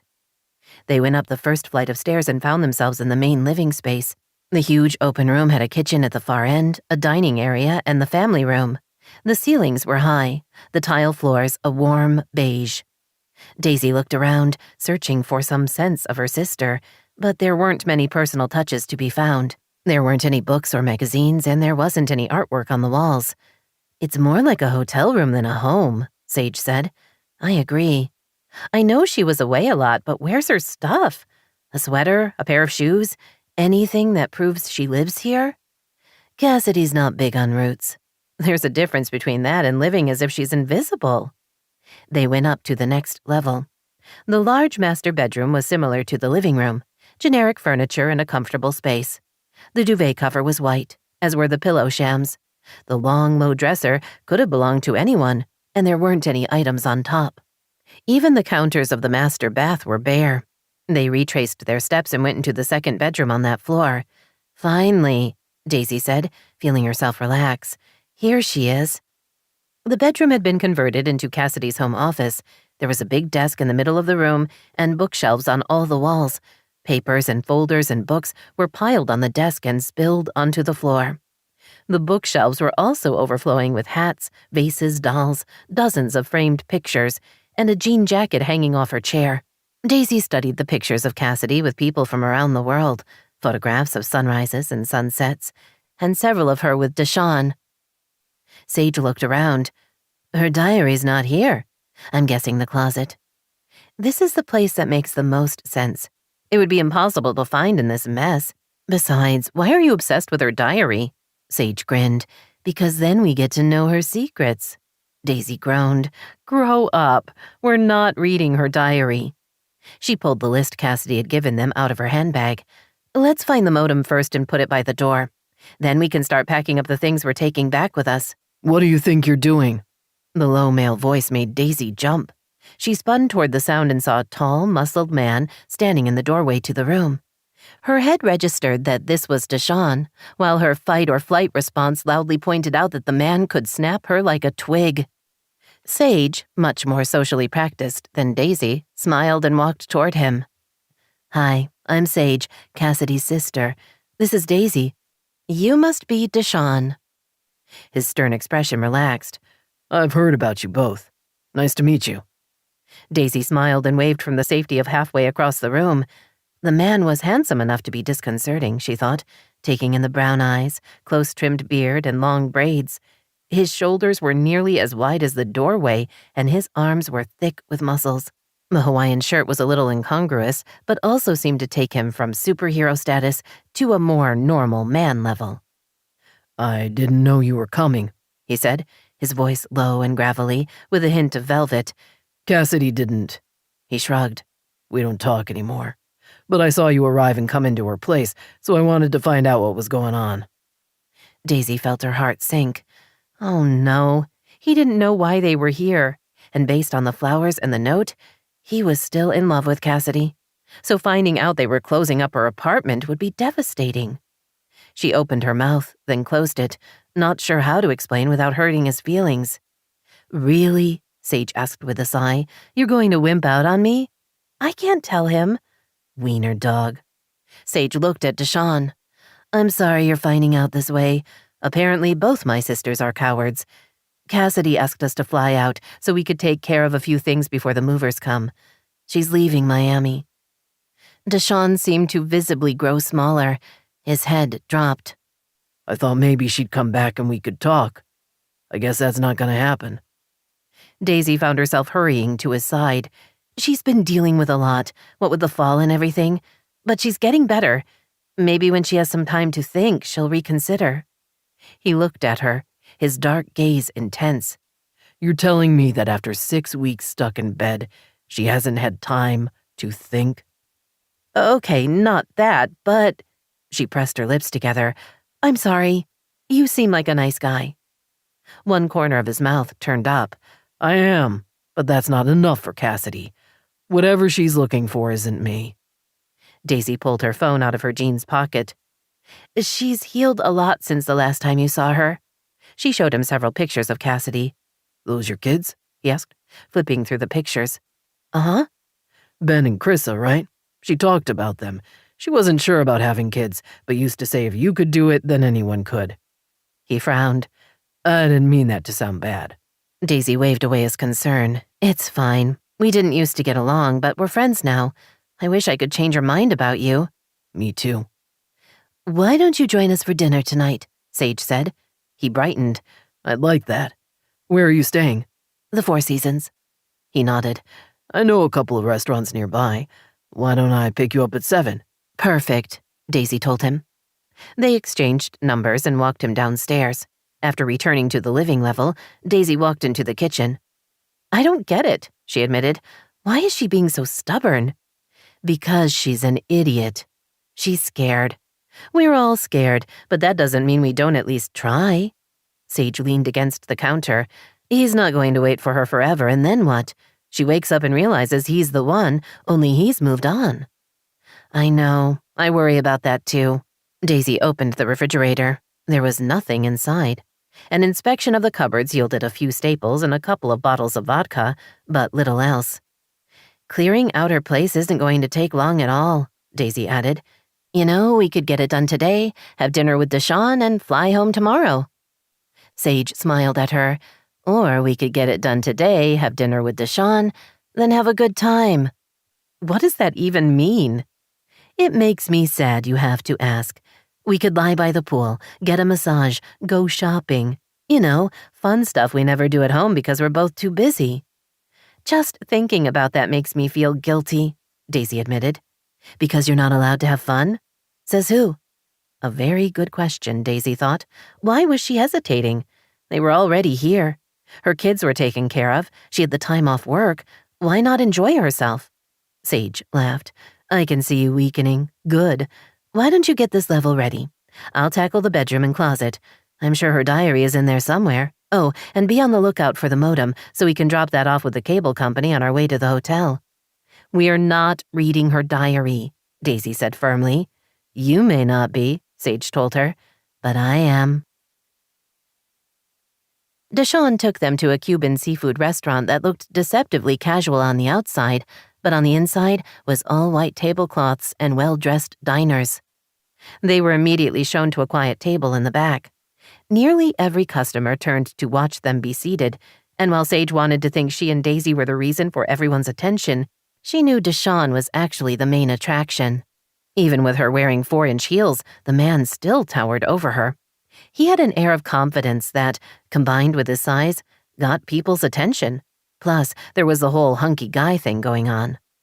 Thanks for inviting me tonight, he said after their server had taken their drink orders. It's nice to get out. I've been spending too much time alone. Missing Cassidy? Daisy asked, then looked stricken, as if she wished she hadn't said that. Deshawn nodded. I can't help it. I love your sister, and I don't know how to get over her. Time will help, Daisy offered. Sage held in a groan. How about another woman? Daisy shot her an incredulous look. Don't say that. Cassidy's our sister. Why would we want him to be with someone else? Because she dumped him and he needs to move on. That's heartless.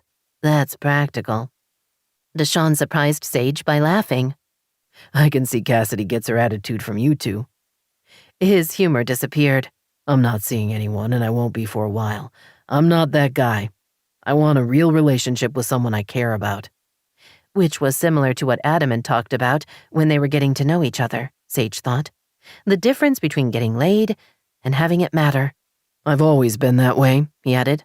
But Cassidy's the first woman I've been in love with. Their server returned with their drinks. She and Daisy had each ordered mojitos, while Deshawn had chosen Irish whiskey. She's scared, Daisy told him. After her parents split up, she felt torn between the two families and never comfortable in either place. She's afraid to put down roots. If she's trapped, how can she protect herself? Deshawn sighed. She knows I'd never hurt her. If you stay together, you'll hurt her, Daisy said firmly. It comes with being in a relationship. Believe me, I know this one. My husband and I are separated. He's being a total jerk, Sage said. Daisy flashed her a smile. Thanks, I think so too.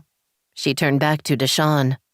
My point is, if you're in a relationship, you're going to hurt each other. That's a given. It's what you do when that happens that matters. Cassidy either doesn't have the skills to manage that, or she doesn't trust herself. That's very deep, Sage told her. Thanks. So how did you and Cassidy meet? Deshawn smiled. She'd come to see the townhouse. I have a management company that handles the listing for me, but I happened to be on the site that day, so I showed her around. For me, it was love at first sight. I'd never understood what that meant, but I knew from the second I saw her, she was the one. Did you tell her that? Sage asked. No. I knew it would scare her away. Hell, it scared me. But we talked and laughed and went out for drinks. Before I knew what was what, we were back at my place. He sighed. Big mistake. I acted just like every other guy in her life. I should have held out and made her see I thought she was special. Sage was again reminded of Adam and how he managed the same problem differently. He'd held out on her. Amazingly, the tactic had worked. By the time they did the deed, she was much more involved than she'd expected. We hung out for a couple of weeks, he continued. Then she took off for one of her assignments, gone a month. I worried I'd never see her again. But when she got back, she moved into her place and we took up where we'd left off. Then she dumped me. Daisy flinched. Did she say why? She said it was too much for her. She left again. When she came back, we got back together. He picked up his glass. That's how things went with us. I started going with her on some of her assignments. We'd get along great. I'd think it was going to work, and then she'd end things. When she invited me to Patagonia, I thought this time was real. So I bought a ring and proposed. You know what happened next. Sage patted his arm. I'm sorry. She's going to regret losing you. Maybe. But that doesn't change where we are. It's been one too many times for me. I'm not going to go running back again. She's made her feelings clear. Daisy leaned toward him. Don't give up. You love her. Not much help if she doesn't love me back. Sage and Daisy exchanged a look. Sage had no idea what to say to him. She doesn't believe in romantic love, Daisy admitted. She says no relationship works, so why bother trying? It makes me sad. Jordan and I are in a bad place, but that doesn't make me not believe in love anymore. Sage wasn't sure she had anything to add to the conversation. She'd never been in love. When she'd been younger, it was because her mother had warned her not to risk her heart. Joanne spoke from experience. The only man she'd truly cared about had broken her heart.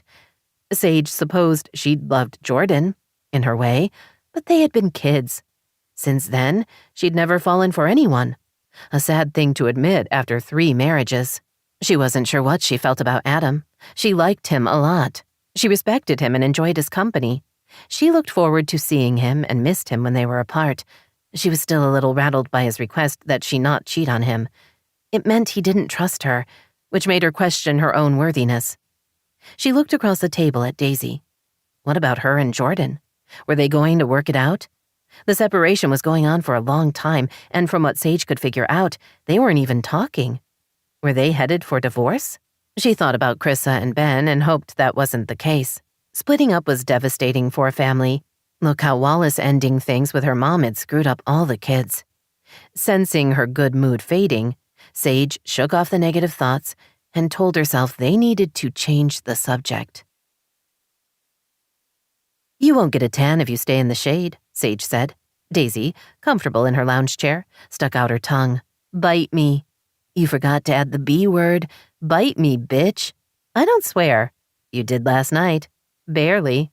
Daisy smiled, then returned her attention to the fashion magazine she'd bought in the hotel's gift shop. She had to admit, if only to herself, she was having a great time. She and Sage had finished cleaning out Cassidy's apartment the previous day, then had had dinner with Deshawn. She and Sage had gone shopping that morning. She'd picked up a few things for herself, along with stuffed manatees for both kids. She knew Ben would pretend he was too old for a stuffed animal, but that he would enjoy the present. Now they were sitting poolside, overlooking the bay, enjoying the warm, sunny afternoon. As it was midweek, only a handful of other guests were taking advantage of the perfect weather. She was a little tired. They'd stayed at the restaurant with Deshawn until closing, and she hadn't slept that well in a strange bed, but oddly happy. Yes, she missed her children and her pets, but getting away was nice. She appreciated the lack of responsibility, the new experiences, and hanging out with Sage. Funny how only 3 months ago, the thought of spending even an hour with her stepsister would have sent her screaming into the night. Now she and Sage were friends. Daisy trusted her and enjoyed her company. Life was nothing if not unexpected. She turned the page in the magazine and saw an ad for an all-inclusive resort in the Caribbean. The romantic scene showed a couple walking together on a beach. The guy looked a little like Jordan, which made her think of him, which had her realizing that while she'd admitted to missing her children, she hadn't once thought about missing him. Worse, she'd barely thought about him, and had only told him about the trip on her way to the airport, via text. Shouldn't she be lonely?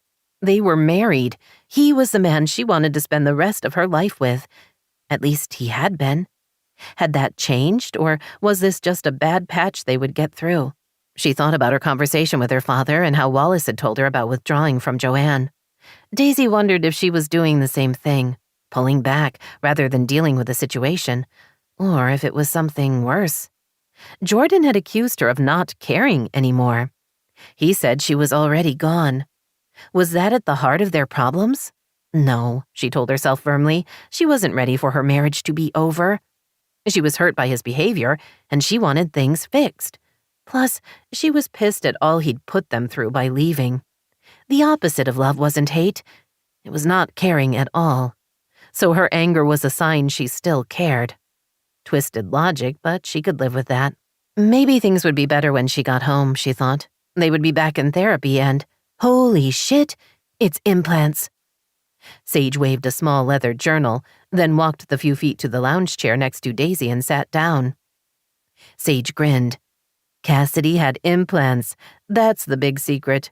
Stop reading her diary. Yeah, because you saying that will make a difference. Come on, you have to have a reaction. If they make her feel better, then good for her. Sage looked disappointed. I thought you'd be judgy. You frequently think the worst of me. Not anymore. I'm shocked. Why aren't you shocked? Sage's mouth twisted. It's because you have boobs, so it makes sense someone would want to get them. She looked down at her own modest curves. Should I get implants? Only if they would make you happy. Daisy thought Sage looked great just the way she was. While Daisy wore a tasteful cover-up over her one-piece bathing suit, Sage pranced around in a bikini, her body all lean and strong.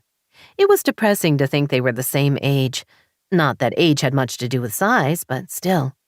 Sage flopped back in the lounge chair. I'm disappointed in your lack of reaction. I'll try to be more judgmental next time. Sage grinned. Thank you. She put down the journal and closed her eyes. This is nice, just relaxing out here. I need a pool in my life. You're welcome to use the one at the house. Thanks. I appreciate the offer, seeing as I'm unlikely to have the money to get a pool of my own. Right now, I'm focused on saving for an apartment and raising my credit score. Daisy wasn't sure what to say to that. If you need a loan, she began. Sage opened her eyes. No. I'm just offering. I get that, and no. Daisy had had no idea about Sage's financial situation. She had assumed her stepsister had been marrying for money, but apparently not. Sage lived frugally, and Cassidy had paid for Sage's airline ticket to Miami and had asked Daisy to pick up the hotel bill. Sage's clothes were well made, but not new. In fact, Daisy had been the only one doing actual buying when they'd gone shopping that morning. Are you broke? She asked before she could stop herself. Sage kept her eyes closed. I have a small nest egg I'm keeping for emergencies, or hopefully in a couple of years, a down payment on a condo. So you're saving for an apartment and then a condo? Sage opened one eye. Why all the questions? I'm worried about you. I have money, I could... The other eye opened and her look became pointed. We've already had this conversation.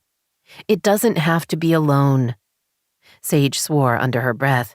You should try to be less annoying. I'm fine. I have a plan.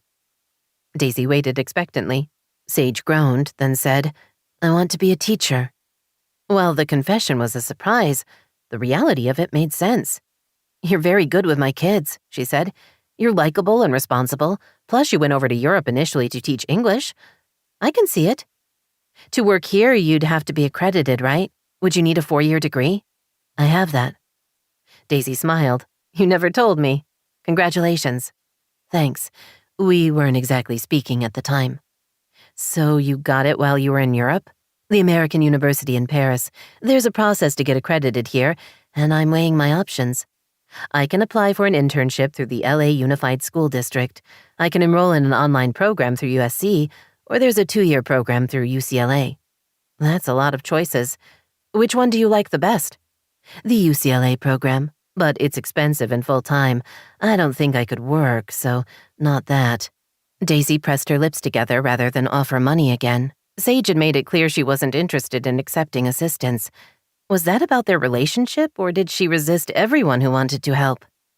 I don't want to make the wrong decision, Sage told her. I mess up a lot. That's not true. You're doing great. Shall we ignore the divorce that brought me here in the first place? Yes, completely. Since you've been back, you've been working, hanging out with Cassidy and me. She grinned, sleeping with Adam. Sage's lips twitched. The sex has been very nice. So you like him? I do, which scares me. Like our sister, I'm wary of relationships. They never seem to work out. She's sabotaging herself with Deshawn. What if I do the same thing with Adam? We talked about this, remember? Do what I would do. Sage looked at her. Not to send us into a spiral, but you're currently sitting by a pool in Miami, separated from your husband.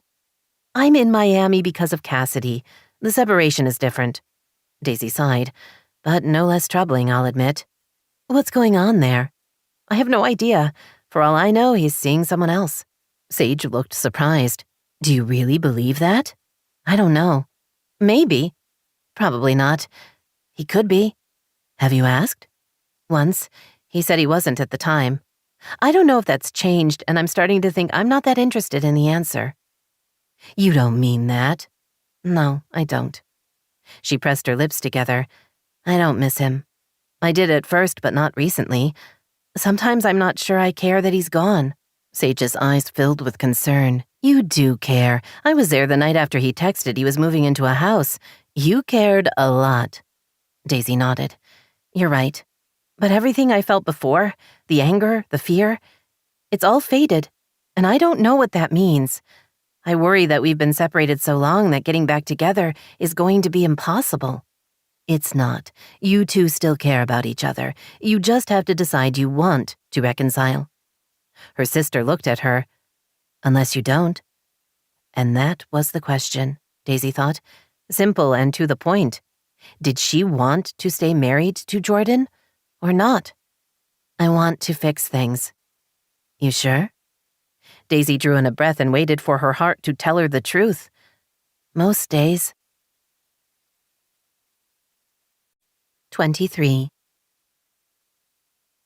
Daisy and Sage landed at LAX just before 9 in the morning. What are your plans for the day? Daisy asked as they waited for their luggage. I have to be at work at noon, Sage said, staring at her phone. Well, that sucks. What? Adam just texted to say he needs to fly to San Francisco to meet with a client. He'll be gone 3 days. Her mouth twisted. He's on his way to the airport right now. I'm not going to see him until he's back. Sage looked at her. Why are you smiling? It's hardly good news. You like him, Daisy said with a grin. He matters to you. I think that's really wonderful. We had a good time while we were away. Don't ruin it now by making me want to kill you. Daisy laughed and linked arms with her stepsister. Such vicious talk. You need to deal with your anger issues. What I need is Adam to not be gone when I get home from work. You can come hang out with us. My dad's still in town, and I know the kids would love to see you too. Daisy knew that Esmeralda would be preparing enough food for 20, so one more for dinner wouldn't matter.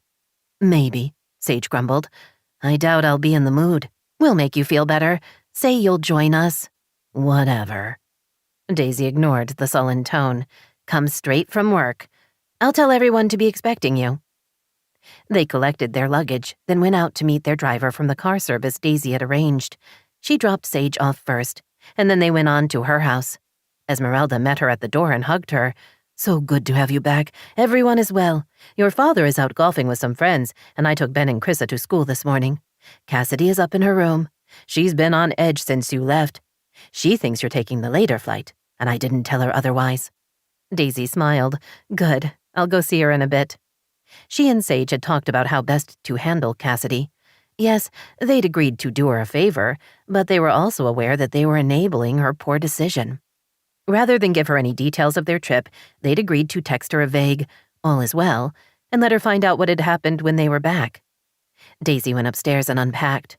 She checked her email and visited with Esmeralda for a while before finally heading toward Cassidy's suite. She found her sister pacing in her room, walking almost normally, despite the cast on her leg. When Cassidy saw her, she rushed forward. "You're back. Why didn't you tell me you got back early? I thought you were on a later flight. How did it go? You got everything done? The townhouse is ready for the movers? Did Sage read my diary?" Daisy took a seat in the living room and motioned to the chair opposite. "We know about the implants," she said with a laugh. "Sage isn't sure how she feels about them, but honestly, I don't care one way or the other. If you're happy, then I'm happy." Cassidy folded her arms across her chest. "I can't believe you read my diary." "I didn't. That was all Sage. She just told me the juicy bits." She paused.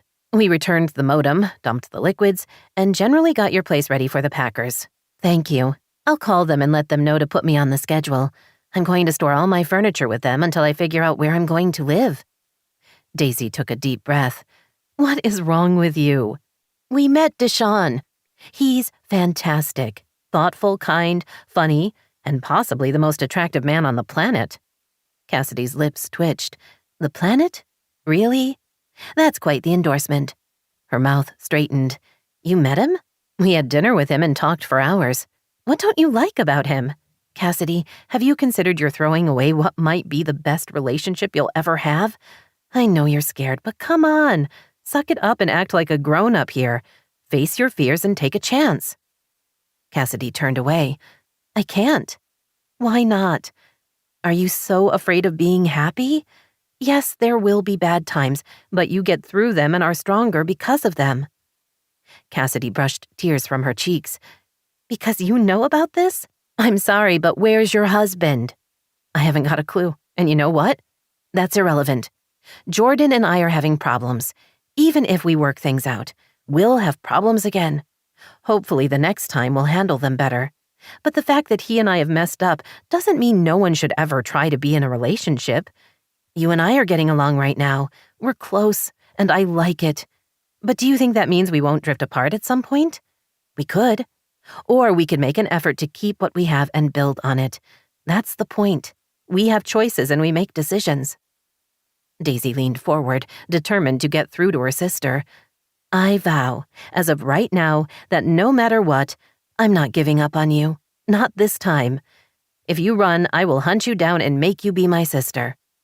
Cassidy's eyes widened. "You'd really do that? When have I lied to you?" "You haven't." "Okay, then yes, I'd really do that." She exhaled. "Cassidy, give him a chance." "No, I take that back. Give yourself a chance.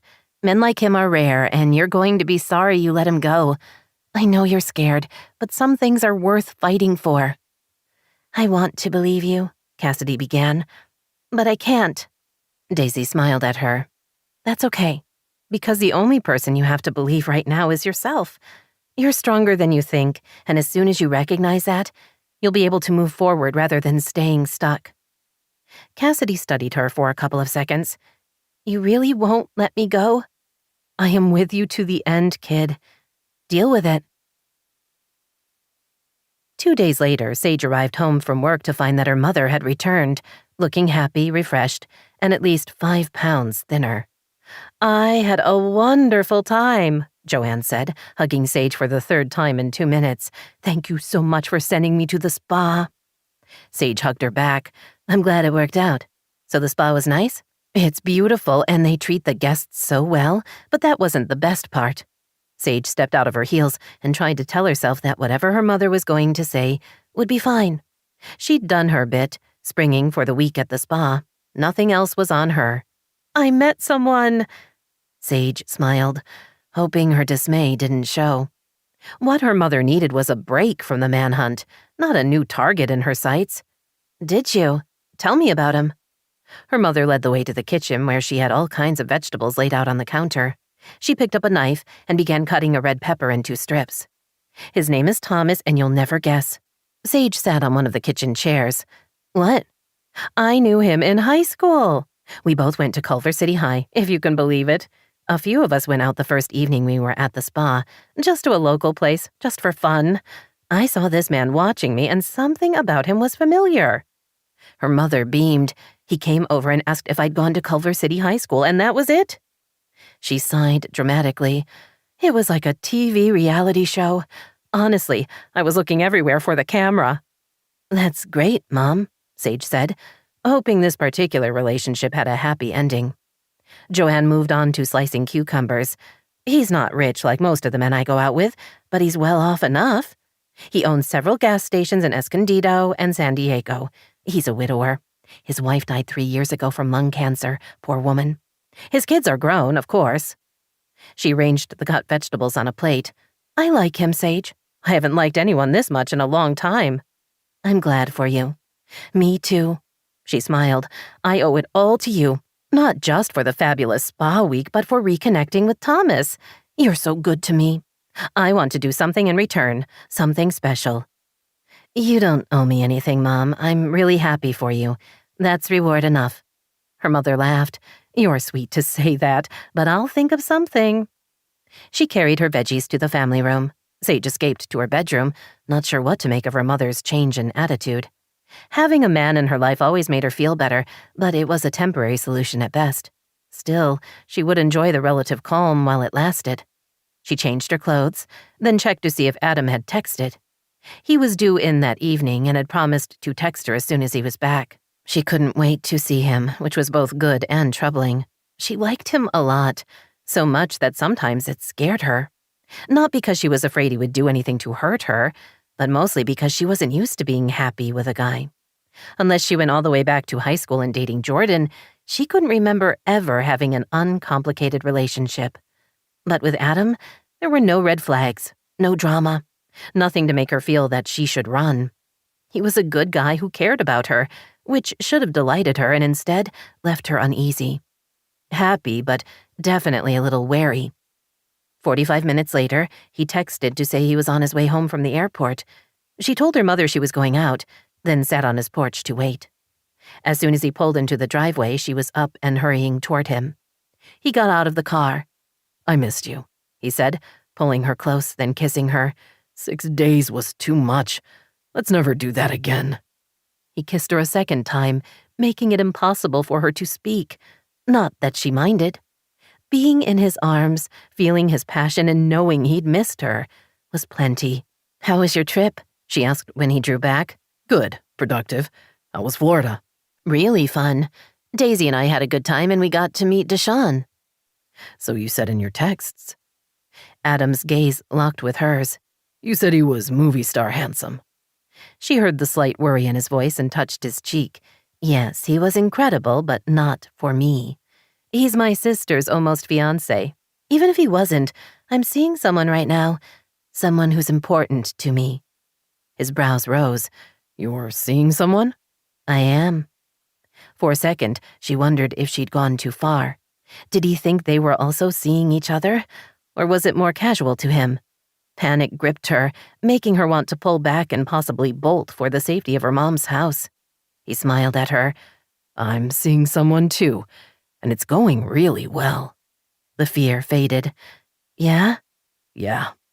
Now, let me get my stuff from the car, and we can head inside where I can show you all the ways I missed you. Daisy told herself that therapy was supposed to be difficult, that if the problems were easily fixed, then everyone would be happy all the time and little cartoon birds would help the world get dressed every morning. But honest to God, if Jordan said he was tired of being last on her list one more time, she was going to throw a lamp at him.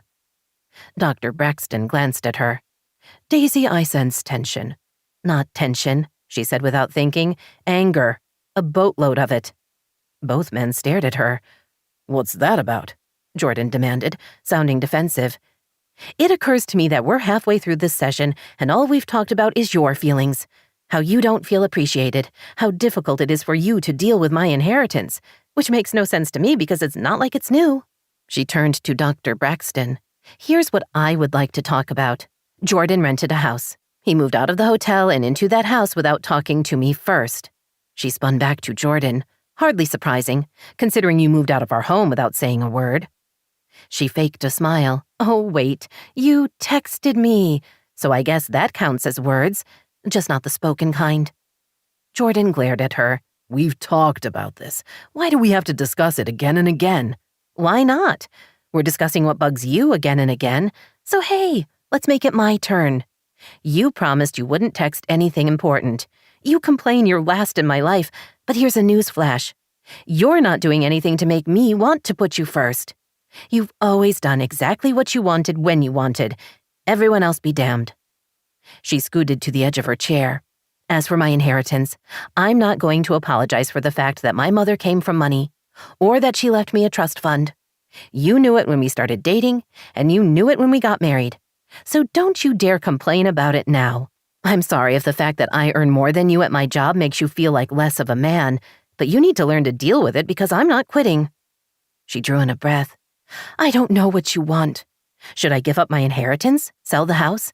Would that make you happy? Do you want me to stop working? Because if any of that is true, it seems to me the only way to make you happy is to be smaller than I am, and I won't do that. I'm willing to meet you halfway, but I'm not willing to subjugate myself to some antiquated notion you have about what I should be. So tell me, Jordan, what exactly will it take to make you happy? He looked away. I hate it when you're a bitch. Jordan, that's not helpful, Dr. Braxton admonished. I request that you speak respectfully in these sessions. Is Daisy right? Are you uncomfortable with her inheritance and her job? It's not about that. Then what is it about? Dr. Braxton pressed. Daisy waited, hoping that maybe this time she would get some actual information. Daisy's already done with us. She's going through the motions, so when she asks for a divorce, she's not the bad guy. The blunt statement stunned her nearly as much as Joanne's hits had all those years ago. Daisy stared at her husband in disbelief. How can you say that? I've never even hinted I want a divorce. I want this to work.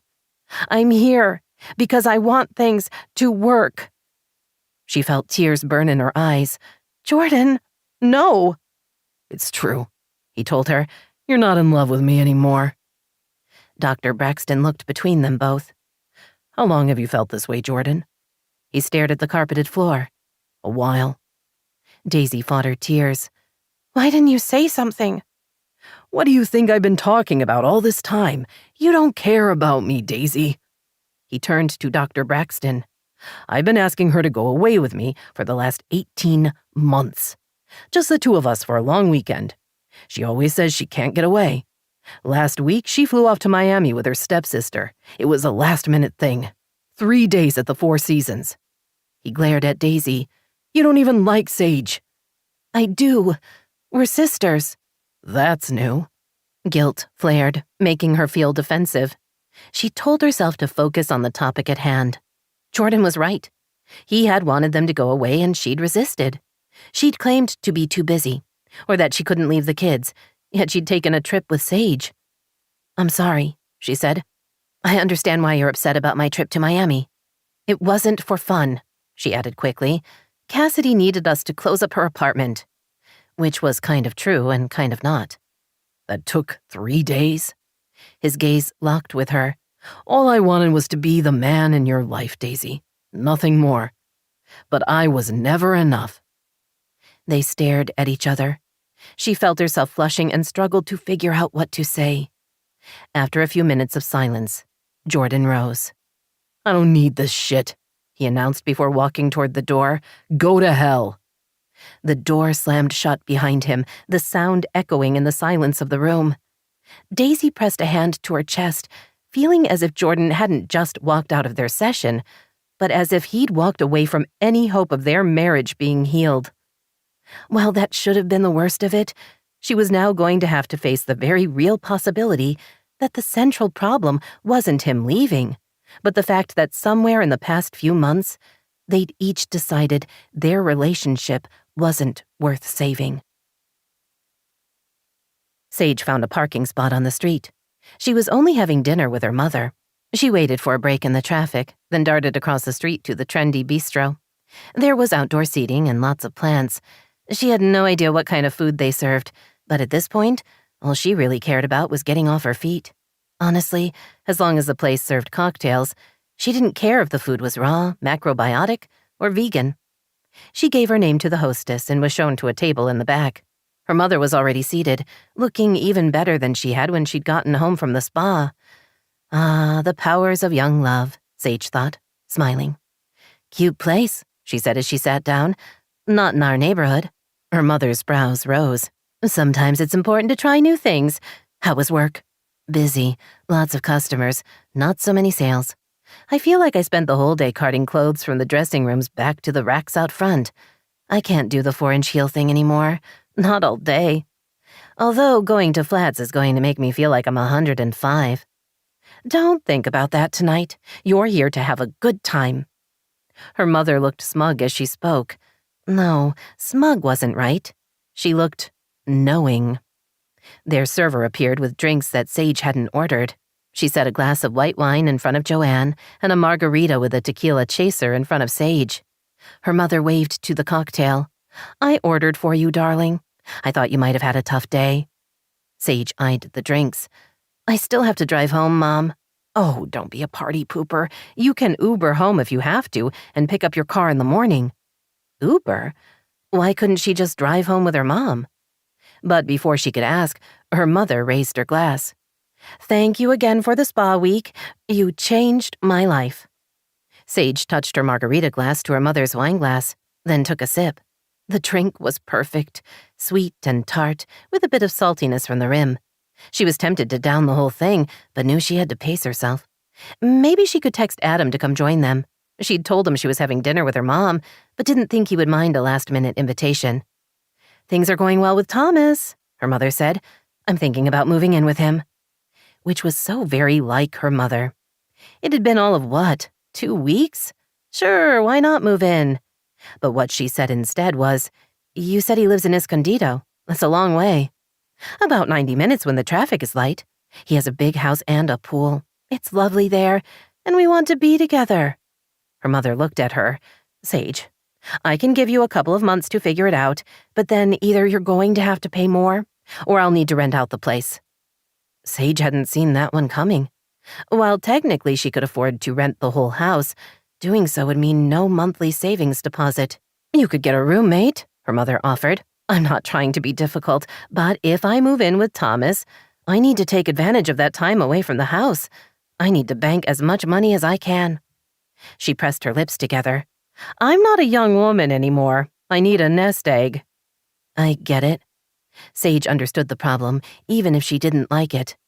I appreciate you giving me 2 months to decide what to do. Think about the roommate option. Sage nodded. She didn't love the idea, but it might make the most sense. She could move into the master suite and rent out her room. There was also a 3rd bedroom, mostly empty, that could be converted into a 2nd rental. Or you could go live with Adam. Sage looked at her mother. I'm not going to ask to move in with Adam. Why not? He obviously likes you. Sage wasn't going to bother trying to explain that she wouldn't do that to him.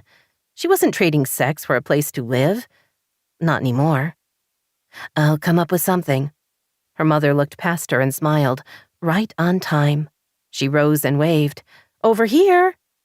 Sage turned, then nearly fell out of her chair when she saw Jordan approaching their table.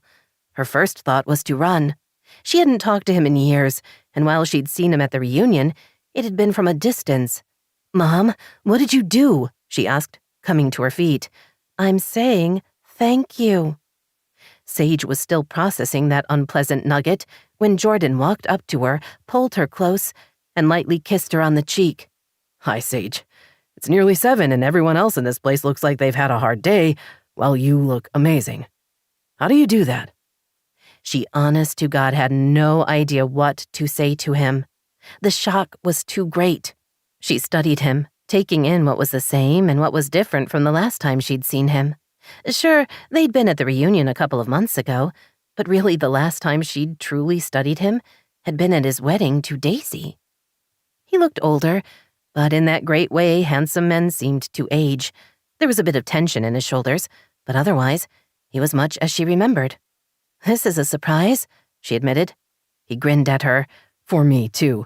But when your mom called and invited me to dinner, I had to come." He kissed her mom on the cheek. "You look younger than I remember. How is that possible?" Joanne patted him on the shoulder. "You're such a sweet liar. All right, you two. Have fun." Sage took a step toward her. "You're leaving?" "I am." Her expression turned sly. "Have fun, darling. Don't worry, I won't wait up." She walked away, leaving Sage alone with Daisy's husband. Indecision pulled at her, but her shaking legs made it impossible to walk away. She collapsed in her chair, then reached for the shot of tequila and downed it in a single gulp. "At least now my mother's mysterious behavior is explained," Sage said, more to herself than Jordan. "She was acting strange since I arrived at the restaurant." Jordan sat across from her and flagged down their server. "Scotch on the rocks. Make it a double." Sage raised her eyebrows.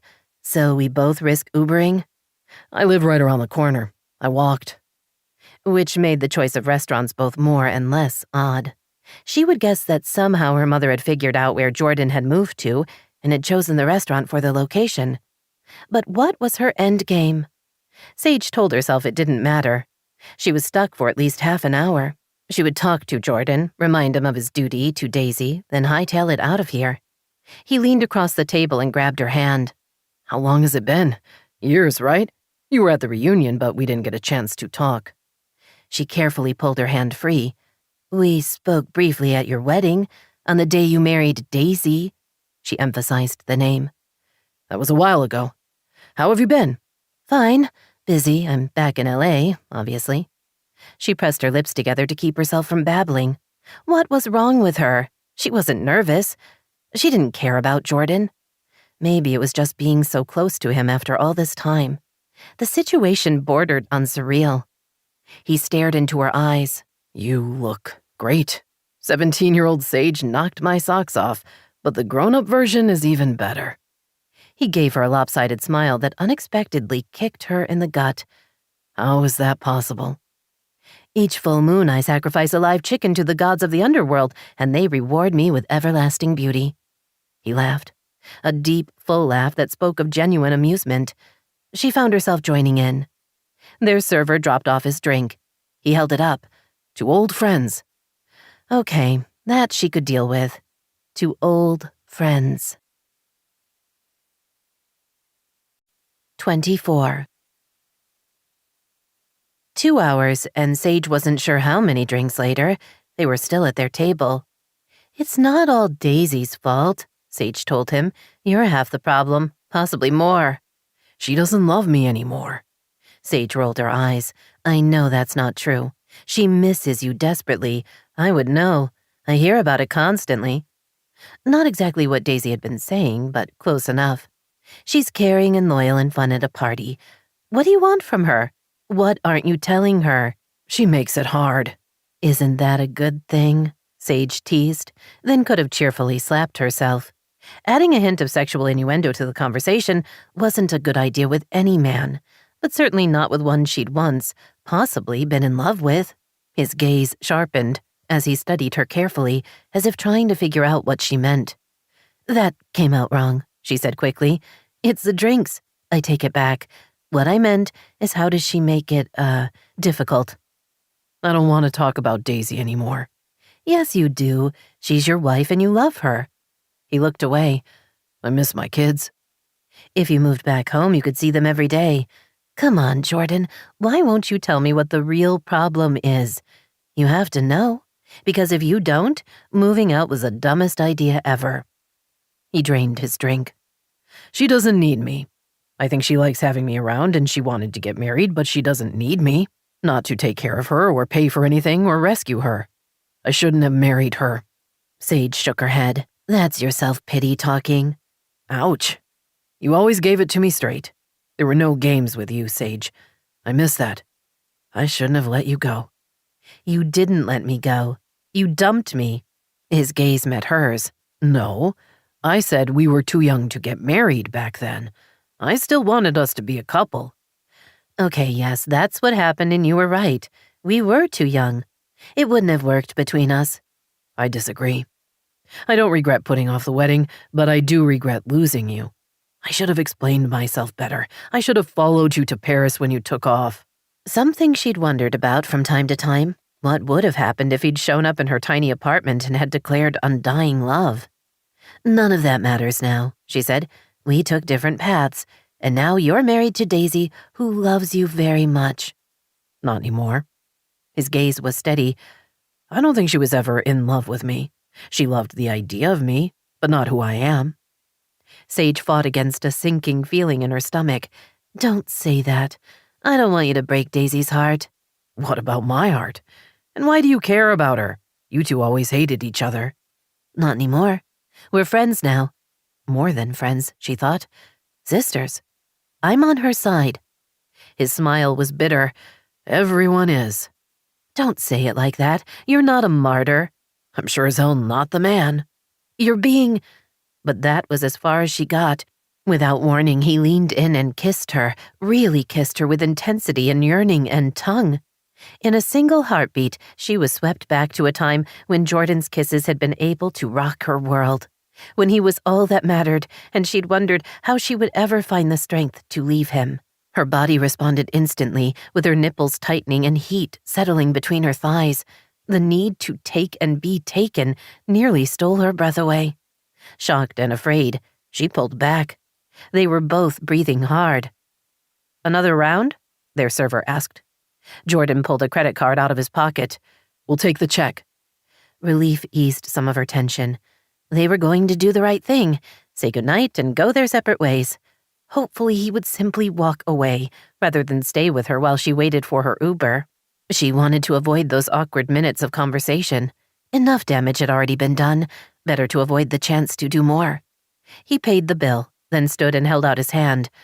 Shall we? She took it and they walked out. Sometime while they'd been talking, the sun had gone down. The sky was dark, the air still but warm.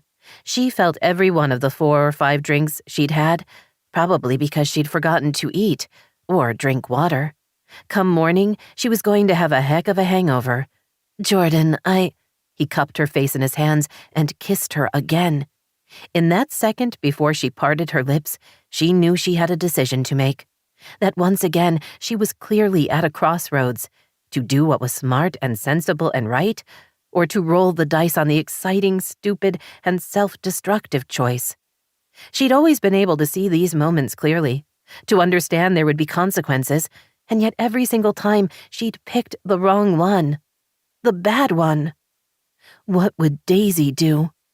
The voice in the back of her head whispered the question. That was what she was supposed to ask herself. What would Daisy do? Sage felt a bubble of hysterical laughter build up inside. She knew exactly how to answer that. Daisy would take Jordan home and screw his brains out. Sage came awake to a pounding headache and a sense of dread. She was afraid to move, afraid to open her eyes. Not just because she was concerned she might throw up, but also because she didn't know where she was or what had happened the previous night. There were vague memories and hazy images, but nothing she could specifically recall. Finally, she let her eyelids drift open, then wished she hadn't. She wasn't at home, and she wasn't at Adam's. The unfamiliar bedroom was sparsely decorated. She turned her head to the left and saw her clothes on the floor. Worse, there was an open condom wrapper on the nightstand. Slowly, carefully, she sat up, then swung her feet to the floor. Her stomach lurched but stayed in place. The pain of the headache increased. She was naked. She was in Jordan's bed. Because it had to be Jordan. The last thing she remembered was walking home with him and into his place. She'd slept with Jordan. Worse, she'd slept with Daisy's husband. Daisy, her sister, her friend. She'd taken everything precious to her. She'd ruined it. And for what? Nothing. Nothing worthwhile. Nothing meaningful. It had been an act of destruction. Nothing more. What about Adam? Oh God, no. How was she going to tell him? She heard a groan, then felt movement on the bed as Jordan sat up. You okay? She didn't turn around. No. How could she be? The hangover didn't matter. It was everything else. He got up and walked into the bathroom, then returned a few seconds later and handed her a robe. He'd pulled on sweats. She wrapped the robe around herself and stood, facing him. He looked bad. His skin was gray and he had dark circles under his eyes. Not so much the charming seducer now, she thought bitterly. Instead, he looked like what he was, a weak man who blamed others for his own faults. The only problem was, she was just as guilty of their crime. She walked around him and into the bathroom. After locking the door, she used the toilet, then washed her face and rinsed out her mouth. When she returned to the bedroom, Jordan was sitting on the foot of the bed, obviously waiting for her. Want me to make coffee? He asked. No. She collected her clothes, then started getting dressed. With every passing second, her sense of doom increased. She cared about Daisy. She'd begun to think of her as family, and now all that was lost. Just as awful, she'd screwed up a perfect relationship with Adam. Why was she so stupid? Why did she always do this? What the hell was wrong with her? We have to talk. She pulled her dress on over her head, then smoothed it into place. There's nothing to say. It was a mistake. I'm sure we both feel that way. You wanted to get back at Daisy, and who better to do that with than me? But why did I do it? I don't care about you. I don't even know you. So why did I do this?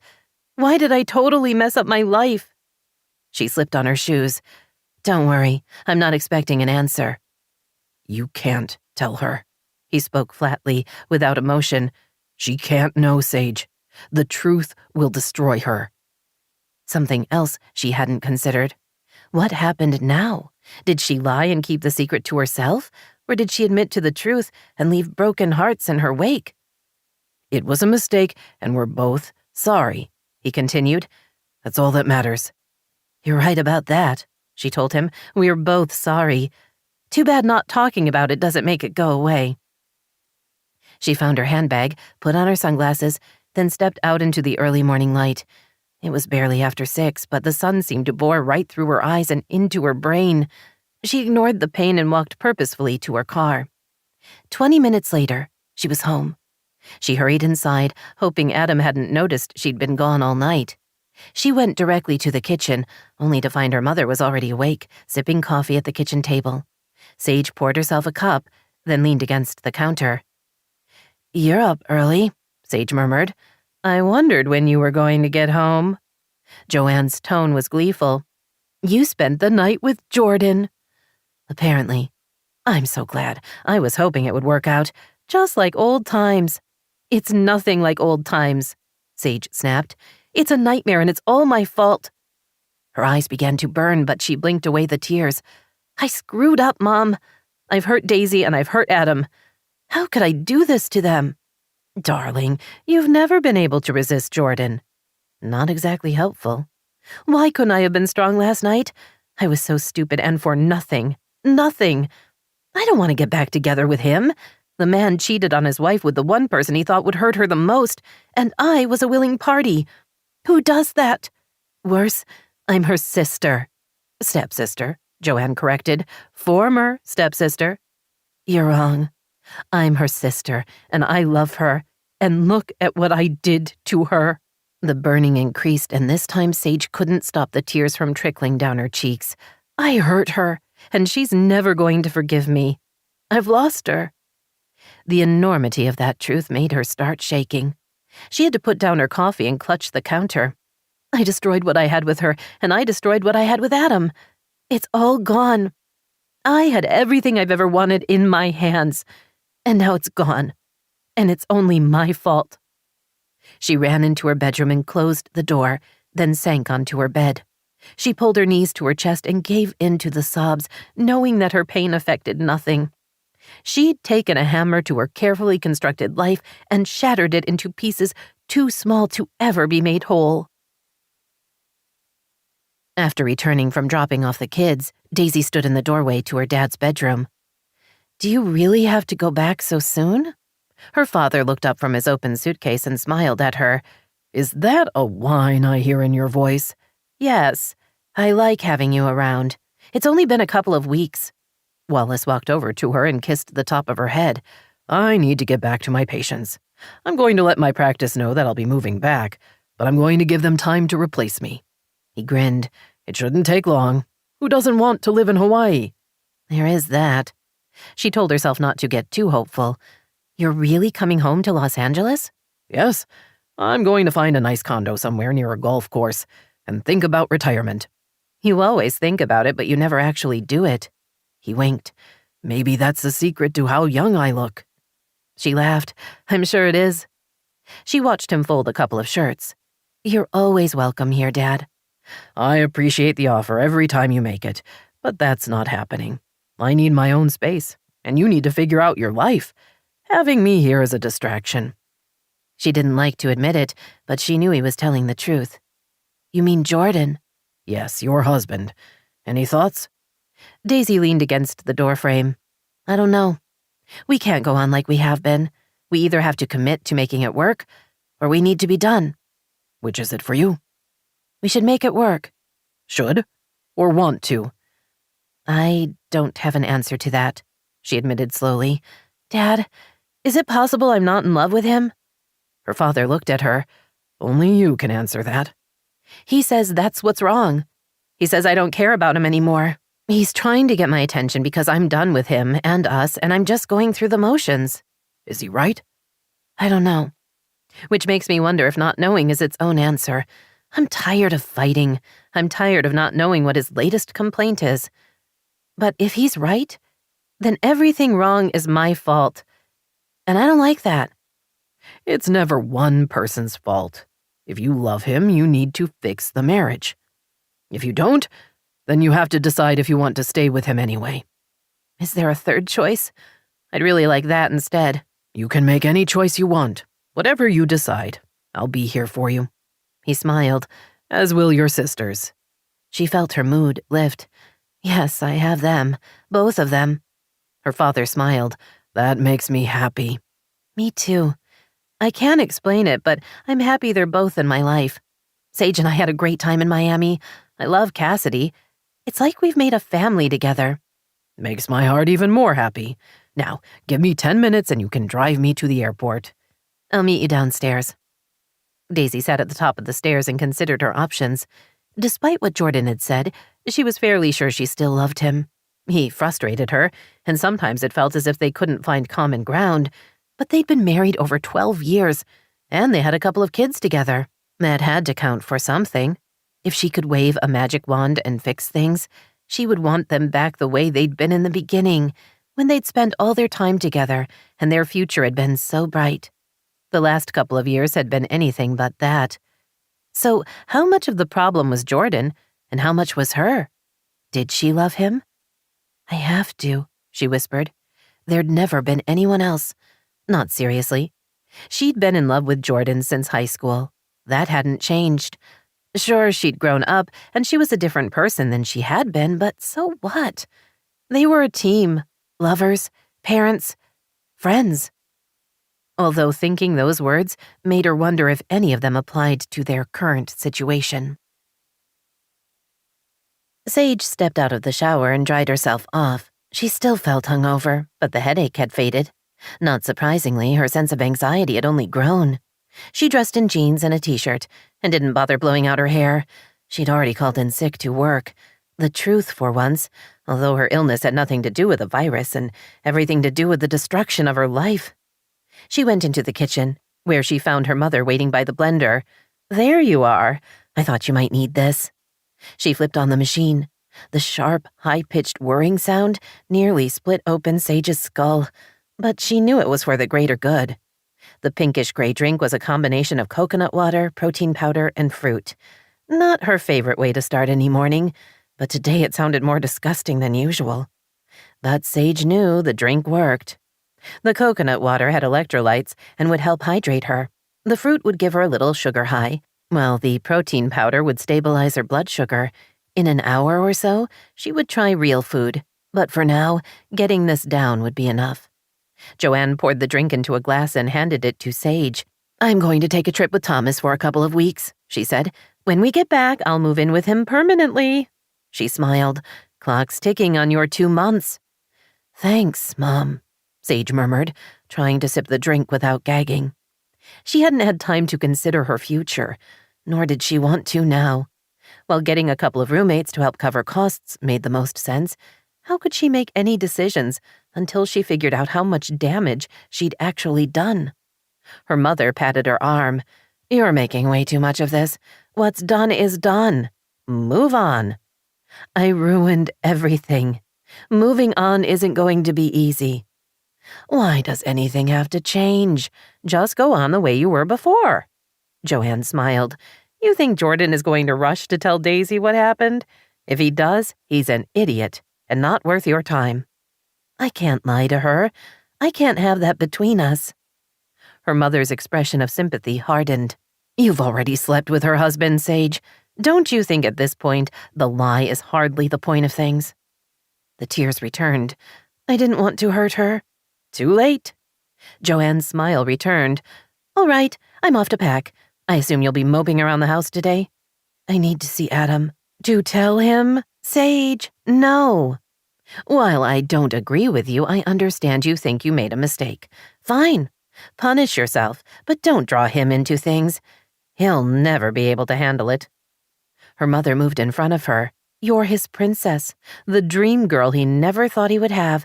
That puts you on a very high pedestal, and why it's lovely to be so cherished. The perch is also precarious. One wrong move and down you fall. Never forget that while you're the one all broken on the ground, he'll be the one who's angry at having his dreams shattered, even if he gave you a little push to send you tumbling. Men are fickle that way." "Adam's not like that." Her mother patted her shoulder. "I hope you're right and I'm wrong. It's just I've been doing this longer than you, and they never get over being played for a fool. My advice, don't say a word. Eventually you'll stop feeling guilty. Besides, you're not just keeping quiet for yourself. He doesn't deserve a broken heart." Sage told herself that her mother was only trying to help. From Joanne's perspective, she was giving sound advice. "Thanks, Mom," she murmured. "You're welcome." Sage retreated to her room, where she choked down the rest of the protein drink before stretching out on her bed and trying to figure out what to do next. Extending her mother's odd analogy about lying shattered on the ground, she supposed the only thing to do was to start picking up the pieces. And that meant telling the truth. She brushed her teeth, drank another glass of water, then went next door and knocked on the door. Adam answered a couple of seconds later, smiling when he saw her. "Hey, you," he said, pulling her close and hugging her. "I was just thinking about you. How was your night?" As he spoke, they went inside, his arm around her. His body was warm and familiar, his house welcoming. She looked around at the casual furnishings, the comfortable sofa, the dining room he rarely used. Everything about this place reminded her of Adam, and whenever she was here, she felt comfortable and safe, as if she belonged. She'd had that, and more with him, and she'd blown it because she was stupid and self-destructive. She stepped in front of him and placed her hands on his chest. He smiled at her. The affection and trust in his eyes stabbed her through the heart. She wished there was a physical manifestation for what she was feeling, because the blood pouring out of her would be a distraction. Then she wouldn't have to tell him. She fought to find the right thing to say, the least hurtful phrasing, so he wouldn't cast her aside. Only she didn't think those words existed, which only left her with the truth. "I slept with Jordan." She watched as confusion was replaced by a cold blankness that scared her more than anger could have. He took 2 steps back and half turned away. "I'm not even surprised," he said, his tone more disinterested than hurt. "I'm sorry," she said quickly. "I didn't mean to, I swear. There wasn't a plan.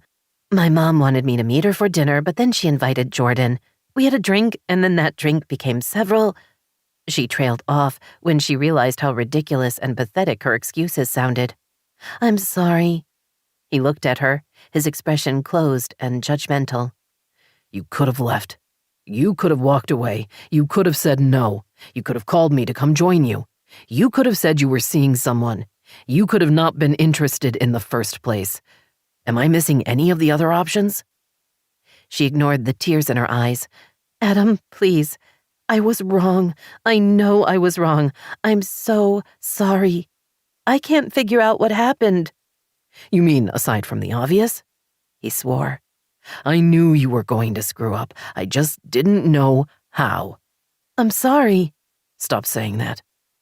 He was so quiet, she thought, wrapping her arms around herself and trying to stop crying. If only he would yell, she could understand that. She could yell back and they could talk about it. But this quietness, she didn't know how to deal with it. I didn't mean to hurt you. I was stupid. I know that. I don't even know why I did it. I don't like him or want to be with him. He's some guy I used to know. You're the one I... He took another step back. Do not tell me you love me. Do not. She hadn't known what she was going to say, but in that moment she realized it was true. She did love Adam. She probably had for a while. She wanted to crawl into a corner and wait for this all to be over, but there was nowhere to go. Worse, if she left now, if she didn't fight for him, she might lose him forever. I should have known, he said, walking the length of the living room. I should have guessed. It was all too easy, you and me. We were getting along and the sex was great, and you don't trust things working out because they never have. You're always waiting for the bad thing, and if it doesn't happen on its own, you make it happen. He stopped in front of her. Like with Ellery. Why did you leave him? He loved me too much and I couldn't love him back. No. You left because you cheated, and you couldn't stand to see him so wounded. You cheated because you couldn't love him back. You are one broken person, Sage. He grabbed her upper arms. Why couldn't you believe in us? I'm strong. I don't scare easily. Why did you have to do it? He released her and turned away. I'm such an idiot. I knew the second I saw you were back that I was screwed, but I didn't care.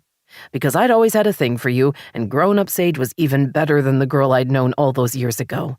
I took it slow. I was careful. I did my best to figure out where it was going to go bad so I could protect myself.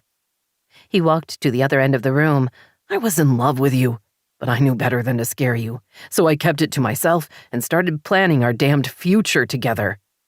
He walked over to a small table and pulled open the top drawer. He threw a folder on the floor. I was going to suggest you enroll in the UCLA teaching program and move in with me while you were going to school. His pain surrounded her, sucking the very life force from her body, leaving her nothing but a shattered shell. I was going to ask you to marry me. Her tears turned to sobs, the ugly kind that made it impossible to catch her breath. Several minutes passed as she tried to get herself under control so she could gasp and then, finally, breathe again. Through it all, Adam stayed on the other side of the room, watching her with cold, lifeless eyes. "Adam, please," she whispered. No. I won't play your games, and you don't know how to do anything else. He walked to the door and held it open. You should go now. She nodded slowly and did as he requested.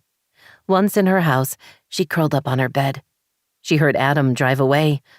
Not long after that, her mother called out that she was leaving and would be in touch.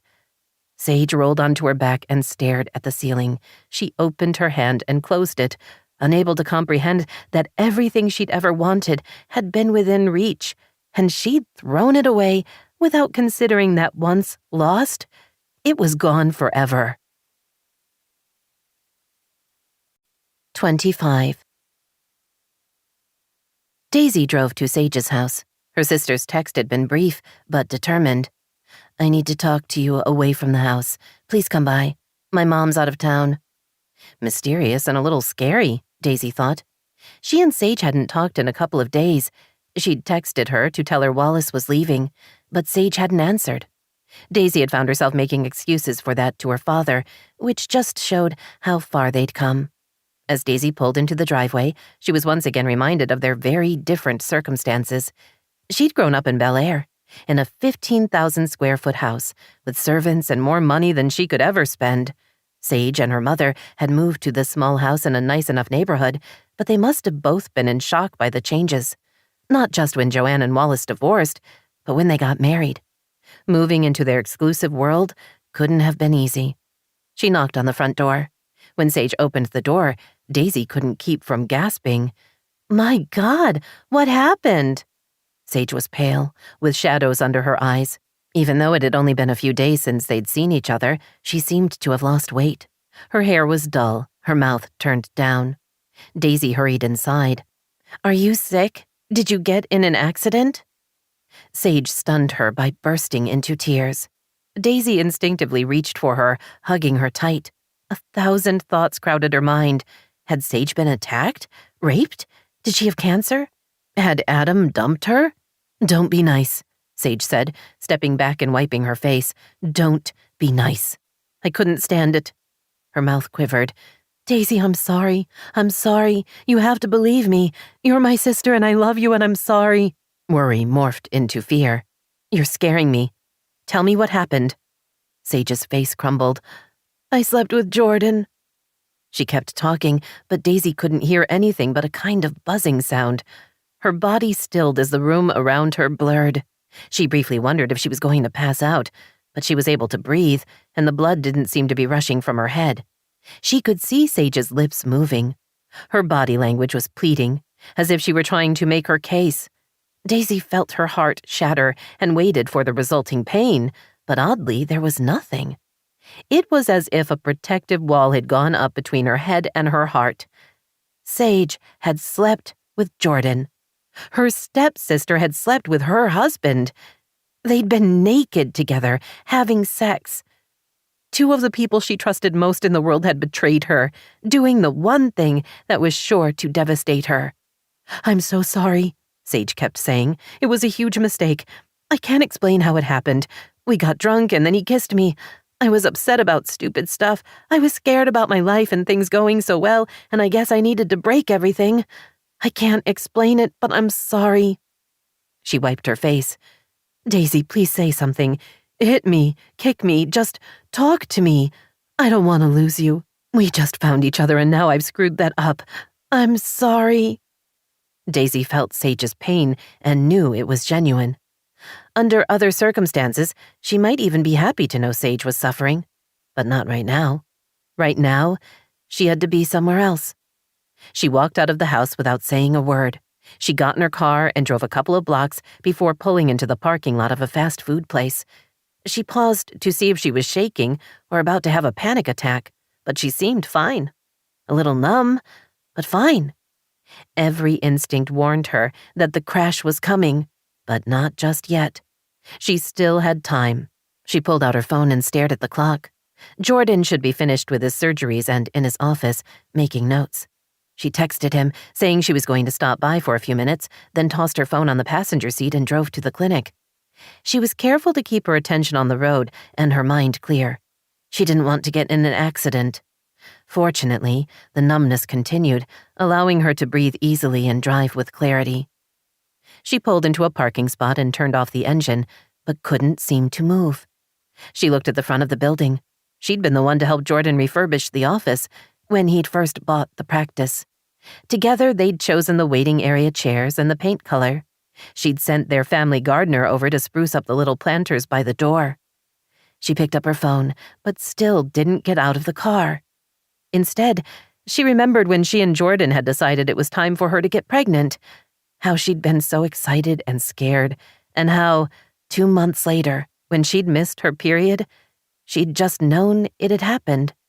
She hadn't said anything to him, not until enough time had passed for her to take a pregnancy test. When she'd shown him the stick, he'd grabbed her and spun her around, laughing and telling her how much he loved her. Other memories flashed through her mind, their first date, that first trip to Hawaii, when they'd finally made love. Ben's birth, getting pregnant with Chrissa, all pieces that made up the mosaic of their life together. A knock on her window startled her. She jumped and turned to see Jordan standing next to the car. "You okay?" he asked, his expression quizzical. Not guilty or ashamed, just confused. "Why are you just sitting in the car?" Instead of answering, she unlocked the doors and motioned for him to join her. He walked around her SUV and sat in the passenger seat. "What's up?" he asked when he was next to her. "You were just sitting here staring. You feel all right?" He sounded normal, she thought. Not like Sage, who had obviously been suffering.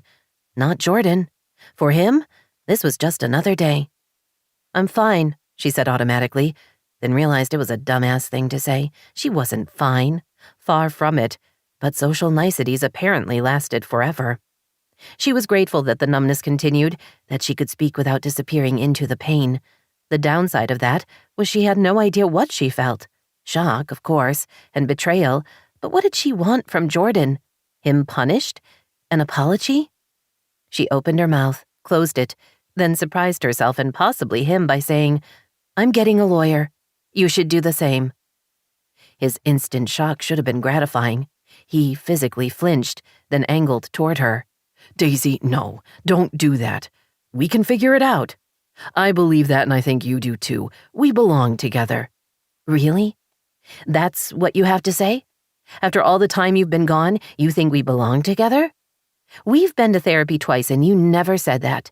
You've been difficult, reclusive, and you've accused me of not loving you. She stared at him, the truth slamming into her so hard it forced its way past her numbness. Dark and scary, yet oddly freeing. Yes, it was awful, but to finally know what was happening made everything more clear. Oh my God, it's you. You don't love me anymore, she said, finally understanding the truth. You want things over, and you didn't know how to handle it, so you made it about me. You want it to be my fault. The realization was so blinding that for a second, it was all she could see. Maybe she was done with this marriage as well, but that didn't matter now. He'd been gaming her from the beginning. She felt the first whispers of hysteria and carefully slowed her breathing. She'd gotten this far. She was going to hold it together until she was home. Please, he said, reaching for her hand. Don't do this. I love you. Something you should have thought of before you slept with Sage. He went pale as his eyes widened in disbelief.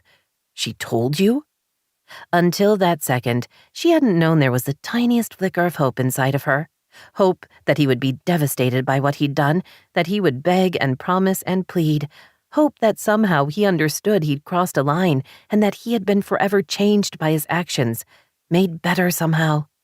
But those 3 words, no, not the words, the tone, showed her the real ugliness. That he'd never planned to own up to his actions. That he'd intended she never know. He was willing to let her go the rest of her life unaware that her own husband had played her for a fool. Questions crowded into her mind. How exactly had he seen the situation unfolding? Were they going to get back together and have Sage be a part of their lives? And then what? Would they spend Christmases together?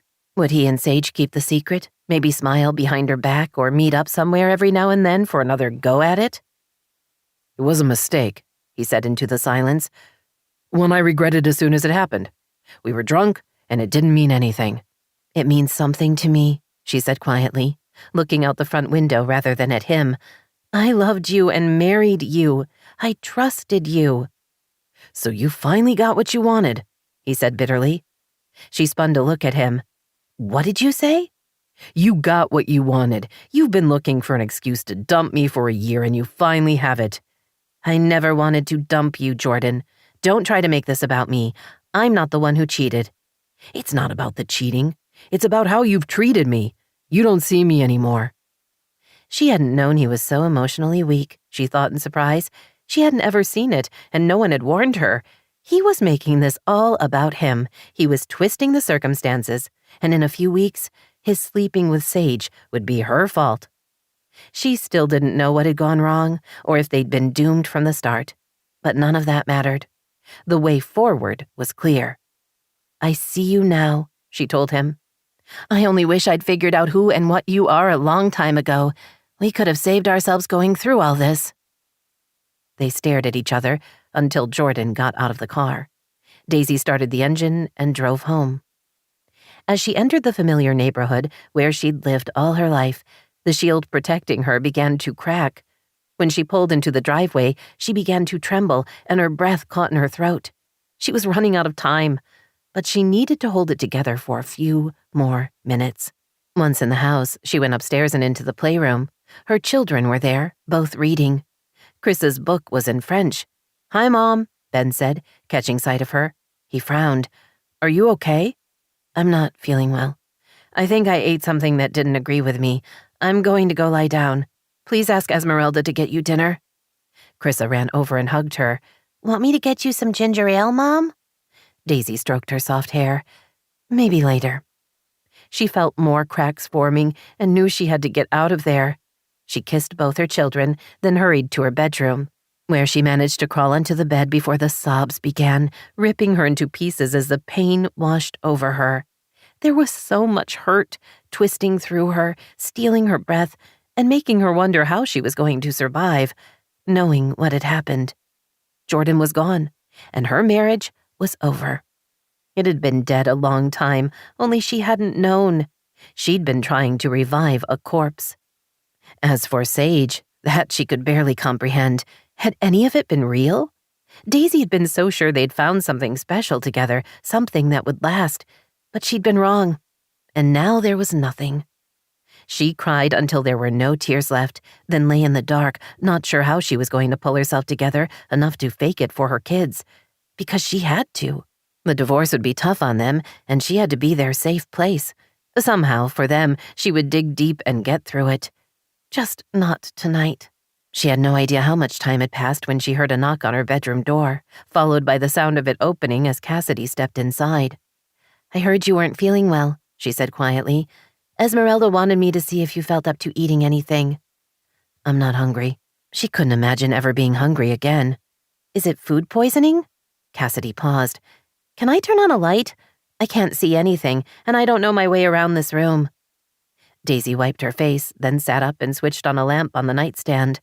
In the seconds it took her eyes to adjust, she heard Cassidy gasp. "You've been crying, and you look awful. What happened?" She was going to have to say the words, she thought grimly. Probably more than once. She would have to say them and deal with the consequences, because what they'd done was about more than them and her. It was about the entire family. Sage slept with Jordan. Cassidy's reaction was nearly comical. She drew back, almost stumbled, then ran to the bed and pulled Daisy into a hug. "Oh God, I'm sorry." Despite the distance and the trouble that had existed between them, Daisy found solace in Cassidy's embrace. Her sister hung on tight, pressed right up against her, holding her as if she would never let go. For a few seconds, she was able to breathe again, to imagine a time when the world wasn't dark and terrifying. "I can't believe it," Cassidy admitted. "Me either." Cassidy drew back a little, her mouth twisted, her eyes wide. "But why? She loves you. I know she does. We've finally figured out how to be sisters. Why would she screw with that?" She pressed her lips together. No pun intended. Daisy managed an almost smile. "I don't know. But she did, and it can't be undone." She drew in a breath. "It's over with Jordan. It was bad enough when he walked out with no explanation, but this is too much." She wiped her face again. "She told me. She just said it. No excuses, just the truth, and then she apologized. He wasn't going to tell me. He was going to pretend it had never happened. I hate him." "Me too. I look forward to not feeling anything for him, but that's not today." She swallowed as she realized the question of loving or not loving him no longer mattered. If only she'd figured that out sooner. Daisy sighed.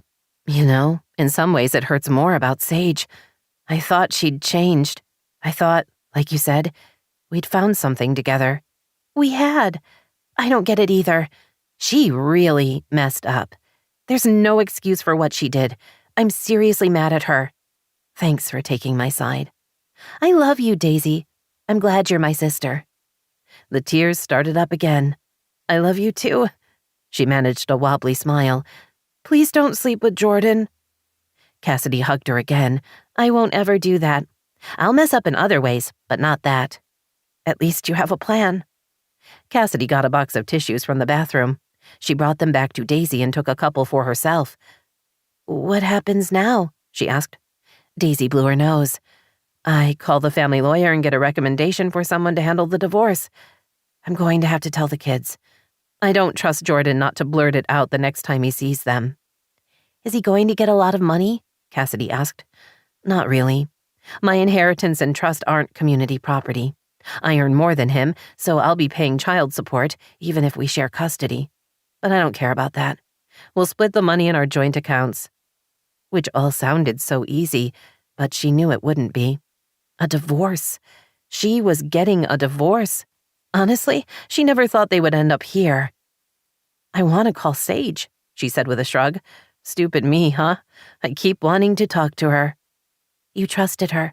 Of course you want to talk to her. Yeah, I trusted a lot of people I shouldn't. She stood up. I need to arrange to take a few days off work, then go talk to the kids. Cassidy grabbed her hand. Want me there with you? If you think it would help? Yes, please. I'll tell Esmeralda first so she can be with us too. I want them to feel supported and know there's stability in their lives. Cassidy hugged her again. I wish I could make this better. Me too. But don't worry. I'll get through it and I'll be fine. Maybe not today or tomorrow, but eventually. Broken hearts healed and life moved on. That was what Sage would tell her, and then her sister would make her a drink and say something funny. If it was just Jordan, she began. But it's not. No, it's not. 26. Sage had never felt so alone, not after any of her divorces, not even when she'd left her life in Rome and had flown home with nothing but a couple of suitcases and a nest egg that mostly consisted of designer handbags. Her mother was in Escondido with Thomas. Adam had left shortly after her confession and hadn't been back. She couldn't talk to Daisy, and when she'd texted Cassidy a couple of days ago, her sister had bluntly told her that no one wanted to talk to her. At work, Sage went through the motions because she couldn't afford not to, but she had lost all will to move forward with her goals. The steps required seemed insurmountable. She arrived home a little after 7. After checking out the contents of the refrigerator, she decided she wasn't hungry and sat on the sofa in the dark. A few minutes later, her phone buzzed with an incoming text. Daisy wants a divorce. Her lawyer's already been in touch. Can we talk? She stared at the message, not sure where Jordan had gotten her number, and not caring. Why would he even be surprised that Daisy wanted a divorce? He'd slept with his wife's stepsister. Who did that? She tossed her phone on the sofa as she realized one of the answers to that question was her. What she'd done was worse, because she and Daisy had just found each other. Sage? She grabbed her phone and quickly blocked him, then went out to her car. She drove directly to Daisy's house and rang the bell. Esmeralda answered. Go away, the housekeeper said firmly, blocking the entrance. No one wants to talk to you. You're a bad person. I thought you'd changed, but I was wrong. Go away. Sage stared into unforgiving eyes. I need to talk to Daisy. She doesn't want to see you. Please, I have to see her. I'm not leaving until I do. I'll call the police if you don't leave. Esmeralda, please. Just let her know I'm here, and I'd very much like to talk to her. She hesitated. Tell her I'm sorry. Esmeralda snorted. Because that matters. She slammed the door and shut off the porch light. Sage sank onto the top step, prepared to wait. The evening wasn't that cold, and she had nowhere to be. Time passed slowly. Sage thought about that first serendipitous meeting only a few months ago, when Chris had been sick and Daisy's car wouldn't start. She remembered the shock of Cassidy's accident and how she'd spent so many nights here when her sister refused to stop texting. How, over time, she and Daisy had discovered that maybe they could be friends, and how they'd come to depend on each other. Sage had blown it all for a one-night stand with a guy she didn't even care about. I should probably get therapy, she murmured aloud. Find out why I'm so self-destructive. She sat there, ignoring how her butt was sore and starting to get numb from the hard porch step. At some point, she would have to give up and go home. But for now... The front door opened and Cassidy stepped out. Sage stood and faced her. Cassidy shook her head. She doesn't want to see you, Sage. You hurt her. I know, and I'm sorry. That's what I want to tell her, that I'm sorry and I wish I could take it back. That's not good enough. She's divorcing Jordan. The kids are upset, and it's going to take a while for everyone to process. You hurt them, all of them. Not just Daisy, but Ben and Chrissa. Something Sage hadn't thought about. Her mouth began to tremble as tears filled her eyes. No, not them. They have to be okay. She twisted her hands together. I don't know what to do. Cassidy, you have to help me. I don't know how. Her sister stared at her. Why'd you do it? I don't know. I got scared. Everything was so good and it's never good for me. I guess I wanted to control what the bad thing was going to be. I know how to be when things are bad. That's all I know. You picked a hell of a way to screw up your life. I know. I miss her and I miss you and the kids and everything. Her voice was pleading, her tone desperate, but Cassidy was unmoved. She doesn't want to see you. She sighed. I guess you and I could hang out sometime, but we'd have to meet somewhere else. I get my cast off tomorrow and I'll need some physical therapy, but then I can drive and meet you. Sage moved forward, intending to hug her, but Cassidy pushed her away. Don't do that. I'm not ready. The verbal slap caught her off guard. Cassidy had never done that before. If anything, her sister clung to her too much. She was the one Cassidy called whenever she was down. But I was here for you, she managed, barely able to speak. All those nights. I know, and I appreciate that. But geez, Sage, this was bad, and you were wrong. She turned and went into the house. The door closed, and Sage heard the deadbolt being engaged. And then there was nothing. 2 weeks after finding out about Jordan and Sage, Daisy was almost sleeping through the night. She'd met with her lawyer twice, and together they'd drawn up a temporary parenting plan. She would have primary custody of the kids, with Jordan seeing them every other weekend and on Wednesday nights. Ben and Chrissa were a little quiet, but seemed to be processing the changes in their lives. She'd found a highly recommended child psychologist and had scheduled appointments for each of them. Their teachers and school counselor had been told what was happening. So far, they were both doing fine in their classes and with their friends. The biggest problem, as far as Daisy was concerned, was they kept asking about Sage. Why can't we see her? Chrissa had demanded that night at dinner. I want to show her how much better I'm reading in French. Ben had wanted to tell her about his science project. She gets that stuff, Mom. Cassidy had saved her butt with a quick lie about how Sage was out of town, but would be back soon. Daisy knew she was going to have to come up with something to explain her absence, although she had no idea what. The truth wasn't an option. Of course they missed their aunt. Sage had become a part of their lives. Even more troubling, Daisy had to admit she missed Sage as well. Finding her after all this time had seemed like some kind of miracle. To lose her again, especially over something so stupid and tragic, was almost more than she could stand. Daisy got the kids settled with a movie for the evening, then retreated to her office to review the paperwork from her lawyer. Not that she was in the mood, but the sooner they got everything settled, the sooner she could try to move on with her life. But before she could even boot up her laptop, Cassidy joined her. Have a second? Her sister asked. Sure, how's your leg? You barely have a limp. Cassidy sat in one of the chairs on the other side of the desk and stretched out her leg, now free of the cast. I'm feeling good. Stronger. You look good. Cassidy sighed. You know she still stops by every day. Esmeralda told me. Daisy wasn't sure what to do with the information. Most of her wanted to see Sage and find out if they could work things out. But the little girl who had been rebuffed so many times all those years ago couldn't find it in herself to consider forgiveness. Walking away made the most sense. Forgetting her.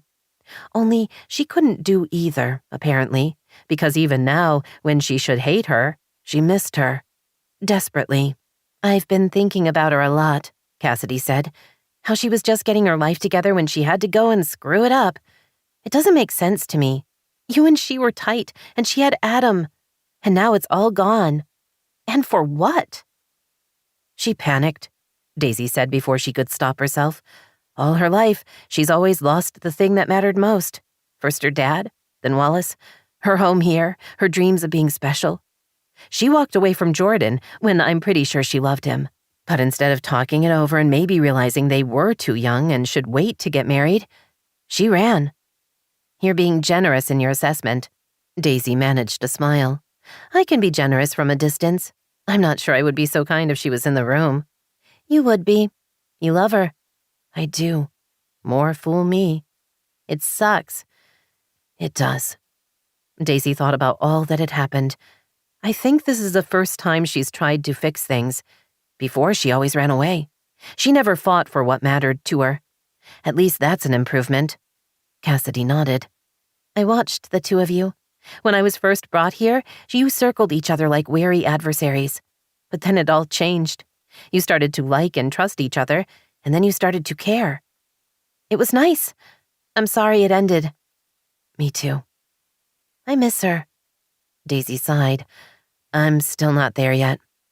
Cassidy surprised her by smiling. You're so lying. You miss her a lot.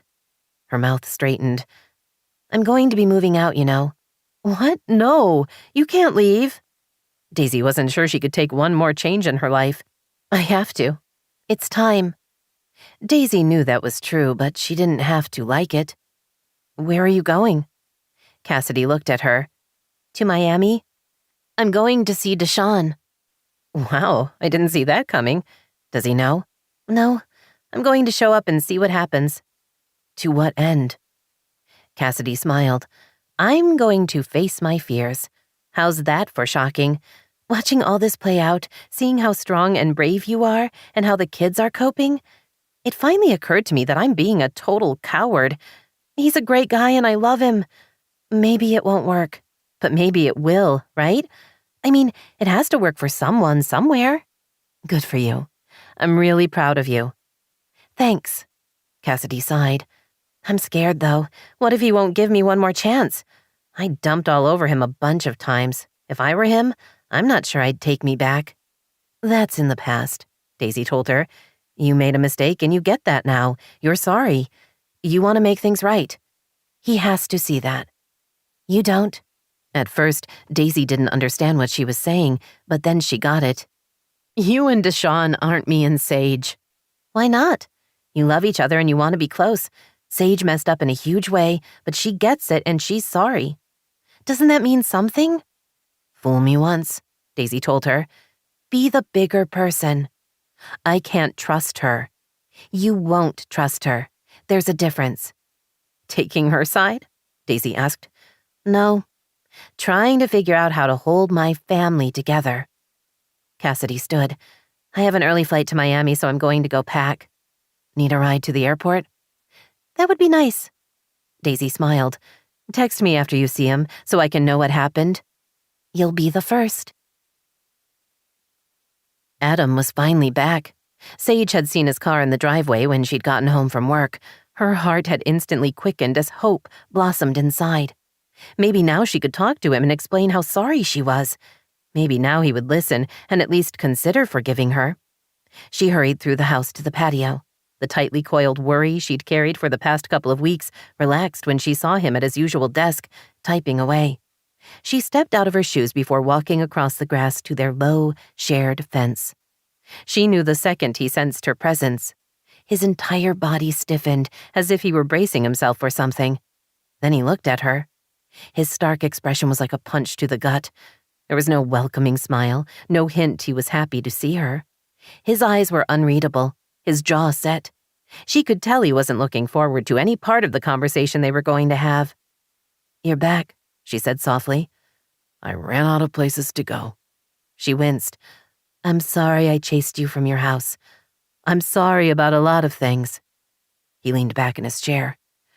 Do we have to do this? Please, Adam, hear me out. I need to tell you how much I regret what I did to you, to us. I was a fool.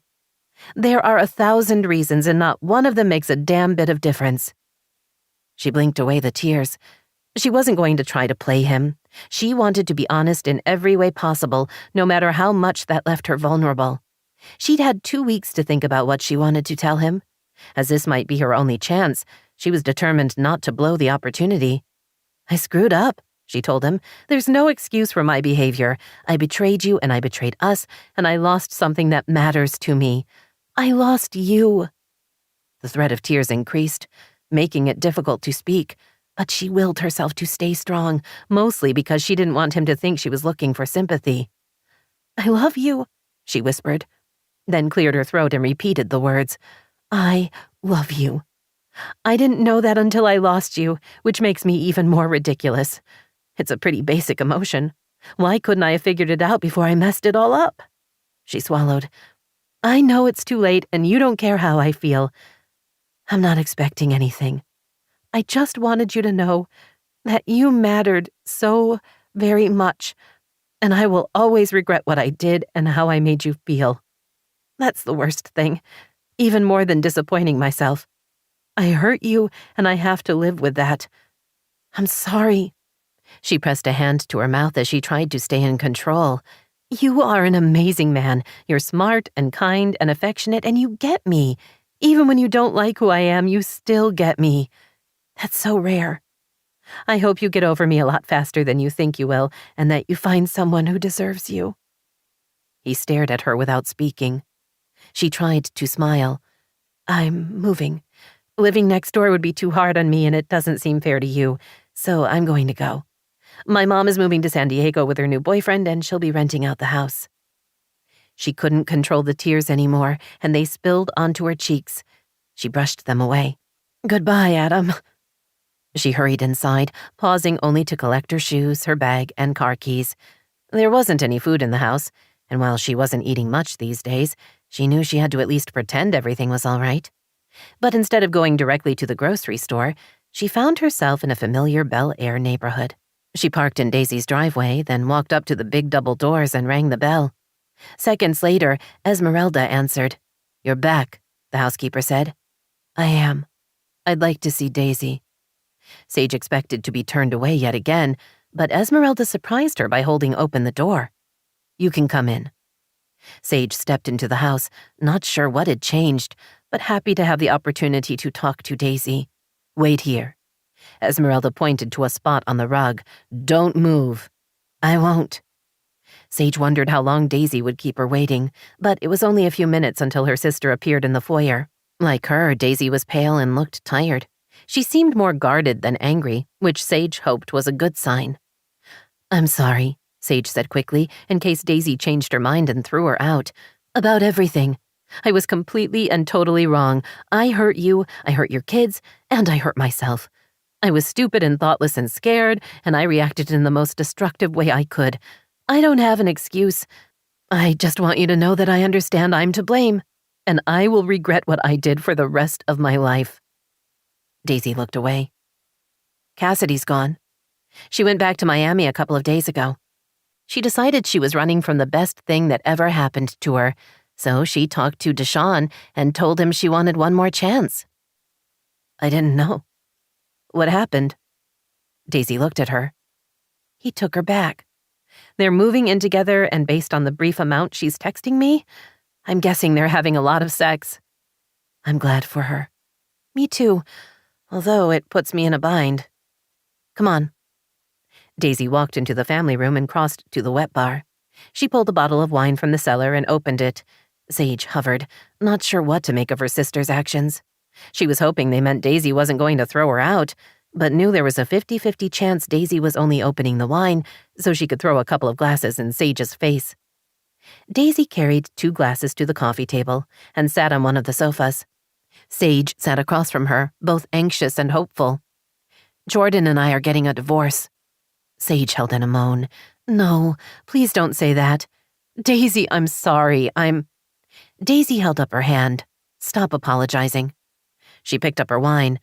It's not your fault. I'm not saying you're not some whore bitch who slept with my husband, but the divorce isn't about you. We've had problems for a long time. Jordan and I... She sipped her drink. It's been over for a while. I just didn't know. I thought we were in a rut, but instead we drifted apart. Somewhere along the way, I stopped loving him. I didn't see it, but he did. Probably because he'd fallen out of love with me, too.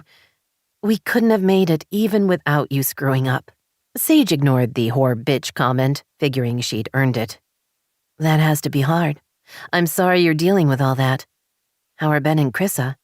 Managing? They miss you. Gratifying words. I miss them too. And you. Daisy wrinkled her nose. There is that. Her gaze sharpened. Damn it, Sage, what were you thinking?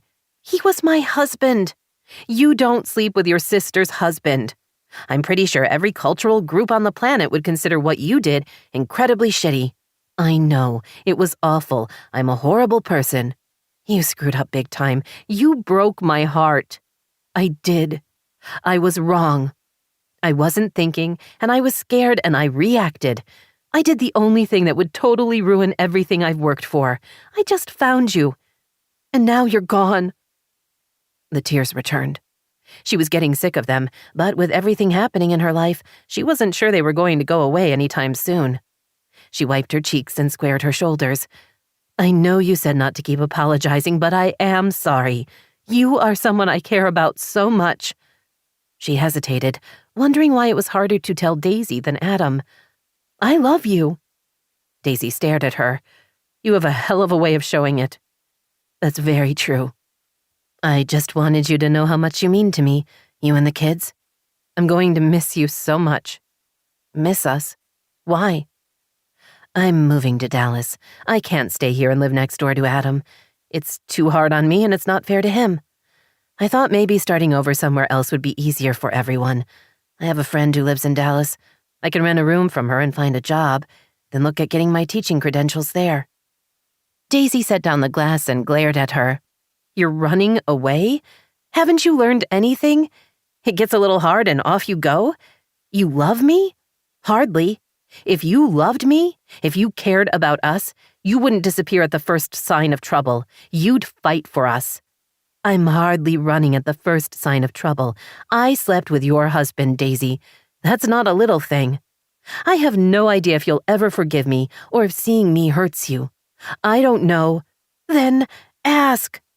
Daisy's voice rose with each word. Ask me what I want.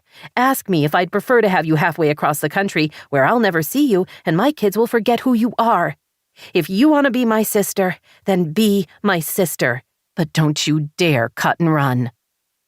They stared at each other. I don't understand, Sage admitted. You want me to stay? Didn't I just say that? Daisy snapped. Sage pressed her lips together. You're not being very nice about it. I don't have to be nice. As you just pointed out, you slept with my husband. You're going to owe me for a very long time. Sage wondered if it was safe for her to hope, just the tiniest bit. I'm good with owing you. You also have to be a decent human being. No more sleeping with Jordan. And you have to love my kids. I already do. I've missed them. Like I said, they've missed you. It's been annoying. Sage stood and moved around the coffee table. Daisy rose and reached for her. They held on to each other for a long time. Sage felt her broken heart begin to heal. I'm sorry, she whispered. Daisy, I'm so sorry. Daisy drew back and shook her head. No more apologies on that subject starting right this second. Those are house rules. Not the only rule, there are others. I'll get you a list. I'm not here often enough to need rules. Daisy surprised her by flushing slightly and stepping away, as if she were nervous. Yes, well, about that. Sage went cold as she realized she'd totally misunderstood what her sister was saying. You don't want me visiting? We're not going to be friends? What? No, of course we are. I was just going to say that you could... Well, the house is really big, so if you wanted to live here, I'd probably have a spare wing. Sage blinked in surprise. You can't mean that. I can, and I do. It makes the most sense. I've been doing a lot of research on your teaching credentials, and while the UCLA program is great, you couldn't start for over a year. But if you want to do the one at USC, it's a lot online, and I think my dad could help get you in. She smiled. If you're still interested. Sage felt the room start to spin. It was probably a combination of not eating, shock, and the 2 sips of wine she had. Before she could figure out if she was going to fall, Daisy had her on the sofa and was shoving her head between her knees. Breathe, Daisy said firmly. Cassidy is finally back on her feet. I'm not interested in you getting a head injury. I'm okay. Sage straightened. I haven't been eating much. Me either. Want to raid the kitchen? Sage nodded and stood. The room remained still. They made grilled cheese sandwiches and a salad. When they were seated across from each other at the table, Sage smiled. We'll have to work out rent payments. How much do you want? Daisy rolled her eyes. You're not paying me rent. Why would you even ask that? You're a freak, you know that? Not nearly as freakish as you are. Daisy picked up her sandwich. We really are going to need rules for the kids, or they'll bug you all the time. I look forward to it. And winning over Esmeralda. You're giving me a second chance. I'm not sure I deserve it. You don't, Daisy said cheerfully, but it's what Cassidy told me. I have to be the bigger person. Sage felt her lips twitch. Daisy glared, emotionally, not physically. Have I mentioned how annoying it is that you're so skinny? It's one of the things about you that makes me crazy. I only love you. Sage reached for her wine. Now who's the bigger person? Daisy reached across the table and grabbed her hand. Welcome home, Sage. 27. Despite how much she'd learned and how far she'd come emotionally, Sage could still fit everything she owned in her car. It took a little pushing and shoving, but she managed to get all her clothes, shoes, and handbags into her trunk with just enough room for a few personal items she wanted to keep. Her mother was going to lease the house furnished. It was close enough to UCLA to command a high rent, and Joanne already had several interested parties. Sage walked through the house one last time, checking for anything she might have forgotten. Then she went out onto the front porch and locked the door behind her. As she crossed to her car, she glanced at Adam's house, wishing she could. No, she told herself, there was nothing she could do. She'd said what she needed to, and now she had to let the man be. It was the right thing to do. She could miss him all she wanted, but she wasn't allowed to do anything about it. One of her 4 zillion regrets was that he was suffering too. She'd only meant to be self-destructive, not pull other people into the mess that was her life.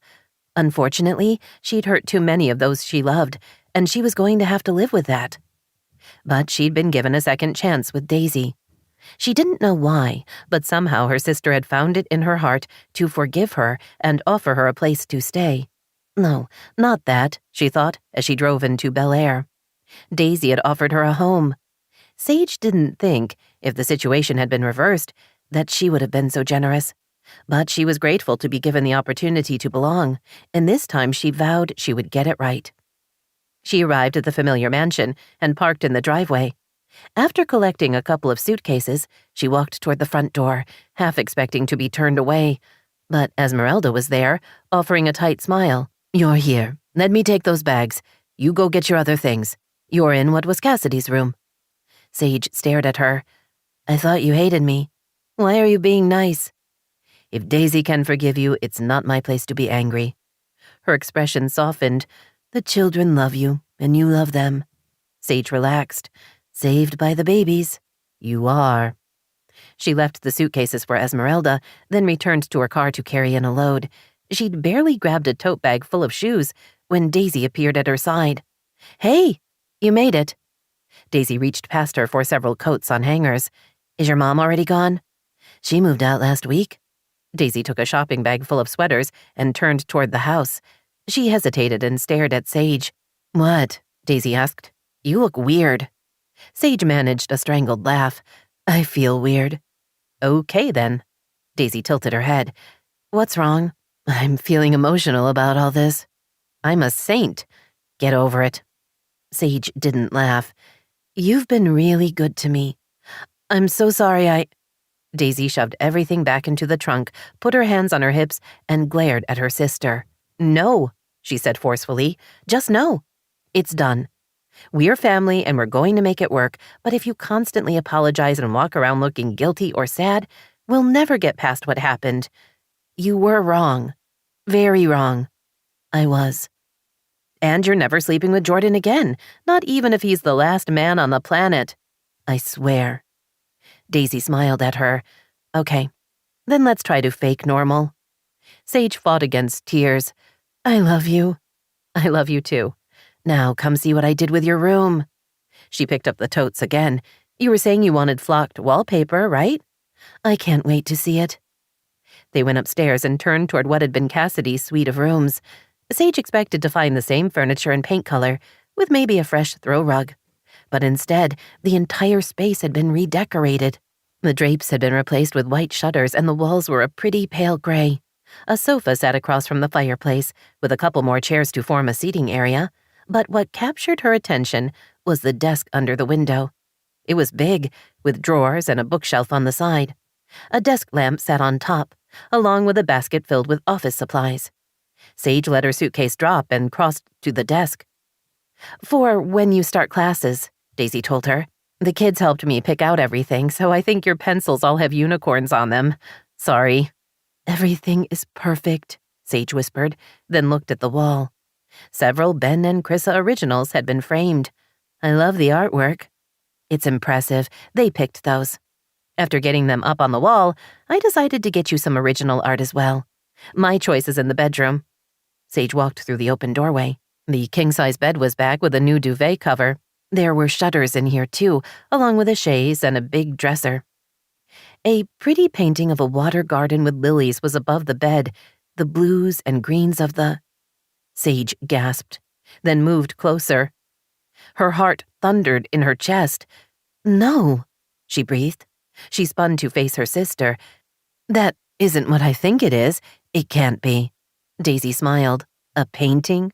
It is, as a matter of fact. The artist is some French guy. I thought you'd like it, what with having lived in Paris. It's a Monet." The smile turned into a satisfied grin. "Huh, are you sure? A Monet? You're insane. I didn't even know you had one." "I have, too. I love his work. And don't get crazy. I didn't buy either of them. My mom did. She was a fan." "You put a Monet in my room." Daisy smiled. "On loan. Don't get any ideas." Sage flopped back on the bed and started to laugh. That night, after the kids were asleep, Daisy and Sage sat out on the patio. Dinner had been a loud, raucous affair, Daisy thought happily. Having Sage back in their lives gave the kids a sense of continuity. She and Jordan had pretty much fleshed out the parenting plan, and now Sage was going to be around. They could settle in for a happy summer. "You get unpacked?" Daisy asked. "Do you need more storage bins or bookshelves?" "I have unpacked, and there is closet space to spare." Sage smiled at her. "I'm loving my Monet." "I'm glad. So, what are you going to do until school starts in September?" Sage frowned. "What do you mean?" "I'm going to be working. I have a job." "I know, but you're not going to have much in the way of expenses, and you don't love working in the boutique." "I'm keeping my job," Sage said firmly. "And I'll be working as many hours as I can so I can save money. I appreciate you letting me stay here, but I refuse to mooch off you." So touchy. "I'm a little fragile, yes. Apparently." Daisy reached out and touched her sister's hand. "What about Adam?" Sage flinched. "What about him?" "You should talk to him." Sage shook her head. "No, I can't." "You fought for me. You should fight for him." Sage looked at her. "It's too soon. He's in a lot of pain still, and so am I. Getting in touch with him now would be too much like harassment. He needs time to decide if I'm worth it." "You are." "He may not think so. In a few months, I'll talk to him." "You're very wise." Sage smiled. "Not yet, but I'm trying." The late August afternoon was perfect, sunny and about 85 degrees. Daisy relaxed in her lounge chair, shaded by a large umbrella, while Sage, Cassidy, and her dad played with the kids in the pool. Beside her, Deshawn sipped his lemonade and grinned. "Is it always like this here?" Daisy laughed. "Are you asking about the weather, the company, or the fact that we're all being incredibly lazy today?" "All of it. But we can start with the weather. I have to say, I don't miss the humidity." "It makes the summer much easier to deal with," Daisy told him. He glanced toward the pool, where Sage was clapping her hands as Ben jumped off the diving board. "You like living with her?" Daisy smiled. "I do. She's very easy to be with, and the kids adore her." Sage had been in the house nearly 3 months. She was still working in the boutique to save money, but she would quit in a couple of weeks, when her classes began. Daisy was surprised how quickly they'd fallen into a comfortable routine. Sage usually dropped the kids off at camp, and Esmeralda picked them up. Wallace had moved back to the mainland 5 weeks ago and was staying in the house until his new condo was remodeled. Dinner times were loud and lengthy, with the 5 of them discussing everything from pop culture to who had the best curveball in the league. You miss him? Deshawn asked. Daisy didn't have to ask who he meant. Cassidy had warned her she discussed everything with Deshawn. No, she said quietly. I don't miss Jordan. And isn't that sad? We were married nearly 13 years. I should still love him and want him back. But I don't. She'd spent a lot of time trying to figure out what had gone wrong in her marriage. She knew much of the blame was hers. Like her father, she'd withdrawn from the relationship, leaving Jordan feeling that he didn't matter. She still wasn't sure when the love had started to fade. Part of her was afraid it hadn't been that strong to begin with. Maybe her initial attraction had been more about his failed relationship with Sage than she would like to admit. Not her finest hour, but she was trying to learn from her mistakes. Jump, Wallace called, holding out his hands. Chrissa looked doubtful but threw herself into the pool. Her grandfather caught her and swung her in the air.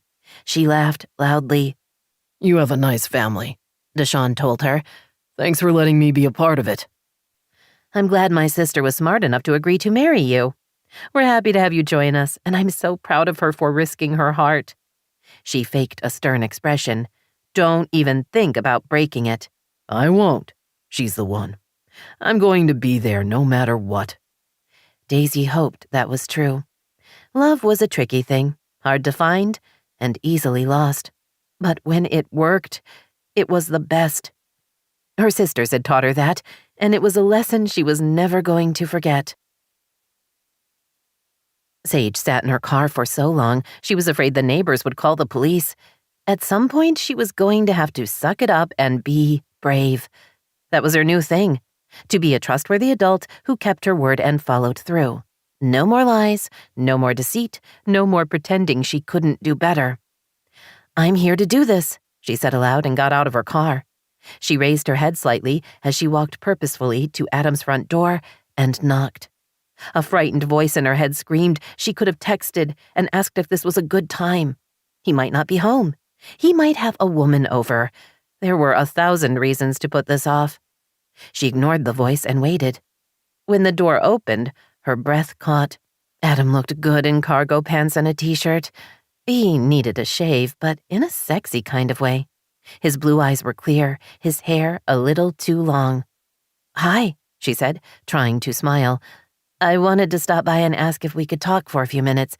It doesn't have to be now if that doesn't work for you. She shrugged. I promise to be calm and reasonable. No tears. No drama. You were never dramatic, and you didn't use tears to get what you wanted. Which sounded nice, but he spoke without moving to let her in the house. It's been a long time, he said. 4 months. 2 weeks and 3 days, she added silently. He stepped to the side and held open the door. She walked in, then let him lead the way to the family room. The house was exactly as she remembered, with the stack of books on that one end table and the TV remote in its tray. He motioned to the sofa. She perched on the edge of a cushion and took a deep, slow breath. She could do this. She was stronger than she'd been before, with purpose and a sense of self. Whatever the outcome, her victory was in the telling. She didn't need Adam to forgive her, even if she wanted it more than she could say. He sat across from her, looking stiff and uncomfortable. How's work? She asked. Good. You married? He laughed and relaxed. No, I'm not married. Me either. She smiled. Just clearing the air on that one. She cleared her throat. So, Cassidy and Deshawn are engaged. They visited last month and it was really fun. He's great with the kids. I can't wait for them to have a few of their own. Oh, I'm enrolled at USC to get my teaching credentials. Go Trojans. She paused, not sure what other information he would want to hear. Telling him that Daisy and Jordan were getting a divorce could make things awkward. Not that she wasn't going to mention what had happened before, because she was. It was just that, Sage, Adam said, drawing her back to the conversation. Why are you here? Right, that. I want to apologize again for what happened with Jordan. I was completely in the wrong and I hurt you. I regret that, and I take full responsibility for my actions. She looked at the floor, then at him. I'm not going to defend what I did or try to explain why I did what I did, because that doesn't matter to you. I was wrong, and I think I've learned from the experience. I feel different, stronger. She brightened. I'm living with Daisy, if you can believe it. It's fun, and the kids. She exhaled. Sorry, I need to get to the point. She looked at him. I still love you, Adam. I'm in love with you, and I'd like another chance to prove myself. As a woman, not a girl. She smiled slightly. I'm almost 40, and someone once pointed out that means no more girl talk from me. She watched him, hoping for some hint as to what he was thinking, but his face was carefully blank. I'm going to screw up, she added. If you give me that chance, I'm not especially good at relationships, but I'm getting better.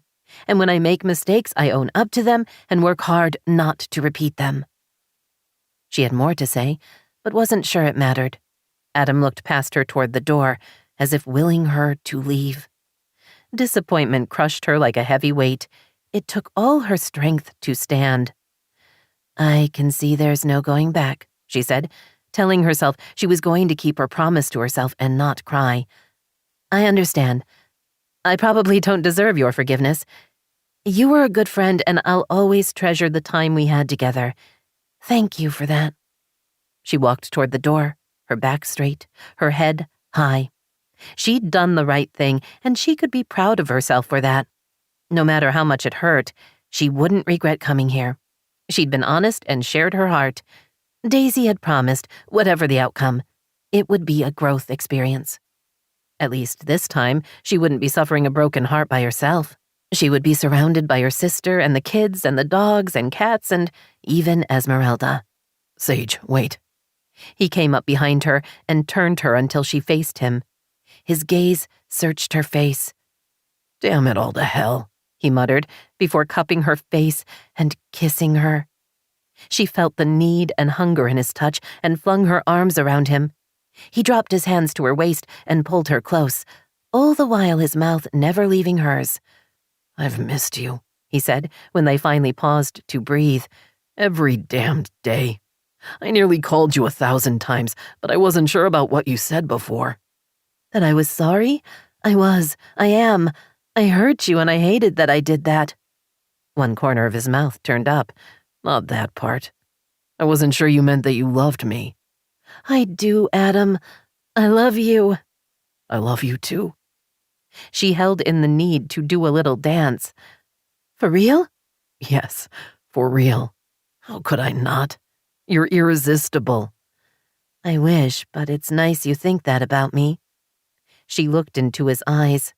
Adam, I'm working hard on being a better person. I'm seeing a therapist and I'm in an emotional support group. I'm working through my problems. But it takes time. He smiled. As long as you love me, take all the time you want. She wasn't sure how he was able to forgive her, but she would be grateful for the rest of her life. Thank you. So we can start seeing each other? She asked. I'd like that. Very much. He grinned. Want to start seeing each other right now? She laughed. Yes, I would. He took her hand and tugged her down the hallway. She followed eagerly, ready to be back where she belonged, in his arms and in his bed. Daisy said to tell you that if it works out between us, she's expecting you at dinner tonight. We eat at 6, because of the kids. He glanced at the clock. That only gives us 4 hours. She laughed. Poor us. We'll just have to make do. This is Tanya Eby. We hope you have enjoyed this unabridged production of The Stepsisters by Susan Mallery, presented by Mira and Harper Audio. This program was produced by B Audio Limited. Executive producer, Jennifer Lopes.